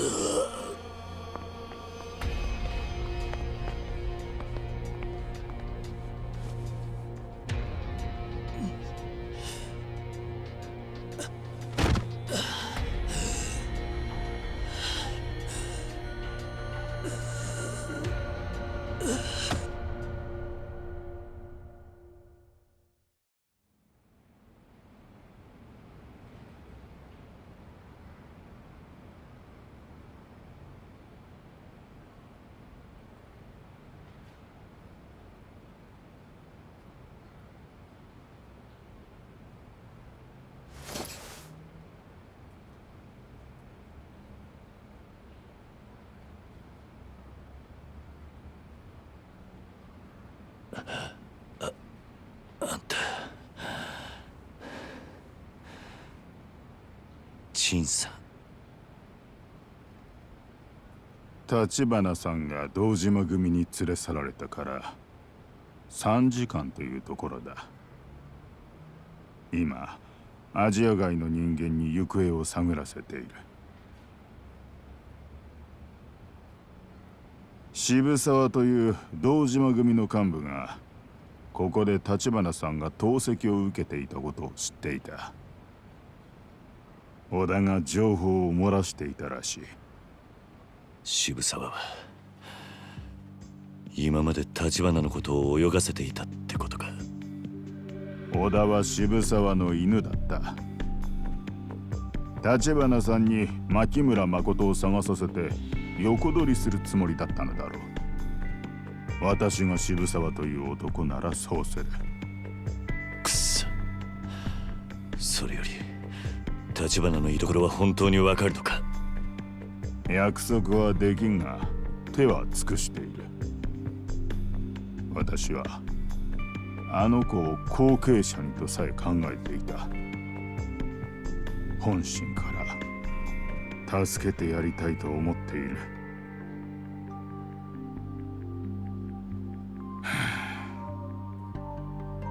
ところであなたは知っているかな。空の一坪は橘さんと牧村誠の祖父牧村源三という男が持っていた土地の一部だった。彼は戦後になって土地を手放さざるを得なかったらしい。だが記録によれば一度に4人の買い手と交渉してわざわざ土地をバラバラに分割して売っている。おそらく意図的に一坪だけ自分の手元に残るようにするためだろう。どういうことだ。この時牧村源三には中国で生き別れた娘がいた。橘さんの母親にあたる人だ。牧村は彼女がもし自分を日本まで探しに来た時、そのたった一坪の土地が再会の目印になると思ったんじゃないだろうか。これは私の想像に過ぎんがね。皮肉なものだ。こう思う親の気持ちが今ヤクザの争奪戦に巻き込まれて橘さんたちを危機にさらしている。だが悪いのは一坪の土地を残した牧村じゃない。あなたたちヤクザだ。違うかね。今頃堂島組は橘さんを拷問にかけているはずだ。牧村誠を捕らえるために。しかしだからといって我々が堂島組に直接手を出せばアジア外はもはや東上界から存在を許されない。場所さえ分かれば俺が行く。俺が必ず橘を救い出す。そのためにあなたを手当てした。どれだけ傷が痛もうがあなたにやってもらうほかない。望むところだ。結構。では橘さんが見つかったら連絡する。それまでは彼の妹についててやりなさい。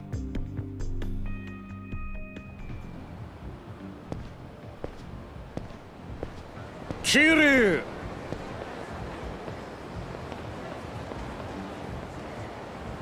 堂島組か。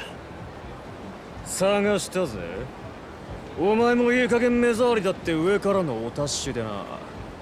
見つけ次第始末しろとさ。くそ。ったくよ、いつまでしぶとく生きてやがんだお前。今どんな気分だ？橘にそそのかされて堂島に喧嘩売った挙句はしご外されてよ。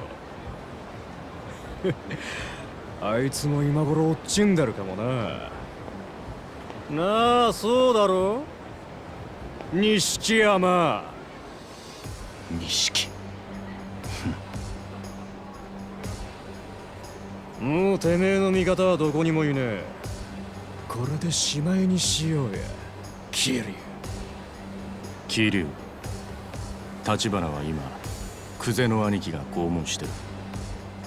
もう殻の一坪が堂島組の手に落ちんのは時間の問題だ。それでもまだ望みはあんのか。橘は今どこだ？俺ら下っ端には知らされてない。もし知ってても教えられねえ。よう面白くなってきたね。よし、俺らが見届け人になってやる。てめえら二人ここでどっちか死ぬまでやり合えや。なんだと？お前の手柄にしてやるぞ、錦山。兄弟ぶっ殺してのし上がってみろや。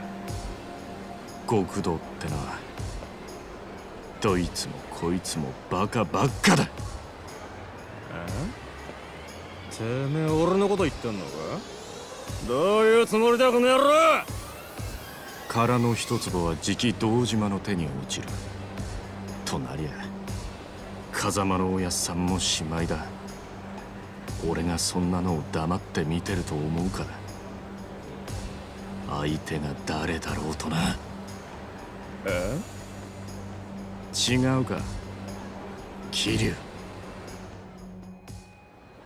お前、自分が何してんのか分かってんのか？言ったはずだ。今俺に手を貸せばお前は。うるせえ！俺はおめえがいねえ登場会でのし上がっても意味がねえんだ。おめえがいくら言ったとこで俺との縁は切らしゃしねえ。錦、覚悟しろよ。俺は一生おめえにつきまとってやる。そこまで腹くくられたんじゃもう何も言えねえな。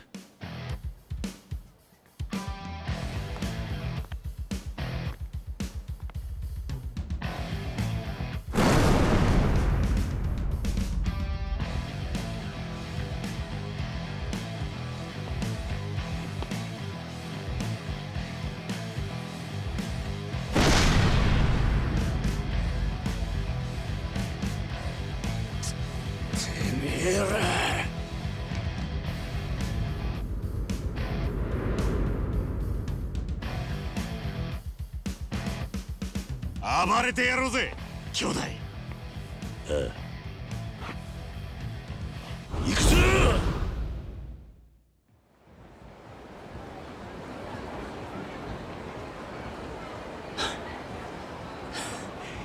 ほんと負ける気がしねえよ、お前と一緒なら。そいつはこっちのセリフだ。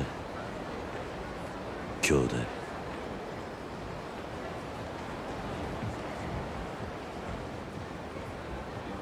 錦、これから西公園のホームレス街に行く。牧村誠をそこにかくまっている。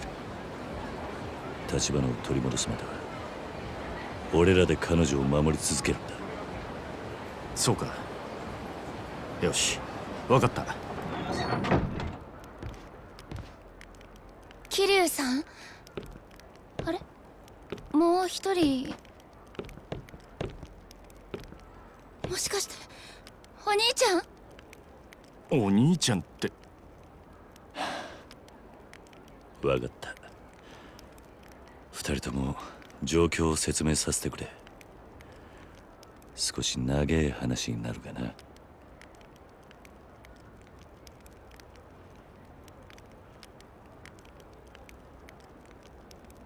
兄が堂島組にさらわれた。そんな。兄って橘？え、この子殻の一坪の持ち主だろう。その二人が兄弟ってどうなってんだ？いっぺんに聞くな。とにかく今は橘を取り戻すことだ。なんでやっと会えると思ったのに。橘をさらったのは堂島組の渋沢の指図だ。渋沢？大阪で俺たちを襲ってきたやつだ。堂島組若頭補佐の一人。今はそいつが堂島組を動かしているってことらしい。堂島組は兄じゃなく私の居場所を探してるんですよね。すまない。俺があいつを守ってやれなかった。でも必ず連れ戻す。俺が命に変えても。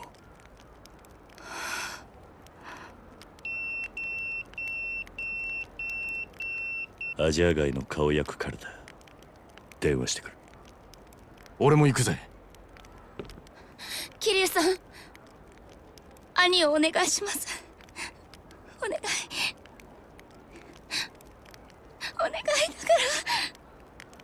ら。分かった。すぐに会わせてやる。必ずな。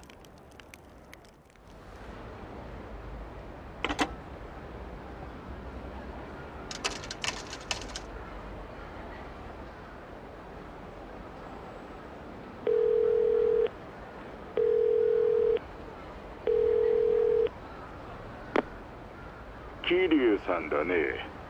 陳さん、橘の居所はつかめたか？殻の一坪に隣接しているハイビルだ。七福通り沿いにあるクレッシェンドビル。そこの地下室に連れ込まれたらしい。クレッシェンドビルだな。人数は7人程度。ただクゼという男がそこにいる。知ってるね。ああ。クゼは渋沢の命令で動いているようだ。その前は阿波野についてたがくら替えしたと見える。よほど後がないらしい。だがそういう男ほど危険だ。分かっている。橘さんを頼む、桐生さん。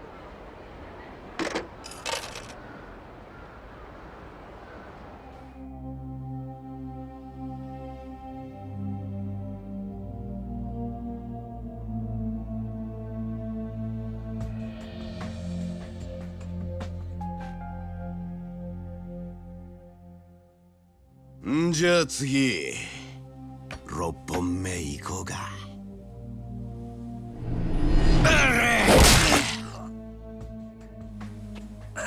ああ、7本目もまとめていっちまった。指先は神経が集中している。痛みを与えるのに最適です。まあな。手の指と合わせて残りたったの8本。全部潰れるまでに私の口割れますか？なめやがって。いい加減開けやおら。牧村誠はどこだっつってんだ。私に泣き入れてないでちゃんと仕事しないと渋沢さんに怒られちゃいますよ。あなたも後がないんでしょう、クゼさん。この野郎！殺しちまったら何も聞き出せねえだろうが、てめえを殴るしか能がねえのか？お？あと少しで口割りますよ、こいつは。まだわかんねえのか？拷問が通じる男じゃねえよ。いい加減他の手考えろや。はっ、そんなもん俺ができるわけないでしょ。ああ、俺はね、兄貴、人間殴んのがたまんねえから極道やってんです。兄貴だってそうでしょ。極道に頭使えなんていつからそんなぬるくなっちまったんですか。そんなんだから何度も下手打つんでしょうが。誰に向かって口聞いてんだ。てめえを見てて思い出したよ。俺はな、自分より強えと思える奴を殴るためにずっと極道を張ってきたんだ。てめえみたいな三下と一緒にするな。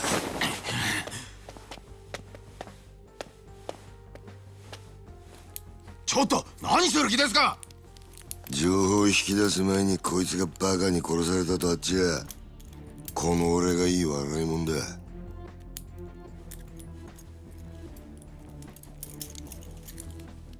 てめえ笑ってんのか。おい、何見てんだ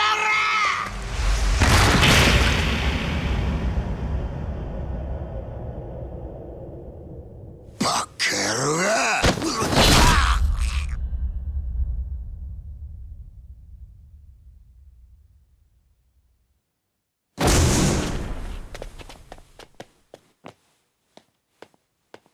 桐生、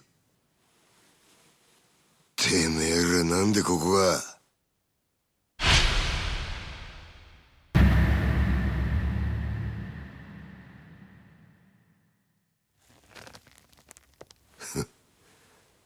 そうかい。なるようになっちまうもんだな。くぜ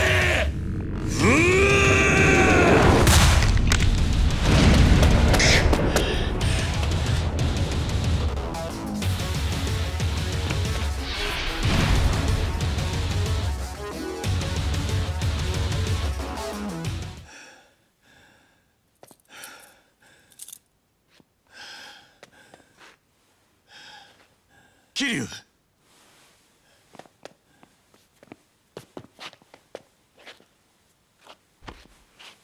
立花、すまね。遅くなった。謝ることありませんよ、桐生さん。おい立花、よせ。妹がすぐそこまで来てるんだ。ずっと会いたかったんだろう。今連れてきてやる。錦頼む、誠をここに。分かった。もう間に合いません。立花、桐生さん、ラオガよ。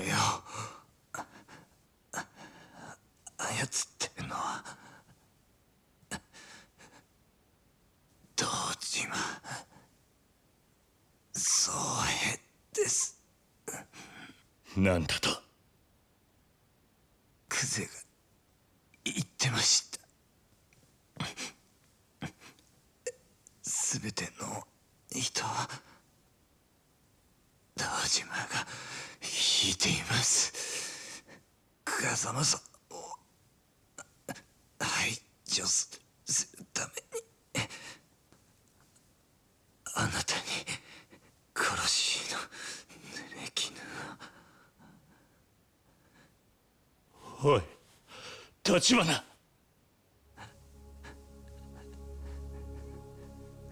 なんでこんなことに。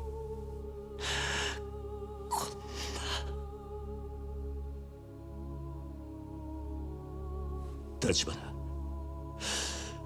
お前の妹は必ず俺が守る。約束する。絶対に守るからな。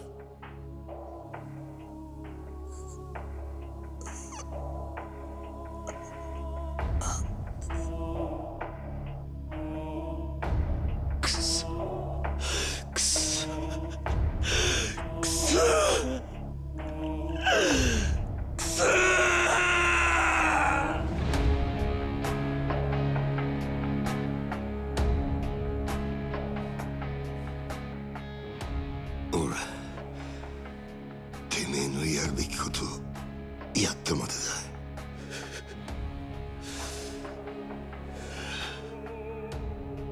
殻の一粒はもう堂島組だけの問題じゃねの土地を近江連合に売ろうとしている人間が東上会の中にいた。裏切り者よ。そいつが誰なのかまだわからね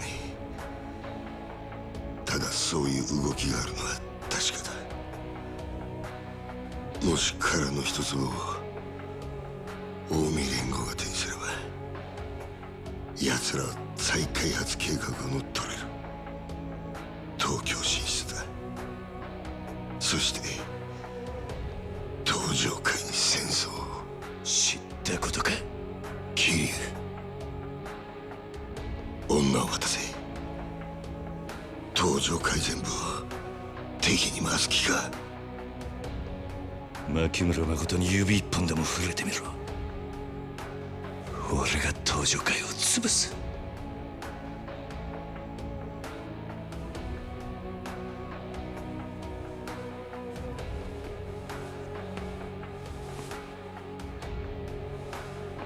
一人残らず叩き潰す。それが俺の覚悟だ。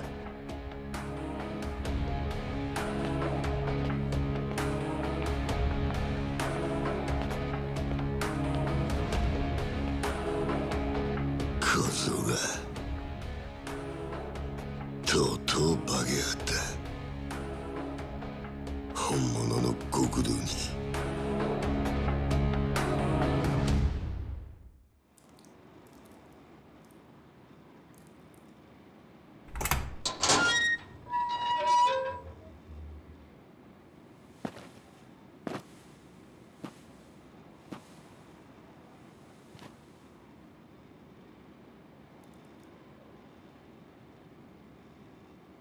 桐生。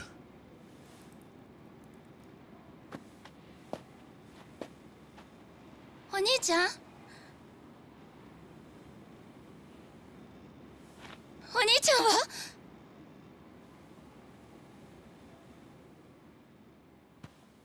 お兄ちゃんどこ？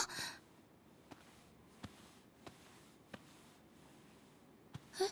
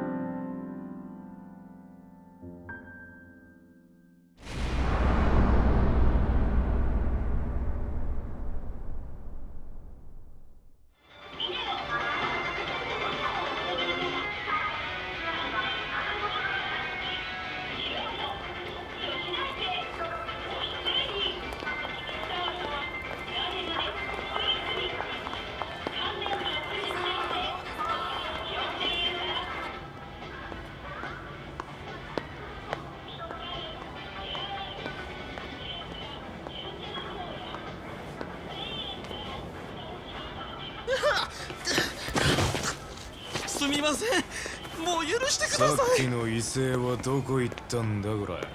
え？ほら立てや。立てっつってんだろが！助けて、殺される。何見てんだ。いいえ、何でもないですわ。ちょっとこの野郎、ふざけた真似してんじゃねえぞこれ。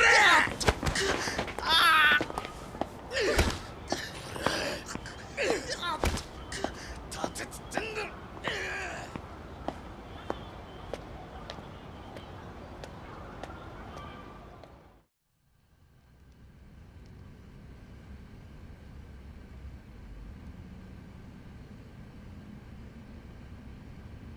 収穫あったか、真島ちゃん。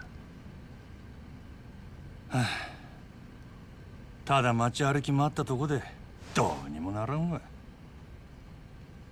橘不動産の他の字もない。そりゃそうだよ。だってお前本気で探してやしねえんだもんな。もう女を見つけて殺すしかお前には生きる道はねえ。そいつは納得づくなはずだろ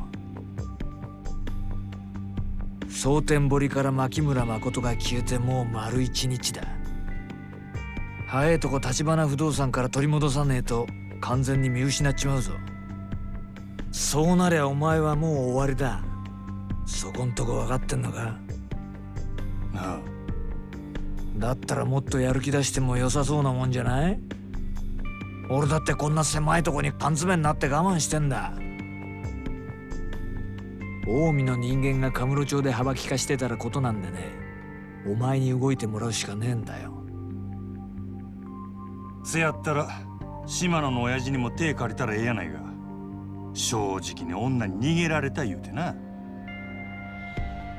ダメだ、島野には言えねえ。女は俺とお前だけで片付けんだ。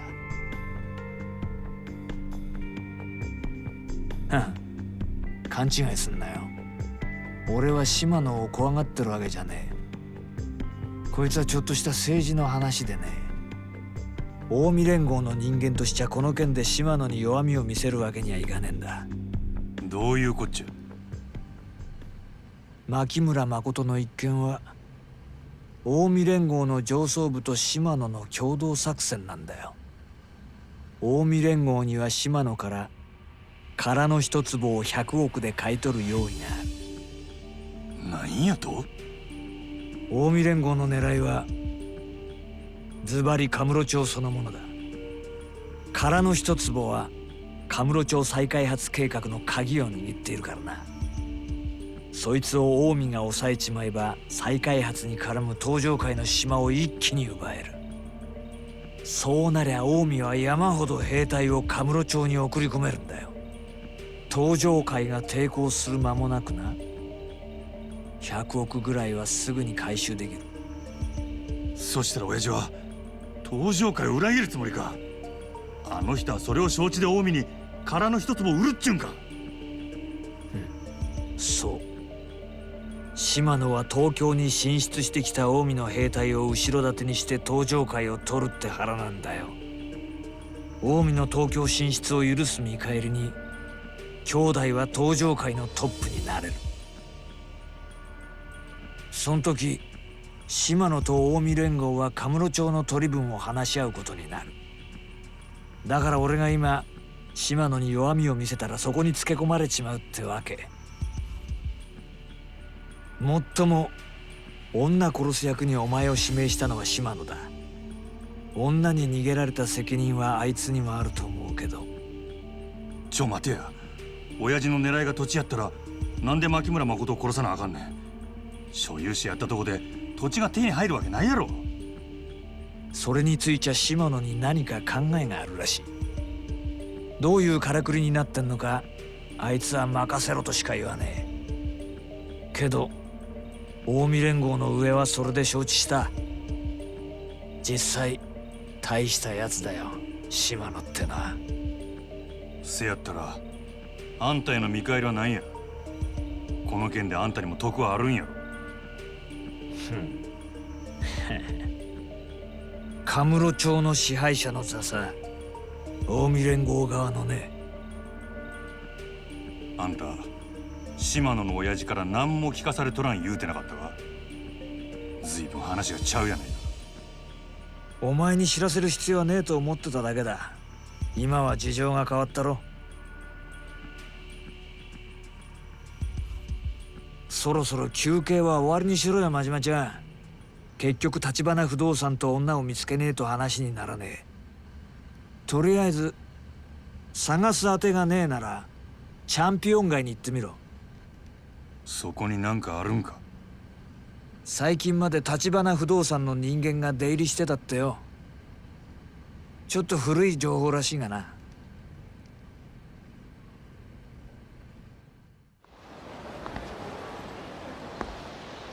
やっぱりあんただったんだな、真島さん。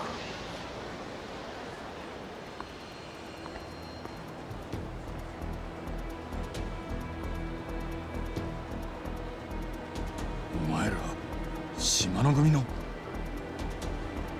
町の門からあんたを見たって知らせがあってな。今頃蒼天堀でのたれ死んでんのかと思ってたがよ。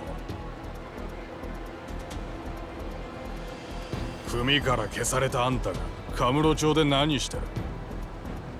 ちょっと話聞かせろや。事務所まで面かせ。いや、悪いけど急いどるんや。また次顔出させてもらいますわ。つれねえこと言うなよ。それにあんた自由に街を歩いてていい身分じゃねえだろ。親父から許しが出たなんて話は聞いてねえぞ。何黙ってんだよ俺。下っ端が偉なったもんやな。いつから俺に備え口叩けるようになったんや。決まってんだろうが。あんたが組に逆らった時からだよ。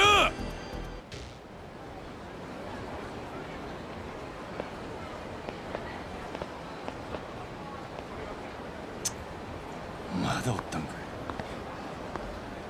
相変わらずですね、真島さん。若い者のご無礼をお許しください。このお詫びにお連れしたいところがあります。こいつらにも言うたんやけどな。俺は今急ぎの用があるんや。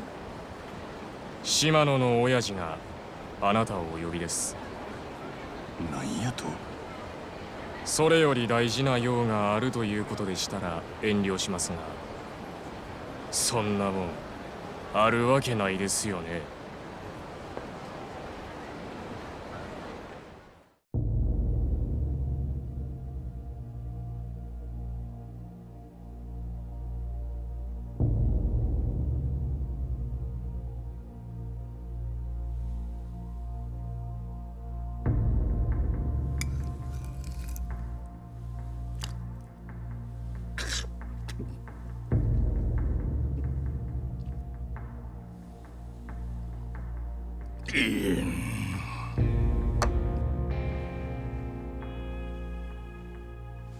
何遠慮しとるんや、真島。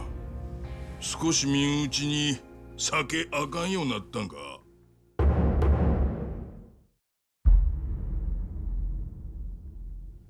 いえ。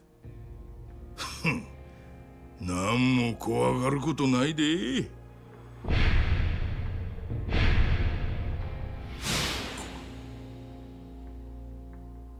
お前にええ話があるんや。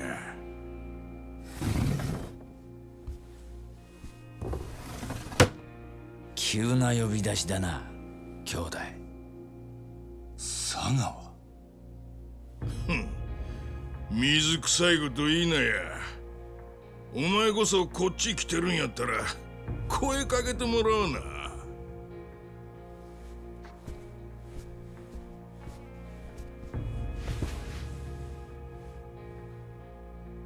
これで全員や。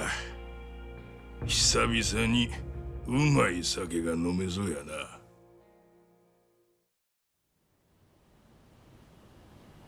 で、用ってのは何なんだ、兄弟。そらこっちのセリフやろ。兄弟こそカムロ町には何の用で来たんや。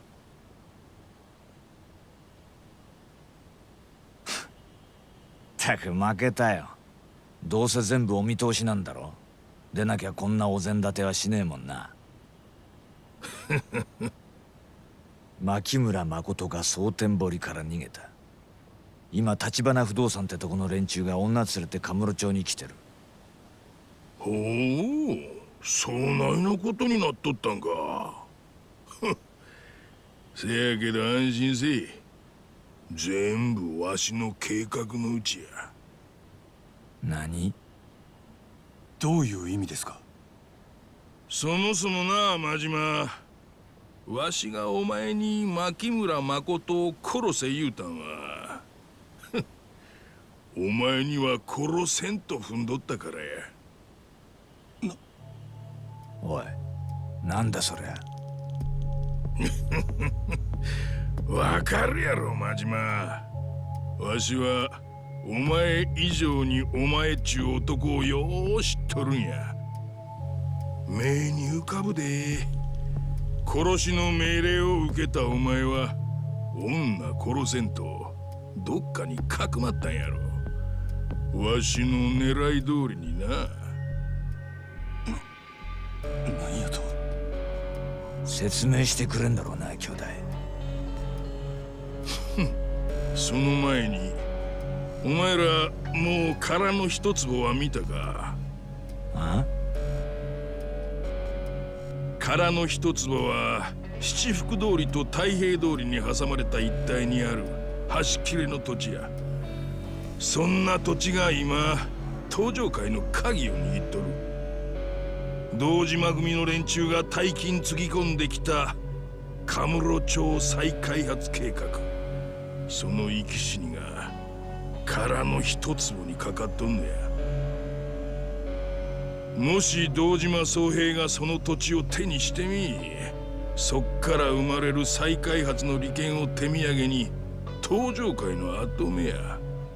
あんな頭の足りん小物がトップになったら東上界はしまいやで。せやからそれを邪魔しようとしとるんが堂島組の若頭風間や。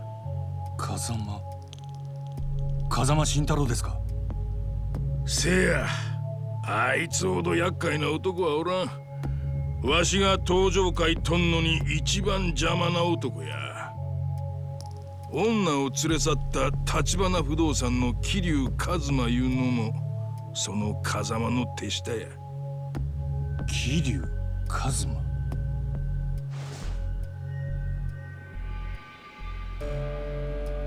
風間も親の堂島には表立って立てつけん。せやから橘不動産中兵隊を使ってるっちゅうこっちゃ。それ言ったら兄弟も同じだ。今は直系の島野組も元を正しゃ堂島組の系列。堂島宗平ってかつての親に弓は引けねえ。だから組から名前消した真島ちゃんを使うしかねえんだろ。せやな。で、兄弟の狙いは何なんだ？殺せと命令してまで牧村に真島ちゃんを近づかせた理由は？信頼を得るためや。口約束とは違う本物の信頼をな。は、なるほど。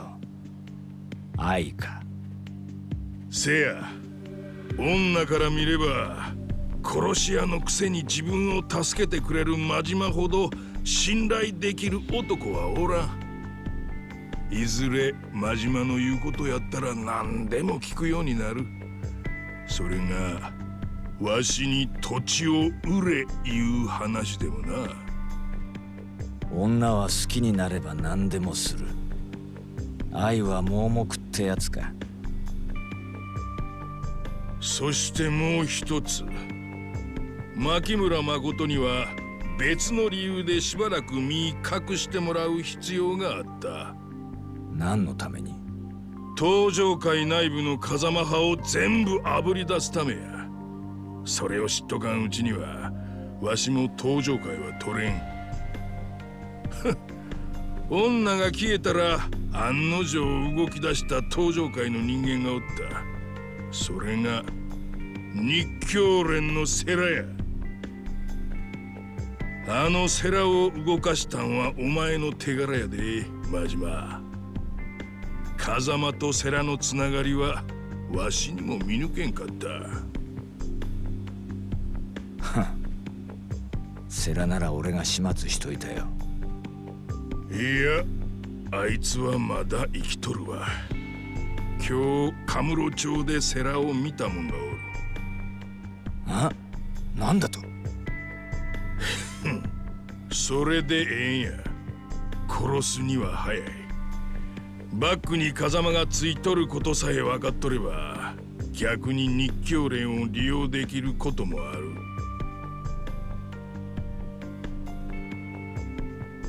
真島、お前もう牧村誠は殺さんでええ。そん代わりあのお嬢ちゃん、橘不動産から取り戻してわしんとこにお連れせえ。大事な客人としてや。わしがきっちり10億で土地買うたる。それさえうまくやったらお前登場会に戻したるわ。女もお前の好きにしたらええ。お前惚れとんのやろ、あの女に。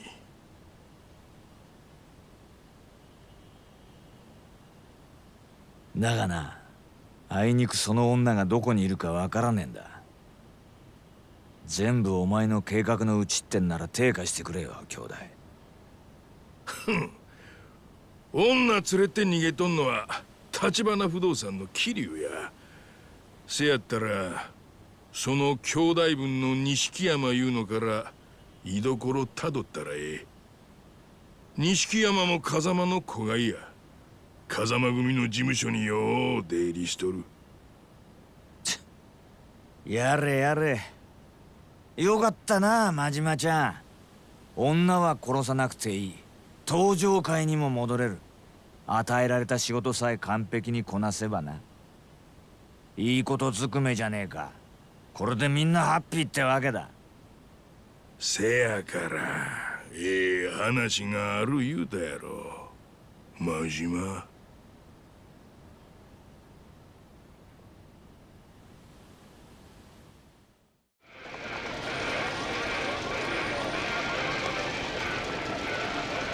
ただのピエロちゅうわけか。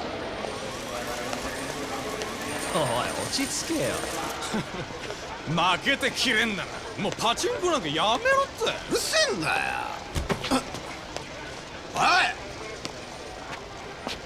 おいてめえ、待てよこら。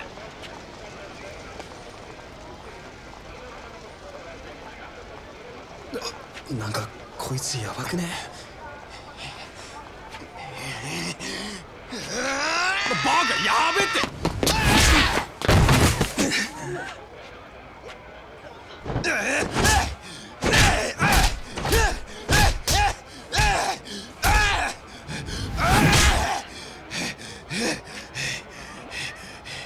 肩ぶつけたろうが。謝れっつんだよ。どうでもええ。は？好きにせえや。マジかよ。俺上等じゃねえか。あ、よっしゃ、俺にもやらせろ。あららら。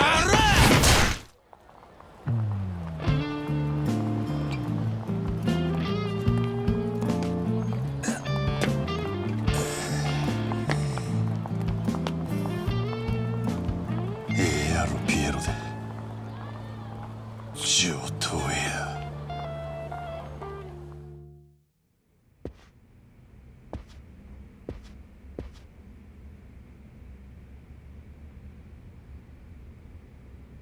おい待てや。誰だてめえ。真島言うもんや。堂島組の錦山来とるか。え？錦山さんのお知り合いですか？いや、これから初対面や。ああ、てめえふざけてんのか？何者だこれ。錦山はおらんのか？うるせえ。おめえもういいから帰れ。ここどこだと思ってんだ。ほら消えろっつんだよ。よせ、そいつは真島だ。お前らの手に負える相手じゃねえ。真島って真島五郎ですか？3年前島の組から消されたって話だったがな。間違いねえ。あんた誰？風間組若頭の柏木だ。あんたが錦山に何の用がある？あんたには関係あらへん。から錦山出せ。俺がお前の言うこと聞く義理でもあんのか？なんやと？お前は登場界から抹消されてる。ここはお前が来ていい場所じゃねえ。加減にせえ。俺は錦山出せ言うとるだけやで。さっさと出さんかいボケが。錦山も桐生もお前には渡さねえよ。上等やないか。お前らはいい。こいつは俺がやる。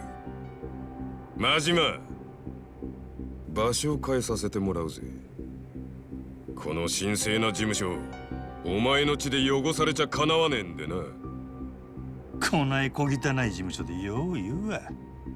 ま、やろ。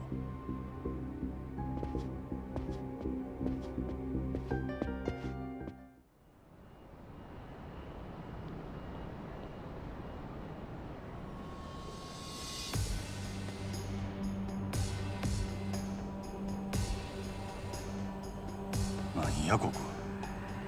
俺が面倒見てるビルでな。好きに使わせてもらってる。お前の死体が転がってもすぐに始末できるってわけだ。ほんまにあんた一人でよかったんか？今からでも遅ない。手下呼んでもかまへんのやで。それじゃつまんねえだろ。俺もお前とは一度やり合ってみたかったんだ。おかげでさっきから血が騒いで仕方ねえんだよ。極道の佐賀ってやつか。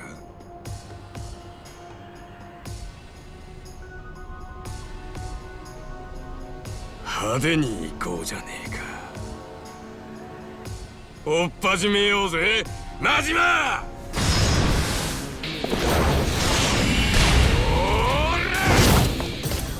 よくよく。いやこのさ。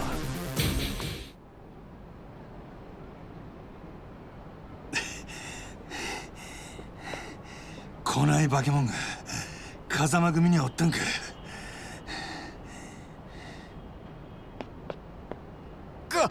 柏木さん。とこに来たやないか。錦山っちゅうやつはどこや？さっさと答えんとこいつの左目えぐるで。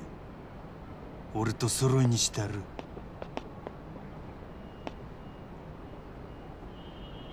俺にそんな真似さすな。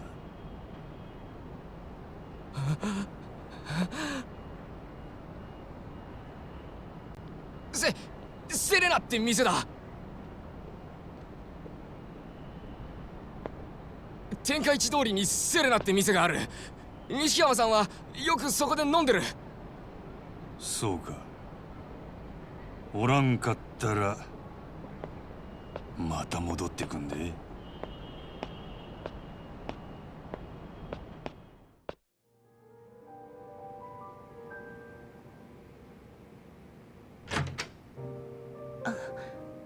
いらっしゃいませ。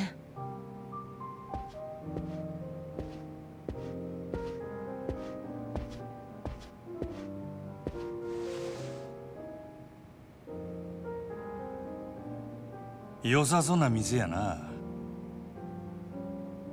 ありがとうございます。帰るよ。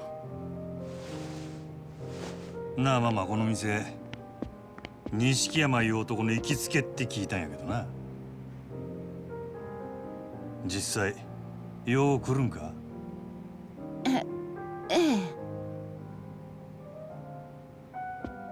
誰だあんた？真島言うもんや。お前は？あんたの探してる男だって言ったらどうする？俺がほんまに探しとるんはお前やない。牧村誠いう女や。その子は橘不動産の桐生と一緒におる。その桐生んとこに案内してもらいたいんや。真島って言ったかあんた。ああ。俺がこの世界に入る前、島の組に真島って人がいたらしい。下手打って左目えぐられたって聞いてるよ。それ以来町から姿消したってさ。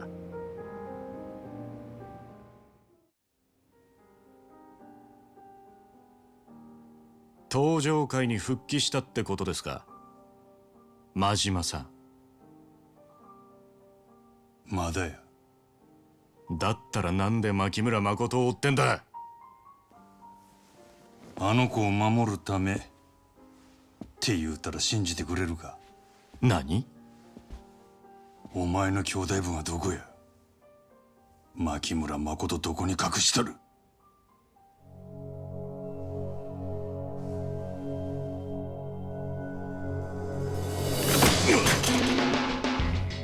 錦山君。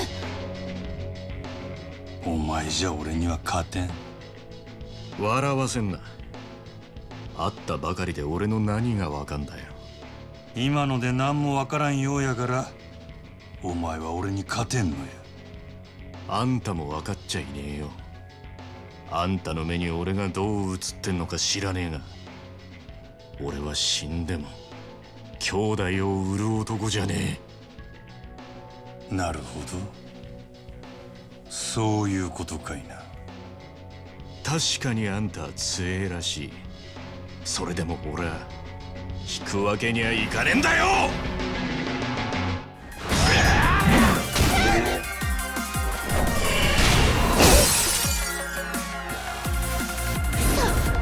スイング。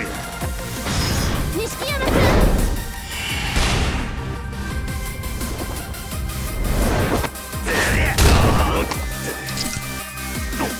俺の噂だ。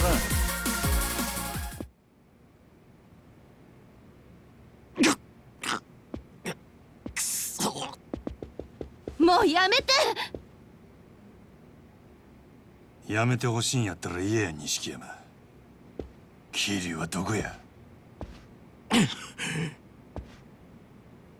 待って。あなたが探してるのは牧村誠でしょ？あ？よせ、レーナ。彼女なら姿を消したわ。もう桐生さんの元にもいない。なんやと？どういうこっちゃ？錦山君も今彼女のこと探してるの。ここに来たのもその誠さんを探すために。ほんまなんかその話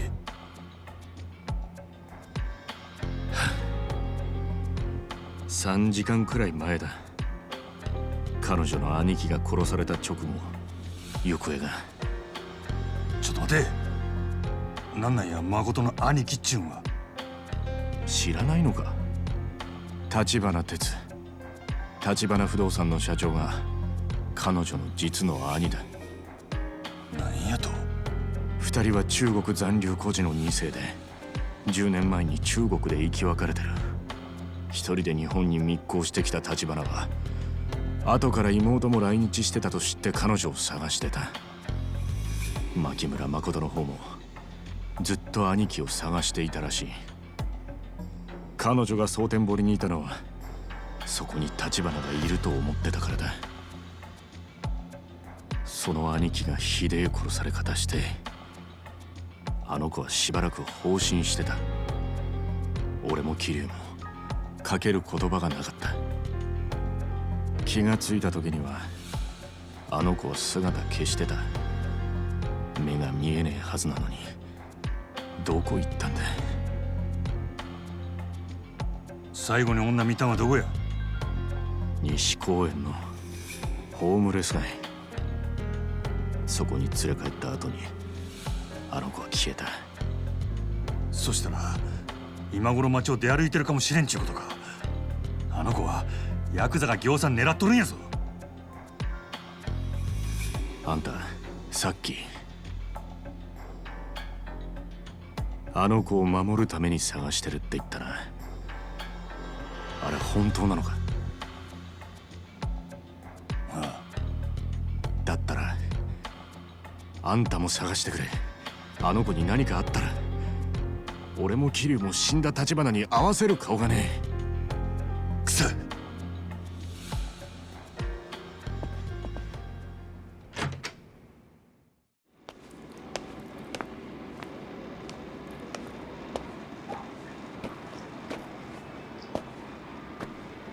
これが殻の一つを。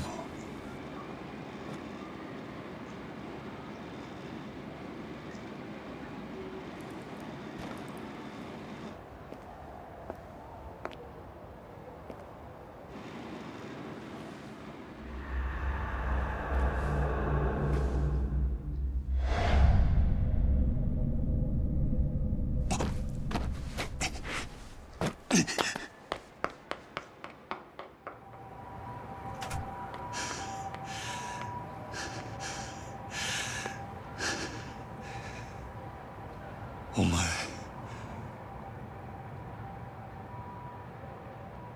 まことなんやろ。そないなとこで何してるんや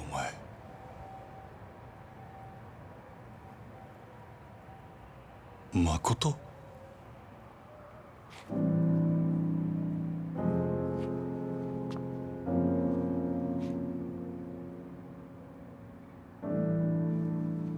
あなたにはまた会えると思ってた。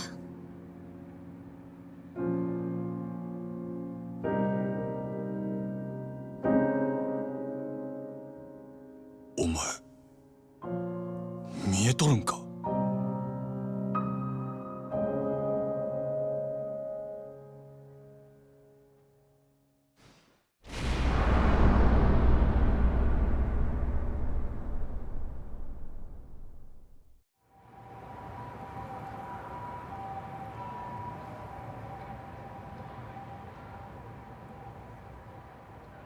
お前見えとるんか。なんとか街を歩ける程度にはね。あなたがそこにいるってことくらいは見え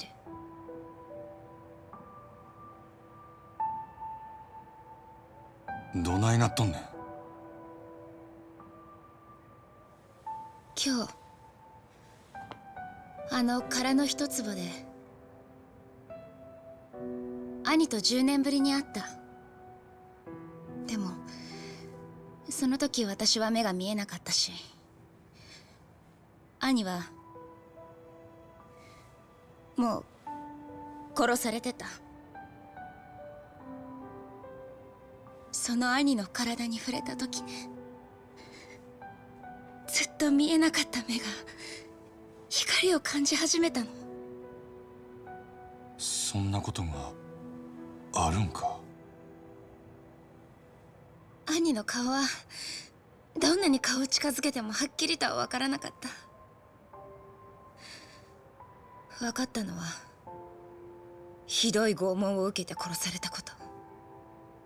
堂島組のヤクザたちが兄をあ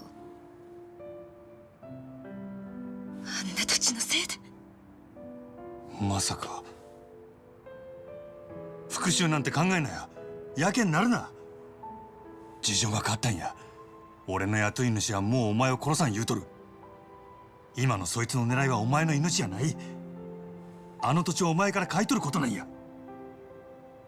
せやからそいつに会うて土地手放したらもう誰にも狙われんようになる。安心せえ。俺が一緒におる。何があっても必ず守ったる。私のことなんかどうでもいい。私には死んでもやらなきゃいけないことがある。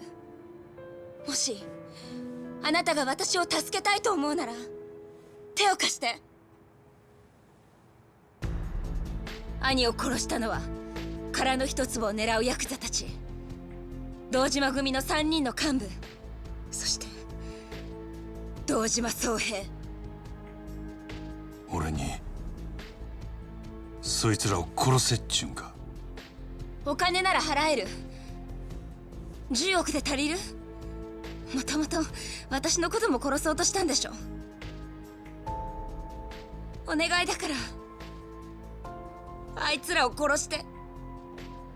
きっとあなたは兄がそのために私と出会わせてくれたんだよ。だったら兄は私が仇を討つのを望んでるってことでしょ。お前の兄貴がそんな男のわけないやろが。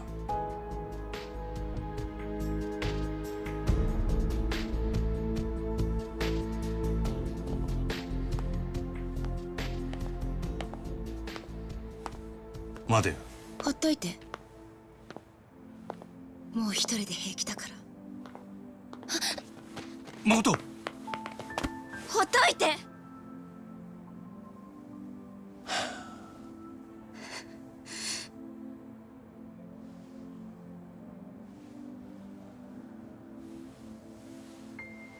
なあ、たこ焼き食いかんか。たこ焼きや。それ食った後でまだほっとけ言うんやったら俺はそこで消えたる。またお腹が空いてるから落ち込むんだっていうの。あかんか。いいよ。でも食べたらもう私に構わないで。その話は食ってからにしろよ。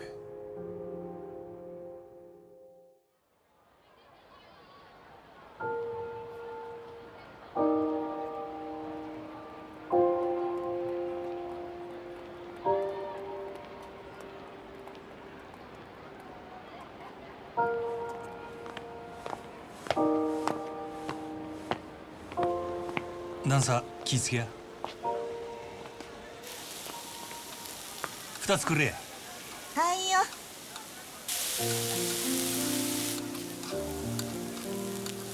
はよしてや。はいはい。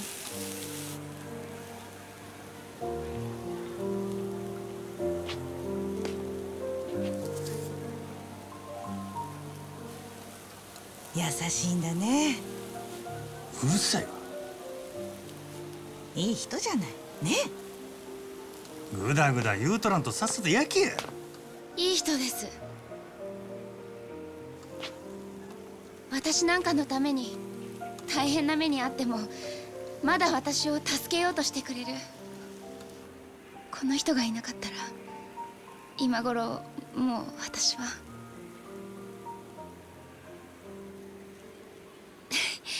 美味しそうですね。いい匂い。そうでしょ。よし、おまけでもう一つサービスしちゃう。本当ですか？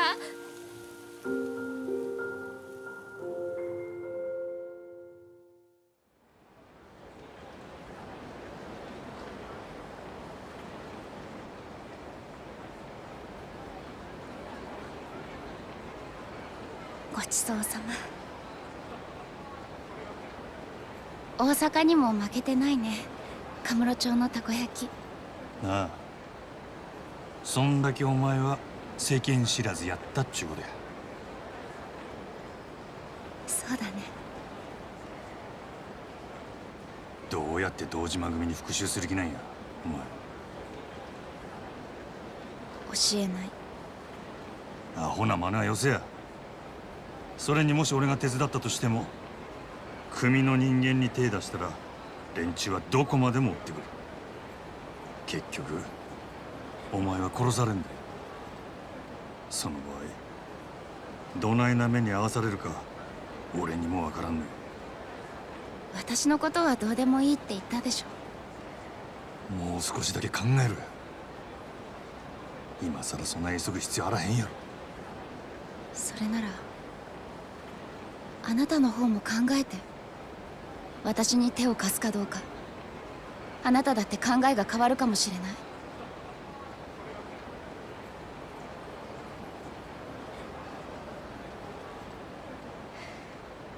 美味しかったな、たこ焼き。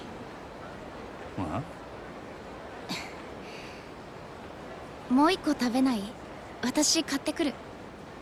ここにおれや。まだ目がよう見えんのやろ。俺が買うてきたる。ごめんね。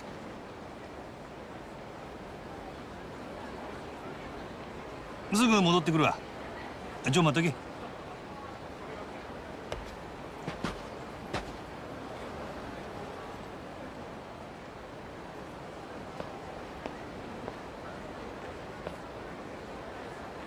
あんちゃん。ああ、たこ焼きくれや。何言うとるんやお前。さっき公園から出てきたお姉ちゃんからあんちゃんに伝言預かっててね。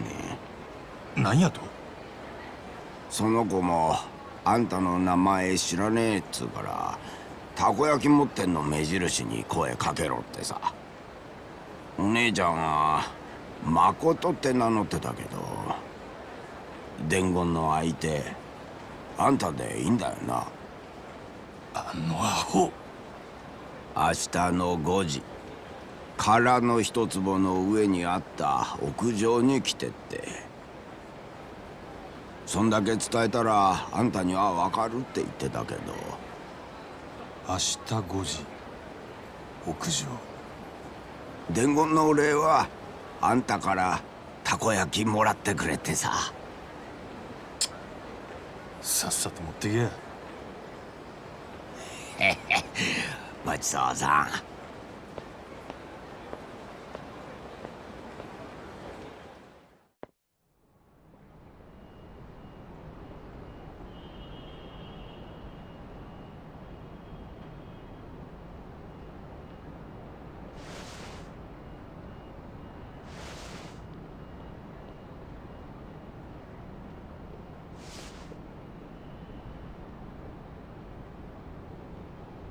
どこほっつき歩いとんねん誠。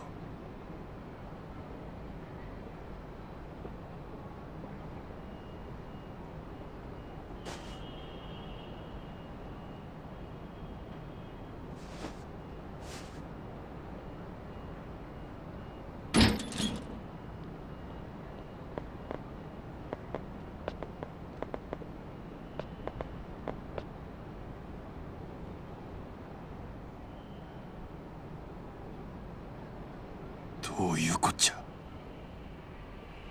どこの組のもんや。渋沢組だ。渋沢組？うちの雇った鬼人会。てめえのおかげで散々下手打ってな。仕方ねえから消す羽目になっちまっ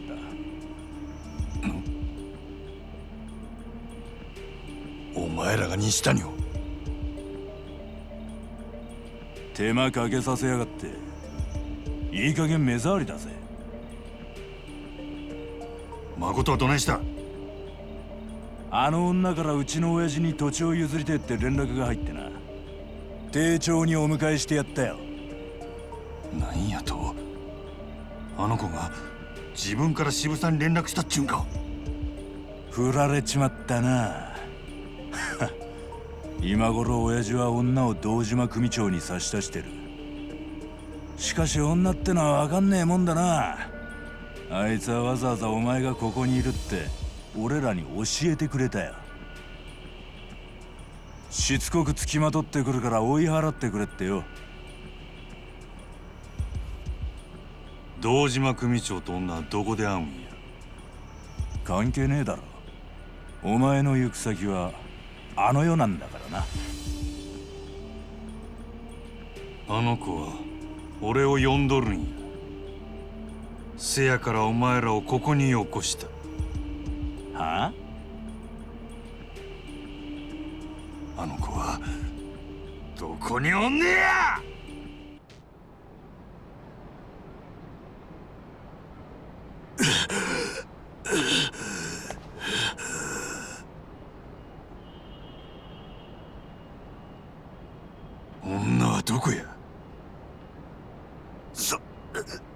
そらはよ言えや。嫌な他のもんに聞く。その前にお前には死んでもらうけどな。はよ言えや。六本木セバスチャンビルの展望テラスだ。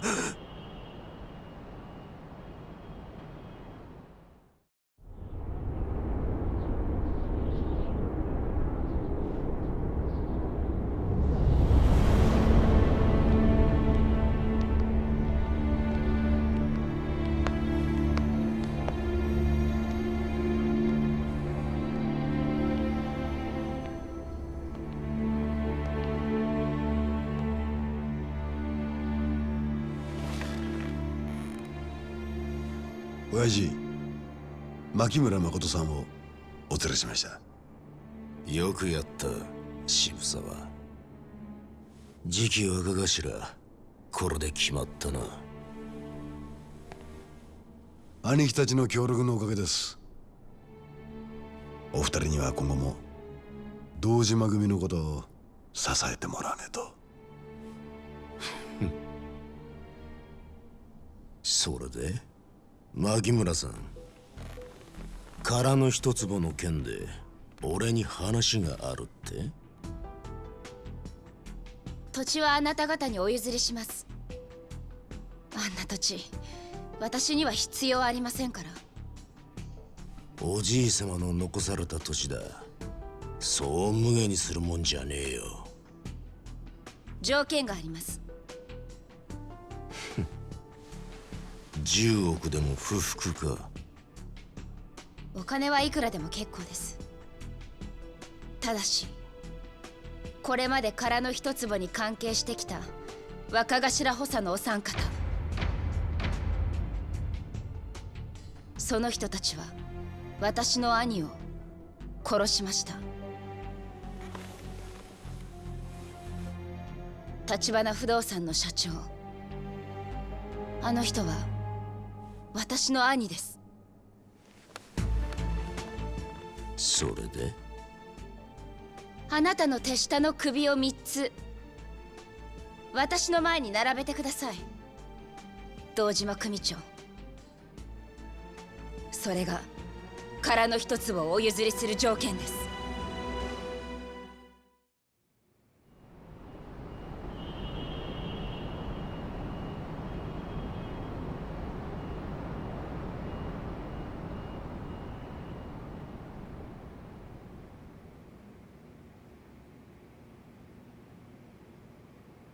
おい、誰か来るぞ。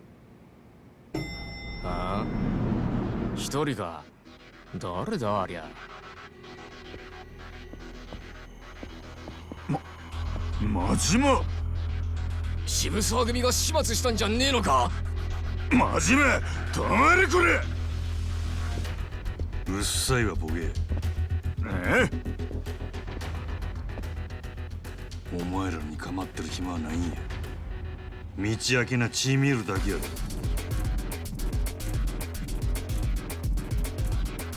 さっさとどかんかいボケが。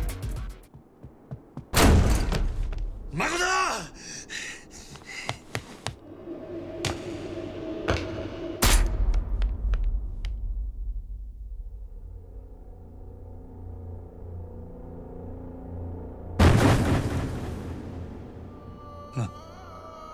なんやこれは。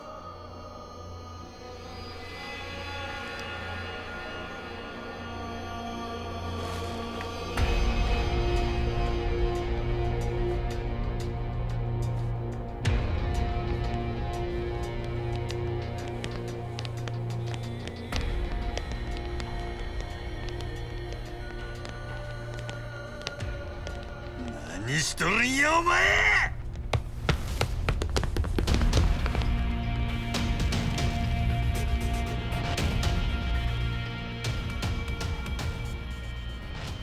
誠。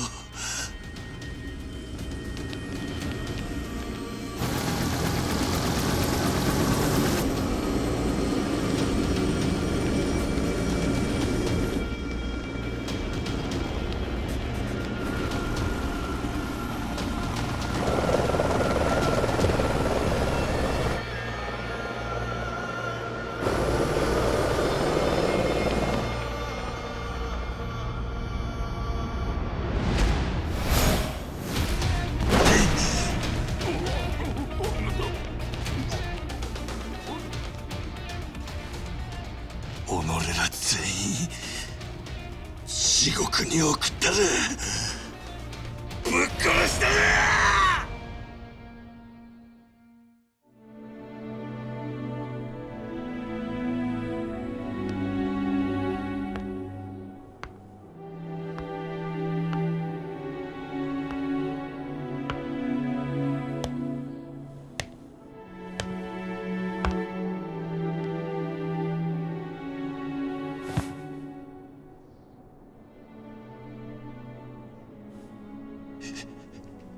生きとる。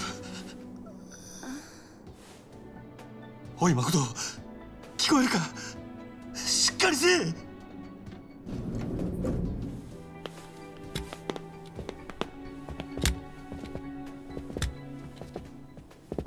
おい、俺がわからんのか？返事せえや、誠。ごめんなさい。誠、私だけじゃ何もできなかった。またあなたに迷惑。もう喋らんでええ。お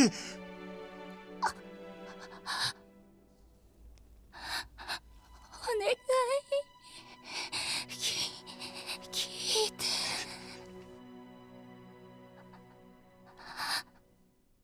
あなたの手下の首を3つ私の前に並べてください、堂島組長。それが殻の一つをお譲りする条件です。可愛い子分の首で土地を買えと？俺がその条件を飲むと思うのか、お嬢さん。あなたが条件を飲まなければそれはそれで構いません。その時は他の方に土地を売るだけです。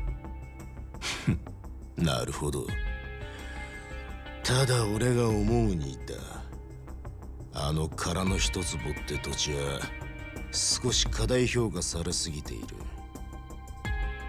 あんたは知らんだろうが、あの一坪は周りの地上げが相当進んだ時に偶然見つかった土地だ。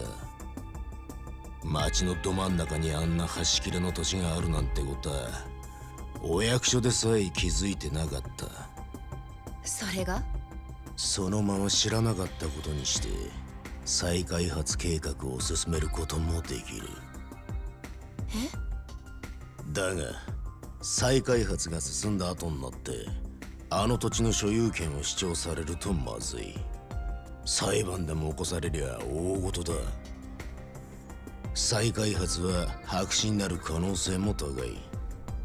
でも逆に言えば土地の所有者が妙に騒ぎ立てさえしなけりゃ役人もヤクザも困りゃしねえってことだ。あの土地の相続権持ってんのはもうこの世にあんた一人しかいない。権利関係調べ上げたがようやくその裏が取れた。こんなこともだろうがヤクザをなめちゃいけねえな。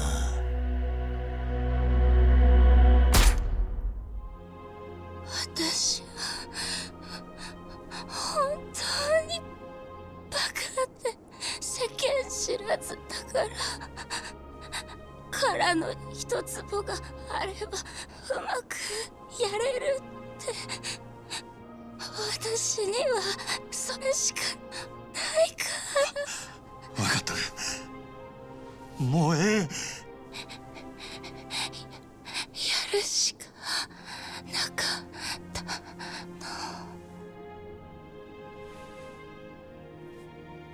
くそ、誰かこの子を。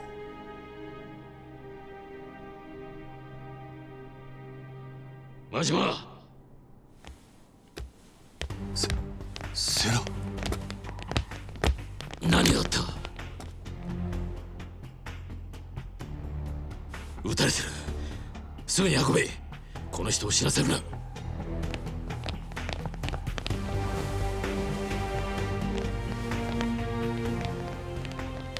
どこに連れてくんや？安心しろ。お前も来い。あの子を助けたかったら今俺を信用しろ。それともお前一人で女を助けられるか。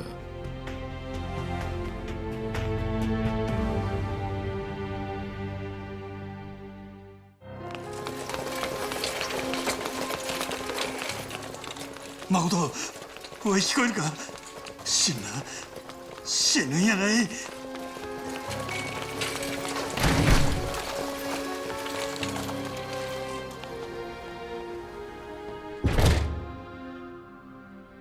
復讐でも何でもお前の望みを俺が叶えとるから。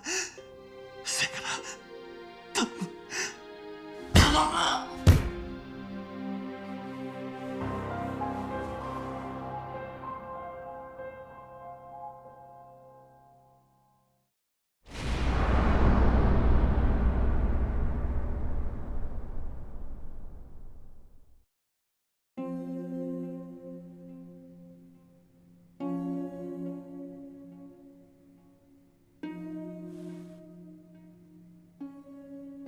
いつまでかかっとるんや。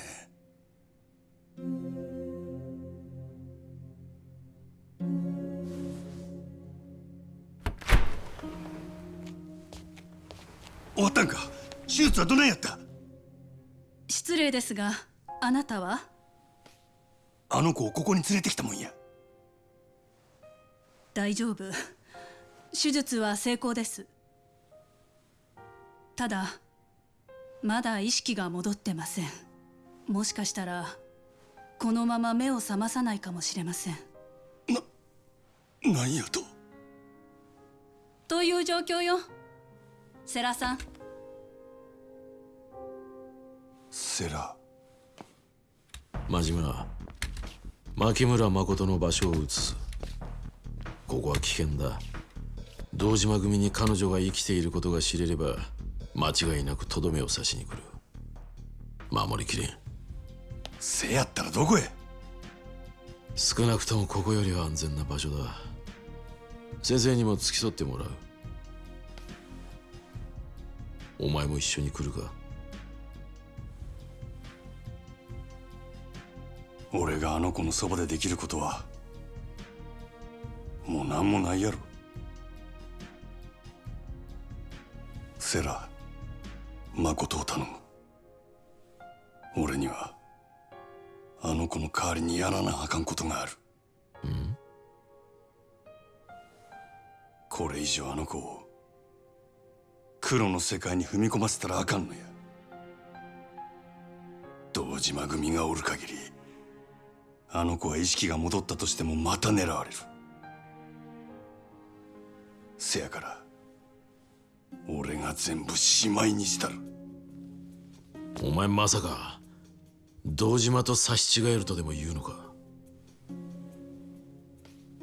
先生もあの子を頼むで。なんとか手尽くしてあいつの目を覚ましたってくれや。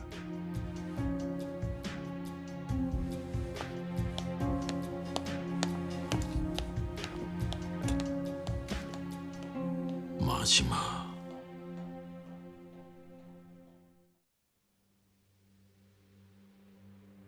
カムロ町再開発計画。今まで散々殻の一粒に足引っ張られたが、ようやく本格的に役人が動き出すことになった。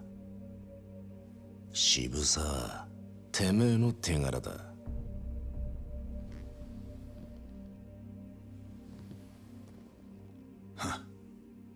そんじゃこれからは渋沢を頭って呼ばなきゃいけねえわけですか。その前にまだやることがあるでしょう。何の話だ。風間組の始末です。橘不動産、日教連、奴らの陰で糸引いてたのは風間の頭ですから。堂島を裏切ったけじめはきっちりつけねえと示しがつきません。無所にいる風間の頭を消すってことかい。そんな中途半端なやり方じゃてっぺんなんか取れねえよ。脅し以外はズブの素人だな。てめえなんだその口の利き方は。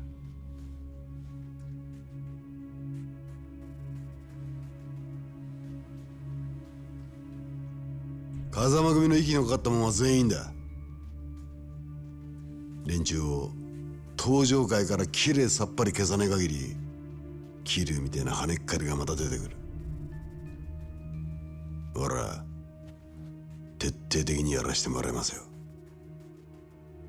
親父。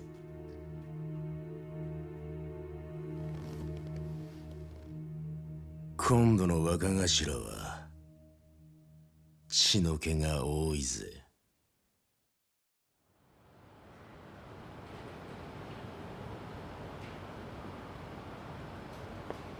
ここにいたのか桐生、錦、牧村誠。まだ見つからねえ。アジア外の連中にも手貸してもらってるが今んとこ手がかりもなしだ。そうか。なあ桐生、お前真島五郎って男知ってるか？名前だけは聞いたことがある。そいつがどうかしたのか？そいつも彼女を探してる。風間組の事務所に押し入って柏木さんを一人で叩きのめしたらしい。あの柏木さんを？真島はその後俺んとこにも来た。やられたのかお前？はっきり言って歯が立たなかったよ。そんな奴が誠を探してるのか？ただその真島は堂島組とは別で動いてる。あいつは誠を守ろうとしてるようだった。敵じゃないのかもしれねえ。だからといって仲間とは限らねえ。とにかく誠を見つけねえことには何も分からねえままだ。死んだ立花のためにも彼女だけは何としても守りてえ。そうだな。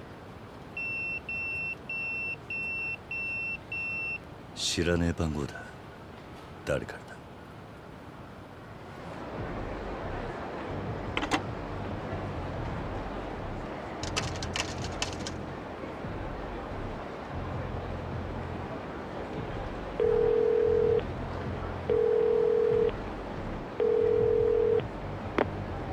桐生か？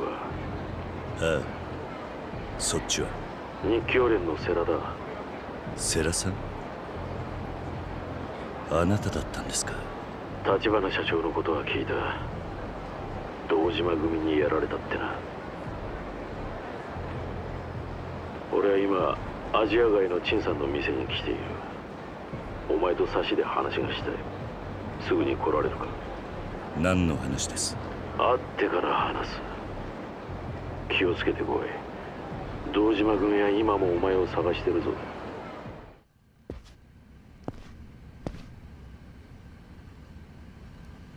桐生さん、あんたの客はあっちだ。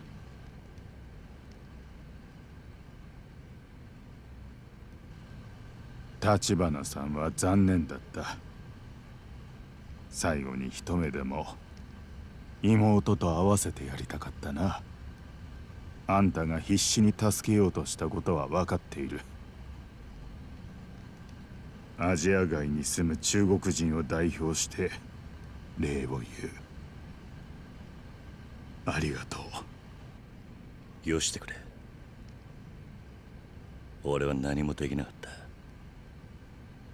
礼を言われる資格なんかねえ。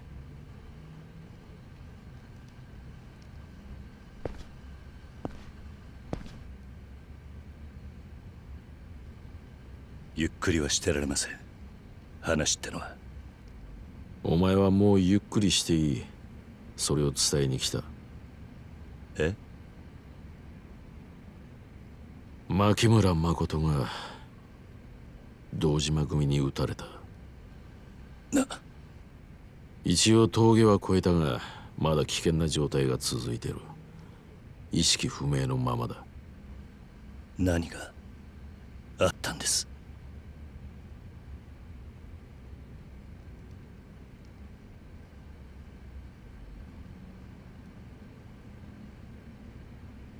それじゃ彼女は目が見えるようになっていた。少し光を感じる程度だがな。それより幸い堂島組はもう彼女を殺せたものと思っている。早速カムロ町再開発計画の本格着手に動き出した。しばらく彼女に危険はないだろう。でも真島って男は彼女が生きていると知っているんですよね。信用できるんですか？おそらくな。あいつはもともと島野の命令で牧村誠を殺すように動いていた男だが、今は心底彼女を守ろうとしている。ただこの先どう動くかはっきりは分からん。それより堂島組だ。若頭補佐の渋沢が堂島組の次期若頭に決まったらしい。これから実質的に堂島組を動かすのは渋沢になる。奴はこれまで表に出るタイプじゃなかったが、筋を通し耐え忍びながら力を蓄えていた。だが渋沢組は若い組織。久世剣能会や阿波野の太平一家の上に立つには強い力を示す必要がある。となれば真っ先にやるのは旧風間派の徹底的な排除。特にお前は目の敵にされるぞ。それに殺しの濡れ衣も晴れてない以上、薩もお前を追ってる。お前はカムロ町を出てしばらく身を隠せ。時間さえ稼げればまだ希望はある。希望？牧村誠の意識が戻れば殻の一坪は日教連が取る。え？そしてそれが風間さんの真の狙いだ。なんだと？あの人は今堂島組の拡大を止められる唯一の対抗勢力として俺の日教連に白羽の矢を立てた。橘も殻の一坪を日教連に渡そうと動いていた。全てはこの俺を堂島宗平に代わる東上会の跡目に据えるためだ。それじゃおやっさんはあなたに東上会を託したってことですか？そういうことになるな。知りませんでした。あなたとおやっさんにはそこまでのつながりが。俺もお前ほどじゃないが風間さんには世話になってきた。俺に極道のイロハを仕込んでくれたのはあの人だ。足を向けては寝られない。桐生、お前のことも風間さんからくれぐれもと頼まれてる。殺しの濡れ衣の件もいずれ俺が必ず何とかする。だが今牧村誠が目を覚ますのを祈るしかないのが現実だ。それじゃもう俺にできることはないってことですか？お前はもう十分やった。お前がいなかったら牧村誠はカムロ町に来る前に消されてたろう。彼女が今なんとか生きてるのもお前のおかげだ。彼女は今どこに？病院からは移動させた。芝浦に停泊してる船にかくまってる。彼女が生きてることが堂島組に知れたらまずいんでな。芝浦？お前にこのことを伝えたのは俺なりに筋を通したかったからだ。あとは俺たちに任せてお前は町を出ろ。いいな？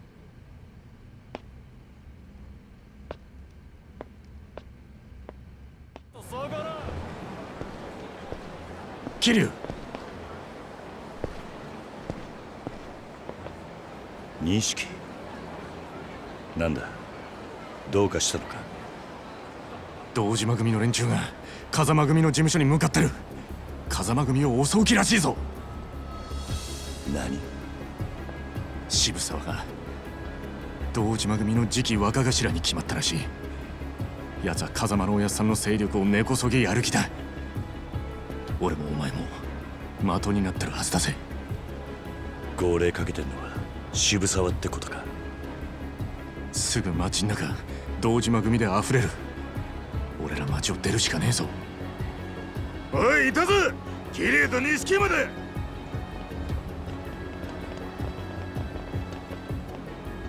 錦、牧村誠は日教連の世良が保護してた。堂島組は彼女を殺して殻の一粒に型がついたと思っているんだ。だが彼女が生きている限り殻の一粒は世良と風間のおやっさんの切り札になる。堂島組を抑えつけることができるはずだ。この場をしのいで時間を稼げば状況は変わるかもしれねえ。つまりどうしろってんだ。お前は風間組に行け。柏木さんにも身を隠すように伝えるんだ。こいつらは俺が食い止める。桐生、早く行け錦。分かったよ。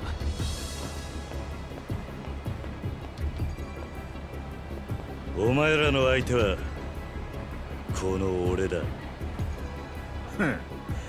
風間の使いっ走りがでけえ口叩くんじゃねえ。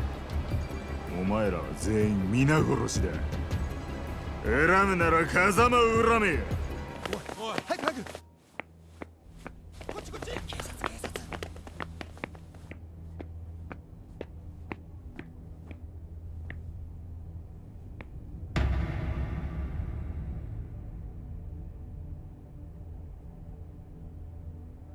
クゼ、あんた一人か。ああ。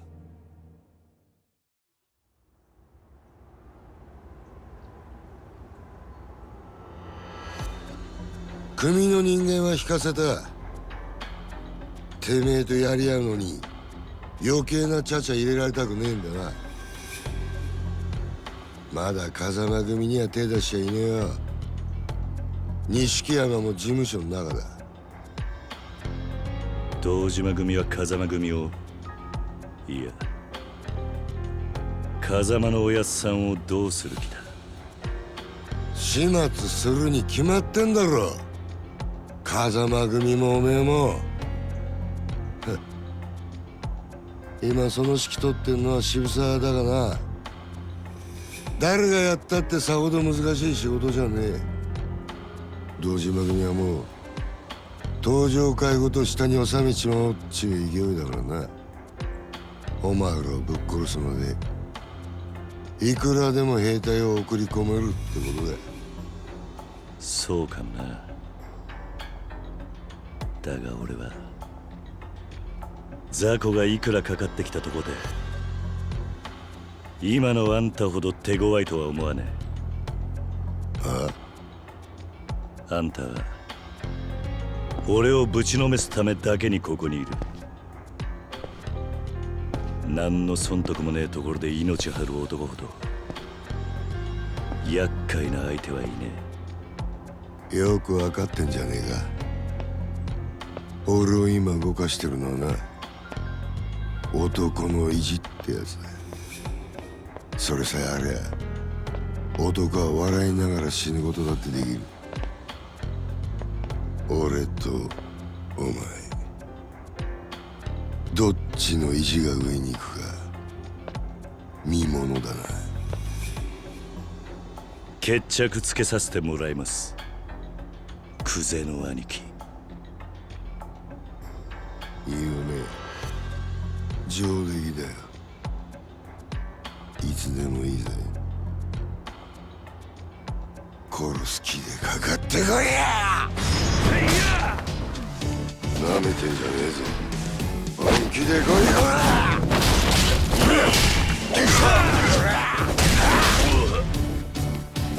どうしたキリア。すげえ。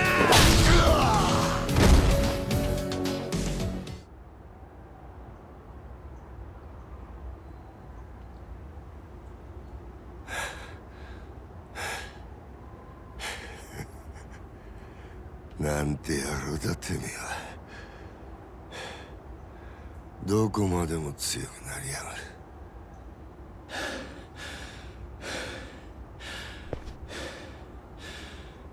クゼの兄貴。なんとなく俺にはわかる。風間の頭はお前がこうやって本物の極道になるのをずっと抑え続けていた。その封印を解いちまったんだよ、堂島組は。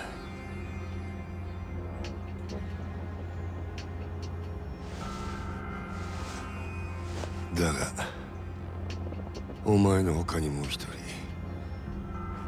そいつも今本物の極道になろうと必死にもがいてる。日教連に激流、そこに奴が渋沢がいる。渋沢が日教連に？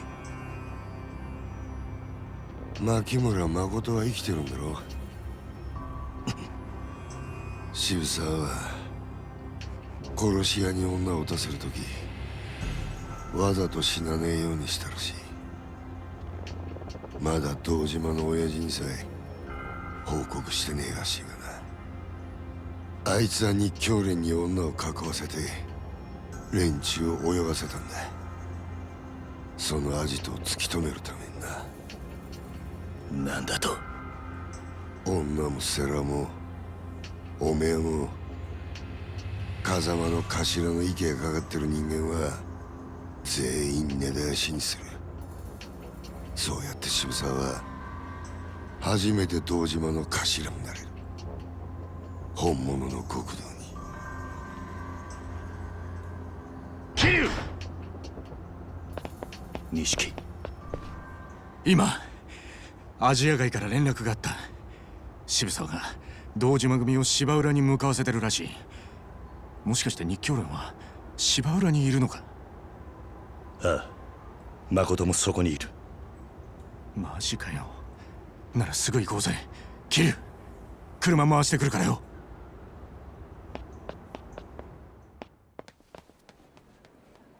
お前か渋沢。どっちが最後に立っているかでこの町の未来も変わる。渋沢の時代に風間の頭が生き残る道はねえ。あの人はこんな状況になると想像できてたと思うか？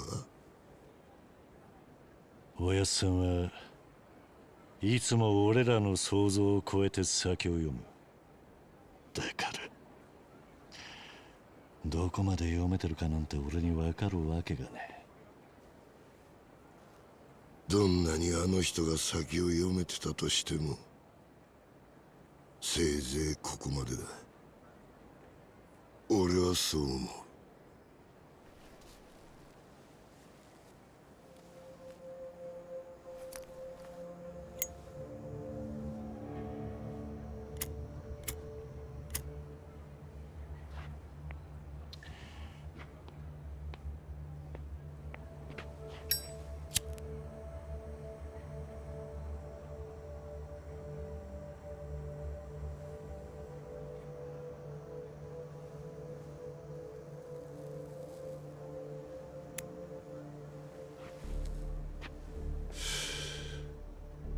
この先どうなるにしてもあの人は無所の中で手をこまねいて見ているしかできねえ。自分の代わりに体張って動いてくれるのはお前だけ。お前に命預けたも当然ってことだ。それに応える覚悟はある。上等だ。ああ、今のお前ならそう言うだろうな。だがついこの間まで青二歳だったお前にあの人はなんでそこまで託せたと思う？おお前とこんだけ殴り合ってやっと俺にも分かったよ。堂島の親父が力つける中頭が生き残るにはお前にかけるしかなかったってことだ。時間も打てる手も限られてる中で一番可能性があったのがお前だった。もしそうだとしても俺にかけたのは自分が生き残るためなんかじゃねえさ。てめえのことより他人のため、町のため、そういう人だから俺はおやっさんの背中を追いかけてって思ったんだ。本当によくしつけられてるもんだぜ。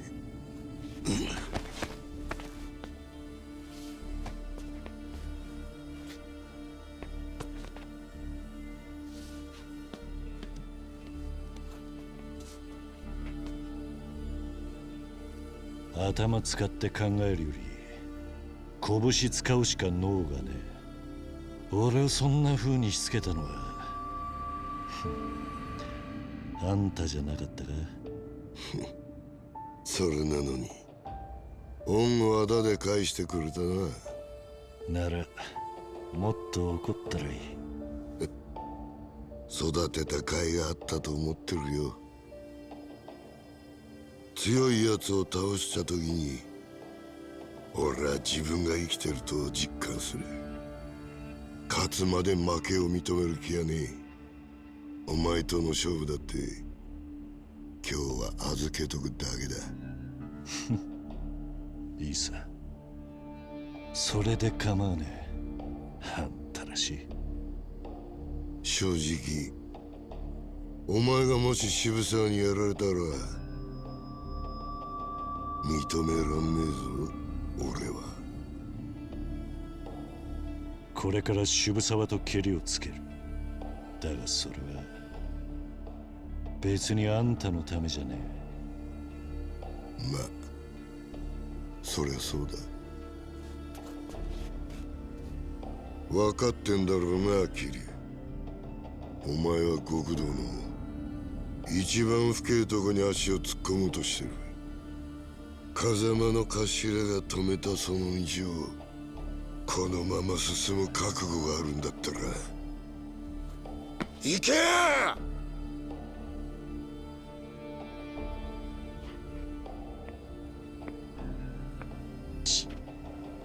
めんどくせえ先輩だ。でも俺は勝ちますよ、クゼの兄貴。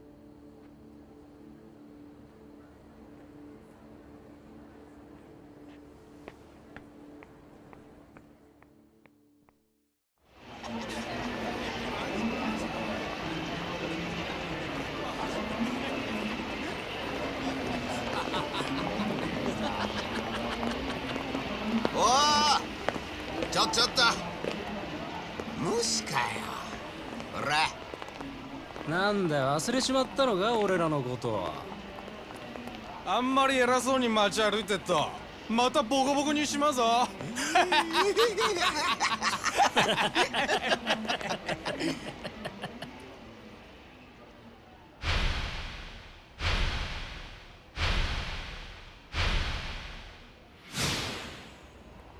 俺らに会ったらちゃんと頭下げてけよ。ま、とりあえず挨拶代わりに財布置いてけや兄ちゃん。なんだよブルっちまって声も出ねえか。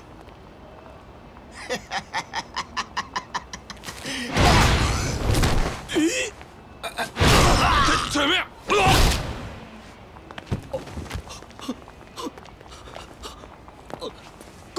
ごめんなさい。すいません。すいません。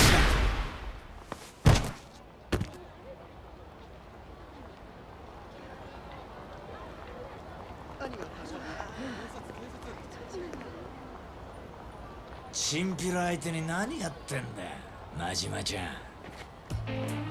お前に遊んでる暇なんかあったかよ。女は見つかったか？遊んどるわけやない。俺にはこれから行かなあかんとこがあるんよ。へえ、どこ行くんだ？堂島組や。堂島組？おい、どういうことだ？女は堂島組にいるのか？牧村誠は堂島組の殺し屋に撃たれた。何？島野の親父に言うとけや。殻の一坪はもう誰のもんでもない。闇に葬られたんや。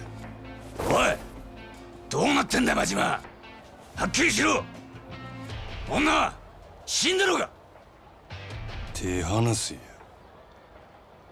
俺はもう誰の命令も聞かん。お前、あの子のことはもうほっといたれ。これ以上手出すんやったら島野の親父野郎が殺すで。俺は。お前まさか堂島組に行くって？堂島をやる気か？たった一人で。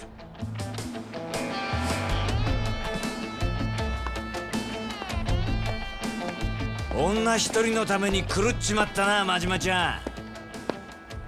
狂犬みてえな顔してるぜ。やっと檻から飛び出したな。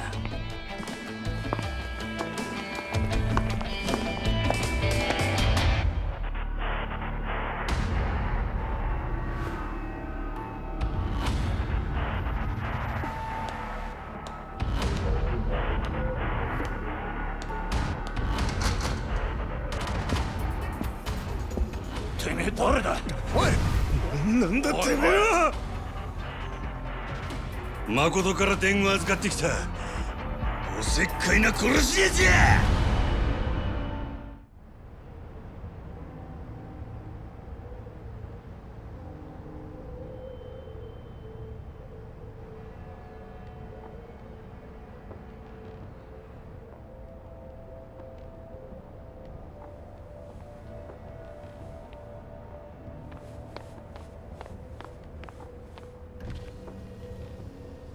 親父、世良の野郎はまだ船に戻ってません。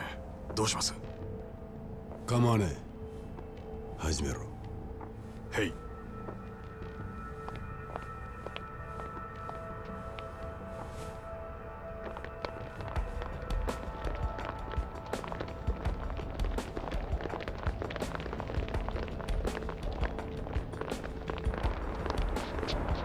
なんだありゃ。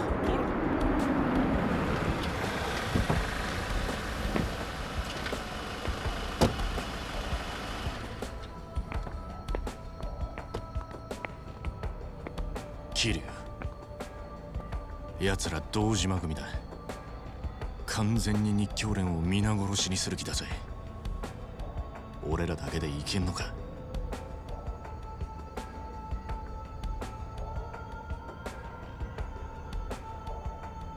やっと来たか。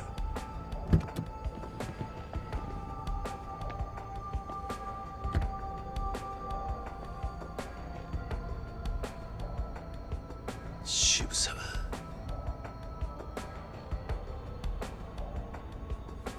渋沢！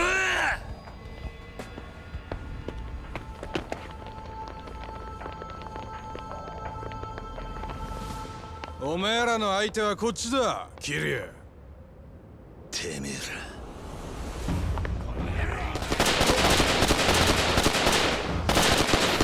日教連だ！おら！撃ち返せ！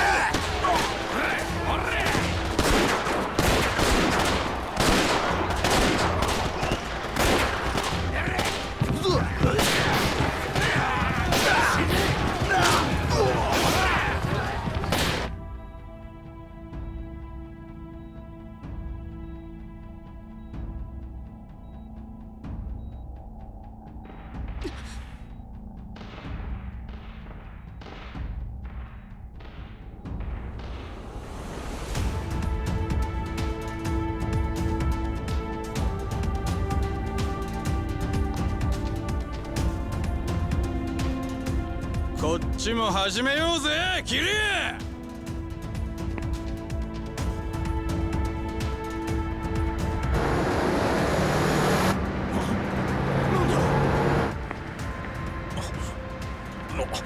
こいつら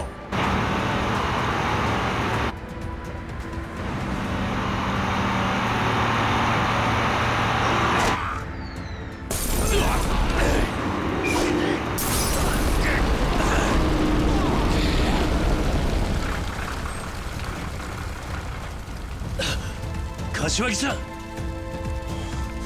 風間組か。桐生、錦山、お前らは船だ渋沢を追え。不当の連中は風間組が引き受けた。桐生、行こうぜ。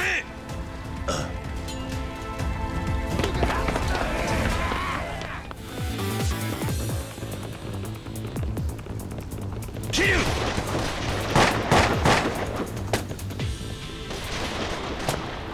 くそ、後ろからも来やがった。柏木さんは何やってんだ。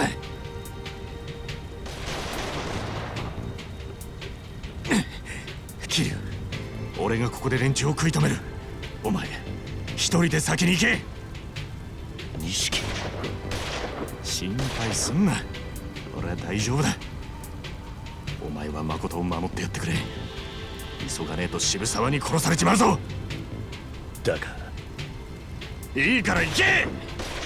あいつを止めねえと風間のおやさんにも死んだ橘にも顔向けできねえだろう。渋沢をぶちのめすのはやっぱりおめえの役目だよ。だから必ずあいつを止めろ。分かった。俺が銃を撃ち始めたら先に走れ。いいか、俺が追いつくまでに渋沢と片付けとけよ。よし、行け。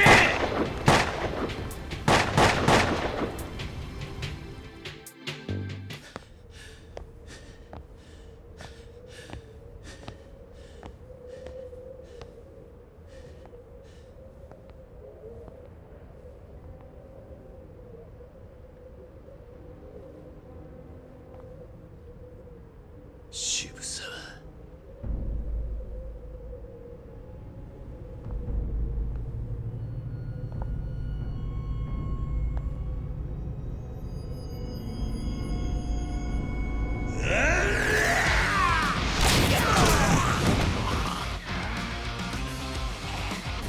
うしたんだ。この野郎、ちまちま増えてきよって。そんなんで俺は止まらへんぞ。こいつやべえぞ、いいからしまってる。いい加減にしとけよこのガキ。お前ら下っ端の首は数に入らんね。さっさとどかんかいボケが。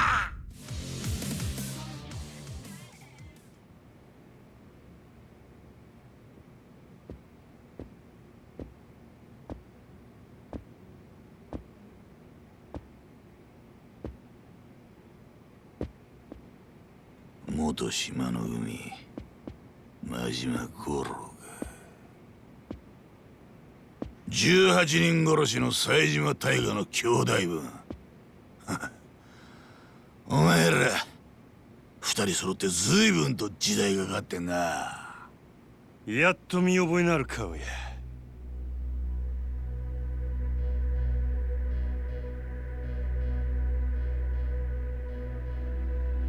頭王座の阿波野ってもんだ。顔ぐらいは知ってだろ。ああ、お前ほどの男が今は堂島組長の玉よけか。お前の目的は女の復讐か。はっ、そのためだけにたった一人で堂島組をここまで攻め込んでくるとはな。賢く生きるつもりはさらさらねえらしい。極道が小賢しく生きる方がよっぽどアホらしいわ。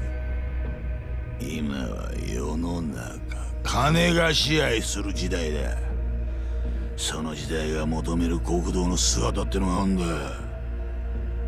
生き方の良し悪しじゃねえ。おめえが時代に合ってねえってだけのことだ。本気で備え思うとるんやったら、俺に言い訳する前にさっさとかかってきたらどないや。自分のくだらん生き方を見分け面でごまかさんで済むで。なるほど、そうかもしれねえな。おめえみてえな熱のある男にはついごまかそうって頭が働いちゃう。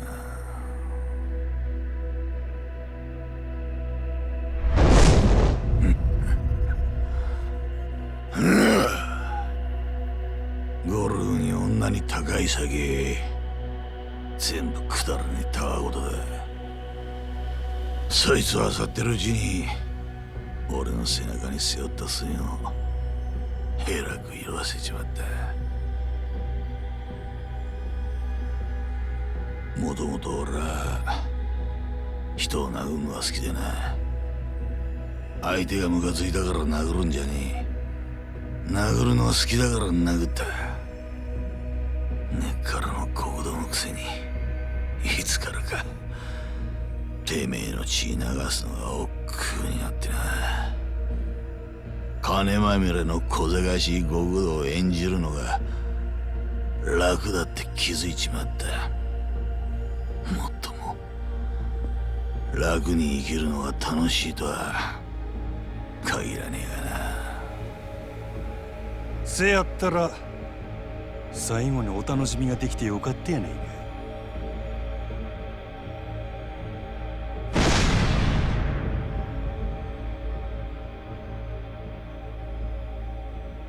お前らは殻の一つぼっちゅうざれ言のために群れになって誠を引き裂いた。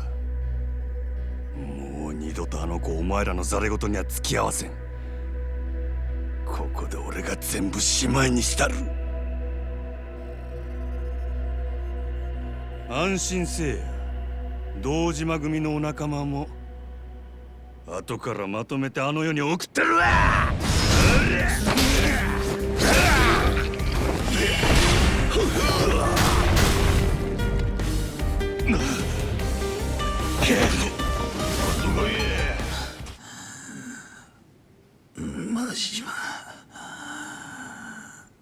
真島五郎、惜しかったな。こんな時代に踊らされてなかったらその拳でてっぺん取れたかもしれん。あんたにはそれだけのもんがあったはずや。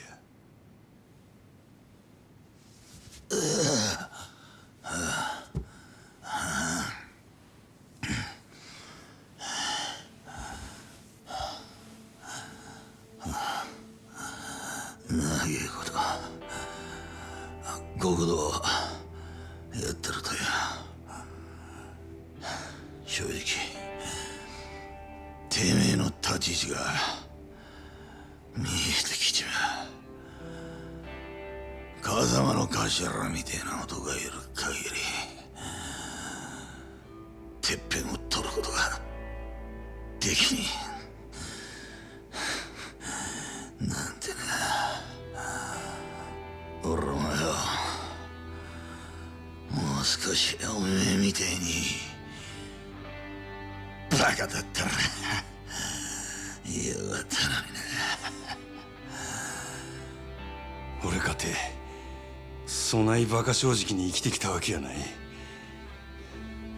せやけどな、俺の周りにはバカに生きてバカに死んでった男たちがおった。そいつらのくだらん生き方が俺は男の最高の生き様やと気がついたんや。ラッキーなんだなお前は。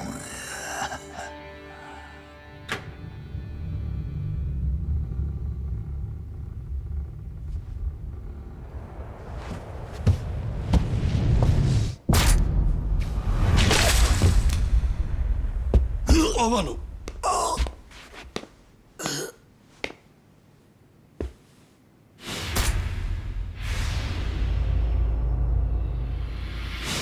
前か。なんだ。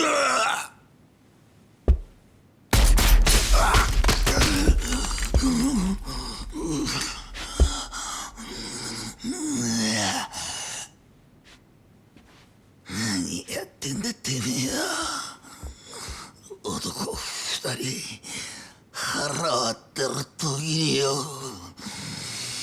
部外者余計な真似してんじゃねえぞほら。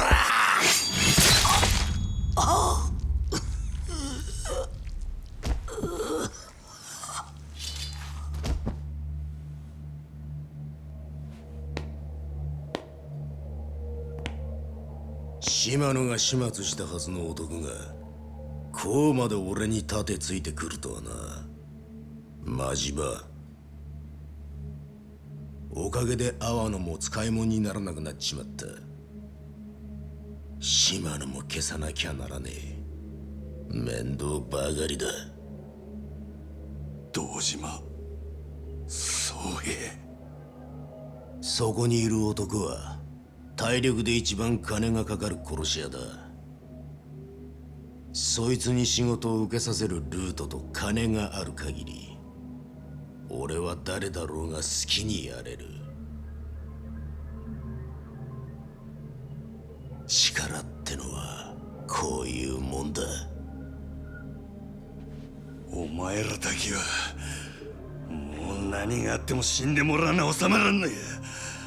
せやないとあの子は黒い闇から逃れられん。ラオグエイ、油断するなよ。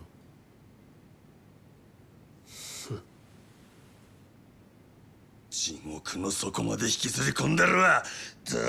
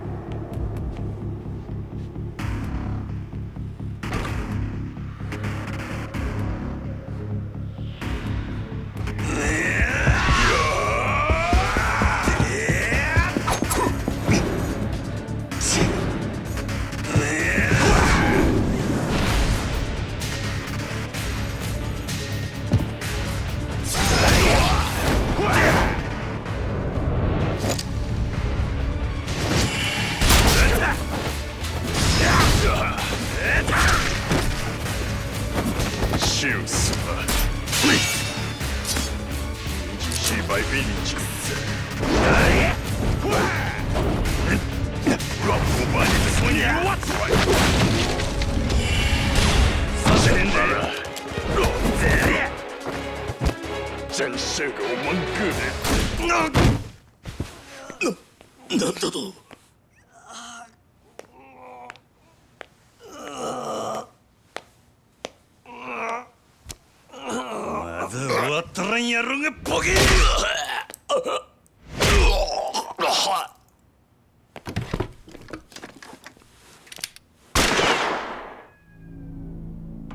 おとなしく待っとれや。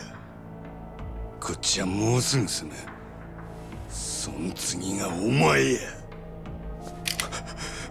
無事な。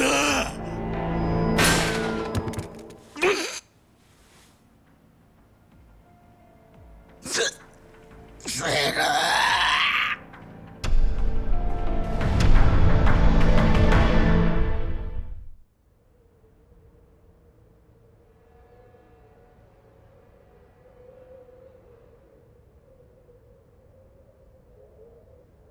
桐生一馬か。なるほど。風間の頭が見込んだわけだな。もっと早くお前の存在に気づくべきだったよ。ただの若造がいつの間にか竜に化ける一歩手前だ。そんな話はいい。女を離せ。お前が彼女を殺す気ならとっくに殺してたはずだ。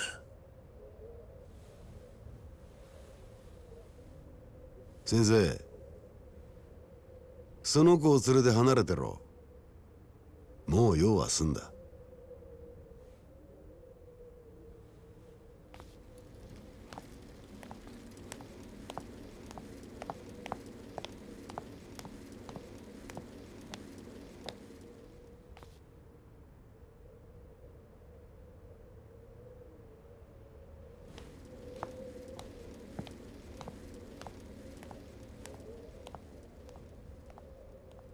女を始末するのはお前を殺してからだ。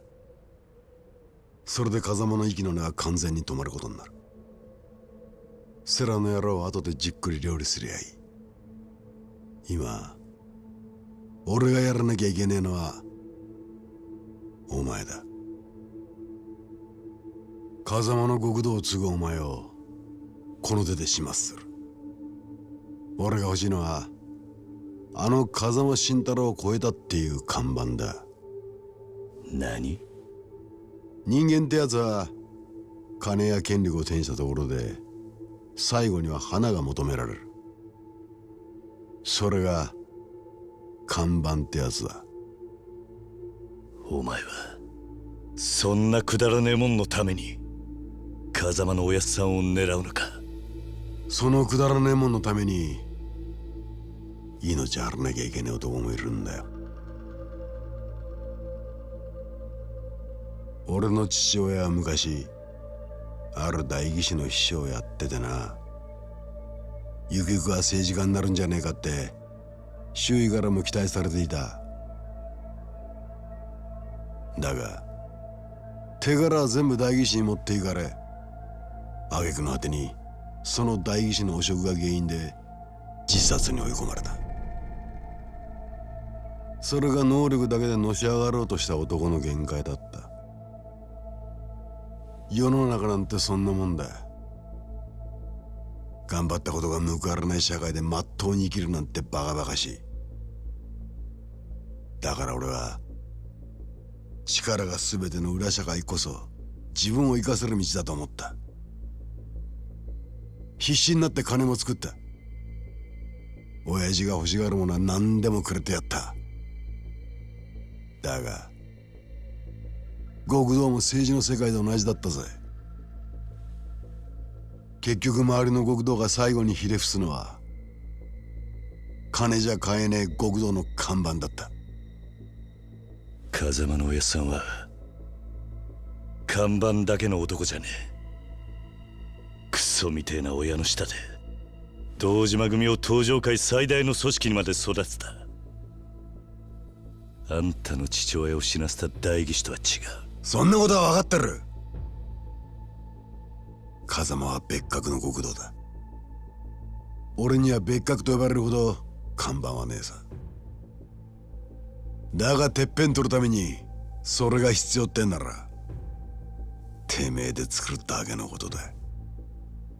おめえはそうやって何でもかんでも計算づくか。男の看板ってのは自分で設計図引いて作るようなもんじゃねえ。後から勝手についてくるもんだ。何とでも言え。これは俺なりの努力ってやつさ。その努力が女を撃つことか。橘や織田を殺すことか。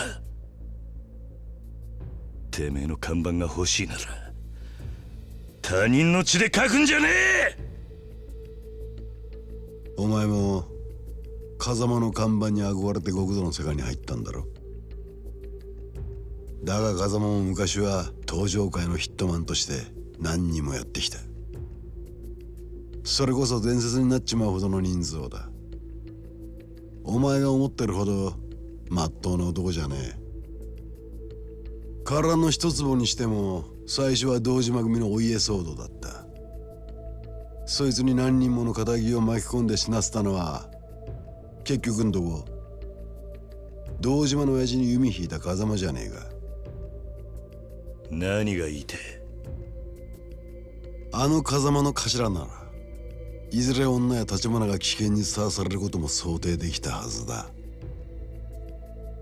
つまりあの人だっててめえの描いた絵を完成させるために橘たちの犠牲を割り切って使ったんだよ。他人の血をてめえの道具に使うのは極道の坂だ。だから俺もお前の血を看板に使わせてもらう。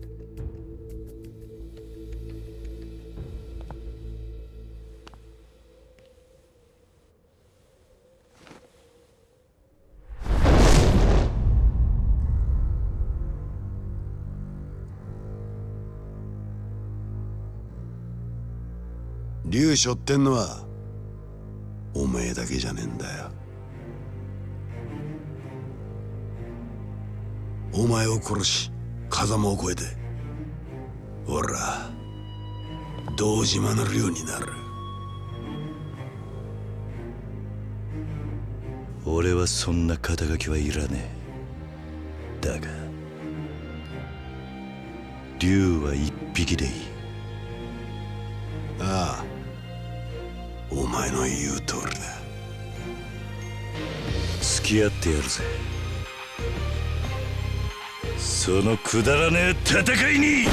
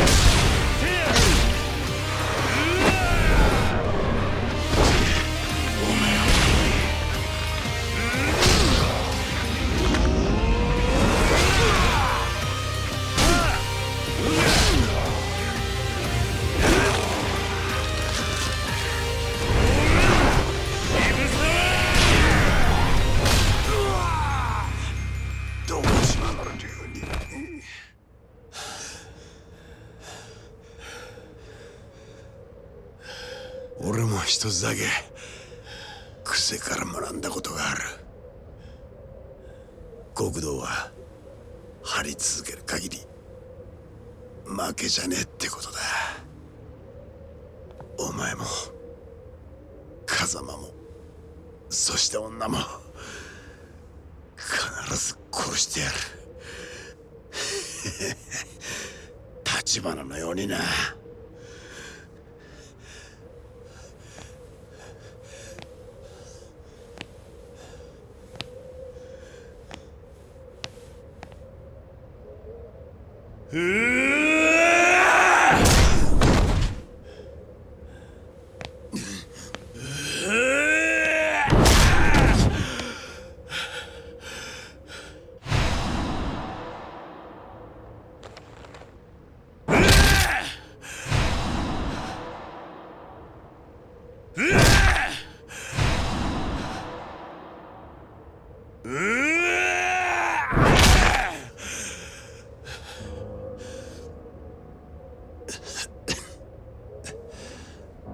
そうだよな。もう殺すしかねえよな。この俺をやれ桐生。それでこそ風間慎太郎を継ぐ本物の極道だ。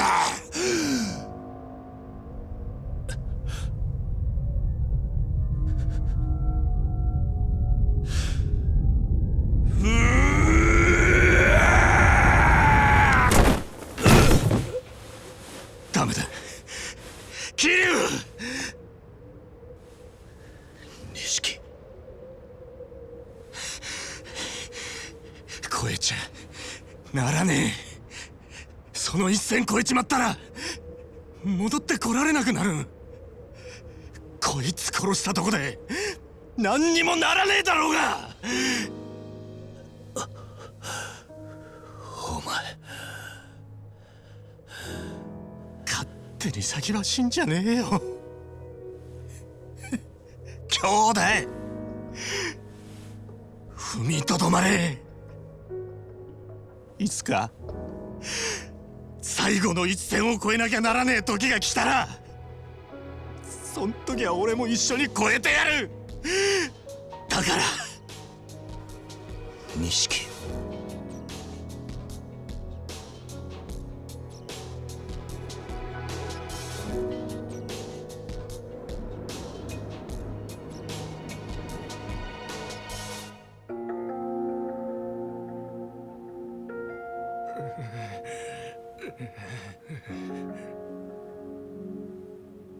そいつらを殺すのか、真島。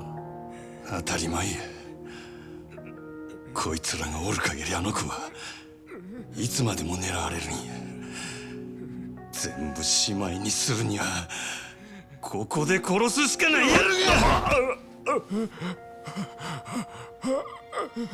殺すんや。俺がこいつらを誠の代わりに。彼女がそれを知ったら苦しむだろうな。何？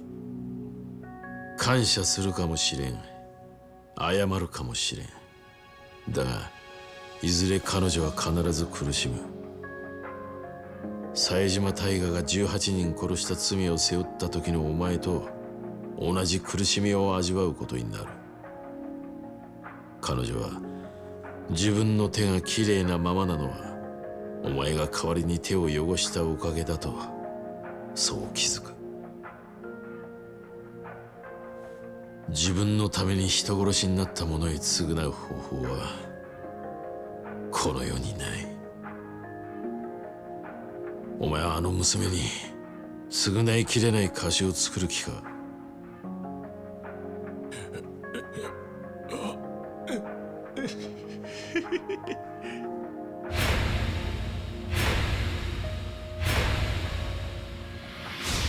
こんなクソボケが！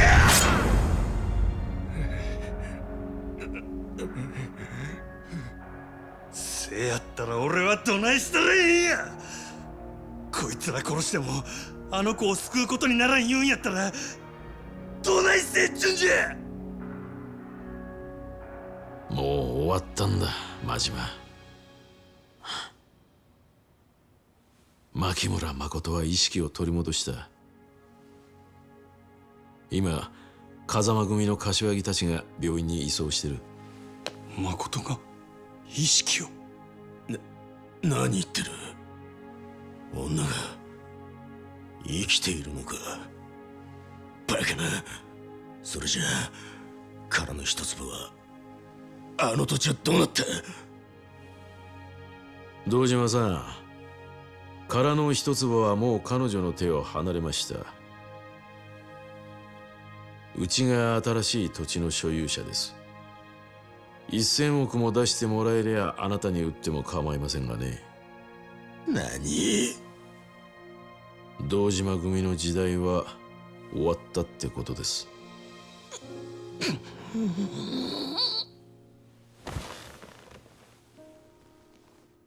カムロ町再開発の莫大な利権は殻の一粒を持つ人間にしか動かせん。これで堂島組一強だった東上界の勢力図は大きく書き換わる。くだらん話はええ。あんたは俺にこいつらを殺すな言うんか。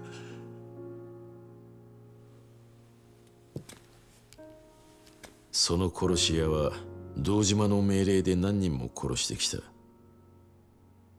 堂島の急所を握る生き証人だ。警察にもその情報は流しておいた。そしたら殺に突き出すだけで済ませろっちゅうんか。俺はそこまで甘くはない。その殺し屋の身柄は日教連で隠し持つ。東上界最強と言われる堂島組をこの俺が裏から操る切り札としてな。それにその殺し屋はここで楽に殺すより死ぬまで例の穴蔵にでも閉じ込める方がいいだろう。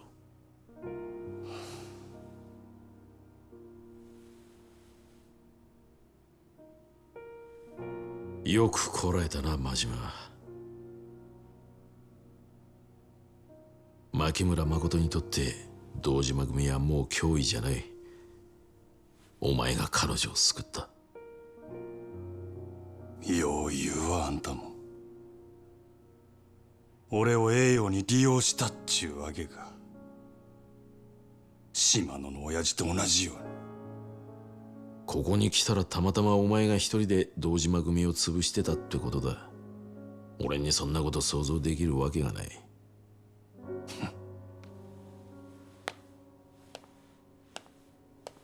真島、まだ片付いてないことがある。お前の親父島野に一つ伝言を頼めるか。お前が奴に東上界を裏切ったけじめをつけさせろ。何やと。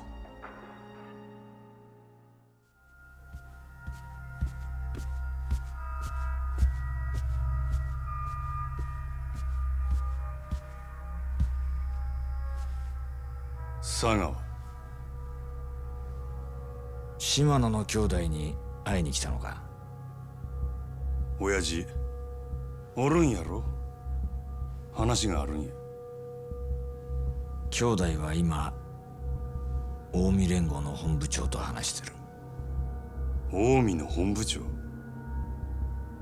近江連合の東京進出の段取りを打ち合わせにな。残念やったな。殻の一粒は日教連の手に渡ったで。もうあんたらの付け入る隙はなくなったっちゅうことや。そっか。じゃあお前が島野を殺せば全部終わるってことか。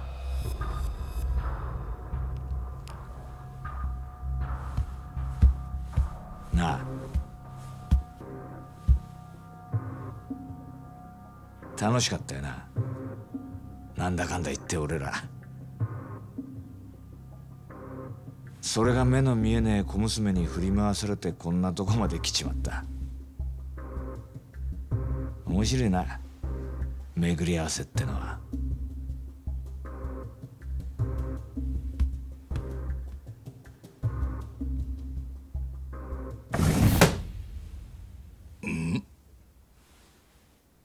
真島。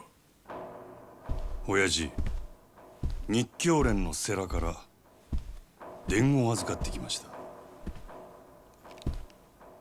ほう。東上界内部に関西と通じてる裏切り者がおるそうです。殻の一粒を近江連合に売ろうとしたその人間を島野組で突き止めてほしいと。そんな話ようのこのこ言いに来たな、真島。世良は親父に身の潔白を証明してほしいと言うてます。おもろいやないか。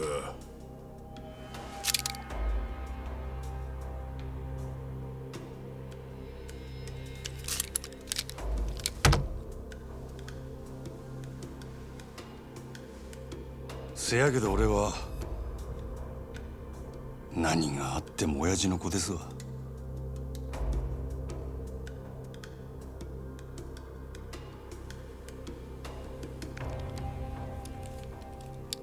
せやったらお前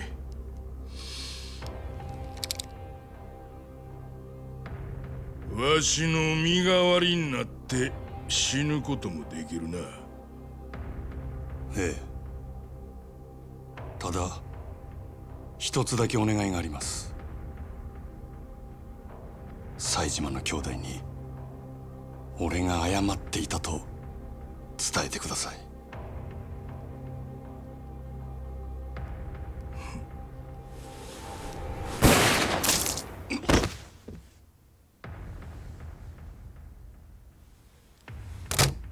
これがわしの答えや。世良に言うとけ。からの一坪も近江の本部長もわしには何の関わりもない。親父。お前に一つ教えといたる。ただのし上がりたいだけやったら目先のことだけ考えとったらええ。せやけどてっぺん取る気なんやったら勝ち方を考えなあかん。三日天下やないほんまの天下の取り方をな。風間と日教連の時代は長くは続かん。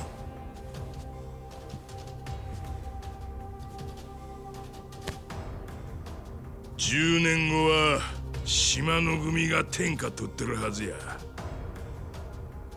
真島五郎ちゅう最強の武器が手に入ったんやからの。可愛い子には旅をさせろっちゅうのはよう言うたもんやなあ真島。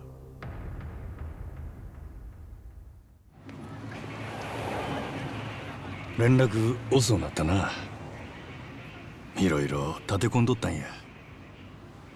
まあそもそもあんたが生きてるかどうかも怪しかったしの。わしは三途の川底のもんやさかいな。あっさりとは渡らせてもらえんらしい。せやろな。ビリケンさん。そっちは今どこや？もう蒼天堀にはおらん。とっくに出たわ。ただ俺もデカに居場所を言うほどおめでたくもない。あんな留置場でドンパチやったんや。もうデカなんぞ続けられるかいな。確かにそうや。で電話くれたんは西谷のこと聞きたかったからちゃうんか？ニュースで見たわ。あいつあかんかったんやろ？らしくないのう。テレビの情報を鵜呑みにするんか？あの西谷がほんまに死んだと思うか？いやあ、この件でおふざけはなしや。シャレの通信やっちゃ。まあ確かにあんだけ鉛玉ぶち込まれちゃさすがの西谷も生き残れん。そんでな、鬼人会はあいつの名前を襲名制にするらしいで。つまり次の会長は2代目西谷誉っちゅうこっちゃ。あんなんで随分慕われとったんやな。とぼけんなや。お前かてあいつに思うとこあったやろ。なんやったらこっち戻って鬼人会の杯受けるか？わしから口聞いたるで。ほか、俺とあいつはそんなんちゃうわ。そういうとこもあいつと似とる。相方が違っとったらええダチになってたやろな。かもしれん。せやから俺の分も全個あげといてくれ。あんたに電話した要件はそれだけや。そうか、すまんかったな。あんたからこの電話もらった時、嘘でも実はあいつ生きとったとか言うてやりたかったんやけど、わしもそこまでおふざけやれる余裕なかったわ。もう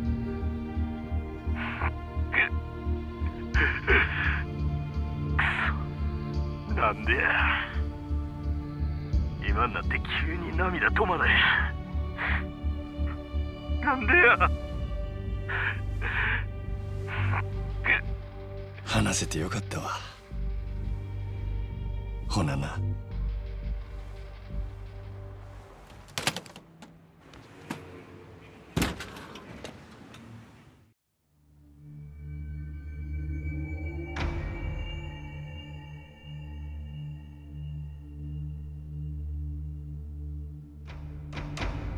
災難だったな、堂島。阿波の河岸に久世と渋沢も薩にパクられた。風間が無所から戻ったところで、今の堂島組はカムロ町の再開発どころじゃねえってことか。会長代行にはご心配をおかけしております。気にすることはねえ。それより俺からもこの場にいる全員に一つ伝えておくことがある。承知の通り、先代が亡くなって以来東上会は俺が二代目代行としてこの椅子に座った。同時に長らく本家若頭の座は空白だったが、この堂島からも強く押されてな、空席を埋めることにした。日教連の世良総裁を東上会本家若頭に指名する。後見人は堂島だ。他直系組長からも多くの指示があった。世良には本家若頭として引き続き堂島が手放したカムロ町再開発計画の面倒を見てもらう。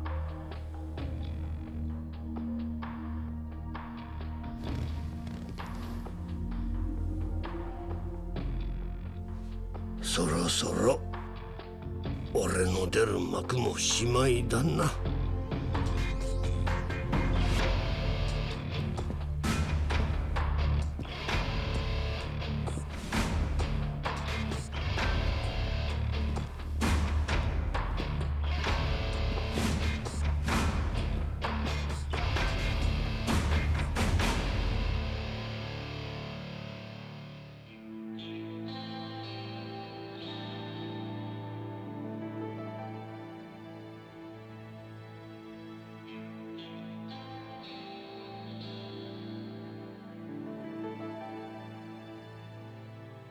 よく来たな。すまなかった。苦労をかけたな。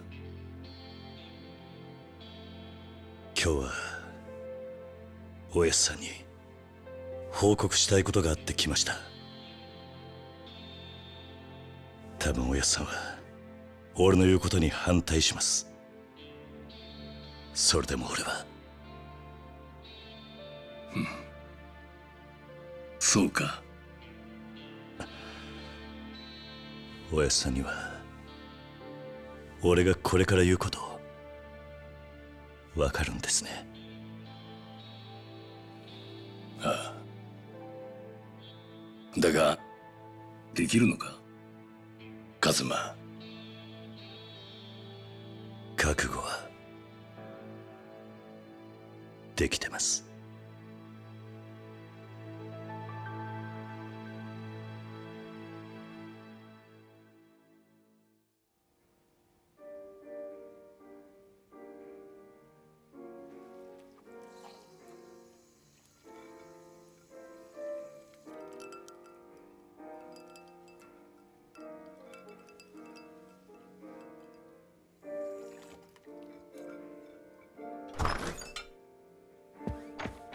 おい桐生、お前どういうことなんだ。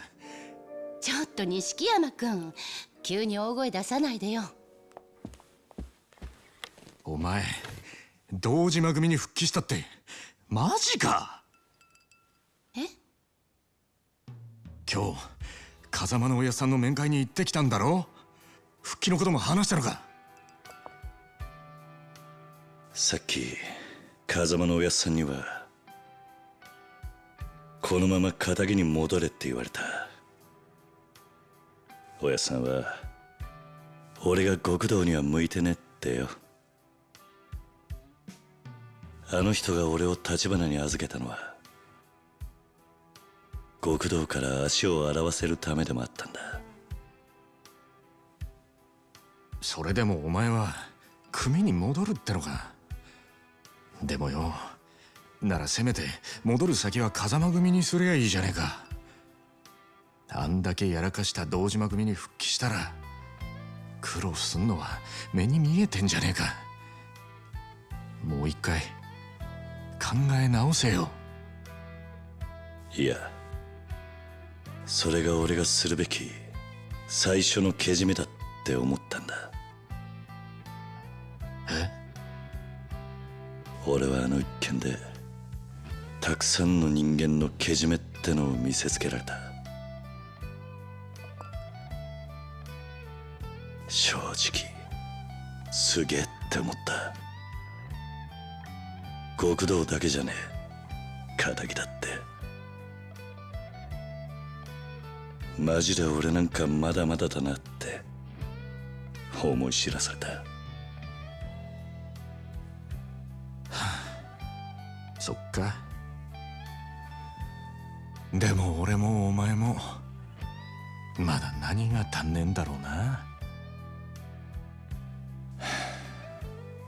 わかんねえけど逃げちゃダメってことかな。逃げずに頑張って、そして残った道がそいつのやるべきことっていうか、奴ら皆そうしてたんじゃないかな。でそいつを見つめるための堂島組復帰ってことか。ああ、今の俺にできるけじめのつけ方はそれしか浮かばねえ。でもなんとか踏ん張って俺は俺の極道を行くさ。風間のおやっさんとは違う俺だけの極道ってのをな。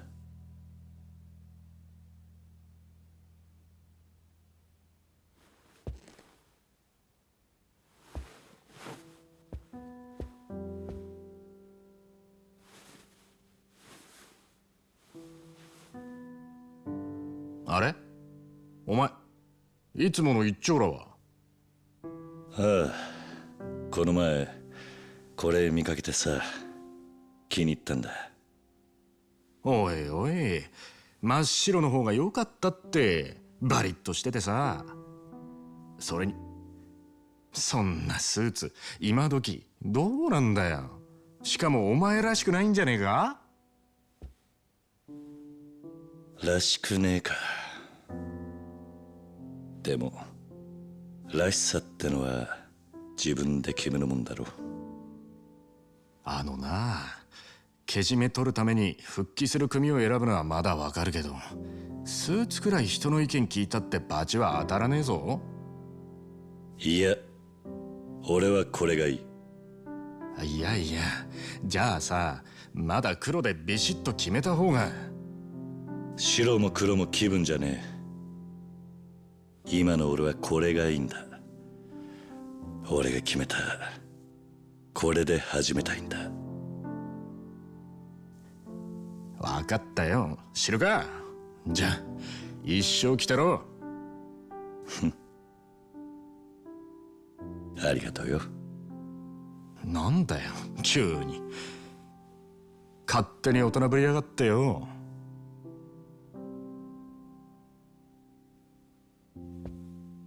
い錦、俺はお前にとんでもねえ借りをいっぱい作っちまった。なんだよ急に。一生かかってでもこの恩は返すぜ。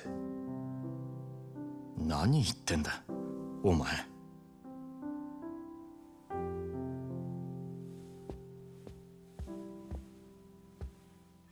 そうか。じゃあ飯でも食いに行こうぜ。お前のおごりで。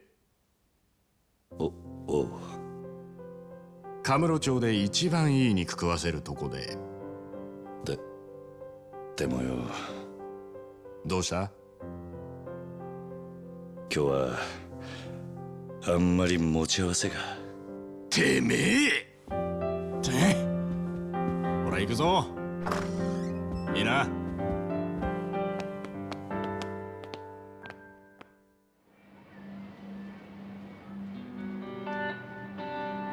は？なんだそのへんてこなジャケットは。グランドで働いてた頃の控えめさはどこ行ったんだ。ほっとけや。俺は決めたんや。何が正しくて何が悪いかわからんこの町で、誰よりも楽しく、誰よりも狂った生き方したるってな。はあ、お前はもっと地味な男だと思っていたが、まあそれも悪くねえ。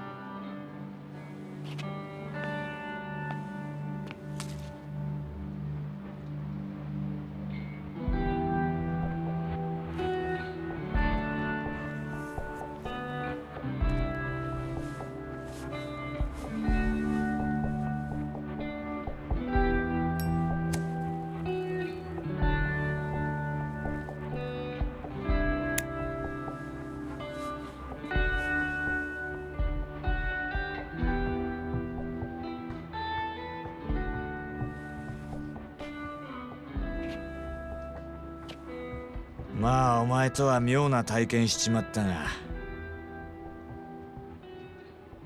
これからは同業として陰ながら応援すんぜ。関西で暴れたい時は連絡よこせ。そんなもんいらん。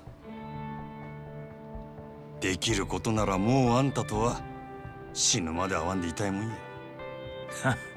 確かにな。まあお互い敵も多い意味だ。せいぜい死なないように頑張ろうぜ。あんたは死んでもしないやろ。そうだな。ほなまたな。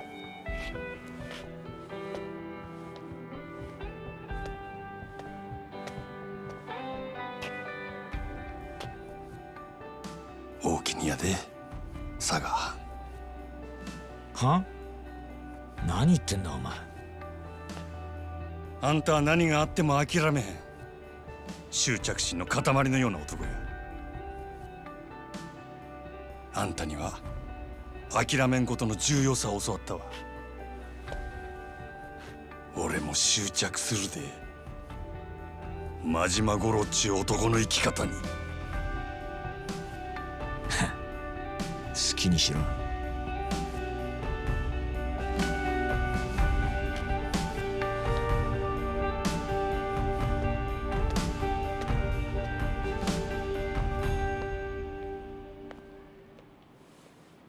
あの世で待ってるぜ、真島ちゃん。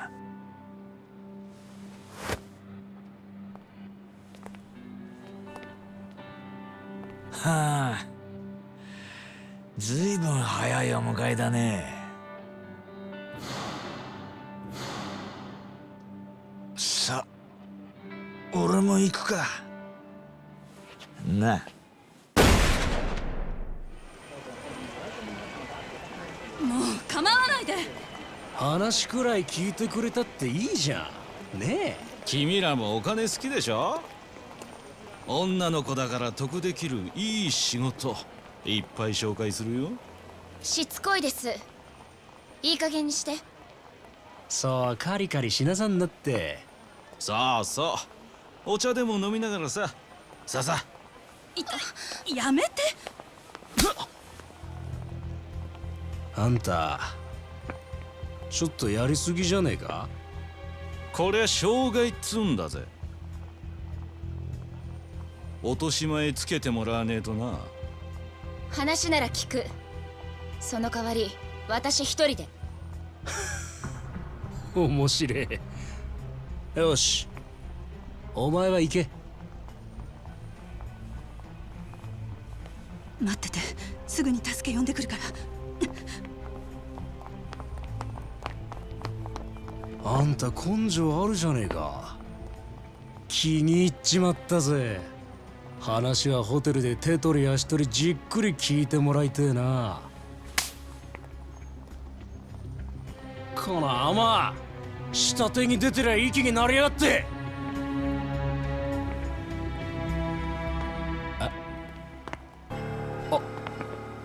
兄貴。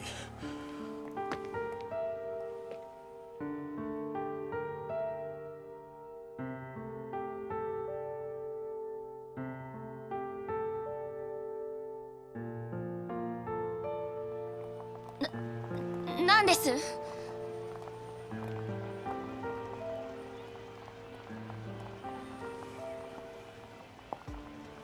どうです？こいついい女でしょ。楽しませてもらってからビデオに撮りゃいい金になりますよ。そうだ、兄貴もお時間あればご一緒に。姉ちゃん、遊びはここまでだ。この人誰だと思ってんだ？あ？天下のマジ。え？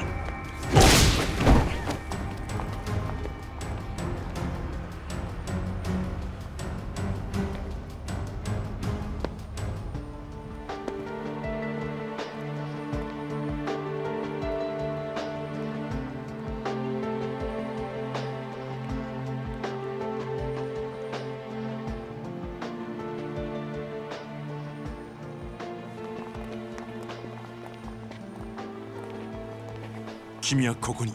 先生、でも。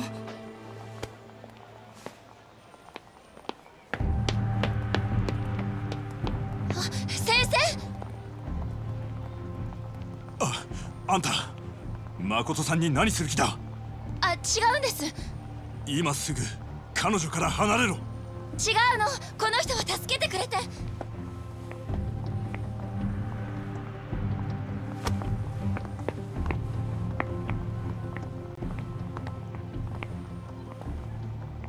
お前の女か？いや、彼女は私の患者だ。何や先生って医者かいな。惚れとんのか？何？どうなんや？何よ急に。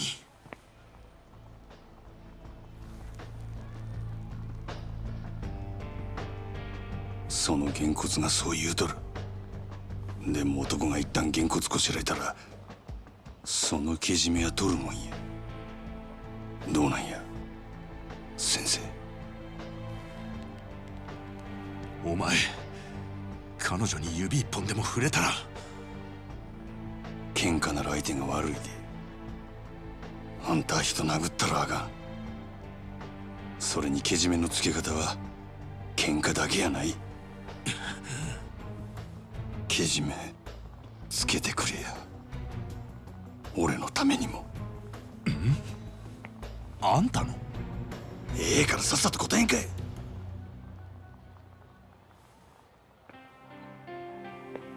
彼女はああ見えてついこの間までずっと目が見えなかった。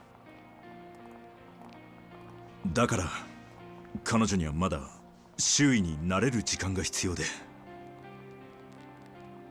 でどないやねん。惚れとんのか惚れとらんのか。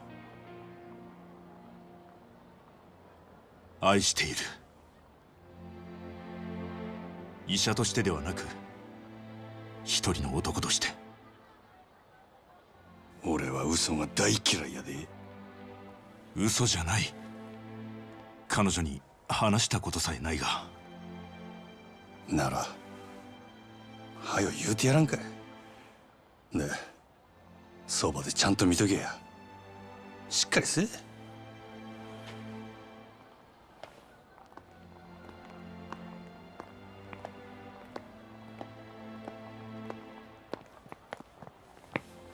大丈夫でしたか？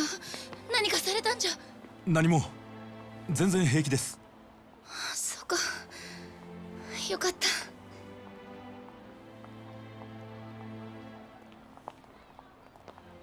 あの人悲しそうな目をしてたな。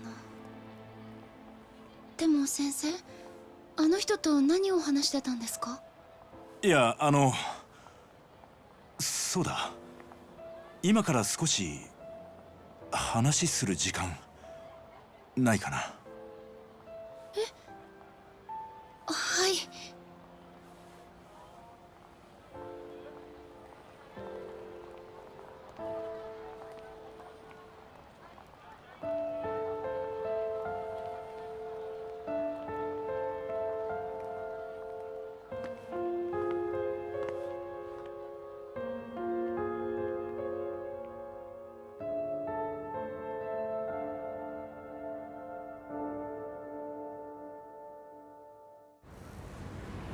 よーし、カムロ町で一番いい肉の店はと。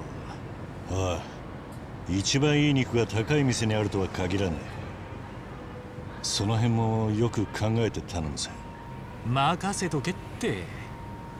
しかしお前も普段は普通にせこいこと言うよな。この間の一件じゃずっと修羅場くぐってたってのに、あの短期間でどんだけ喧嘩しまくった？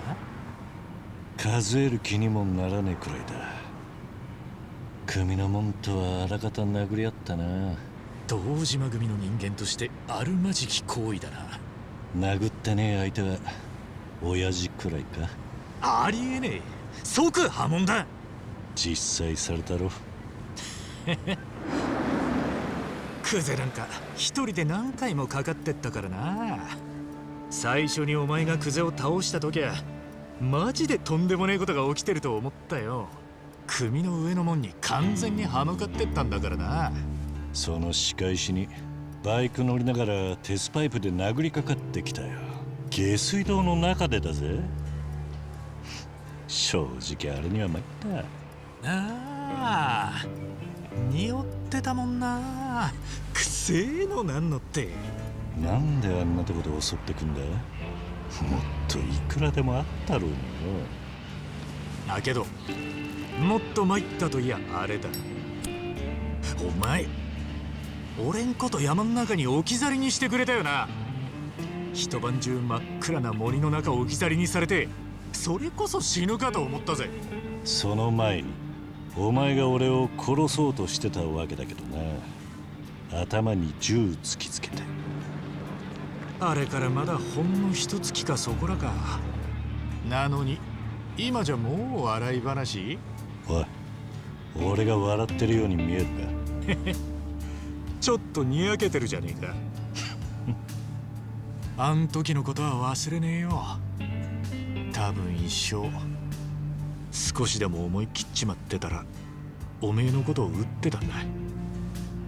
そのことは忘れてやるから、代わりにお前も置き去りのことは忘れろ。あれ？やっぱちょっと気にしてくれてたんだ。まあ、車で山を降りてる時ふと思ってたよ。結構想像してたより山深いところに置いてきちまったなと。本当だよ、遭難しかけたよ。笑えるな。まあな。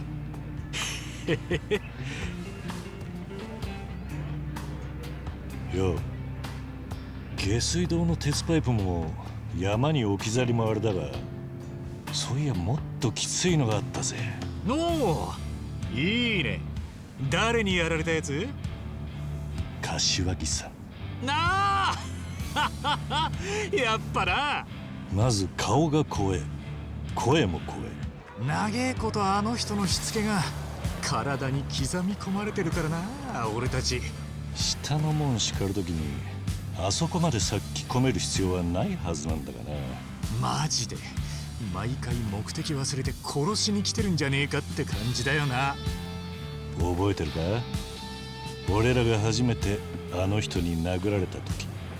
冷麺絡みだっけ？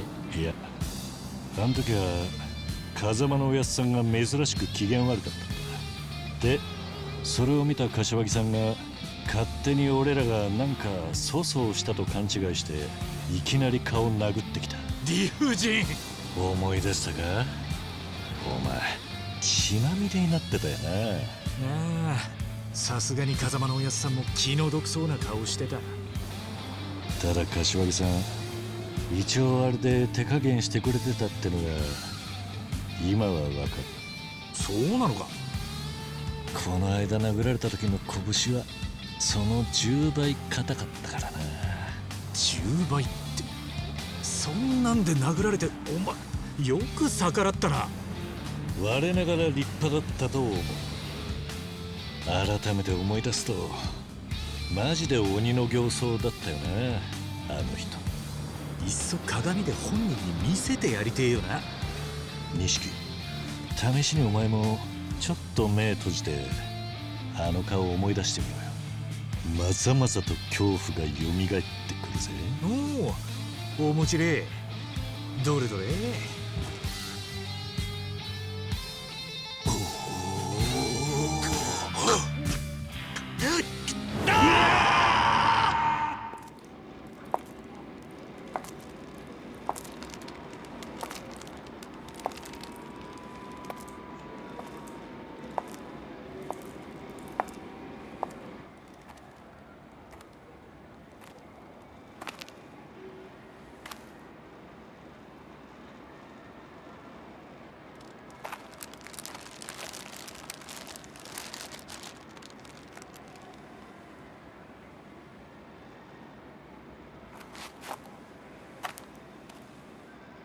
全部終わったよ。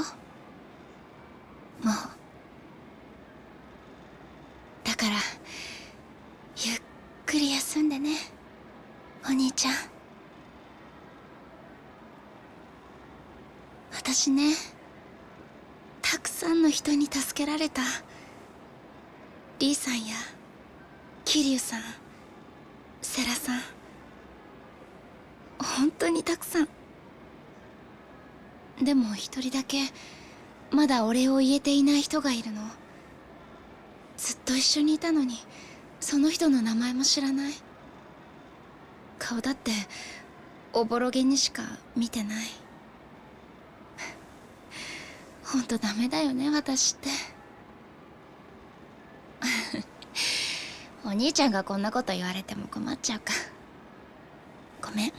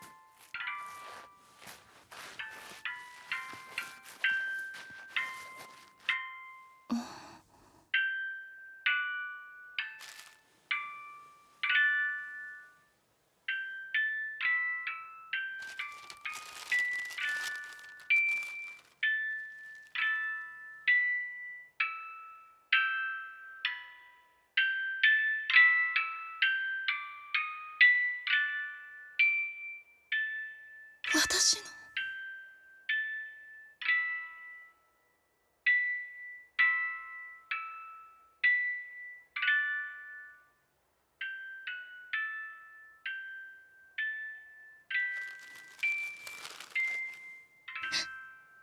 ありがとう。ありがとう。